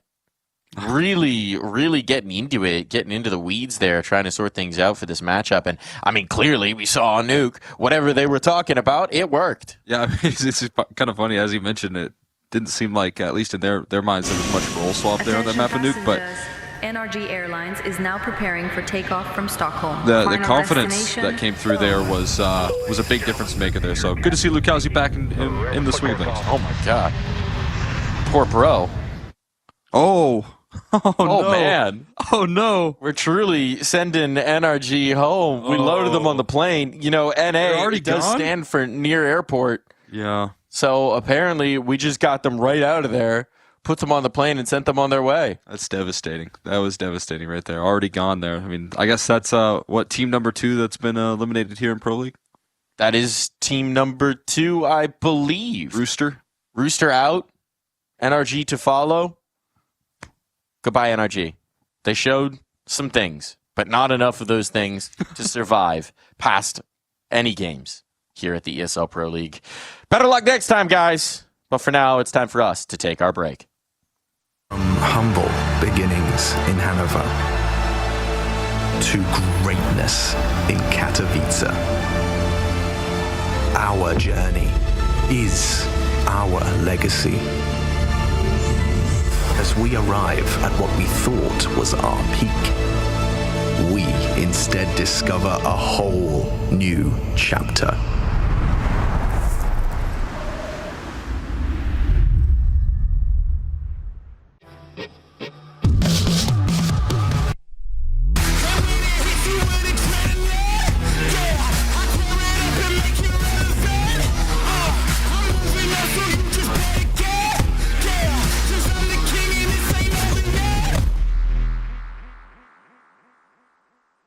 It starts with a dream, with a team you barely know, in an amateur official that feels like the grand final, where practice becomes progress, and every loss feels like a lesson.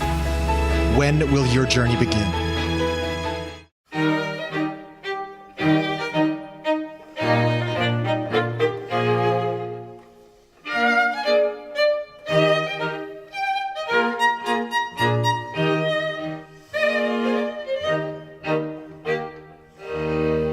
Heroic announced 10-year sale.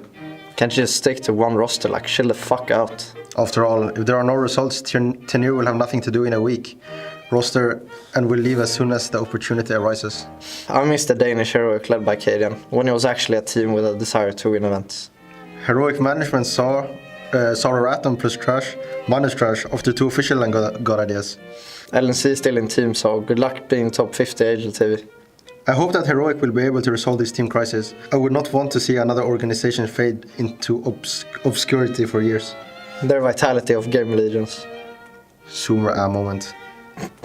Alcaran wants to show that I'm not mid. He was Alcaran. I know he wants to show himself, but he's just mid-level player now. I hope he will improve better himself. He is mid though. Probably even bad, to be honest. 4 months max. And what about Nilo's debut? Weren't his results even worse? Currently, they are not qualified and they're not attending those small VRS lands. Did they just give up? Dog shit management. Keep selling every decent player you have and hope that substitutes will carry you. It's sad, really. Heroic could have been top 10 easily. They probably made more money than the major stickers by selling Tierney, Sauce and some PayPal without even speaking about early year core transfer to Falcons. I need to go 3-0 in EPL Stage 1. Toby actually killed the team. Yeah, that's incredible, to be honest. No saw, no win. This youngster who showed a huge cock but struggled for Tierney for not throwing.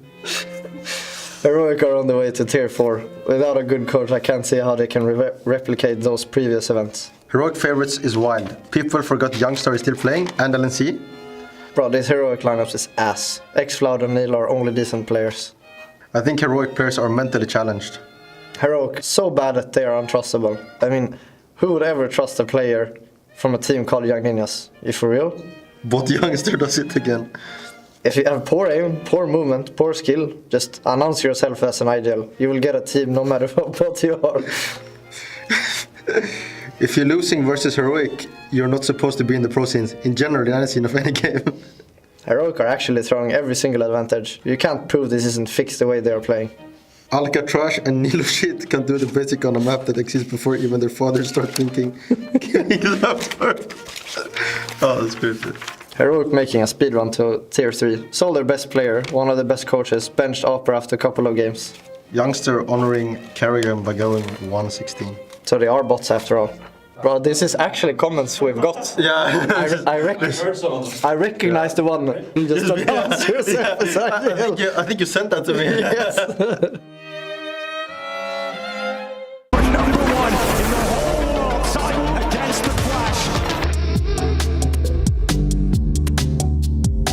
Edmonton Flames, that's the only right? Fuck off. Your aim, Chad, has always been dog shit. B's title and application processing fee not included. If choking is experienced, please consult your nearest esports agent.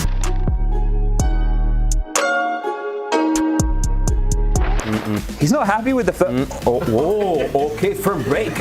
He's going to Falcons though. Plenty of insiders have said this. We rotated corpses. In game, right? Yeah. This is Costa GoPro cam. Take one. Why the mouse is shaking? It's my hand. Steady hands, steady hands. Last Alexi Bob. Alexi Bob. Gaming is something I've been addicted to since my earliest memories. I was literally Ferris Bueller.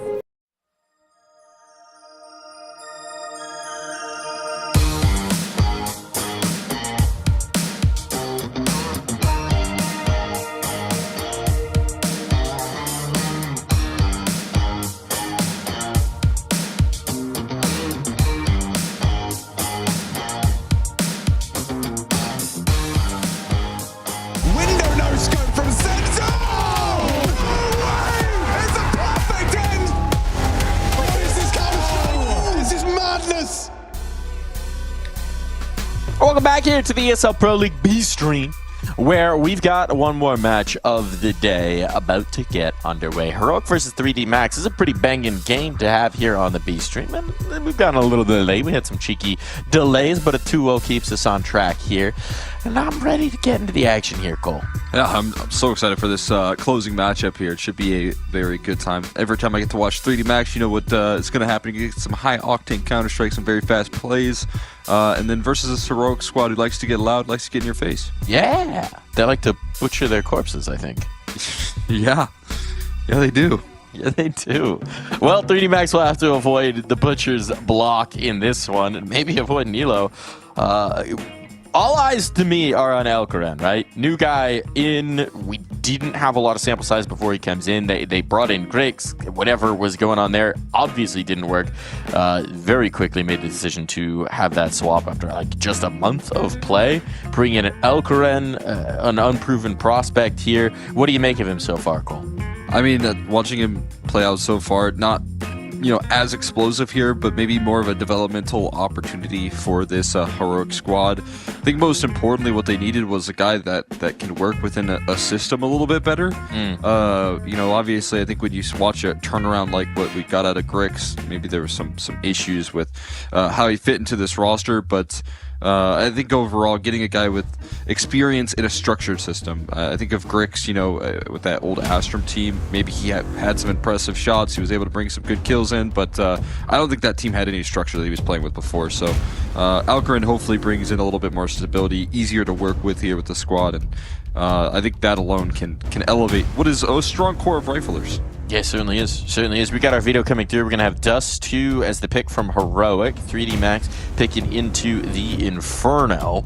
And Ancient as the decider as we come down this stretch. Yeah, I thought it was interesting at the time. The statements coming through. Obviously, it's been a minute at this point, so we're going to turn the page on Grix. But it is just interesting that he generally also seemed to be of the opinion that they couldn't work together for whatever reason. That there were intractable differences in the vision for what they should be doing with the AWP, and that's pretty wild. I see Youngstars rocking the no strip meta.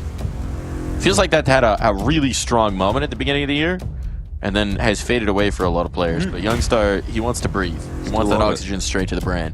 I want to touch on the veto situation here, which is interesting. Do see a lot of Inferno bans out of Heroic. They are going to avoid that this time. Okay. So that one touch there is, I think, a little bit interesting. That's almost a map that they ban like 80% out of the opportunities that they get, and they leave it open. It's a strong map for 3D Max, so maybe Heroic feeling like they can thread in a little bit of damage and have spotted some vulnerabilities. If you left it in there, you got to know that it's going to be something that 3D Max want to go towards, so presumably they got a game plan for it. Going to be a fast play here on Dust2, straight in towards B. 3D Max have pushed up the middle.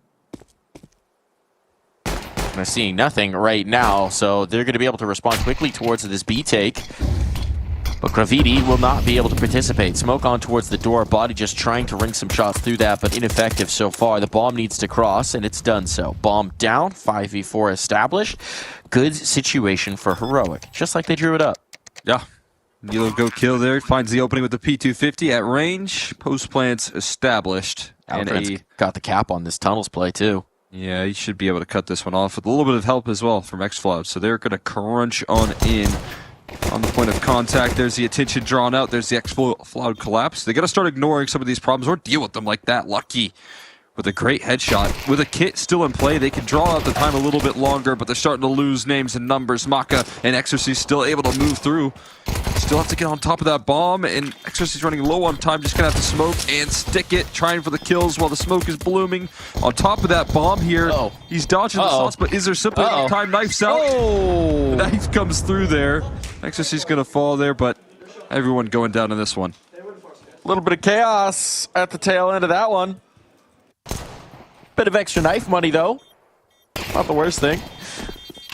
As everything works out. Just the way they planned it. And the noise is starting early here for Linus.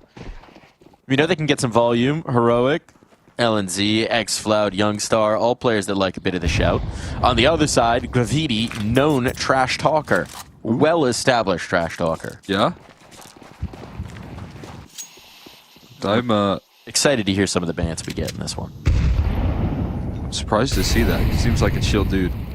Chill dude off the server. Just a trash talker inside the server. In the server, he's got some chirps. I respect that. Get in your opponent's head there. However you got to do it.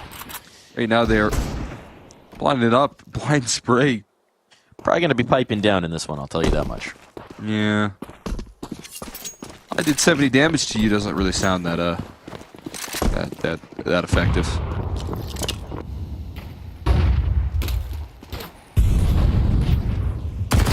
Do anything extra. There's LNZ caught off guard, but that might just be a pathway to hold on to your guns a little bit safer. Yeah, with the bomb down here, there's a strong argument to give yourself another chance with these weapons. Not a whole ton to save, but enough to justify it. So Heroic find a 2-0. Pretty comfortable spacing in towards the B site. This time they encounter no resistance on the site itself. But 2 rounds, 2 Bs, 2 dubs. Do not to be. To be or not to be. Is that the question? That's the question. And so far it does seem like it is B primary target. The answer. I don't know if that one was supposed to have an answer, per se. Well, so we figure out here in Pro League. You ever notice the Counter-Strike logo on the soccer ball? Sorry, wait, what? There's a Counter-Strike logo on the soccer ball. In Dust 2, they have a little logo on it. I'd never noticed it. That's nice. I think usually I'm thinking about kicking it or shooting it. Not logoing it. But we love a little logo. Brandon. Nate's on. Big stack. Xfloud passed it. So actually not a lot of damage done. Had the right idea. There was the bulk of the presence coming from Heroic. However, those nades just managed to slip their way on by anybody they could actually do much damage to. I thought it like bumped off his chest, and I thought he was just gonna lead it in there. But maybe he you know, took some of those soccer skills and sent it out. I didn't know this one either. Oh! Wow. You do some more soccer ball analysis. Yeah, usually I'm the one kicking it as well. I'm gonna review the ball. Nice. Nice find. What if there's more logos on the inside? Shoutouts to Zarks and GNZ. Chasing that up for us. Maka chasing up a quick kill here. Good damage done. This one's getting messy, and that's the bomb now dropped in the grasp of Lucky. And suddenly a round that looked to have nothing in it has become very dangerous indeed. 50 seconds. They gotta work together. These nades can be chunky, but they're gonna have to do it with the guns, and that is exactly what Nilo wants to do.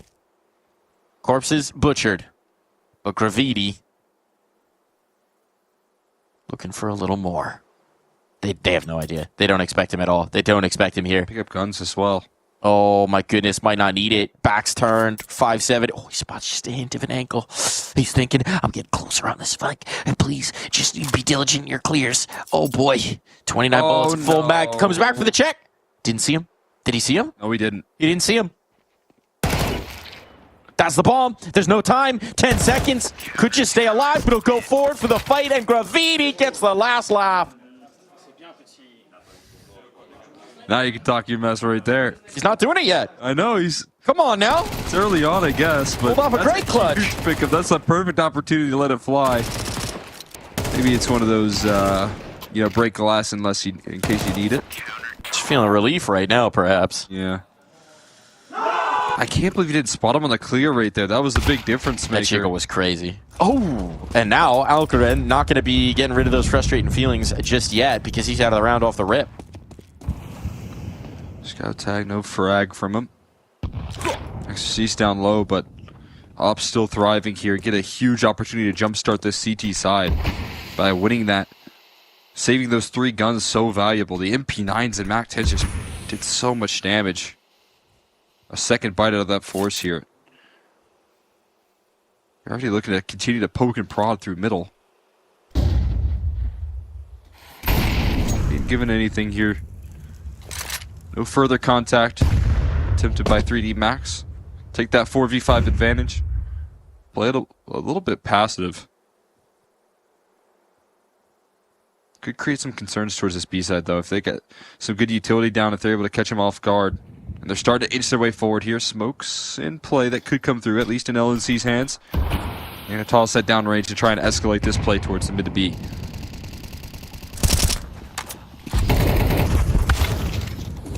Momentum on. Gravity down through the door means pressure on the Lucky now. Flashbangs to try and isolate. They do a great job of it. Blinded up. He can't do anything about this. And with the bomb planted, with 3D Max on the wrong side, rather, of those choke points. Don't know how much of a try they're going to give this. Definitely not, now that Body is down for the count. Rifle retrieved. That's a nice upgrade as well. And Heroic right back to their winning ways. Clutch be damned. Have to work through a 4v5 there. Felt like a pretty simple play there. Mid to B, they find a very empty, you know, mid defense. HE, where they waited out. And they're able to scale quickly into that B bomb site off the back of a flashbang. Chase down these kills, and 3D Max find themselves a little bit vulnerable to conceding too much ground to Heroic. You know that the pregame content piece they had, the classic reading, you know, HLTV comments with the players. Yeah. There's actually kind of an interesting conversation in it for Heroic in particular, because obviously a lot of those comments are just around the fact that Heroic constantly seems to be selling talent on to the next level. But what's he... Thank you, XCloud. Deep analysis there. But the thing that's even more impressive is that they keep selling players and then they keep rebuilding and being good with 97 different iterations of the team. They can't keep getting away with this. And Maka, well, he heard what XCloud said and said, you know what, maybe I bring the AWP into play on B and make this hold a little stronger. Alcaraz low. Those flames licking at his feet, but he's able to jump and hurdle up onto the catwalk. I think what's so key about the talent acquisition here is, I mean, as you can see, they were willing to try new pieces. They're also willing to learn from their mistakes. They don't stick around with, players that they don't feel all that comfortable with. Give them chances for some of these young players. There's a lot of talent in the scene. You just got to be able to find it. And Heroic seem to have that under lock and key. Those opportunities presenting. Alcaraz is the latest addition. See how this cat plate holds up.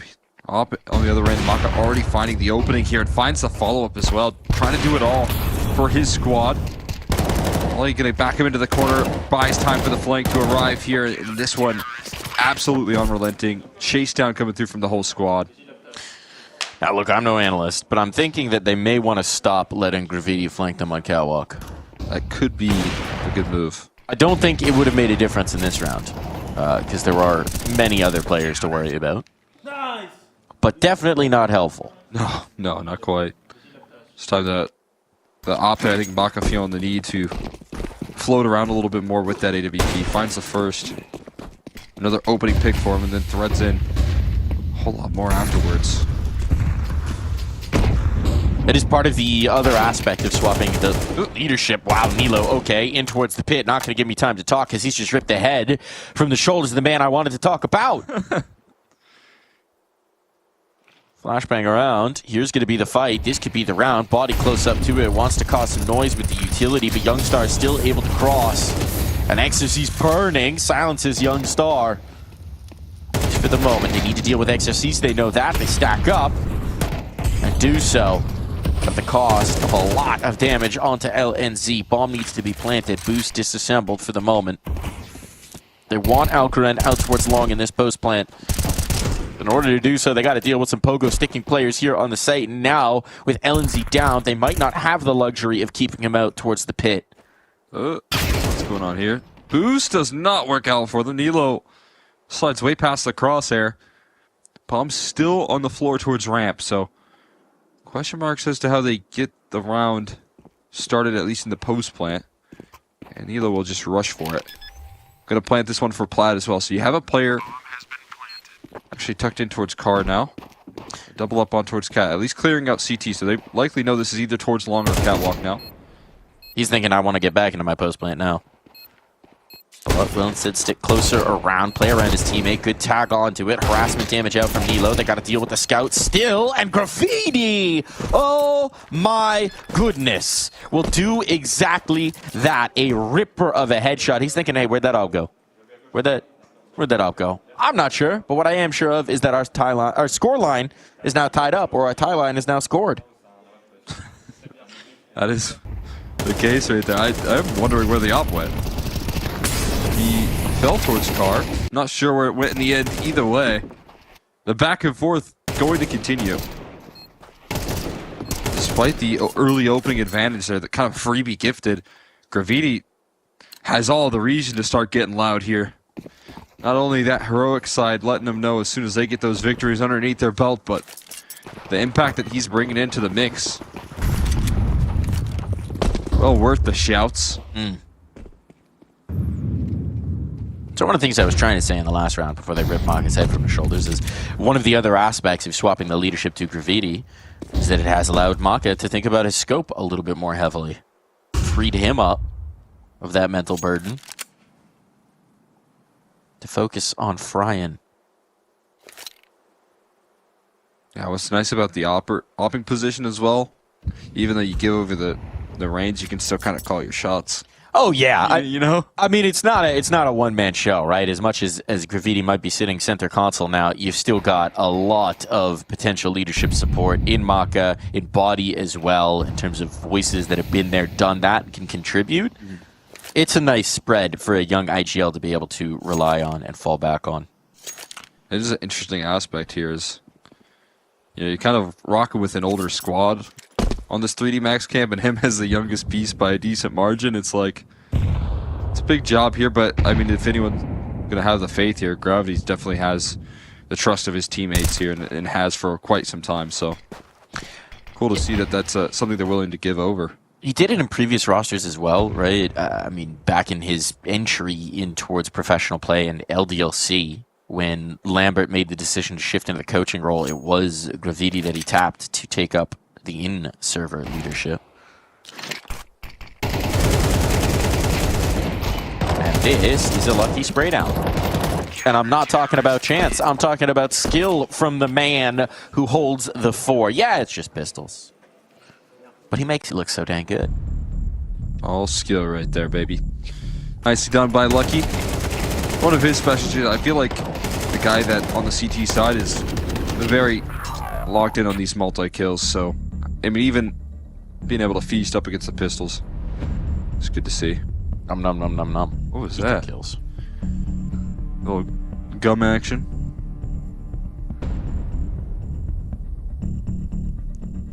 That's a multifaceted nose scratch there. He got the bridge, he went towards each nostril. Just give him a nose strip there. Full form. I mean, everybody else in the team is rocking them, so. You ever used one of those? Nose strips? Yeah. I haven't. I like to breathe naturally, I guess. Performance enhancing breathing. Yeah. No, I haven't tried them yet. Have you? No, I haven't either. I was hoping you'd have some insight. We'll see what we can do. I'm sure we can source them up. We can cast with nose strips on. I know Mr. Richardson has been a fan of that at times. I almost got in on the trend, but I just, I don't know. I don't like having things on my face for like long periods of time. Well, I think I'll just scratch at it. Either way, X-Cloud walking his way out towards middle. A little 1-for-1 action there. As we see Heroic just willing to try and throw some numbers at the problem there. And they aren't really hesitating on these opening plays.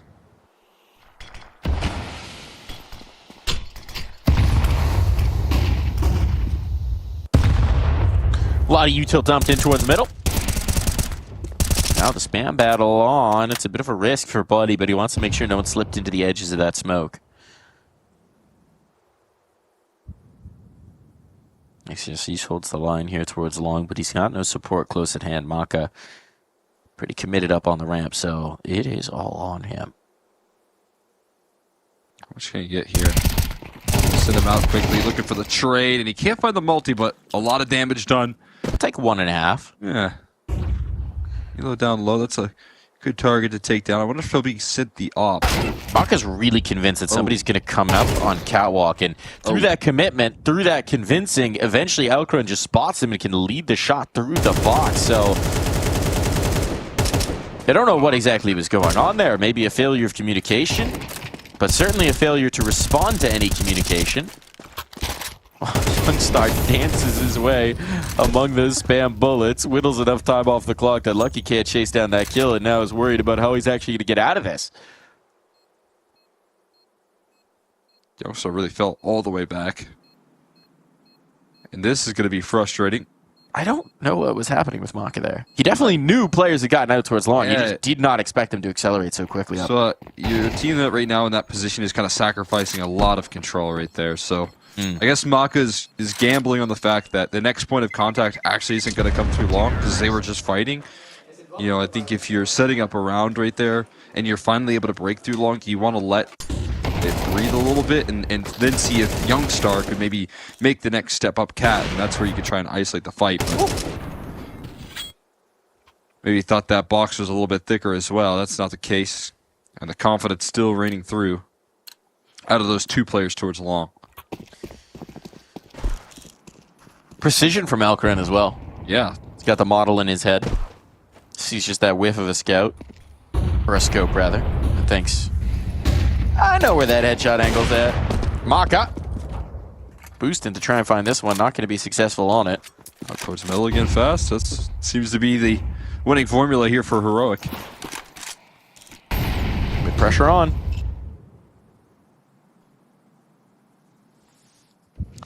And a 1v1 on B. Just lucky you want to pop up and spot this. Catwalk control for the moment, but eventually Maka tracks a target on the edges of those smokes. The wisps betray him. And X-Flood, they've just heard the nade hit him. So X-Flood has to back away. He doesn't want this. Doesn't want this smoke, because there are too many smokes. And so this smoke might make him broke. Oh, Nilo getting very cautious about the long positioning. They're expecting someone to be tucked in towards the cubby. Exorcist comes through just in time. They shut that down. Now they got vision on everything. They've got a player push tunnels who's backing away. They've got control of the longhouse. They know pretty confidently that they got control some middle, and that's a beautiful peek. Pre-fire coming through from Exorcist was already for a player to be in that exact spot. Now he can back away, knowing that they have asserted themselves in this round. X-Flood nearly burns.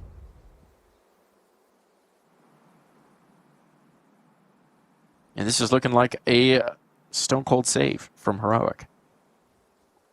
Like everyone able to show up just in time right there for 3D Max, keeping him out of middle with that molly early on, which could have created some problems. And then off the back of some information there, feeling the catwalk play, they push both long and upper. So just all the information in the world. 1 second left. You gonna spam those doors? Buddy! Oh boy. One shot. All he needed. That is crazy. So that's after timer. Yeah. That's gonna sting. I wonder if we can get that replay. What is that? I bet he meant to spam it too, and then his teammates started swinging, so he stops. Yeah, you're probably right. So it looks way cooler. That's a crazy one tap right there. One tap through the door. I was thinking that he thought his teammate was a bad guy and started shooting at him. Those happen sometimes, man. And then accidentally got the guy behind the wall. But either way, I think yours is more likely. He just thought... Hold mouse one. This is probably after he got the, the wall bang. Healthy chuckle. Yeah. Oh, nice. We love extra kills. Little gift. Speaking of gifts, Alcaran gets that up. Don't see just a scout back the other way. Haven't really felt Alcaran's presence in this one just yet, but this would be a hell of a time to get started. They have managed to cross. May not be super aware of that fact. It does not seem to be at all aware of that fact. Uh-oh. Maka finds a kill elsewhere. Young Star connects. Lucky down, so that is Alcaran. Making some noise, and Nilo able to follow it up. Maka, though, on the scene, trying to just track these players down. And that could be the collide. It's over the shoulders, though. And an 8-pop instead to stall them out. A duel with Alcaran. Neither opera landing the killing blow just yet. But up from the lower tunnels, Exorcist is playing contain. There's a minute for Heroic to try and make something of this, and in a 2v3, it's not an impossibility. They haven't quite found the purchase on B they were hoping. I feel like Maka's bullets disappeared in that round. Is he actually going to peek the opera in tons? He's going to hold the off angle. Meanwhile, they're sending Exorcist on a mission and towards T-spawn long area. This has spread these players out, right? It's going to be a run boost? They're extremely... Oh, not successfully. But the trade is there, just like they drew it up. That was exactly what they were hoping for. All according to plan here. Nilo could be the right guy for the job. Trying to top the charts. We'll see if he can continue to provide it. Still has to get across into the site and to find the kills to get the bomb play. Gonna be a fake on the first, and he doesn't get his gun out in time. Body too quick on the draw. And we'll deny the clutch opportunity right there. 3D Max is going to keep the rounds rolling, and these kind of scrappy force buys aren't going to quite work out here for Heroic. Not ideally so. Not ideally so.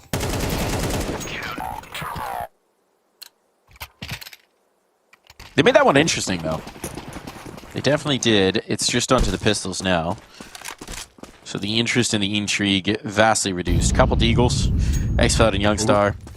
And we got the double op in the hands of a Lucky. So Maka making moves off catwalk. Lucky down middle finds El Karen.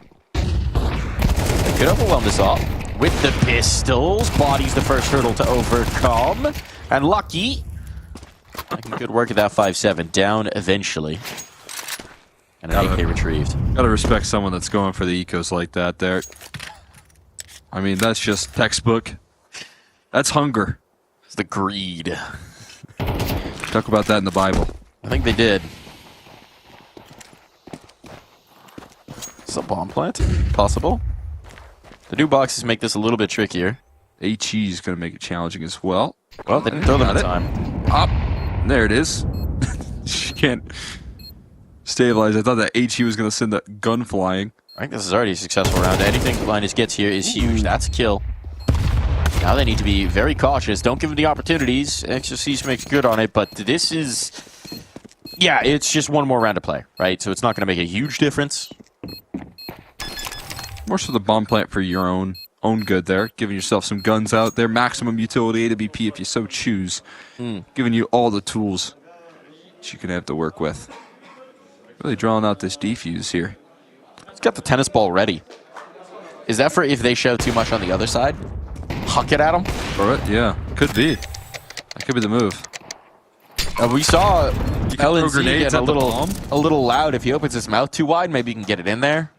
You might need a ping pong ball for that. Body not happy with getting no ecos there. That stinks. Lucky stole them all. How rude. I think happy for the collective eco hunting. They're all mine. Lucky liking this angle though. Got him on the jump peak last time. Nah.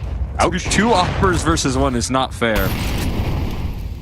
Maka and Lucky double zoomed at Akron's location, and he doesn't really get to play this half much. I can't believe Body's sticking around in the spot. Did a nice off angle and has a lot of faith that his teammates and oppers will scare him off. Lucky though, not able to do so. It's still such a surprise though with Body able to fight through these angles. He'll get caught though, and out towards middle. Maka just the same. Surprise, surprise, all over the map here. The bomb is separated, and Elo's still aware of the timing, but the bomb hits the floor. The two separated from the package here, and it's recovery mode. That's such a brutal way to lose the round. Now Graffiti finds his kill and knows that he can just back away because there's no danger to letting Youngstar out of this. He doesn't have control of the C4. What does it matter? Well, Youngstar's still going to run it down. Make sure that that kill does not escape him, but tight to the angle. Flashbang. Oh my God. And Youngstar fast on the flick.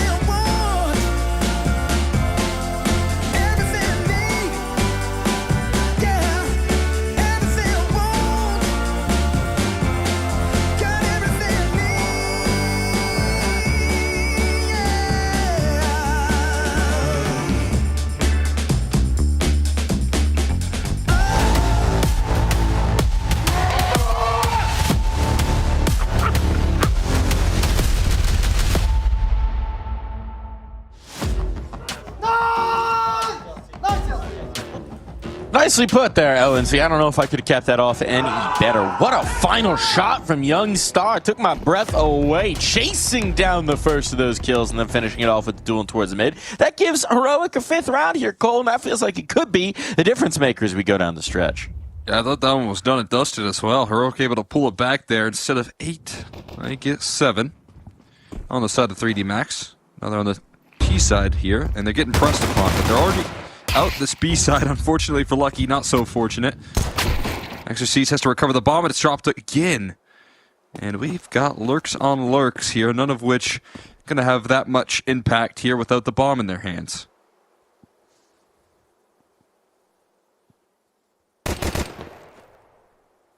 Shots ringing out. What can you do? Graffiti. Maka is totally separated from them. I mean, what can you possibly do here, right? I do quite like the 4-man crossfire. The double 80 or 90 degree spins that you have to get away with. The 180s. I think I saw No Christ hit that. Yeah. Oh, okay, they're going to give him the bites. Let's break down that crossfire. Let's chase it down. Oh, no. How is it coming so awkward here? Graffiti able to turn it around into a 1v2. An opportunity, but with only 3 health here, he's got to find 2 quick kills. LNZ dancing around the pillar, just enough safety provided.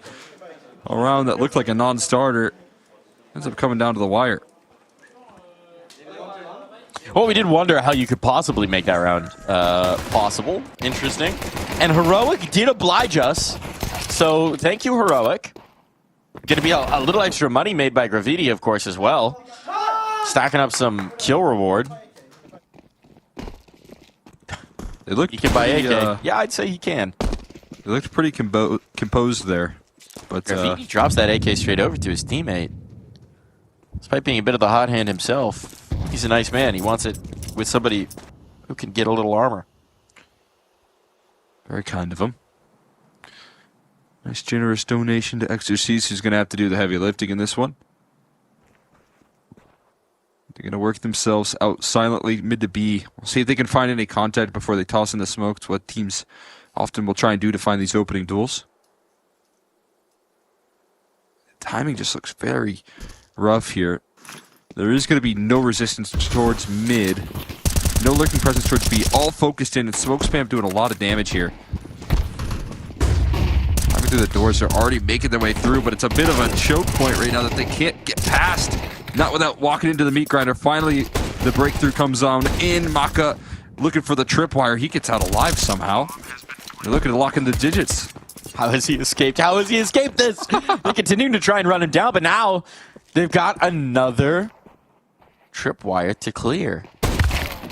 Maka Scout finally going to be silenced. They had to deal with that if they were going to mount this retake. Still the firepower advantage, but there's rifles in hand.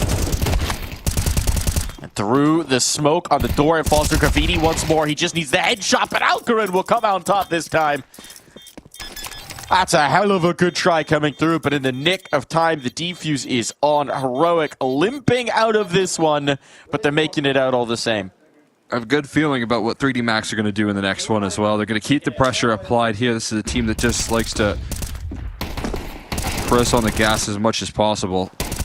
And they almost make it work here in this one. I think if you're looking at ways you can try and win that round, you want to try and press in while Maka's creating a massive distraction in tunnels. You want to try and fight for middle control. End up just not having enough health to make that cost. So we'll get another force buy, this time with 2 AKs. Better than 1. And a whole lot of armor to back this up.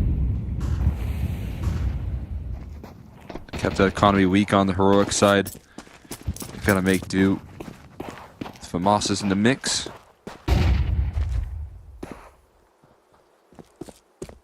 This time a lot more focus on middle here for 3D, or for Heroic rather. Got caught a little bit surprised last round. They don't want to let that slide again.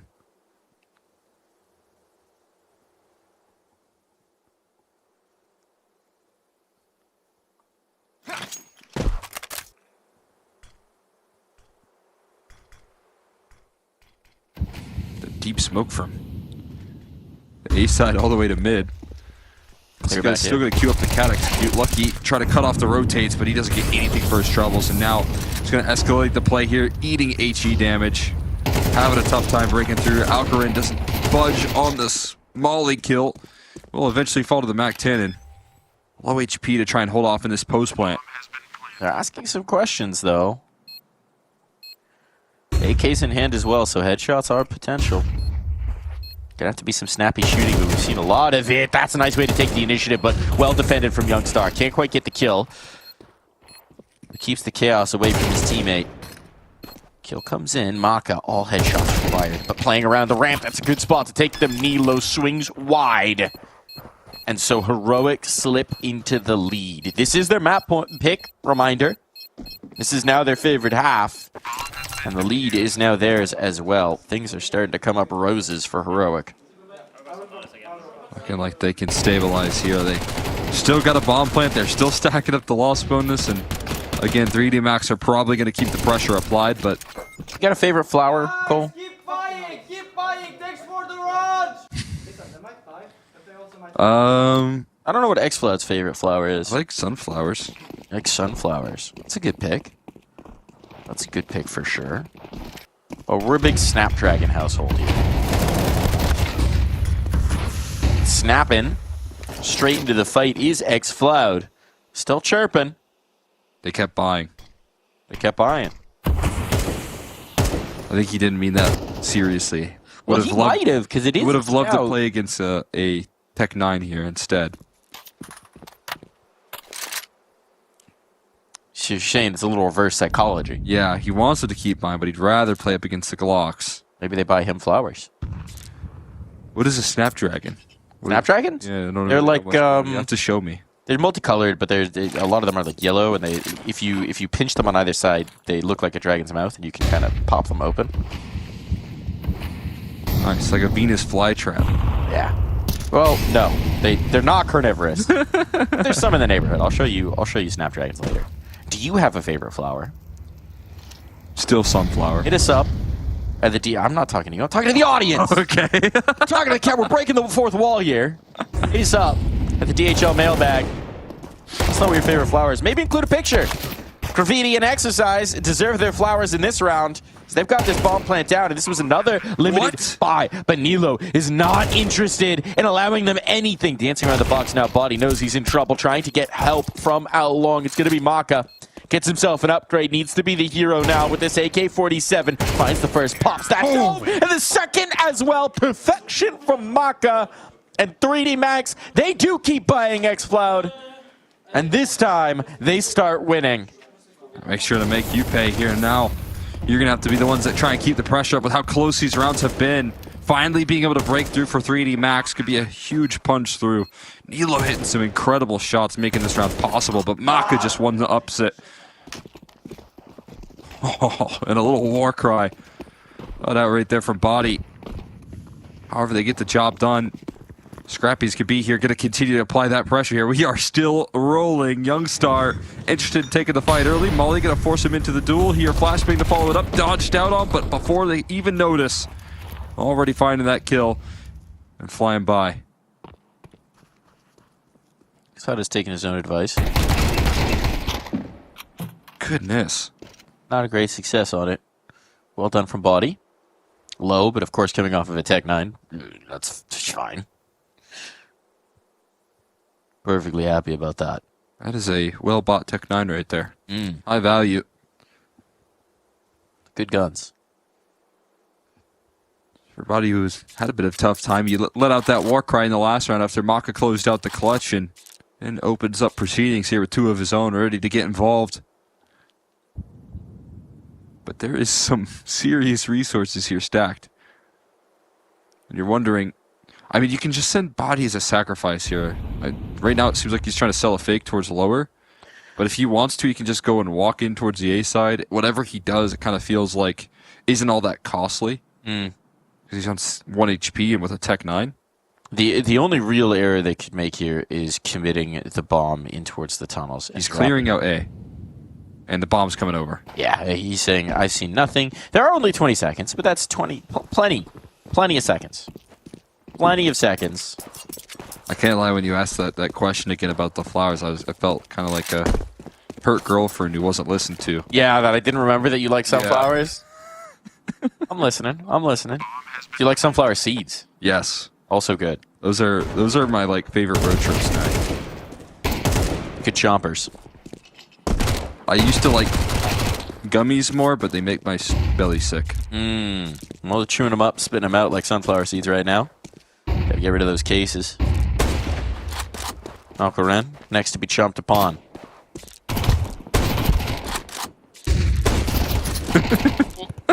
Stop it! Quit it! Oh! All just buying time for the flank to come in. See, that's where Gravity's BM kind of comes through. He likes to just mess with his opponents inside the server, not with words, but with... I'm actually so surprised he's not chirping yet. With hijinks. Well, also with words a lot of the time. With tomfoolery. But he's not chirping yet. They're in the lead now. The chirping might begin. See, it was the soccer ball that gave him away. He kicked it? They already knew, but, you know. No, I think it was betrayed him, too. Oh, all right, Maka. Yeah, it's just USPs, but it always feels good to hit that shot through the doors. It doesn't feel good to get hit through the doors. It does not feel good to get through the doors. It's never fun. Sometimes I don't even play the B side when I'm supposed to because I'm too scared. If I'm playing up against a good opera, I'll leave my teammates out in the dust. I've got another flower-related question for you, as we seem to be getting the fight against the stack. Hold on. We need to care about this. No. No, we do not. Have you ever been given flowers? I feel like as men, that's not typical. Usually we're the ones giving flowers as opposed to getting flowers. Have you ever gotten flowers? I don't think so, no. I've gotten a flower for prom. Like the little thing that goes in your... oh, what's that called? Something with a C? Yeah, corsage? Yeah. Corsage. I've gotten that. That kind of counts, right? Yeah, that's getting given flowers. I don't think I've ever had gifted flowers. Did your prom date make the corsage for you? Yes, I think so. Okay.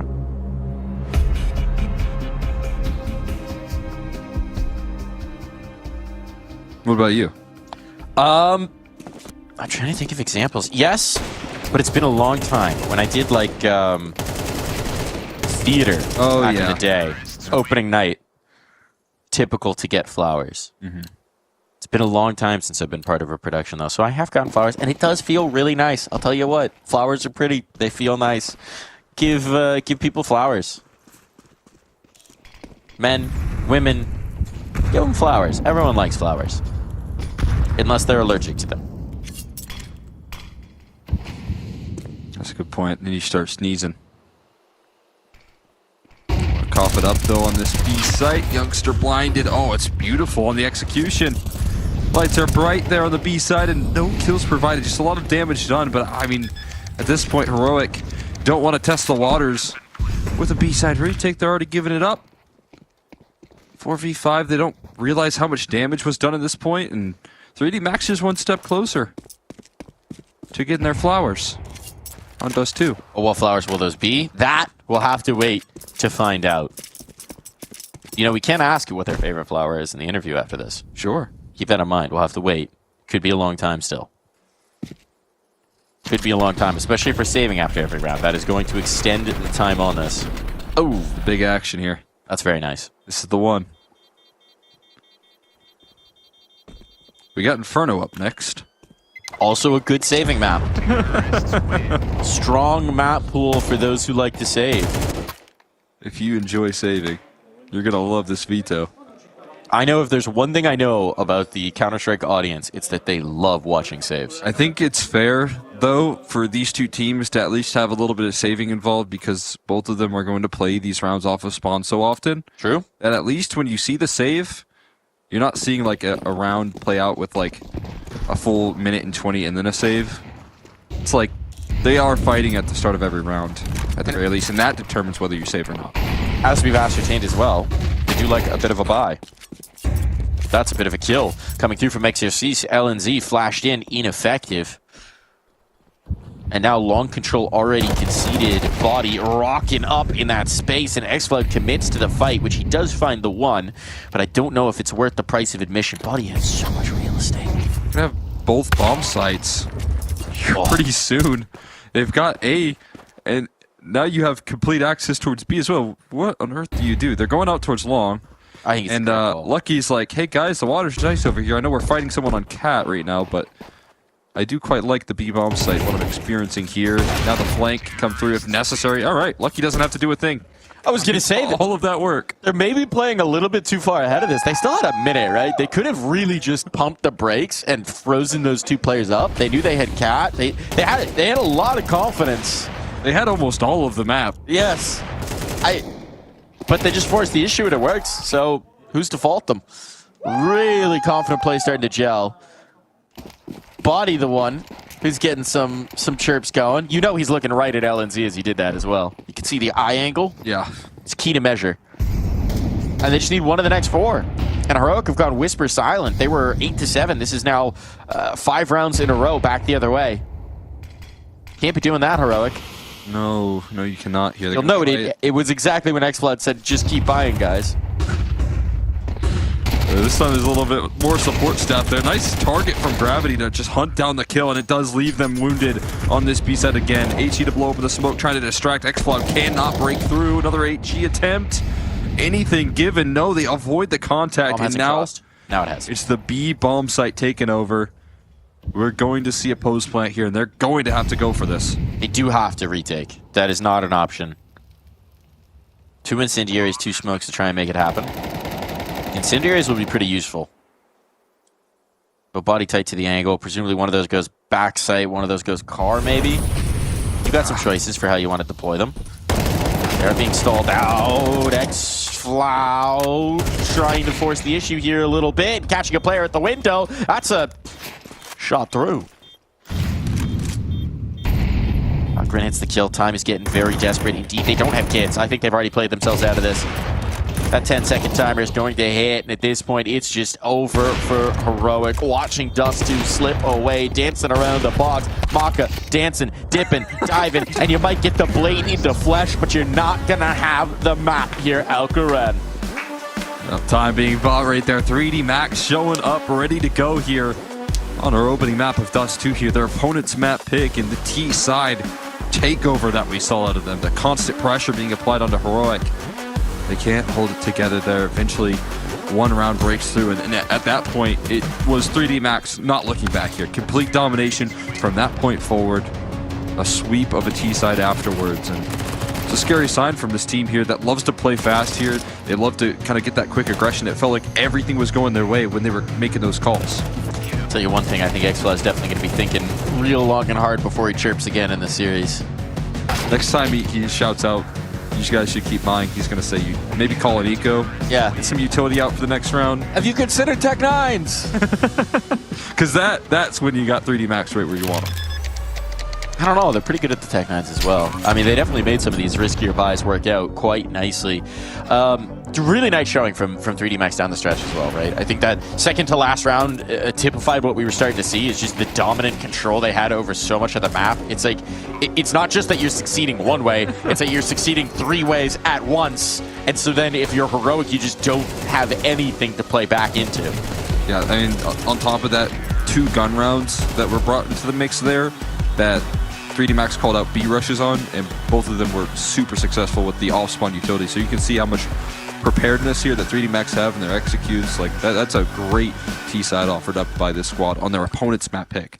It is indeed, and we can look over the site of many a successful round over on the A site. Look at the Teleboutique sign over there, over our shoulders on this beautiful Dust2 site.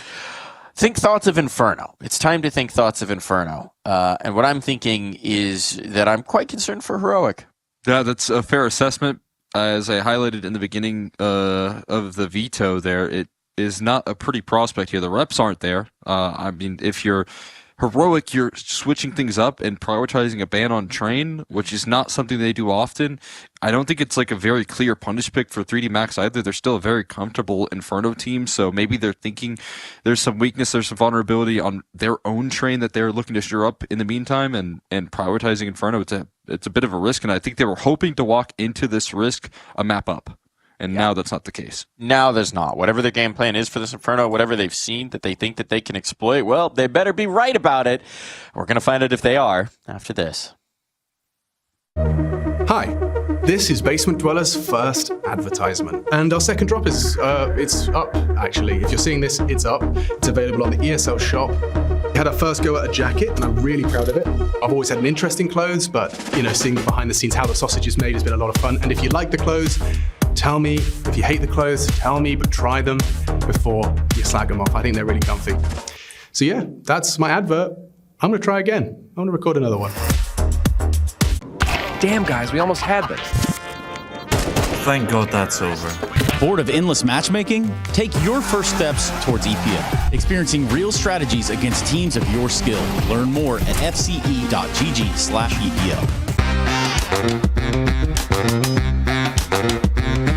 The biggest ever is either Boeing or Airbus, one of these two. It's either the Airbus, the 2 floors, or the Boeing 747-9. Surely it's a Boeing, no? Surely it's a Boeing. The Airbus. Oh yeah, Airbus 380. Yeah. They stopped producing them now. Yeah, they're like too big to like... Then it has to be that one. But it's probably one bigger one before that. I know the Antonov is huge as well. But let's go A3 or A380. I would say Airbus though, if it was up to me, but I'm not sure. Maybe the old Boeings as well. Boeing 747, I think. 747-9? What is it? I think so at least, if it's the name. Right. It's gotta be like the double-decker, like Airbuses, so Yeah, whatever. Airbus A380, I'm just gonna go with that, right? Sure. Go with that. I don't know. Boeing? I just know it wasn't 747, and I know it's a double decker, and I'm pretty sure the A380 goes like all the way back, and I know British Airways has it, and I know Emirates has it, so. What's the speed of sound, bro? It's a symbol. That's what I know. I wanna know what he was driving though. I think he used like ski skates or something, like on ice. That's correct? Yeah. Okay, well, think about this. Tornadoes don't break the sound barrier. 800 kilometers an hour. Maybe, I don't more. know. Let's go with that, maybe. Yeah, 800. I'll go miles. I want to say like 405, dude, or like something like, it's like, sure. I think it was like 630 or something. We'll call it 405. I would say around 600. I think 800 is too much, bro. I would say around We can say 600, it's fine. Let's try. It's really hard. How fast does a plane fly? Do you know? I don't know. I've looked at these things. Fuck it, let's say 1,000. I can go to 1,000. Okay, that's a lot faster than I thought it was. Something that in every game mode, every game, what do? You either move, you shoot. I don't know if it's a gun or a knife. Knife? Knife. Let's go knife. I have no clue. No clue. No clue. I'm stumped. I'm pretty stumped. Shinkansen, I know the train, but I don't think that's the answer because there is nothing like. Yeah. There is nothing like that in CS. I think it is. Oh, I forgot about that. That's the only one that I actually know. Yeah. I thought I knew. I don't even know if it's all train or not. I feel like 80s or 90s. Maybe not the 80s. Bro, I think it's like 90 or like 2000s. I think 90s. I don't know. My bet would be 90s. We can try. We can try 90s. We can try 90s-ish. Until 2010 or until 2020? What do you think? Until 2010 then, I think. So like 2000 to 2010? Yes. Okay, let's go that one. Might be even earlier. Because I'm thinking about 90s and I'm thinking about like airplanes, even though I guess, but like a bullet train is crazy though. I mean, it has to be recent, you know? 2000s feels like a bang. Yeah, let's go 2000s. 2000s. I don't know. 2000? 60s, bro? They're doing that in the 60s? We don't have anything like that.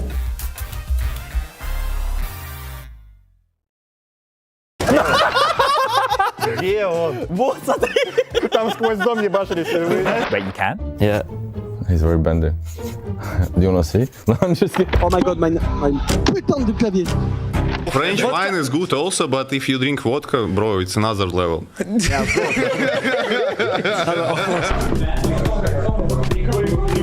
Jim. Suspicious her hotel mirror was a two-way mirror and someone was watching. Dog was free, and you cannot stop him! Dog is designed for violence!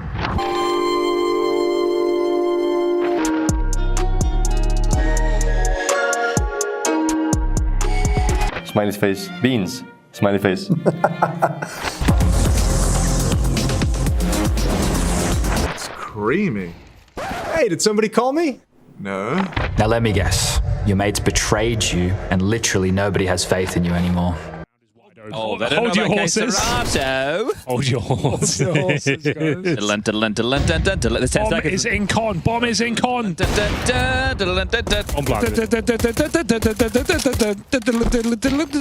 And he got the plant. He I think he did. Oh! He did. Save? Akon? Do you save or do you go? Boom! Oh my goodness. One. Save the orb, man. You save the orb. Surely, man. Yeah, okay. It's all good. Silence falls over Mirage as the third round converted for Furia. Third map starting to creep in. Eco up next. It has to be talked about at this stage at least. What if you had to go to the bathroom and you're in the horse? That's what I was thinking about this last night for some strange reason. I was thinking, like, it must have stunk in there. Like, you're in there the whole night. No, you're not in there the whole. You're just in there until it's dark enough that you can sneak out. You want to make sure they're asleep, though.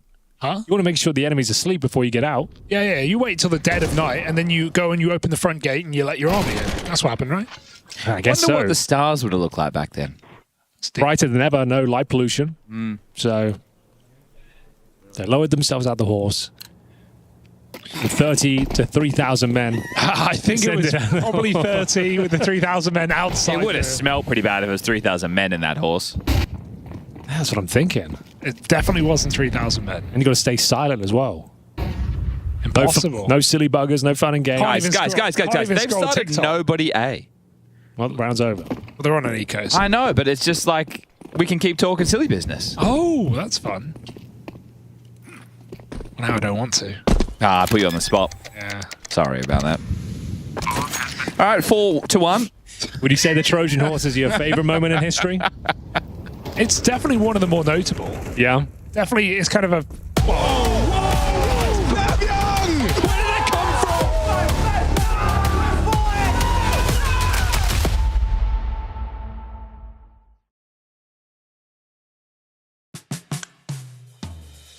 Back in for a little inferno here between Heroic and good old 3D Max. And 3D Max made short work of them in that second half of Dust too. So Heroic back to the drawing board, perhaps need to find some answers here. And I think those answers are going to be tough to come by on this inferno map.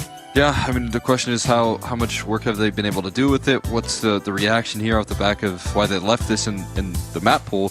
Some questions got to be answered, and again, as I said, they would have loved to answer those questions here, map up, not with the pressure of getting knocked out of this series quickly in 2 maps. This is a huge opportunity for 3D Max to stabilize.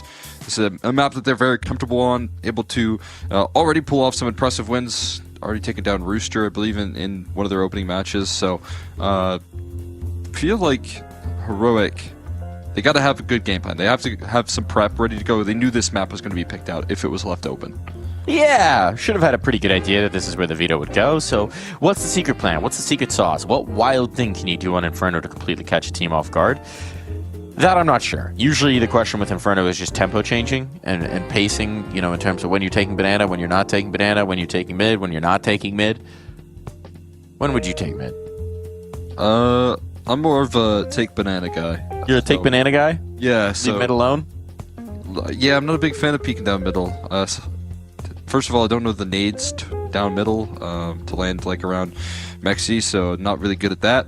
And then, so kind of a B player in general. I like to get stuck in. You know, I'm the fallen in the Kinder combo. I like to, you know, die very early in the round and get blown up by utility. Taking a look at this, Maka having some nice showings. 1.48 rating, that feels good on that AWP. Really ripping some heads on the mid crosses, fighting out towards long. They moved him in towards tunnels. It was something about after your B is terrible, then they put Maka there, and suddenly it wasn't so terrible anymore. I felt like they were just taking a lot of advice. X-Cloud was kind of giving them advice. Yeah. When you think about it, he was really pointing out what they needed to correct. And sometimes it's best to have like well, this isn't necessarily a neutral view. It's nice to have outside eyes look in at your problems and give you solutions. Yeah, a little scouting. It's even nicer when it's the person that's playing up against you. So, yeah, there was a lot of very valuable advice, and I think it's very nice that 3D Max are willing to listen to said advice and find some solutions. It's always important to be able to welcome in a diversity of viewpoints and synthesize them with what you want to do. Constructive criticism from Xcloud is welcomed. So shout outs to Xcloud. Really doing these guys a solid. helping set up 3D Max for success. I don't think that's what he wanted to do, though. No, I think he was hoping to get in their brains. Hoping to get a little bit of frustration. Get in their brains, but in a positive way. Yeah, you're right. Yeah, you know what? You're exactly right there. X-Flight getting in their heads just in all the wrong ways. They're just like a flowery image. Chirp, and they're like, you know what? Actually, that's a good point. Yeah. We can fix that. Shout out to X-Flight there. I mean, gonna need to, I think, stay elusive here on this map. Okay. No given any sort of details here. I think if you're heroic, you gotta just keep things shut, because right now you've got the elements of surprise. They're not gonna know what you're bringing to Inferno.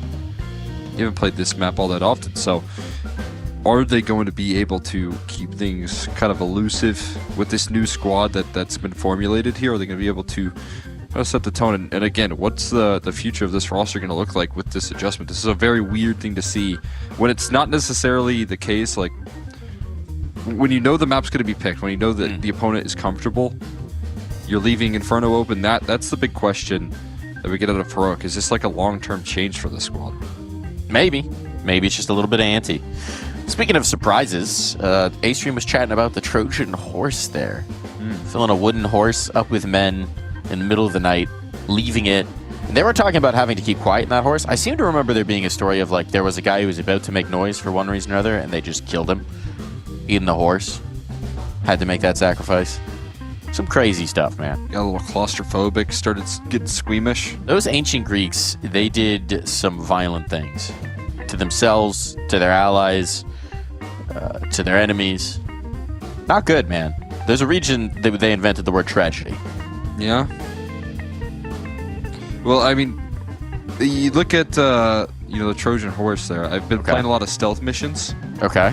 And I feel like that's the way to go back in the day. You could really sneak around effectively. And before there were like compared to lights and things.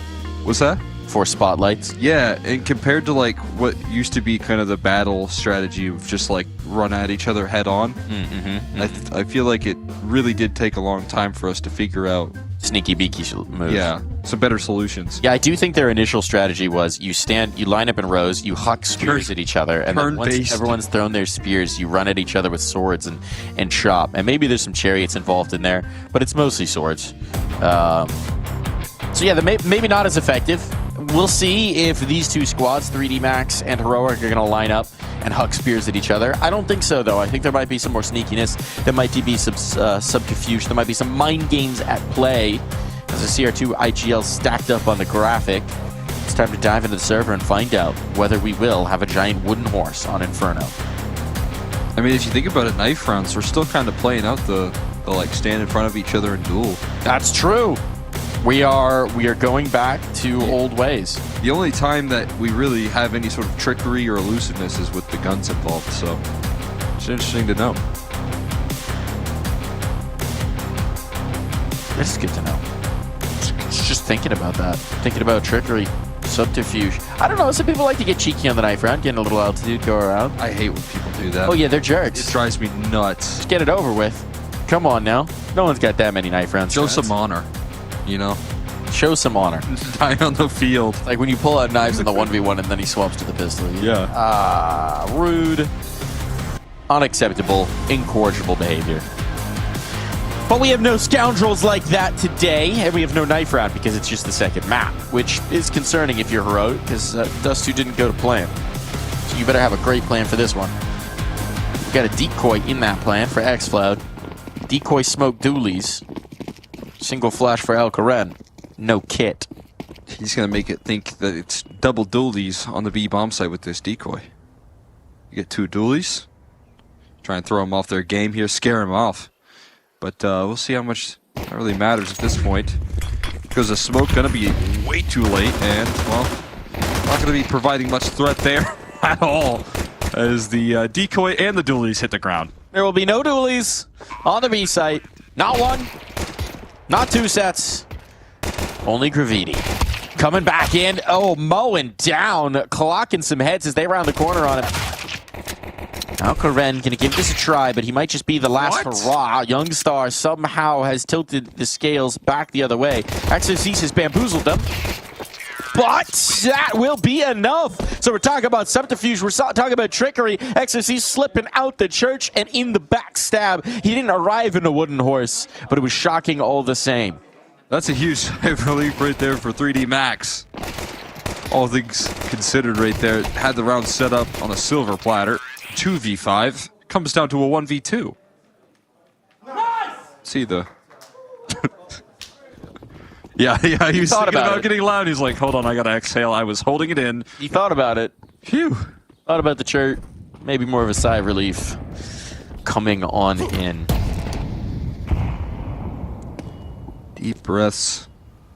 It's such a dispassionate chirp too, right? Doesn't look like there's joy in it for Body. He's just doing it for their benefit, not his own. Maka demolishes X-Cloud. He's been left alone again, and he will suffer. Just full pain on. That's going to be a catch, and that's a rifle upgrade. Do they want to commit that AK into this attempted retake? Lucky's going to maybe give him a case. And it's cooled off by his friendly teammate there in Body, who says, hey, come on back. Let's get another smoke down. A little bit of a lurk here from Maka. Really drawn out fight here, and survives the clock. And yeah, Maka's going to go ahead and say, yeah, not interested in that either. Nilo and LNZ. New approach. Should be safe, but yeah, you're right, Maka. Still on the prowl. Oh, and gets punished. A little shadow boxing there off the SMGs. That's $600 extra. That's nice. Yeah, AK saved. I mean, ankle break. Might get another one here at this point. Body caught sideline there. Nilo actually helps out in the security. That's a lot of exit damage right there that Heroic really didn't have. A P90 just got purchased. That might have been a misclick. I don't think so. Look at how they're playing right now. P90 might be the right weapon for the job. Was that? Banana? Nah, wait. Yeah, they sold it. They sold it. Mac-10s are a little bit better than the P90. That was a mistake. I was intrigued if that was going to come through. There's quite a bit of head armor at this point, so the P90 is not super effective against that. If they're wearing hats, not so good. Nilo, he's got his hard hat on. He's going to work. Exorcist gets punished right there. Youngstar had a lot to keep track of. He's able to make the right moves. We're blocking each other inside the smoke. Alcarin spraying and praying. And Maka with the Glock out. Oh.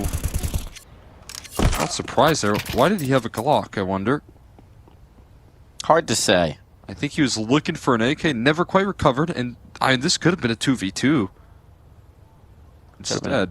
A very different round indeed.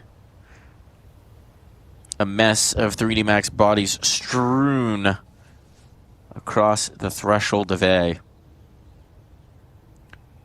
See, now I wonder if you're Heroic, you're coming through there and you're looking at some of the demos that you see out of 3D Max. This is the most, pugged out, everyone kind of just brute force, death ball your way into either bomb site so far. They just ran 5 players up middle. Actually, 4 players and then 1 lurking ups. This is set up to be very doable. It's LNZ with an MP9 backside. No one's close to support him. There's time. You could even wait for this full smoke fade, which is what Lucky's going to do. Now he's spotted. Now he knows. Nade to soften the player up. He knows he needs to chase this kill down sooner rather than later. Flashbang's good to stall. LNZ's trying to just do exactly that, but this is going to be a chance to plant the bomb. Lucky gets these numbers punched in. HE coming his way, and he may not be long for this world. He's been whittled down so very low, and Algaren makes sure there is no escape. Still, give himself a real chance. Fighting chance there, that's for sure. Those HEs don't let him escape. The chase down comes through. Now after 3D Max finally gets slowed out of that, just hyper aggressive. This is our round. This is our map. They messed up their economy. It's all out of whack. It's all out of whack. That bomb plant was quite nice though. I'm really interested to see how Maka ended up with just a Glock.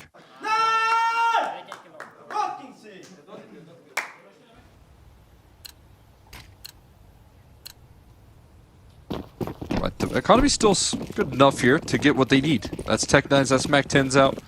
That's a couple of AKs in the mix. Oh, That's not where that nade was supposed to go. Got sent packing. That one was a lot better. That was a lot better. Imagine if there was 2 of those. Alcaraz finds the opener, clears out middle, but they still want to bring the pressure in towards B, and they are paying a little bit of a price for it in the form of Maka's HP bar. 2 players backside. Not a lot of utility to spend between them. A boost up overhead rip from shoulders, all onto Xfloud. Run on down, but he does collect the one before. So now this bomb can get planted. There's a lot of retake util available. And 3D Max with Maka already low. Got a little bit of a task on their hands. I don't imagine this one's going to turn into a save. Not with the number of nades they've got. Oh, now it might. Doesn't help. That does not help. We were going to get a retake on Inferno, dang it! He was just thinking about lining up some retake utility, getting himself in position, and a little bit of blazing smoke spam there does the trick. Oh, man. It's okay, look at this. Alcaraz going to give us some action at the end of the round. There you go, some op shots as a little parting gift. And just about misses out in any follow-up. 3D Max immediately bounced back. It's the deadly nature here towards this B side again. Just taking charge there. Early utility damage. And then Maka with a huge opening. That boost that was rolling through, you don't see that a lot. But I kind of liked it. And look how Maka just destroys it. LNZ instantly dismissed. Xfloud was the guy on the bottom there. Didn't really have a lot of health. I think he was stuck on 11 HP, so. Vamos. All right. All right. Body seems to be the designated chirper for this 3D Max squad right now. Seems like he's taking up that mantle there, and, well, now he's getting it involved inside the server as well. Instant opening pick there. Alcaraz's ops sideline, and will be recovered. Xfloud doesn't want to give up on banana control. Might have an option to. He has to run away, and he can't escape. Body, another opening, man. These B-side entries are so incredibly deadly, and 3D Max, I think, are really recognizing that Heroic are going to have a tough time adapting on the fly. If you can't hold this B-side together, if you can't fight for banana control, you don't have the level of depth to do so. This might be your frequent sight. He wants the ult, but he's not confident about where it's at, so he's going to back away. Yeah, that's painful. I mean, Xfloud definitely overextending. Overstaying is welcome. Playing like a rifler, but with an op in hand. Not exactly ideal all the time.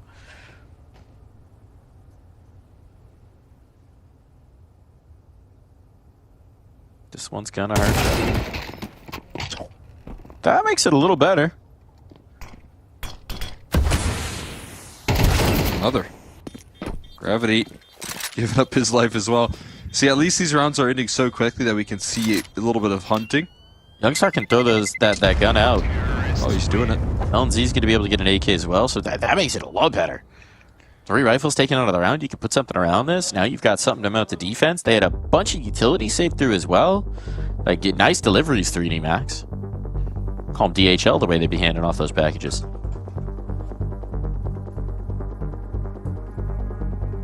Express, right to your doorstep. Those AKs need to be utilized to fight for banana control. Timeout to probably discuss this here out of the Heroic camp. Trying to get things back involved. I mean, again, I feel like a big stretch in what they did in the veto here. Do they have the availability to adapt on the fly?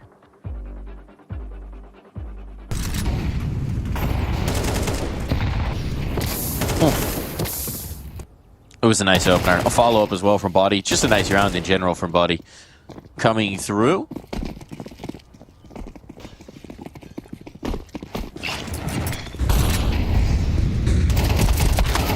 An LNC trying to get really frisky with this one. They are full committing into this aggression. Graffiti knows to look for it. Double up in the apartments. A 1-for-1 exchange. Maybe not the best thing, but when you're limited in the round, Alcaraz cannot afford to give up this kill, and so he won't. Dancing around the windowsill. Still huge vulnerability here towards B. Xfloud the only one. As Nilo tries to come in to support him with just a 5-7, but the longer that they wait, the longer that they stall out, the more chance for these rifles to get involved. Gotta push to the smoke. They're finally making that decision. They're trying to, but they're stalled out again. And now the rifles, as you said, are going to fly up Banana fast on the flank here and spotted by the jump peak. They're going to reclaim Banana control here. Both go down. And they've just opened up the other side of the map here. It's going to be all on the shoulders of Maka. He's not taking his chance to jump on this A-side play. Instead, he's going to continue to challenge B. And at least he separated his 2 defenders left. Yeah. He knows by putting some air into this, by pumping some air into this, they're going to know he got that last kill bottom Banana. They're going to think he's bailed on out, which, to be fair, would have probably guaranteed him a bomb plant, but he doesn't just want a bomb plant, he wants the round. Absolutely. I mean, that's what you're gunning for here. Heroic throw a big swing towards second mid, get rewarded. Maka, can he isolate this target? Nilo with the deagle, gonna get his back turned. He sees him, and now it's an isolated target. Facing ahead of it. Don't have all the time in the world. Wary about where that second player could be. So you're anticipating this swing. That's a hell of a headshot. It's coming up Banana, which will give Maka the window to plant. 9 seconds coming off of this might have actually just cost him. 4, 3, 2, 1. Bomb down, but the round lost. And that is an exchange that Heroic will take every day of the week. He had no idea about how close xCloud could be. And that doubt costs him. Absolutely. I mean, he took a little while to also deal with play on the back of New Box, so you're thinking eventually they're going to have to rotate a player and get involved there. So Nilo buying so much time, bailing them out of what could have been a disastrous situation. xCloud rolling things up.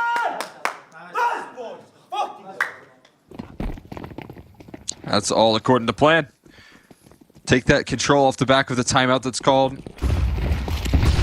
Fight for second mid and establish some space here. If it's not working towards Banana, at least take it somewhere else. Good, avoided, and it's more entry prowess here. Totally not as effective, and Body does it again. More access granted here towards the B side of the map. Valkyrin equalizes, and so much utility damage. So puts us into the realm of possibility. A little accident for LNZ, catches lucky on the backlines, low on health. Need a CT smoke. Molly won't cut it. That's going to be free fire for the AWP. I just need to get past it. They don't have a smoke available here, so the HE going to provide access. Looking for the task, but the bomb is on the floor. Maka left into another challenging clutch here. Youngstar trying to get a position where he can play off the contact. Is he going to advance forward? No, he's waiting so patiently. He's just hoping they make a mistake, that they overplay this. And instead he'll have to make the move. Patience shown from Heroic. It's tough in that kind of a situation to trust in your teammate, to not overplay your hand, to not push the envelope and try and go for the killing blow. But they have faith in each other and it pays off. Very nicely done. And for young Alcran, who has not exactly had the smoothest road into this roster, it's got to feel good to have that trust placed in you. He's having a nice map, by the way. Want to shout that out. Despite the lack of overall success for Heroic, Alcaran has been putting in some serious damage. He's been one of the lead factors in the victories here, and that HE, a part of it as well. Alcaran gets a chance to free fire up against the Glocks, helped out as well by the rifling. Nilo looking to wrap this up. It'll be a full house between the duo. That's a confidence builder. That's a confidence builder for sure. Good for the ADR. Good for the dog.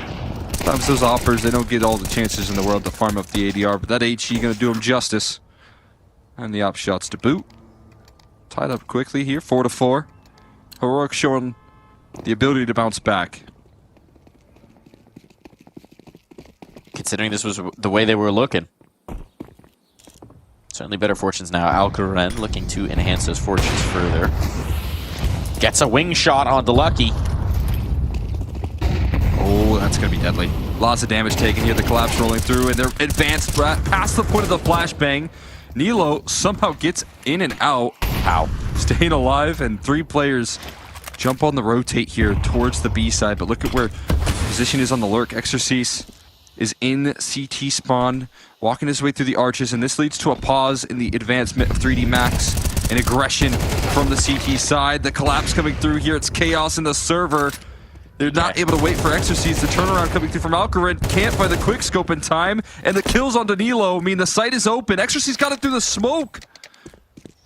That's ridiculous. He knew the general region, and he just sprayed and sent up a little bit of a prayer. Young star coming from around the world. Now he's been heard. Exorcist knows he's coming this way. Has all the time in the world to set up that fight just as he'd like. I've never seen Inferno play out faster than what we're seeing out of this. I love it. I know, it's insane. I love it. I've seen quite a bit of 3D Max in their Inferno at Cologne, but this is just constant pressure being applied here. What is typically a sequence of just drawn out rotates, and because the map takes so long to rotate on, you usually try and threaten these late plays.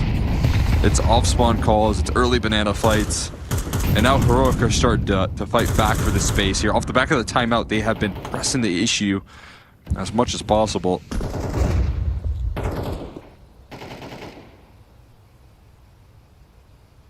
And they're pushing smokes past the scope into the hands of Mila, who's jiggling. A bit awkward. They can't quite cut off the cross into Arches, but the collapse coming through from the rest of the squad. They're in CT spawn. Still LNZ falls though to gravity, and this puts a lot of weight on a solo B defense. They've done so much damage. But you're right, Xfled's in such a pressure moment. Such a pressure situation, and so he moves to alleviate that pressure. This is going to invite him in towards B. He has to know this. But he's correctly surmised that without dealing with that CT presence, it wasn't enough that he could do. I don't know, HE. That's not going to cut it right there, buddy. Elevated. Young star in a 1v3 with a lot of crosshairs turned his way. And the chase down coming through. It's still more action just when you think a save's going to take place here. Oh my god. Lucky. Able to survive there and put this round to rest. 3D Max were putting themselves in a big risk, right? By going for that chase so early, yes, it's a huge prize if you can take that gun out of their hands, but if you swing them twice, you lose 2 bodies. There's plenty of time to get back onto that defuse. There was still a lot of clock to play with on that bomb timer.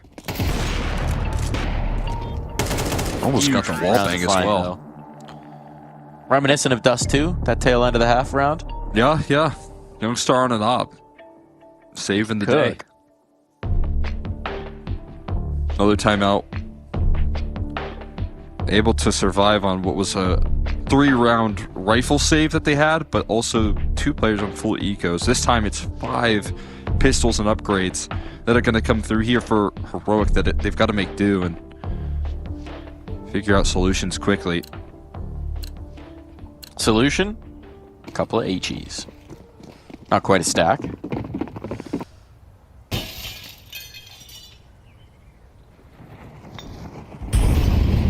Trying to keep healthy for that last round of play.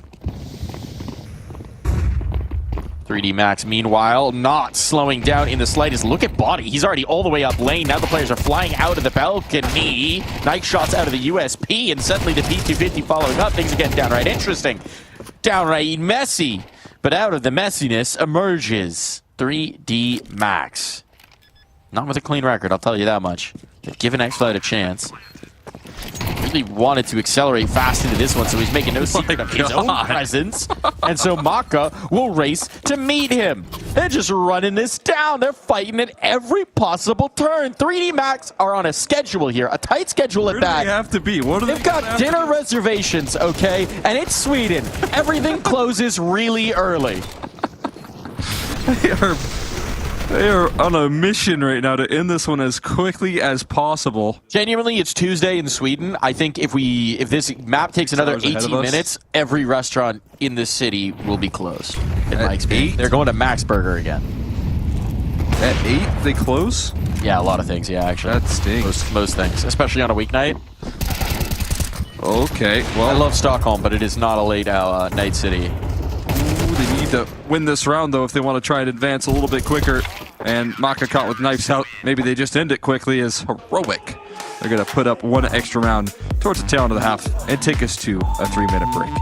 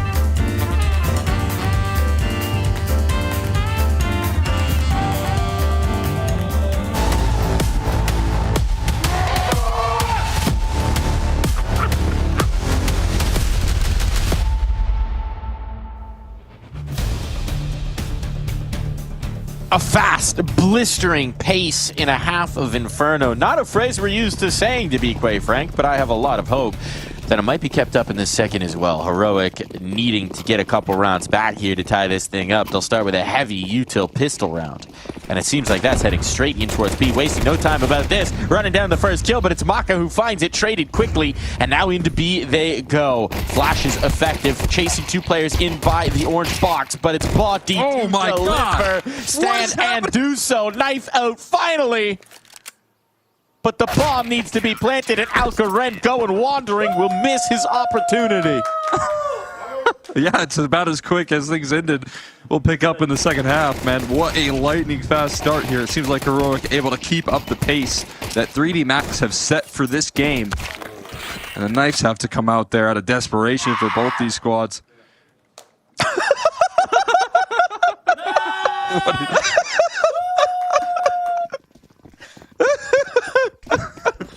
What is that? Victory screech. Oh, it's about to be spooky season and Body's practicing. Boo.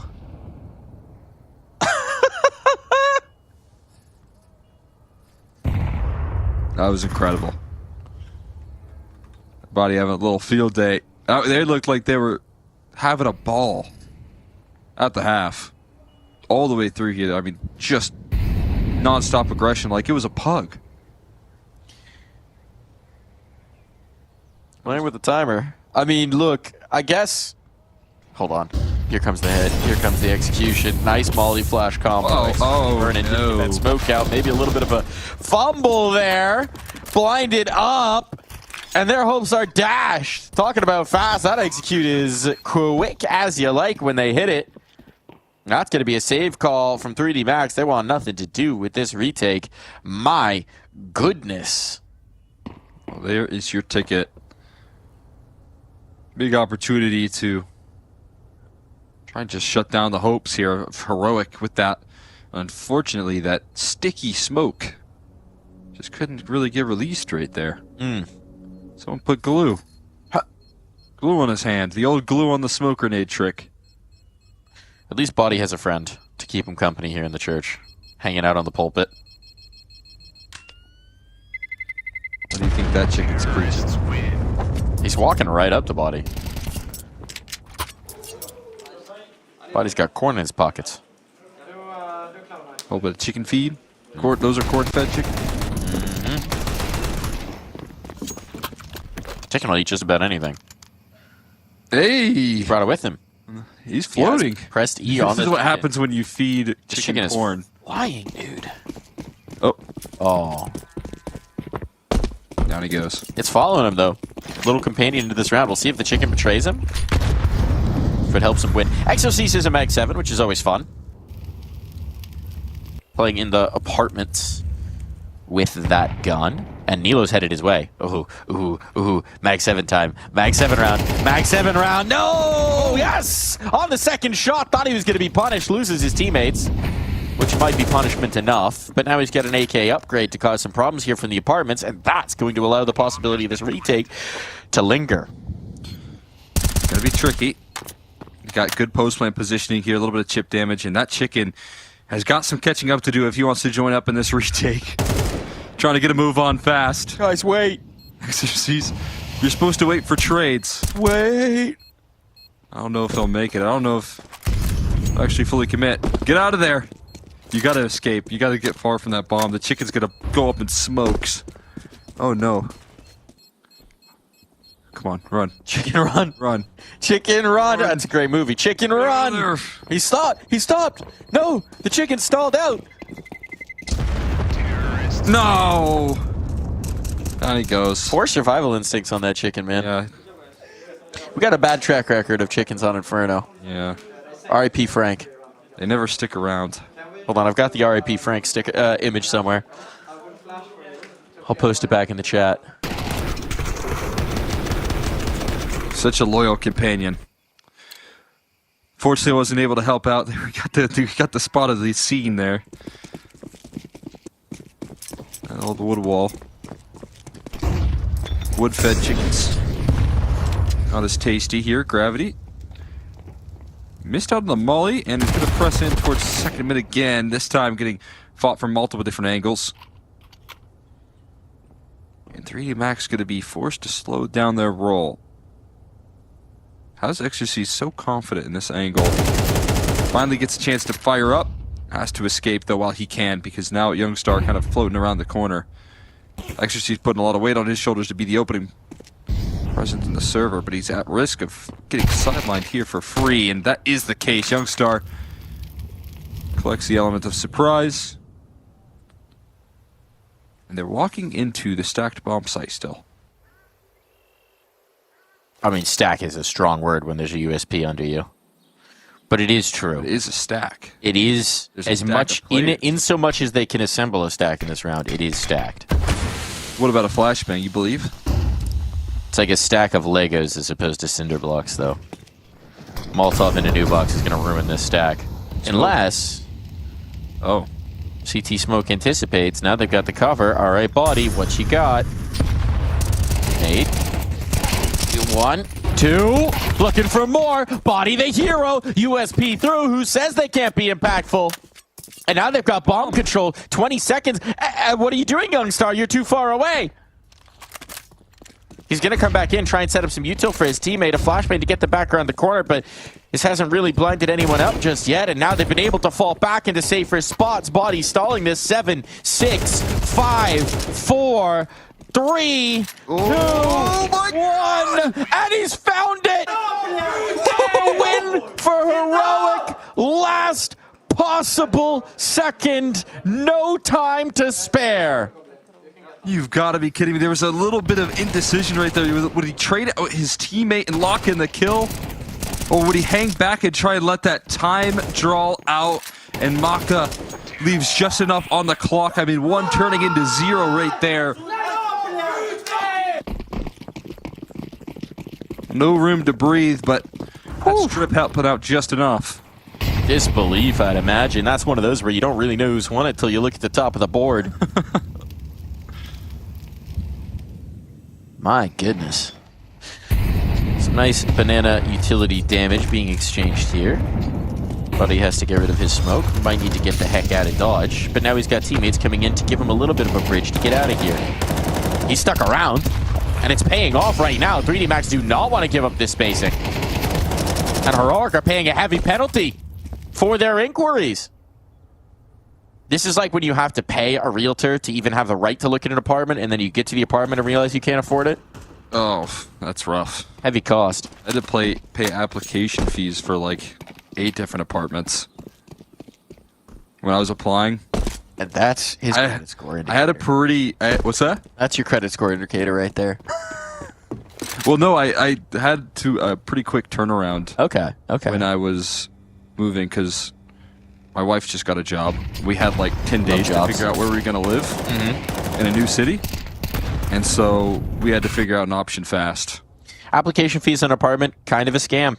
I agree. And they also made both of us pay the application fee. That's just ridiculous. Yeah. Scammed. Sometimes I was nervous going into it, and I was like, honestly, I don't know a lot about this. What if the application fee is just to someone random that set up an account on Zillow, and I don't even know if this is an actual real apartment? Which was also a problem. Cole, I have an idea. We're going to be rich. Yes. We're going to make some fake apartment applications. We're going to list them on Zillow. That's called passive income. Who says you have to own property for that? Have applications and only deny people. Our standards are simply too high. Now, you listening in the audience might be saying, but wait, isn't that fraud? It's in the fine print. You have to be 6'10" to live in this household. To which I say, it's only fraud if you get caught. There's got to be some loopholes we can get away with. Somebody out there is writing this idea down, and, well, they're going to be in prison. Well, we clarified yesterday that none of what we say is financial advice. This is not financial advice. We are not certified accountants or advisors or whatever those people are called. We can barely tie our shoelaces. Just the idea guys here, you know? You don't need a degree for that. Everyone needs to be an idea guy.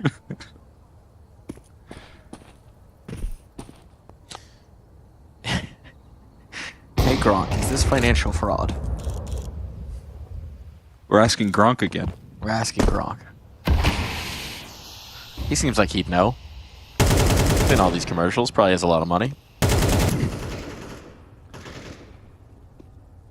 Slow round.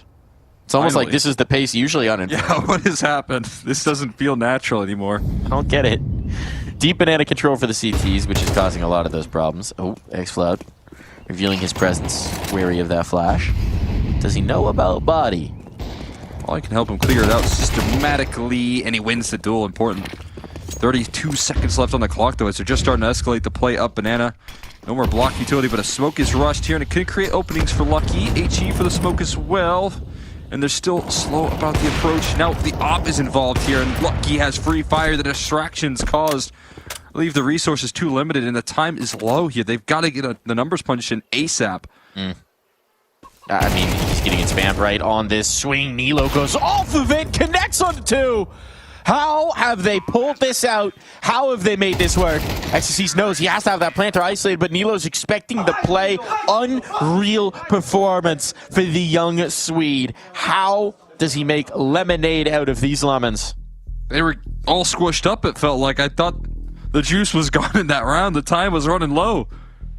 3D Max just finding themselves again in a position where I think they're reliant on the clock to try and win them these rounds, and instead of going for these duels where they have the advantages, they're just kind of hiding back there and giving advantaged angles. Nilo playing it confidently. That requires some expertise and trust here. You're already seeing a little bit of unity, some of that X factor that Alcarin can bring to this team as well. Just enough influence out of that AWP on low health. And when you watch that from Lucky, you think there's no way they can break this one down, but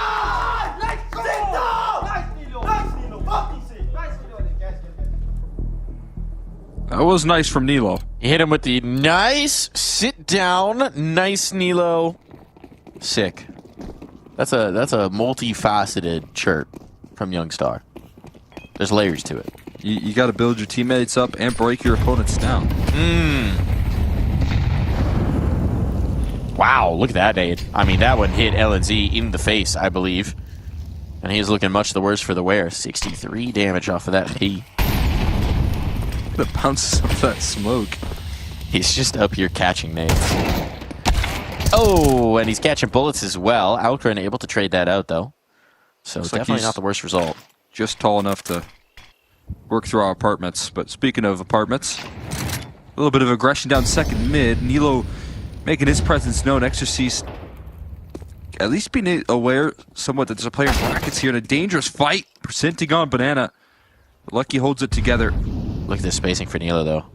Now they need to wait. They need to stall. He made noise here, though, so I think there's some indicator that he could be making this move. And as you see, Maka might be able to cut him off just in time, and that is the case. Threads the needle before it gets too chaotic. And now they're pushing down all of the A side, so boxed in towards banana. It's a one-way street. They shoot back. This time around, Alcarin left alone. Somehow managed to work their way out of the jam last time. It's not going to happen this time. Not at all. Not at all. You don't get 2 of those. You don't get 2 of those. So pain now on. Pressure now on for Heroic, as they've been unable to string these rounds together. And with double digits now on the board for 3D Max, you are running out of opportunities. Yeah, I mean, these rounds coming down to the wire as well. You can see it's taking a toll on their economy. This is an all-in investment. Last time they had this sort of buy, they were able to make it work with a great Halls pop. A molly that lands the opening pick kill. Can they make it happen again here? A lot of emphasis on this side of the map here as well, but this time more forward-facing. Exorcist. Tough fight versus a Galio, and a swing with conviction out of Youngstar, instantly making sure his teammates can pick that weapon up. Nice flash. Nice flash. Nilo was trying to gain some space. Cashes the full white off of that flashbang. So that rifle's back down, at least for the moment. It can be recovered, but his life certainly can't be. Youngstar gone as well. So the two heavy hitters on this map, two of them rather, now silenced for the moment. It's left to their teammates to try and pick up these pieces.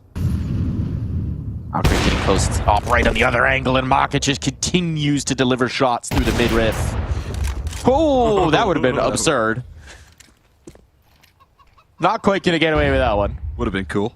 It would have been pretty damn sick. Fortunately, they got that pesky movement and accuracy. Otherwise, we would have been in a face trick shot video.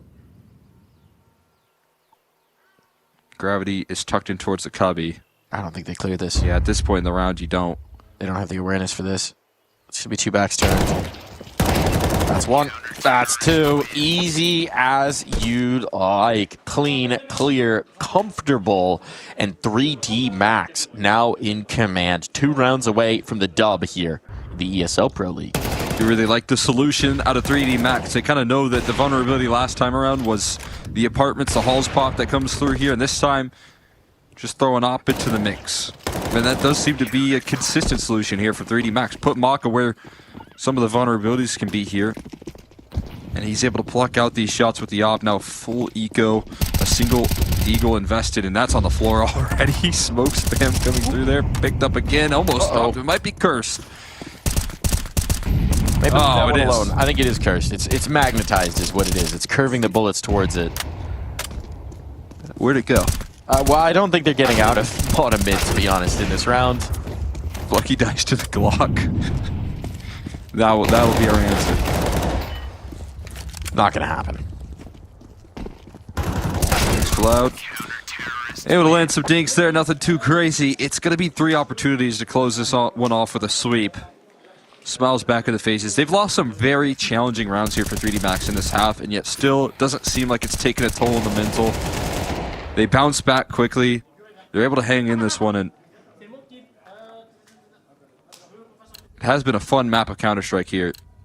Imagine that 3D Max, definitely the team with the bigger reach and a smile, now with the 3 chances to close this thing out in 2. Put you into the 2-1 pool. It's not elimination for Heroic, but as we've seen, pressure amps up when that threat is on the line, and Maka has no interest in entertaining any other version. Shot off the body, able to find the 1. Follow up from Lucky is good. Banana is closed for business. Timing on this is brutal. 1 to the back of the dome, and it all falls to Youngstar. He's had some star moments, but this one needs to shine bright. First collected. 3 more kills to do and no health to spare. Spam might just be enough. Flashbangs harass, and they just want to run him down. 3D Max wastes no time in this. The chase is there, the kill is complete, and 3D Max mission accomplished. Move on into the 2-1 pool and look damn good on Inferno doing it. Yeah, that was a breeze right there. Again, I feel like what we saw out of that first half as well was just all of the action, all of the intensity that this team brings put up in a bottle there that they just couldn't wait to let fly here versus this Heroic squad who, again, we asked the question, what do they have here prepared for Inferno? What do they have ready to go as they, are oftentimes banning this map fairly consistently? The answer was it was some surprises. They had some of that X factor, but it felt so firepower reliant. Yeah. The clutches that needed to come through for them to win some of these late rounds. And unfortunately, that's not enough to beat through the consistency that 3D Max have had on this map throughout the second part of the season. Yeah, and in particular, that first half, the pace was catching them off guard, right? You saw Heroic do a good job of slowing it down at times in the late, but then you're right, it comes back to the reliance on the individuals. When you're playing those super late rounds, when you're playing those super slow rounds, you can't make any mistakes when there's 20 seconds to get the bomb planted. And so you're leaving yourself no margin for error. And while they can make some of those rounds work, as a consistent formula, it's quite a bit risky. So, well done. On the pipes as well. Wanted to give a moment to let that one breathe, as it well deserved. We heard 3D Max getting chippy, but no trash talk from Graffiti, I noticed. At least not that we heard. And maybe, in his new role there, he's got to kind of lock in, use those freeze times as a chance to explain what the next call is going to be there. Maybe that's just the way things go. I'm glad we got the body scream there. Yeah, Body and Maka are picking up the mantle, just making noise. Speech. They're on either end of the setup as well, so just that's maximum acoustics. It's like sound and stereo, when you want your speaker placement. Yeah, you want it coming at you from all sides. So well done from 3D Max there. Good team synergy to make sure that their chirps are being heard to maximum effect, I guess. That one's going to be disappointing for Heroic, I think. Yeah, I mean, definitely need to try and pull through again to try and make it into the next stage, to try and play up against some of the stronger competition. While it's disappointing here, they're definitely shaking things up in an interesting fashion. Saw that while it wasn't necessarily the case that they got the victory on Inferno, I saw some really positive signs out of Alcaran's opping on Inferno. Yes. So if they can get a little bit more comfortable in terms of how they play out those CT sides, how they take banana control, how they use their utility, I actually think this could be a good map to look forward to in the future. It just requires some of those details to be nailed down that I don't necessarily think they have yet. I think that's a great thing to highlight. I think a huge priority for this Heroic team needs to be making Alcaran feel comfortable. You see the trust that's starting to develop in his teammates, the positions they're placing him in, the way that they're relying on him, right? And you've got a lot of chemistry existing between these guys, and now integrating Alcaran into that, continuing to make him comfortable so he could show what he could do. That's encouraging to see. But on the other side of things, a lot of good things coming through from 3D Max, and talking to us about them, I believe we have Mr. Body coming on in. Body, we'll ask you about that one first. What was that scream about, my guy? I have no idea. I'm just shouting random shit, honestly. I'm just having fun. I was curious about it, right? It used to be Graviti who did a lot of the trash talking. Obviously, he's sitting in the center now, has to talk about some other things maybe. Is this you and Maka need to pick up the mantle of shouting at the opponent? Yeah, he needs somebody to pick up his role. Like, he's doing a great job at IGL. He needs to focus on his energy just to do that. So I just pick up on that, honestly. That's been kind of my role since I joined the team, back him up, and now I'm just doing his role. Yeah, I mean, following that up there, I think the vibes were at an all-time high there on Inferno. You guys were playing some, electric Counter-Strike, very high pace there. It still feels like that sort of high-octane Counter-Strike is a part of your all's identity underneath that new leadership. How has that kind of transition been there with the new IGL system?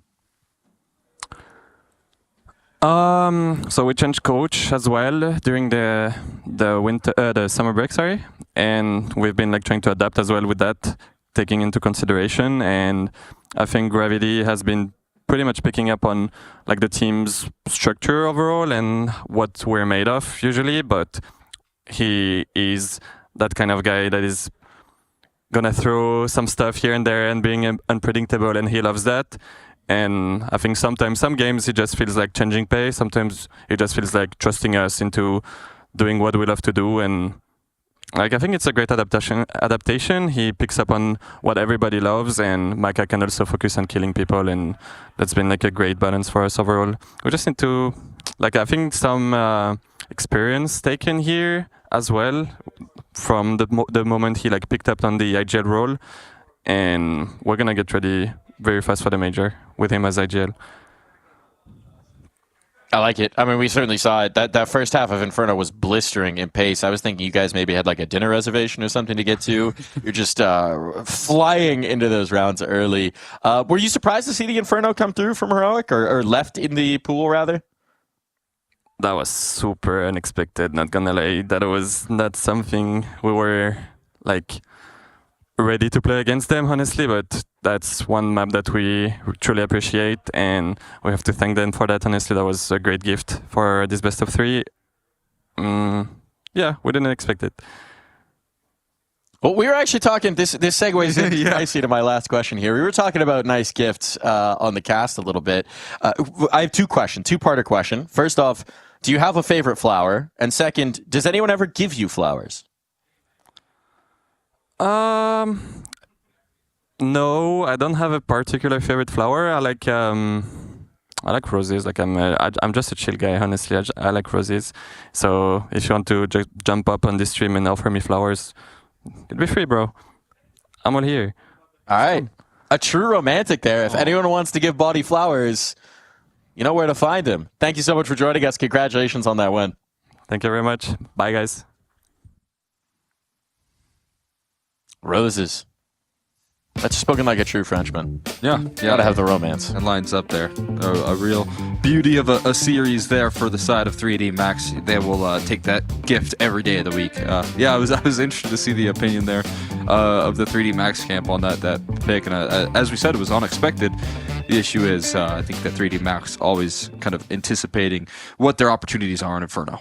I think one thing that's been really cool to see with the body specifically is it feels like since he's come back to this team, coming off of Fnatic, coming off of different rosters and different projects where there was so much responsibility uniquely on his shoulders. He was IGLing, he was fragging IGLing, he was under all the pressure to set up the structure for the team, to deliver on the killing as well. In this squad, he's taking a little bit more of a backseat on a lot of those positions, spending more time setting up his teammates, spending more time supporting his IGL, supporting Maka on that op. And it does feel like it's just, there's taken just a certain amount of tension off of his shoulders and allowed him to be a little bit more free in the server. And I think that's cool to see. Yeah, I mean, when it's going right for 3D Max, I feel like every one of them is looking really relaxed, especially Body. Even when he's not necessarily popping off the sheets in terms of the stats there, it still feels like he's having a great old time on the server, still playing that exciting fashion that he brings to the table. So I think that, again, more experience that he has gained here over the years has been taken into kind of a relaxing playstyle that fits nicely with 3D Max when everyone else is so explosive. On the squad. Certainly working out well. And if you want to pop off of body sheets, apparently roses are the ticket to it. Thank you so much for joining us today. We'll see you tomorrow for more ESL Pro League action. Good night, everybody, from the B Stream to you. See you tomorrow.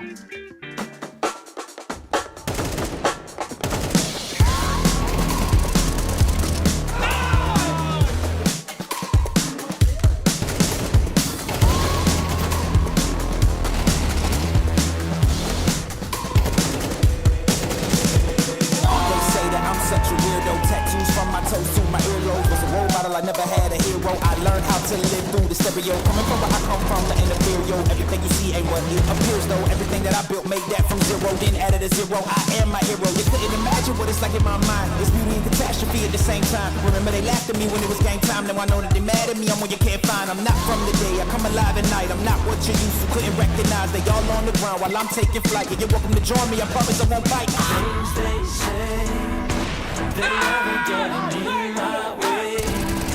And even if I make mistakes, I will always see them through. 'Cause I don't wanna play your game. I had enough, I'm burning up so hot I just break your chain. You can never stop what's building up inside of me.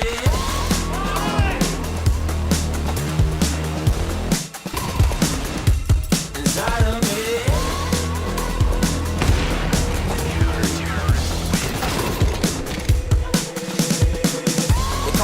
I guess I don't fit in with the imposters. I'm taking the mask off, prepare your conscience, prepare for honest, cut off all the nonsense. I'm all of your chakra, wonder who shot you. Go call the doctor, boom like the chopper. Don't you get chopped up, I'm here to stop you. Whoever wants smoke like a roster, break you all proper. Things they say, they're never getting in my way. And even if I make mistakes, I will always see them through. What's that? 'Cause I don't wanna play your game. I had enough, I'm burning up so hot I just break your chain. You can never stop what's building up inside of me. Play your game. I had enough, I'm burning up so hot I just break your chain. You can never stop what's building up inside of me. They say that I'm such a weirdo, tattoos from my toes to my earlobe. Can never stop what's building up. ESL presents the ESL Pro League in partnership with Intel, Acer Predator,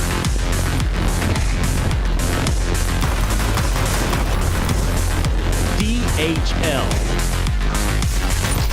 and Kadia.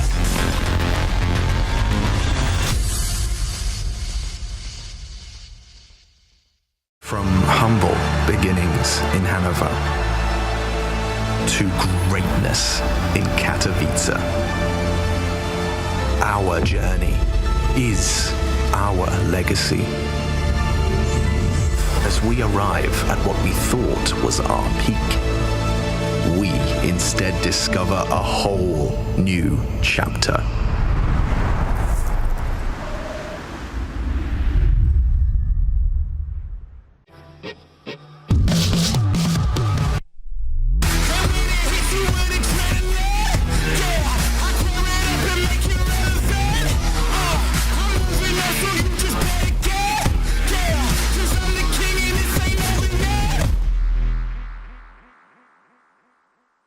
Here's to the challengers, the ones who don't just settle for decent elo, but hunger for something more.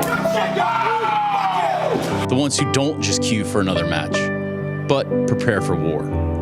You can doubt them, overlook them, even count them out, but you can't stop them. Right now, I'm with Dupree, who I can see has got tears. While others play for fun, they play for legacy. This is ESEA League, where challengers take their first step. All right, let's do this.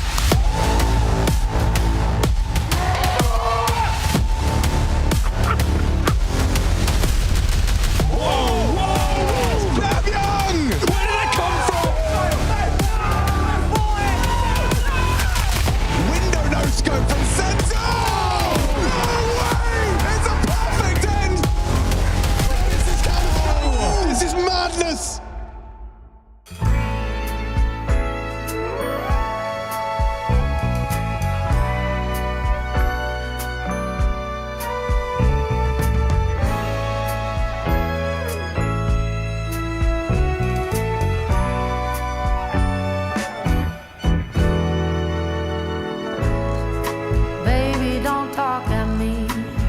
You don't have to say